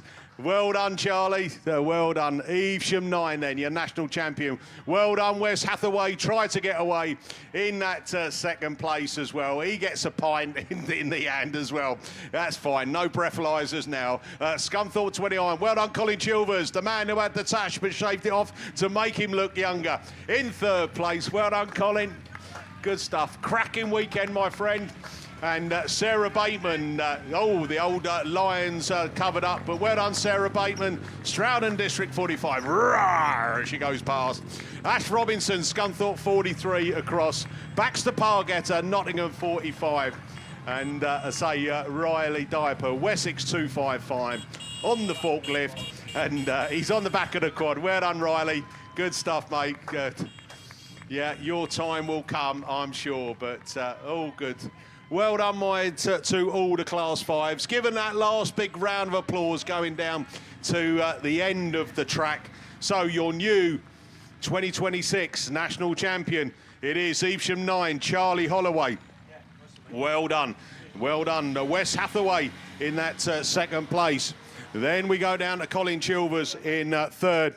And then finishing that off, Sarah Bateman in final trophy position. Right, back up on the line then. We are going for the rerun of the men's Class 6s, and it's over to Tim Jones. Yeah, thank you, Mickey. So, here we go then. Take 2 at the Class 6 National Final. Shocking UK, and Phil Priest Transport is your sponsor. We're all going apart from Jordan Tinker, who picked up the black flag in the first attempt, so no York 35 in the lineup. But all being well, we should have Jake Holgate in North Wales, #1. Tristan Daniels, Matt Manning, Todd Harwood, Darren Bryan, Matty Schofield, and Jack Parker. So that's who we should have down there assembled on the line. And we're just going to be waiting for track clearance very, very shortly. Manning then starting or electing to come from grid 1. As then the bungee lifts then. Let's go racing there. Men's Class 6 final is away for take 2. And once again, Manning's quick away in 152, but who goes with him? Colgate in North Wales. Number 1, Tristan Daniels just hooks up that inside line and tries to move through to that second place slot, but Colgate's there in North Wales at number 1. But at the minute, it's Manning that's going to bring him round once again. The dust really is starting to fly. 152, Colgate on inside. Oh, there's contact. So Manning goes round. Tristan Daniels involved as well. So it's Colgate. So that's going to go to red flags, and I think we'll have something to say on the Marshalls radio. Graham's got glued to his ear.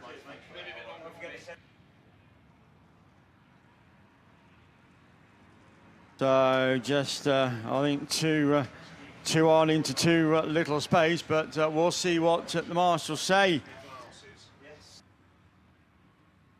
So Class 6 has been troublesome once again, as they were in Ranford a few weeks ago. Oh God, not again. But we'll see what they say about that. But we'll see what the Marshals come up with. But for Lima, I'll leave that for a minute because we're going open wheelers then. And for the second time of asking for men's Class 10, so to take you through that, it's back over to Graham. Thank you, mate. Yes. Nice one. Here we go then. So in memory of Malcolm Pritchard, your class sponsor, and Bell Equipment UK, your headline sponsor. Again, thank you very much to both of them for the sponsorship this weekend. Now, your current national champion. Again, is it just for a couple of minutes? We don't know. NS3, Liam Evans, you can't put it past him, can you? Mark Pascal was in amongst it that time. Zach Yardley managed to get to the corner first, and they just unfortunately got wiped out coming off grid 1. Can he get that big Chevy to do the same thing again? Stand on the brakes, get her tucked in, and see if he can get that Chevy working well. I'll tell you what, he's done awesomely well to get that in there amongst all these twins this weekend. Lance Bowen didn't make the start last time, so he'll be looking to have a better start this time. Gary Morris was in amongst it, wasn't he, in G28D.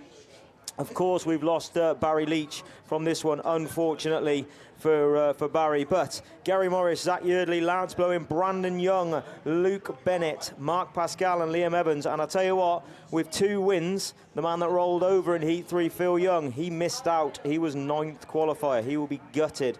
And a quick shout out as well to Sean Nugent, because I'll tell you what, he had a good run through. 3/3, very consistent through in WW27. So as we see the Manning car not unusually being towed off this track, same last year, hopefully he can get that repaired. I haven't heard anything on the radio to say what's happening in that Class 6s. We've got a man on the job now that's going to let us know, and yeah, as we say, let's see what we can do. He's going to go off and get some repair time. We're going to start seeing some no water, so no water gone down, so they obviously think it's ready to go. Let's have a look down on the start line. It's Yardley out of 1, E223, Brandon Young out of 2, 3, H250 Mark Pascal, 4, Luke Bennett, 5, NS3 is, actually no, there's one missing. Yardley's out of 2, of course he is. NS3 then, Liam Evans out of 6, Bowen out of 7, and over on grid 8 will be Gary Morris in that G28D car. So what are we waiting for? We've got a red up still here, there, and everywhere. Oh, we miss. They are water in the start line. Yes, couldn't see it from my view. Rubbish, Graham. Move your backside and you'll be able to see it. So, whilst we got a bit of downtime, Gareth Paynes. Yes, he's older than me. Good to hear. Gareth Paynes, happy birthday, 50th next week. And yeah, always pleased when somebody's older than me, Gareth. Although you do look younger than me, so I'm a bit put out. But happy birthday from all the family for next week, and quite apt that we do it on Class 10s. And saw the boy out earlier on the weekend, Fergie, doing the business. Not all the way through, but he did have some good runs through this year to get himself there. So he'll be proud of himself, and he should be. He's a super smashing young lad, and you've done a great job with him. Right. Yes, Gareth's had a very easy paper round, yeah, definitely has. Right, the Bowser goes off, exit stage left. We're going to look down to the start line. Who can make the start this time then?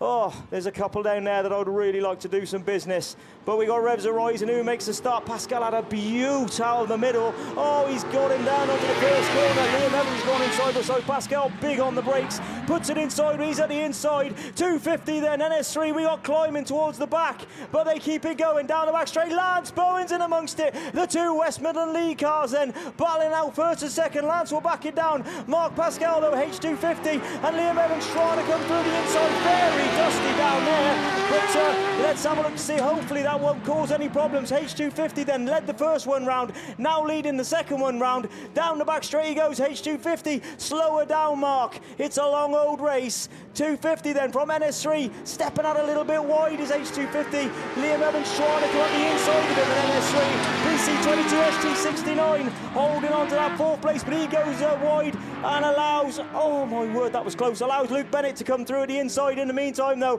H250, please find that brake pedal, young man. H250, Mark Pascal, he has found the brake pedal, tucked it in a perfect line. H250 from NS3, BC22 there in third place, and Luke Bennett up in fourth. Yardley then with the Chevy back in fifth, and Brandon Young trying to come through with Gareth Morris at the back. Mark Pascal though down the back straight. This will feel like an absolute endless era, I would say, for Mark Pascal. I know the feeling, and I'll get quite emotional just talking about it now. H250 into the top corner.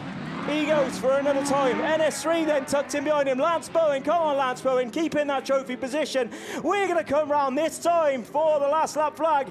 H250, come on Mark Pascal, do the business buddy. He's gone a bit wide. Get yourself back on the inside, hit that brake.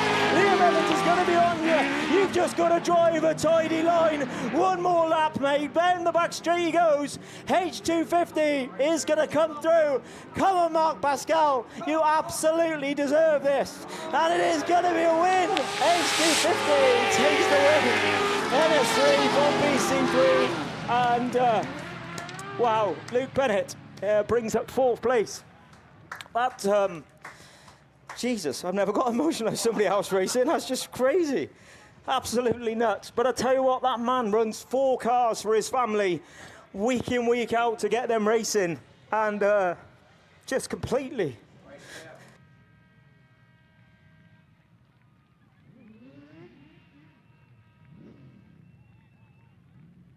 Oh, right, sorry. Gather yourself, Bennett. It's ridiculous. Right. Wow. Right, H250, race clear. Mark Pascal, Jody Pascal, Titch, the rest of the family. You can't tell me that there is another man on this field that deserves a national title more than Mark Pascal with that number on the side of his car. And I don't care if people do think I'm biased. I know what effort this man puts in. But if he is listening, I do need some lights putting up in my workshop next week, and you have been putting it off for months. If you don't mind popping down, that would be absolutely great. I'd love to go outside and clap him past, but I'm going to stay on the mic and let Abby do the honours as she walks down to the front to give him a massive wave as he comes past. And he's just the most laid-back bloke you'll ever meet, and deservingly so. What about Liam Evans, though? There in second place, NS3. Picks up a second pot, went through the heats unbeaten. 55, 55, 55, 165 points. But the one he would have wanted to win, the race he would have wanted to win, is the one he's just had. But he will be very humble and give Mark his congratulations, as will Lance Bowen. Lance Bowen, another Nationals gone by for him, but third place and a trophy on a weekend that he has just so deserved. A trophy there. Luke Bennett as well, who's absolutely been storming through. Luke Bennett, 55, 45, 55, the same points as Mark Pascal. And sorry for the rest of you guys as well. Gary Morris deserves a great shout. He made it through to another final. Zach Yardley in the Chevy, doing it for the car engines. Lance Bowen, Brandon Young, Luke Bennett, Mark Pascal, Liam Evans. What a final. I'll tell you what, in memory of Malcolm Pritchard, you will... You'd have done that man proud up there. He would have been absolutely buzzing to be standing there watching, or standing up there even, watching that race go round and reminiscing on probably the old days where he did it himself. What a race that was. Bell Equipment UK, your headline sponsor. And I tell you what, you've had your money's worth this weekend, mate, haven't you? That has been just an astonishing way to wrap up your Class 10s this weekend. We have got another final to come, which is the Class 6, I believe. That'll be coming in later. But in the meantime, the Class 10s are going round. Please, please put your hands together. Such deserved winners. And that car, like I said, already won the Nationals, so he had a little bit to live up to, did Mark Pascal in H250. And he's done it again. Absolutely deservedly so. Spent the time this week on his own car for himself for a change, and has done the business as he comes down here and in front of everybody now. Just the whole Pascal family works so hard. Absolutely deserved winners as a family, as well as Mark, of course. Lance Bowen right behind him. The two Westminster League boys leading from the front, and deservedly so. Put your hands together, folks. This has been an amazing, amazing weekend, hosted by that man in second place. But Mark Pascal, you absolutely deserve it. Unbelievable, mate. And I tell you what, don't he look cool with his glasses on, eh? Don't he look cool with his glasses on? Bless him. Away he goes. We did say he could do it, and we gave him an interview last week. We said he could do it, and he did do it. And absolutely deservedly so. Lance Bowen, well done, mate. Give yourself a huge pat on the back. Not only did you put this meeting on to such a massively high standard, but you then competed and picked up a trophy. Liam Evans again, certainly the man at the moment. Then we've got Luke Bennett. Then we got the big Chevy of Zach Yardley. Then we got a couple of cars. Brandon Young just getting a bit of a push round, I think, to get going. The cars are tired. And Gary Morris getting a push by as well. But nonetheless, well done, Brandon Young, E223 as well. Getting a bit of a push to get him going. That car's worked hard all weekend, doesn't it? And Gary Morris again, G28D, as I say. Very deserved being in the final. Took a bit of stick this year, Gary, been in a bit of a melee. But I tell you what, I always said he's a super talented driver, and he really is. But well done, you Class 10s. That's me done and dusted until we see you on the trophy truck later on. What a way for me to sign off this weekend. Absolutely thoroughly enjoyed everything I've done in the last 2 weeks to try and help promote this amazing sport of ours and this amazing venue, Border Counties. We have no cars on the start line though, and we're pretty sparse in the commentary booth, so unfortunately you're going to have to put up with me for a little bit longer because I'm basically the only one left, and I'll have to wait till the other boys come in. But here you go. Scotty, pick up the mic. Talk me through your first national championships on the commentary. How have you found it, mate? Well, it's been eventful, isn't it? Hopefully it hasn't been too bad from a listening point of view.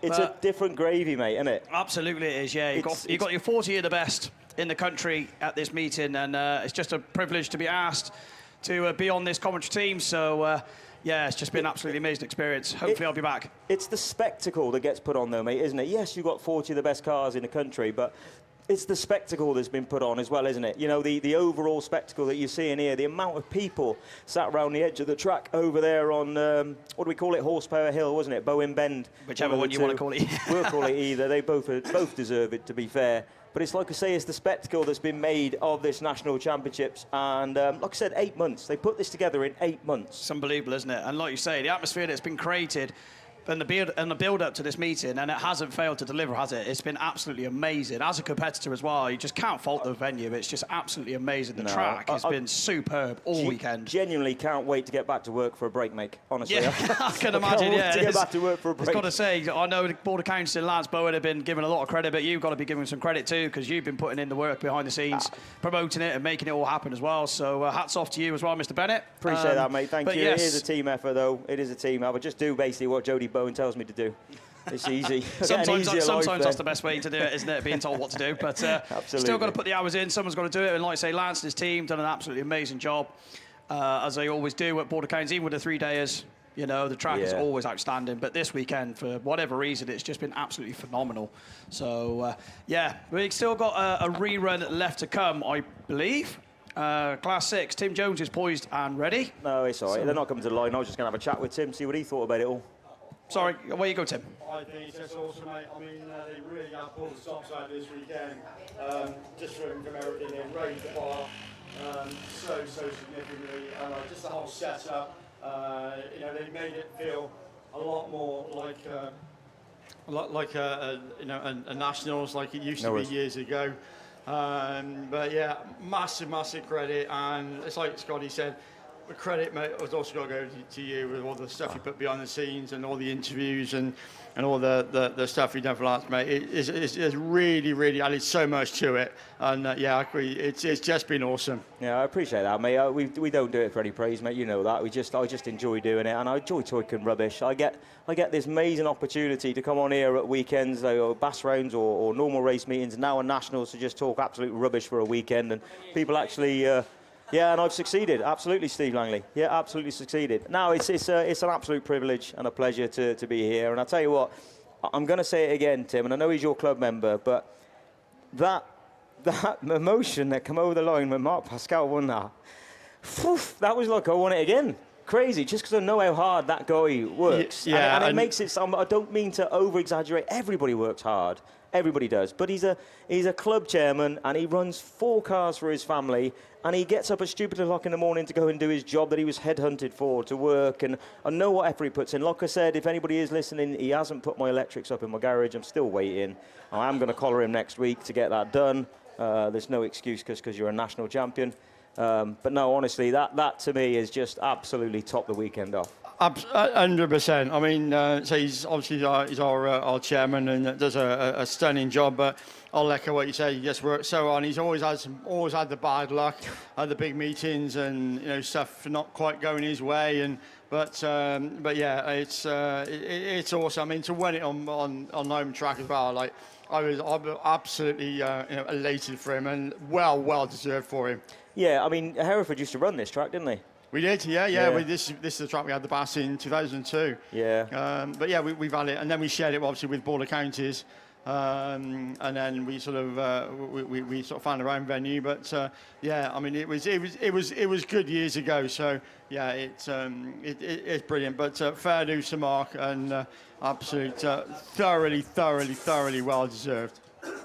Steve, what do you think, mate? What you've done? How many nationals have you done now? This is number 35 in a row. 35. That's a few more to go then. Yeah. No. So. What do you think? As far too old for it. The bar now been pushed. It probably comes in the top 34. Yeah.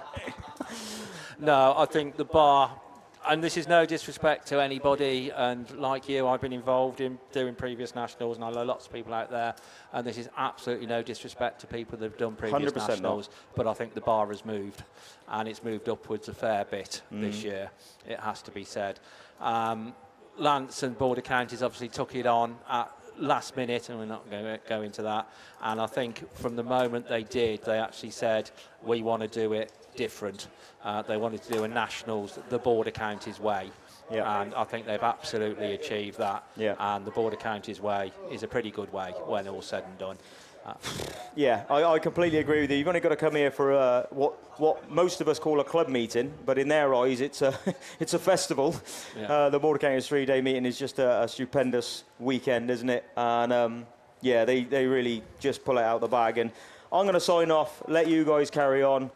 We've got one race to come. I'm going to go and get a drink, see if I can find Mark Pascal a bit quick for a bit of a cuddle and a bit of a man hug. Yes. And I think there'll be a queue, because I share you. I mean, there's lots of people in all of the classes that you think, yeah, you'd like them to win a nationals, but there are some people that you just think, yeah, it's nice. Yeah. And that's one that very much falls into that category. No, and that's I agree. nothing against the likes of Liam and not at all. or anything like that. Liam's already done it. He got nothing to moan about, is he? Yeah.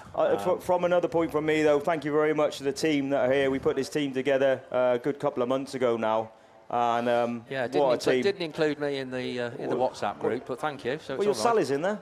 She's more important. You should know that Sally and I don't speak, so it's no good putting her in there, is it? No. You're expecting me to get the information. I'm guessing if you're never involved in the nationals, you're probably 6 foot under. So we'll just leave it there. Thank you, everybody. That's me signing off, and we'll see you over at the trophy presentation a little bit later on. Yeah, we'll see you in a bit. Thanks, Graham. Yeah, thanks, Gray. And yeah, thank you, Steve. Trophy presentations come in and a little bit later on, but we have got just the one final. That's 2 races ago, but the one final definitely to get through, and that's guess what? It's men's class 6s. Shocking UK and Phil Priest Transport is your sponsor. And as you look down towards the line, it does look a bit depleted, and don't quite know who's there and who isn't, but I can tell you who isn't there is Mickey Manning, Matt Manning in Evesham 152. He's not there, but Colgate certainly is there, I think, in North Wales 1, but I'll tell you what, I think we'll just let him leave the line, and we'll cross off who there and who isn't, and see who does what. So we're getting towards the sharp end, but it's not over yet. Still loads and loads of stuff to do, and of course the champions then will take place after this final. So of course all the champions from all of the classes will be staggered around the raceway. I don't know who's got that job, but good luck. And of course they will race to be the champion of champions. But that's, of course, when all that's done, we got the trophy presentation, which I would presume is taking place just behind us in the trophy trailer. So if you're about, still got lots to do. Yes, if you're saying tonight, then there's loads of stuff going on. They got another band on tonight, I think, as far as I'm aware. So yeah, loads of stuff. Why not make it a complete weekend of it, and sign it off in style. But let's see if we can get through this. They've been so troublesome this weekend, haven't they? And throughout the heats, they've had at least 2 goes at most of them. But I'm sure they'll be as good as gold. I'm sure they will be.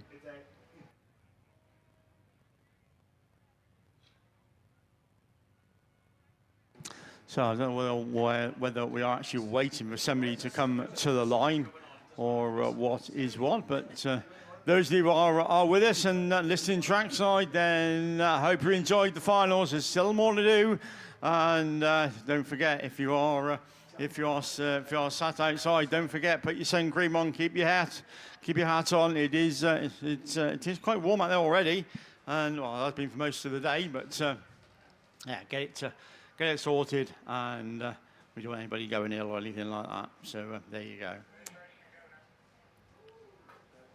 So definitely you can see Todd Harwood's blue Fiat Lupo down there on the line. So that's he definitely starts from the middle of the pack.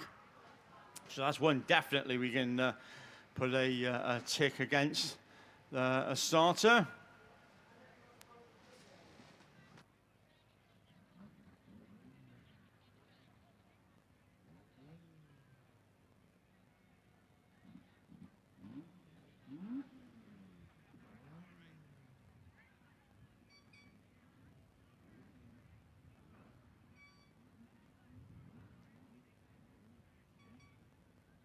So, yeah, I think that's one of the cars we're waiting on that. I think that's Dan Bryan Scarborough at 41 that is going to take his place. So whether they were just waiting for a few things to be put back on or get sorted, but it is Dan Bryan, and he takes his place on the grid in about grid 4 or so. So we look round the raceway, and we get the red flags. We just wait for the one to drop and for the flag to go up. But I think there is one more car to come to the line, and I think that actually is Matt Manning's Evesham 152. So if it is, then he will just take his grid slot in I think grid 1, if I remember rightly.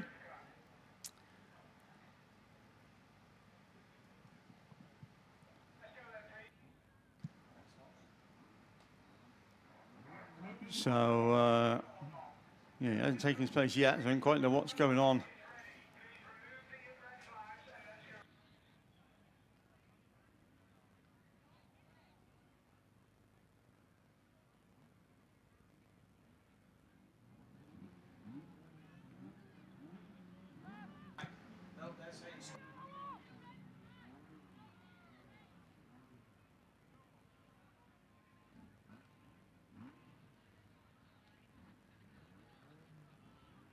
So I think there's a slight discrepancy on who's there and who isn't, but just whatever it is, get it sorted so we can get this final underway. The red flags, though, are still held aloft, so at the minute we ain't doing anything or going anywhere. So I'm sure we will soon get that change. Yeah, that's changed then as the bungee lifts then. Let's Go Racing men's class 6 final is away from the line for the second attempt, or second or third attempt, but Colgate it is that's found the gap through in North Wales at number 1 and leads in down that far side. Darren Bryan having a good run in Scarborough 41. Up that second place slot he goes in, but as back round towards us, he comes once again. North Wales 1, Scarborough 41. Then we go to Tom Harwood into the 273 from Tristan Daniels in Typhi 36. As round the top corner we go once again. Somebody getting all sorts of out of shape, and that allows the Skyfield just to gain a place in YS 22. But back round towards us once again. It is North Wales 1, Scarborough 41, 273. Tristan 36. From the who's that going through? That's going to be the Scarborough 65 machine of Jack Parker. But we are hearing over the radio. Poor old Darren Bryan. His luck really hasn't held out. He is black flagged. So unfortunately, he will take no further part in this final, though he is second at the minute. But that matters not one iota as they go down that far side. And already Colgate just starting to break away from the rest of the chasing pack as they come back round towards us once again. North Wales 1 to near 273. Then Tristan Daniels in time 36 from YS 72. From Jack Parker as Darren Bryan does move to the outside of the raceway. So unfortunately his final and his chance has gone. But nobody then is catching your race leader, and we want to go then. Jay Colgate, a lot of people sit for the top in North Wales at number 1. Tom Harwood fighting with Tristan Daniels in Typhi 36 as they go across the top corner. Once again, Harwood locking up that inside line, but Daniel just slams the door shut as they go into the bottom corner. But your Class 6 national champion this weekend, well done, Jay Colgate. North Wales 1 takes it. Daniel takes second, Harwood third, and YS 22 from Jack Parker, the last of the finishers in Scunny 65. Well, we got there in the end. I say it took a couple of 3 goes, but we certainly did eventually get there. And well done to Jay Colgate in North Wales, number 1. One of the top qualifiers, but nobody unbeaten throughout the heats. But he's been on song all year, though, isn't he? In North Wales at number 1. The car absolutely lightningly fast, and carrying a fair bit of damage. It's Radford a few weeks ago ended up on its roof, but they've got it looking absolutely spot on, and eventually getting to that title. He's been knocking on the door for quite a fair few years, Jay Colgate, but fair play. He now takes the title for the 2026 Class 6 Men's National Champion. Of course, Jay Colgate. But well done, Tristan Daniels, once again in Typhi 36.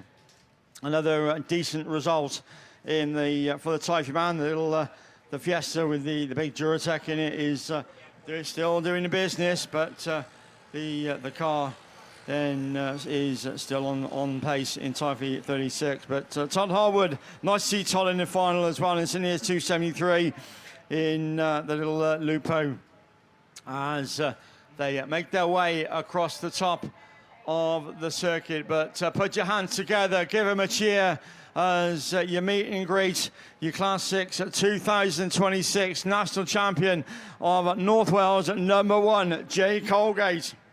But absolute well done to all the finalists as well.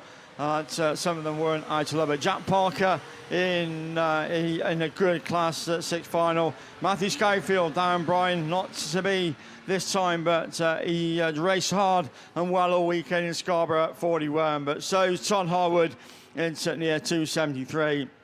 And also Matt Manning, another person that was tipped for the top, but not to be.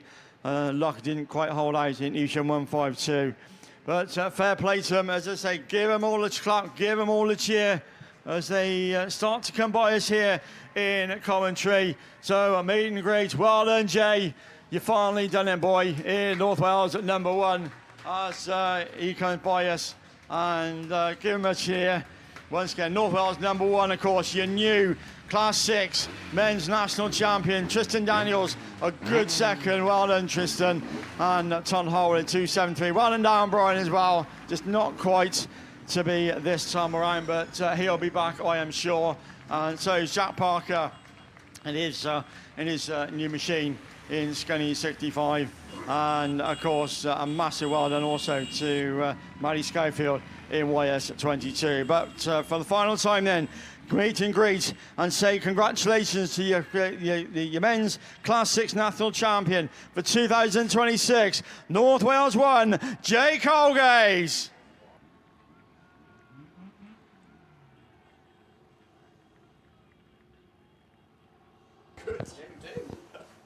Okay, guys, don't forget then, keep yourself trackside because we have got champion and champions ready to go racing. We've just got a little bit of track work before Scott Jones then is going to take you through the champion of champions. Now, just a quick public service announcement. Please, please, please, I said it yesterday, I like to talk rubbish.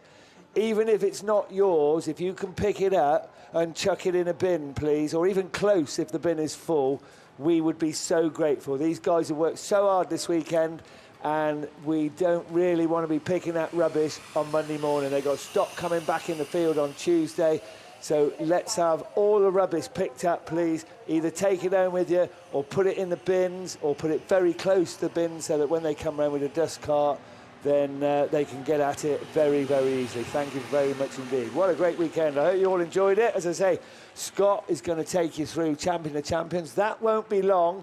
And then we've got trophy presentation by the bar, which is very handy, isn't it? It's always good to be by the bar. Trophy presentation pretty well straight after the Champion of Champions. So we look forward to that. Make sure you get down there and give a great cheer to your trophy winners. I've got to say, Lance Bowen really pulled it out of the bag, you and your team, and especially with this end of race parade, which has been absolutely fantastic with a bit of razzmatazz and the cars and the drivers with their helmets off. Oh my God, how did you get away with that one, mate? Hey, I bet you weren't, I bet that wasn't in the Bible, but it's so good to see that people can put faces to names to cars and the drivers get their true accolade as they take applause after their win. And they didn't get too wet either, did they? No, do you know what I mean? I think it was the blinking marshals soaking them more than anybody else, to be honest. So maybe they should be on a written warning. I don't know. No. Congratulations to all them marshals out there as well. They get some stick, and I know there's been some very odd decisions this weekend, as there always is. But they have been consistent, we've got to say that. So well done to all the marshals for working so hard this weekend. Whatever they do, they're not going to get it 100%. They're amateur people and they do their very, very best. So although we all knock them, congratulations, because all you guys and girls have been amazing, really. What else have we got to say? Nothing really. We're waiting for the Champion of Champions to come out. As I said, the track work's done. Scott's going to let you know who's in what, although most of you know anyway. Hopefully they'll all come out, because it is some sort of accolade to be class champion and Champion of Champions. So I'm going to hand you over to Scott, and he's going to let you know who's in what, where they're going to go. Do you know that, Scott? Is that who sorted the stagger out, mate? I have no idea, and I'd just like to say on record, I promise this isn't rigged. My name was pulled out of the hat, and it was my first ever Nationals, and I've got the very big honour of being asked to do the Champion of Champions race. So I promise it wasn't fixed. This is so Kev's going to be with me in this one. So D&D Transport are the sponsors of the Champion of Champions race. Bell Equipment UK, of course, the headline sponsor for the 2026 National Autograss Championships. So there's a few cars down in the rerun lanes and holding lanes, I'm assuming just to be checked for legality. Yeah. So we can see there's a few cars waiting to come out onto the track to stake their positions in the stagger. So, of course, Kieran Griffiths was your Class 1 national champion. I mean, all the guys and girls have gone hard to get to the national championships, then to win their finals, to get into this race takes some doing. So credit where it's deserved to all of your champions for the weekend. So Kieran Griffiths is your Class 1 champion in Severn Valley 31. That's the car that they're all going to be chasing. So Ryan Smith will be next in the PAC #1 car. Rupert Lomax put on a storming performance all weekend, as he always does at Border Counties on the 3-day meetings, but proved the V8 power was the car to have in the Class 3s in North Wales 99. Ben Gould done it again in North Shropshire 434. Those guys in the Gould family just ooze success, don't they? Everywhere they go, the cars just absolutely perform, and Ben Gould proved it so in the Class 4. Charlie Holloway, Evesham #9, always a quick racer, lovely guy as well. In Evesham 9, Charlie Holloway, verily deserved in the Class 5. Jake Holgate, your latest national champion, just seen come through in the men's Class 6. See, they put the work in as well up there in North Wales, and I'm sure the Colgate family will be absolutely delighted. As a Class 7 and 8 then, Cameron Mills in Cumdy 9 and 19, double champion, did the 2 last year, he's done it again this year. I would assume he'd come out in the Class 8. As Cameron Mills in Cumdy 19. I don't think he'll bring out the 7. I think he'll have more chance in the 8. So we'll have to wait and see if he comes out in that one. And Wayne Llewellyn in PhD #9, many people's favourite, delivered the goods in that one, PhD 9. He's in the Class 9.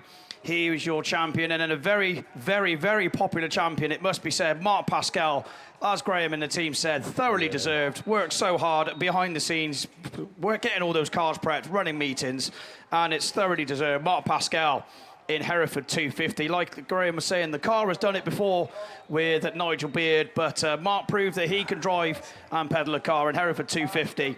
He's there in the Class 10. Pano 9, again, he was my prediction for the Nationals. He was unlucky last year down in South Wales, but proved he can drive a car. Josh Holden, Pano #9, does the business. He's going to be out there in the Stock Hatch. And another popular champion in the men's F600, Border Counties 15, Bill Bradford. He's going to be coming out in the F600s as well.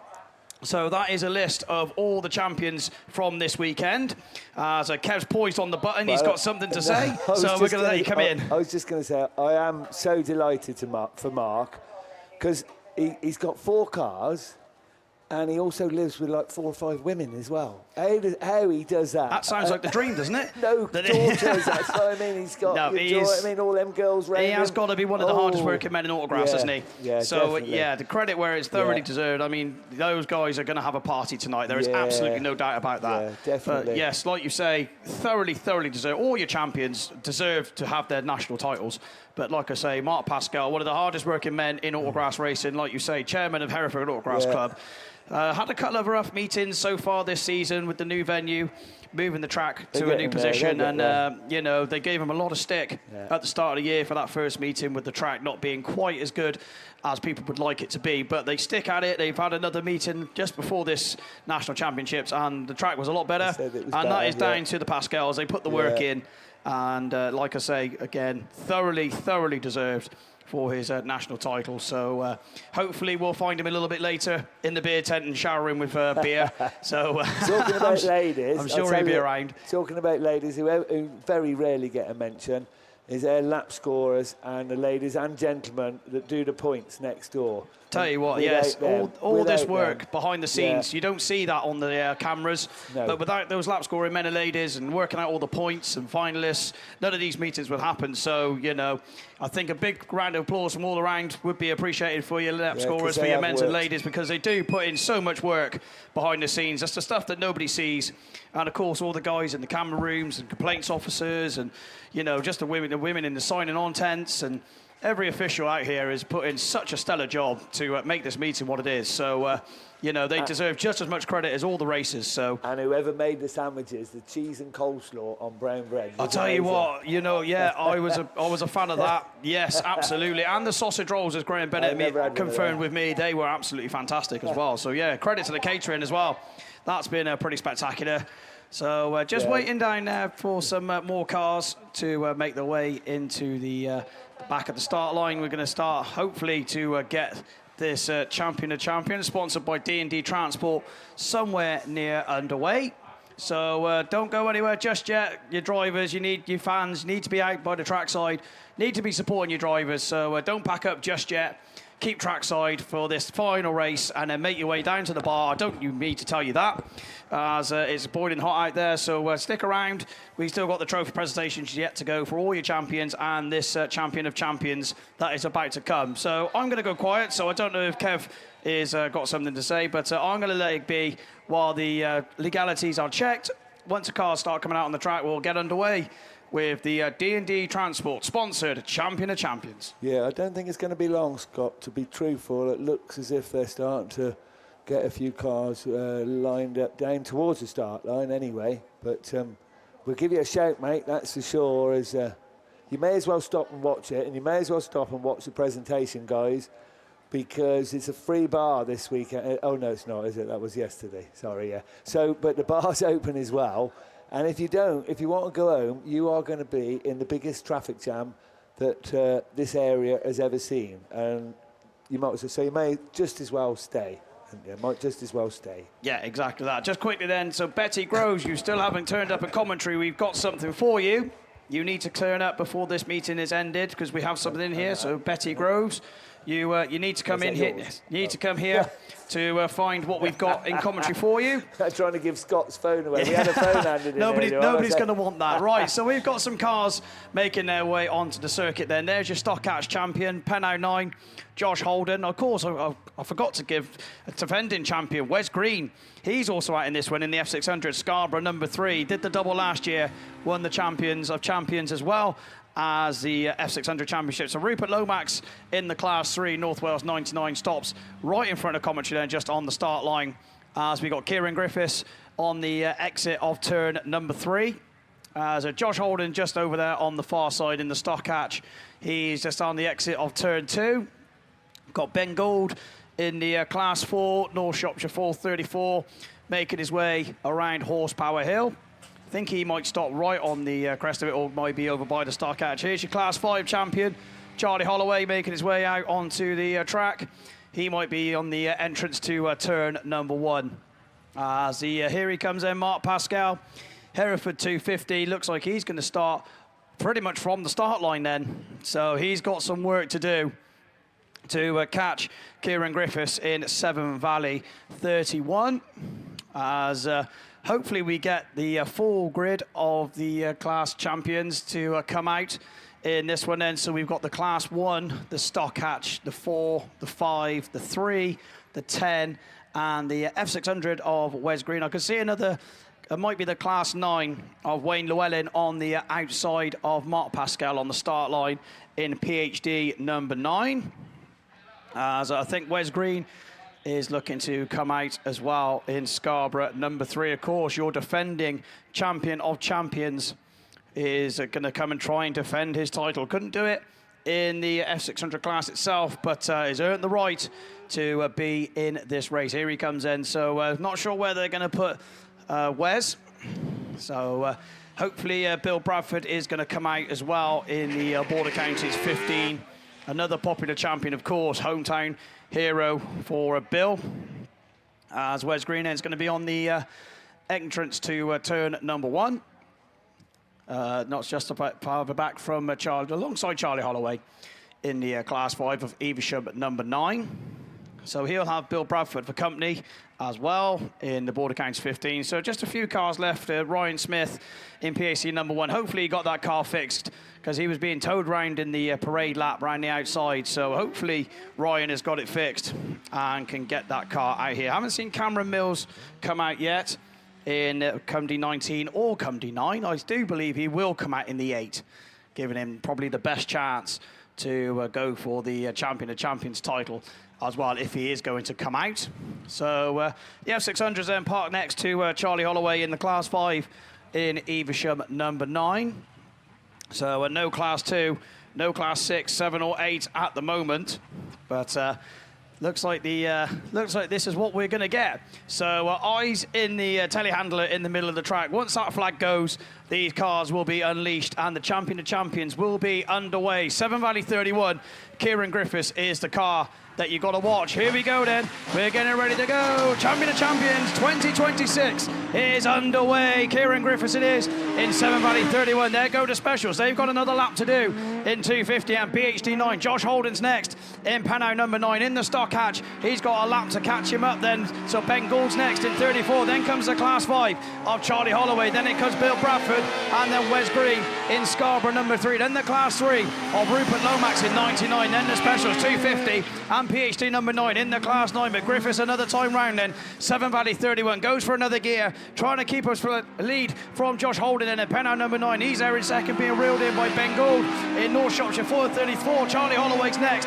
They're pulling away now from the F600 of Bill Bradford and Scarborough number 3. Pascal's got past Lomax in North Wales 99. Wayne Llewellyn in PhD number 9 at the rear end of the field. Another lap successfully completed then. Severn Valley 31 has his lead slashed as Josh Holden's closing in Pano number 9, but Ben Gould's getting closer as well in 34. Charlie Holloway's catching the class 4 in Evesham number 9, then Bradford's next from Scarborough 3. Pascal in Hereford 250 as Wayne Llewellyn is up the inside of Rupert Lomax in North Wales 99, so Lomax is to the back as we got a challenge for second then. Peno number 9, Josh Holden's just holding on as Ben Gould's looking around the outside, looking up the inside. Charlie Holloway's going to make his move and come through from 4th to 3rd. He's going to go up the inside of Josh Holden in Peno number 9, just holds on as Bradford from Wes Green and Mark Pascal's now catching and goes up the inside. Oh, Wes Green hits a rut as Pascal goes through. Look at the battle for 2nd, 3rd and 4th. Ben Gould and Charlie Holloway go past Josh Holden in Peno 9 and Holloway's through to 2nd in Evesham number 9. And Kieran Griffiths is still leading Holloway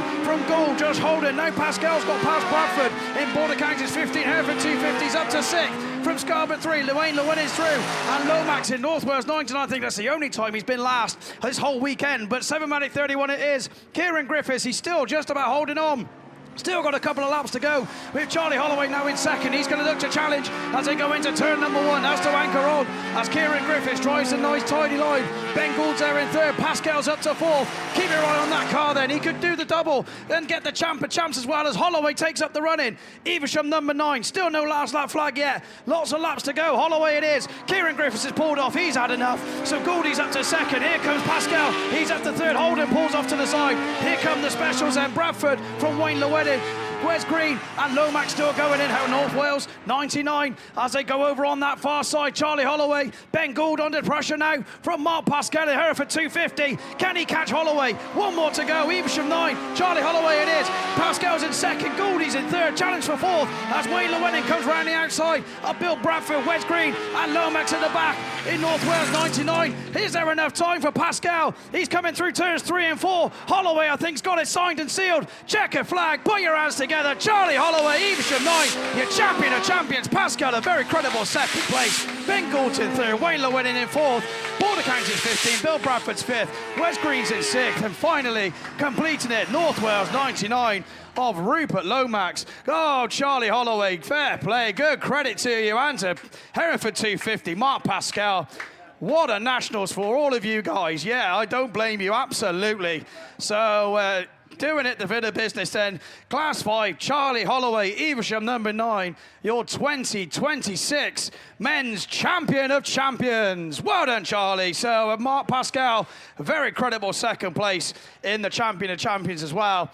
So well done to all of you guys for making it this far in the nationals. And Charlie Holloway then, Evesham 9, champion of champions. D&D Transport, your very kind sponsors. So 2026, Charlie Holloway, it's your year in the Class 5. Nearly did it in the 3, not quite, but done it in the 5. And made it to the champion champs and made it stick. So Evesham number 9, Charlie Holloway, champion of champions.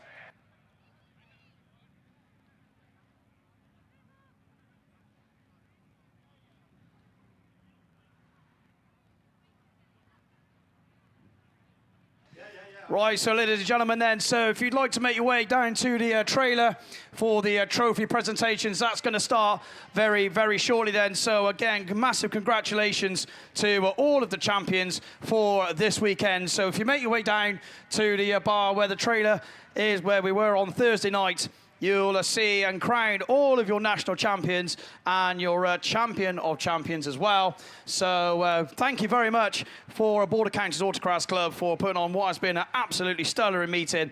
So yeah, that's 2026 is a wrap. So I'm sure the fans got exactly what they deserved. We're doing it for the fans, of course.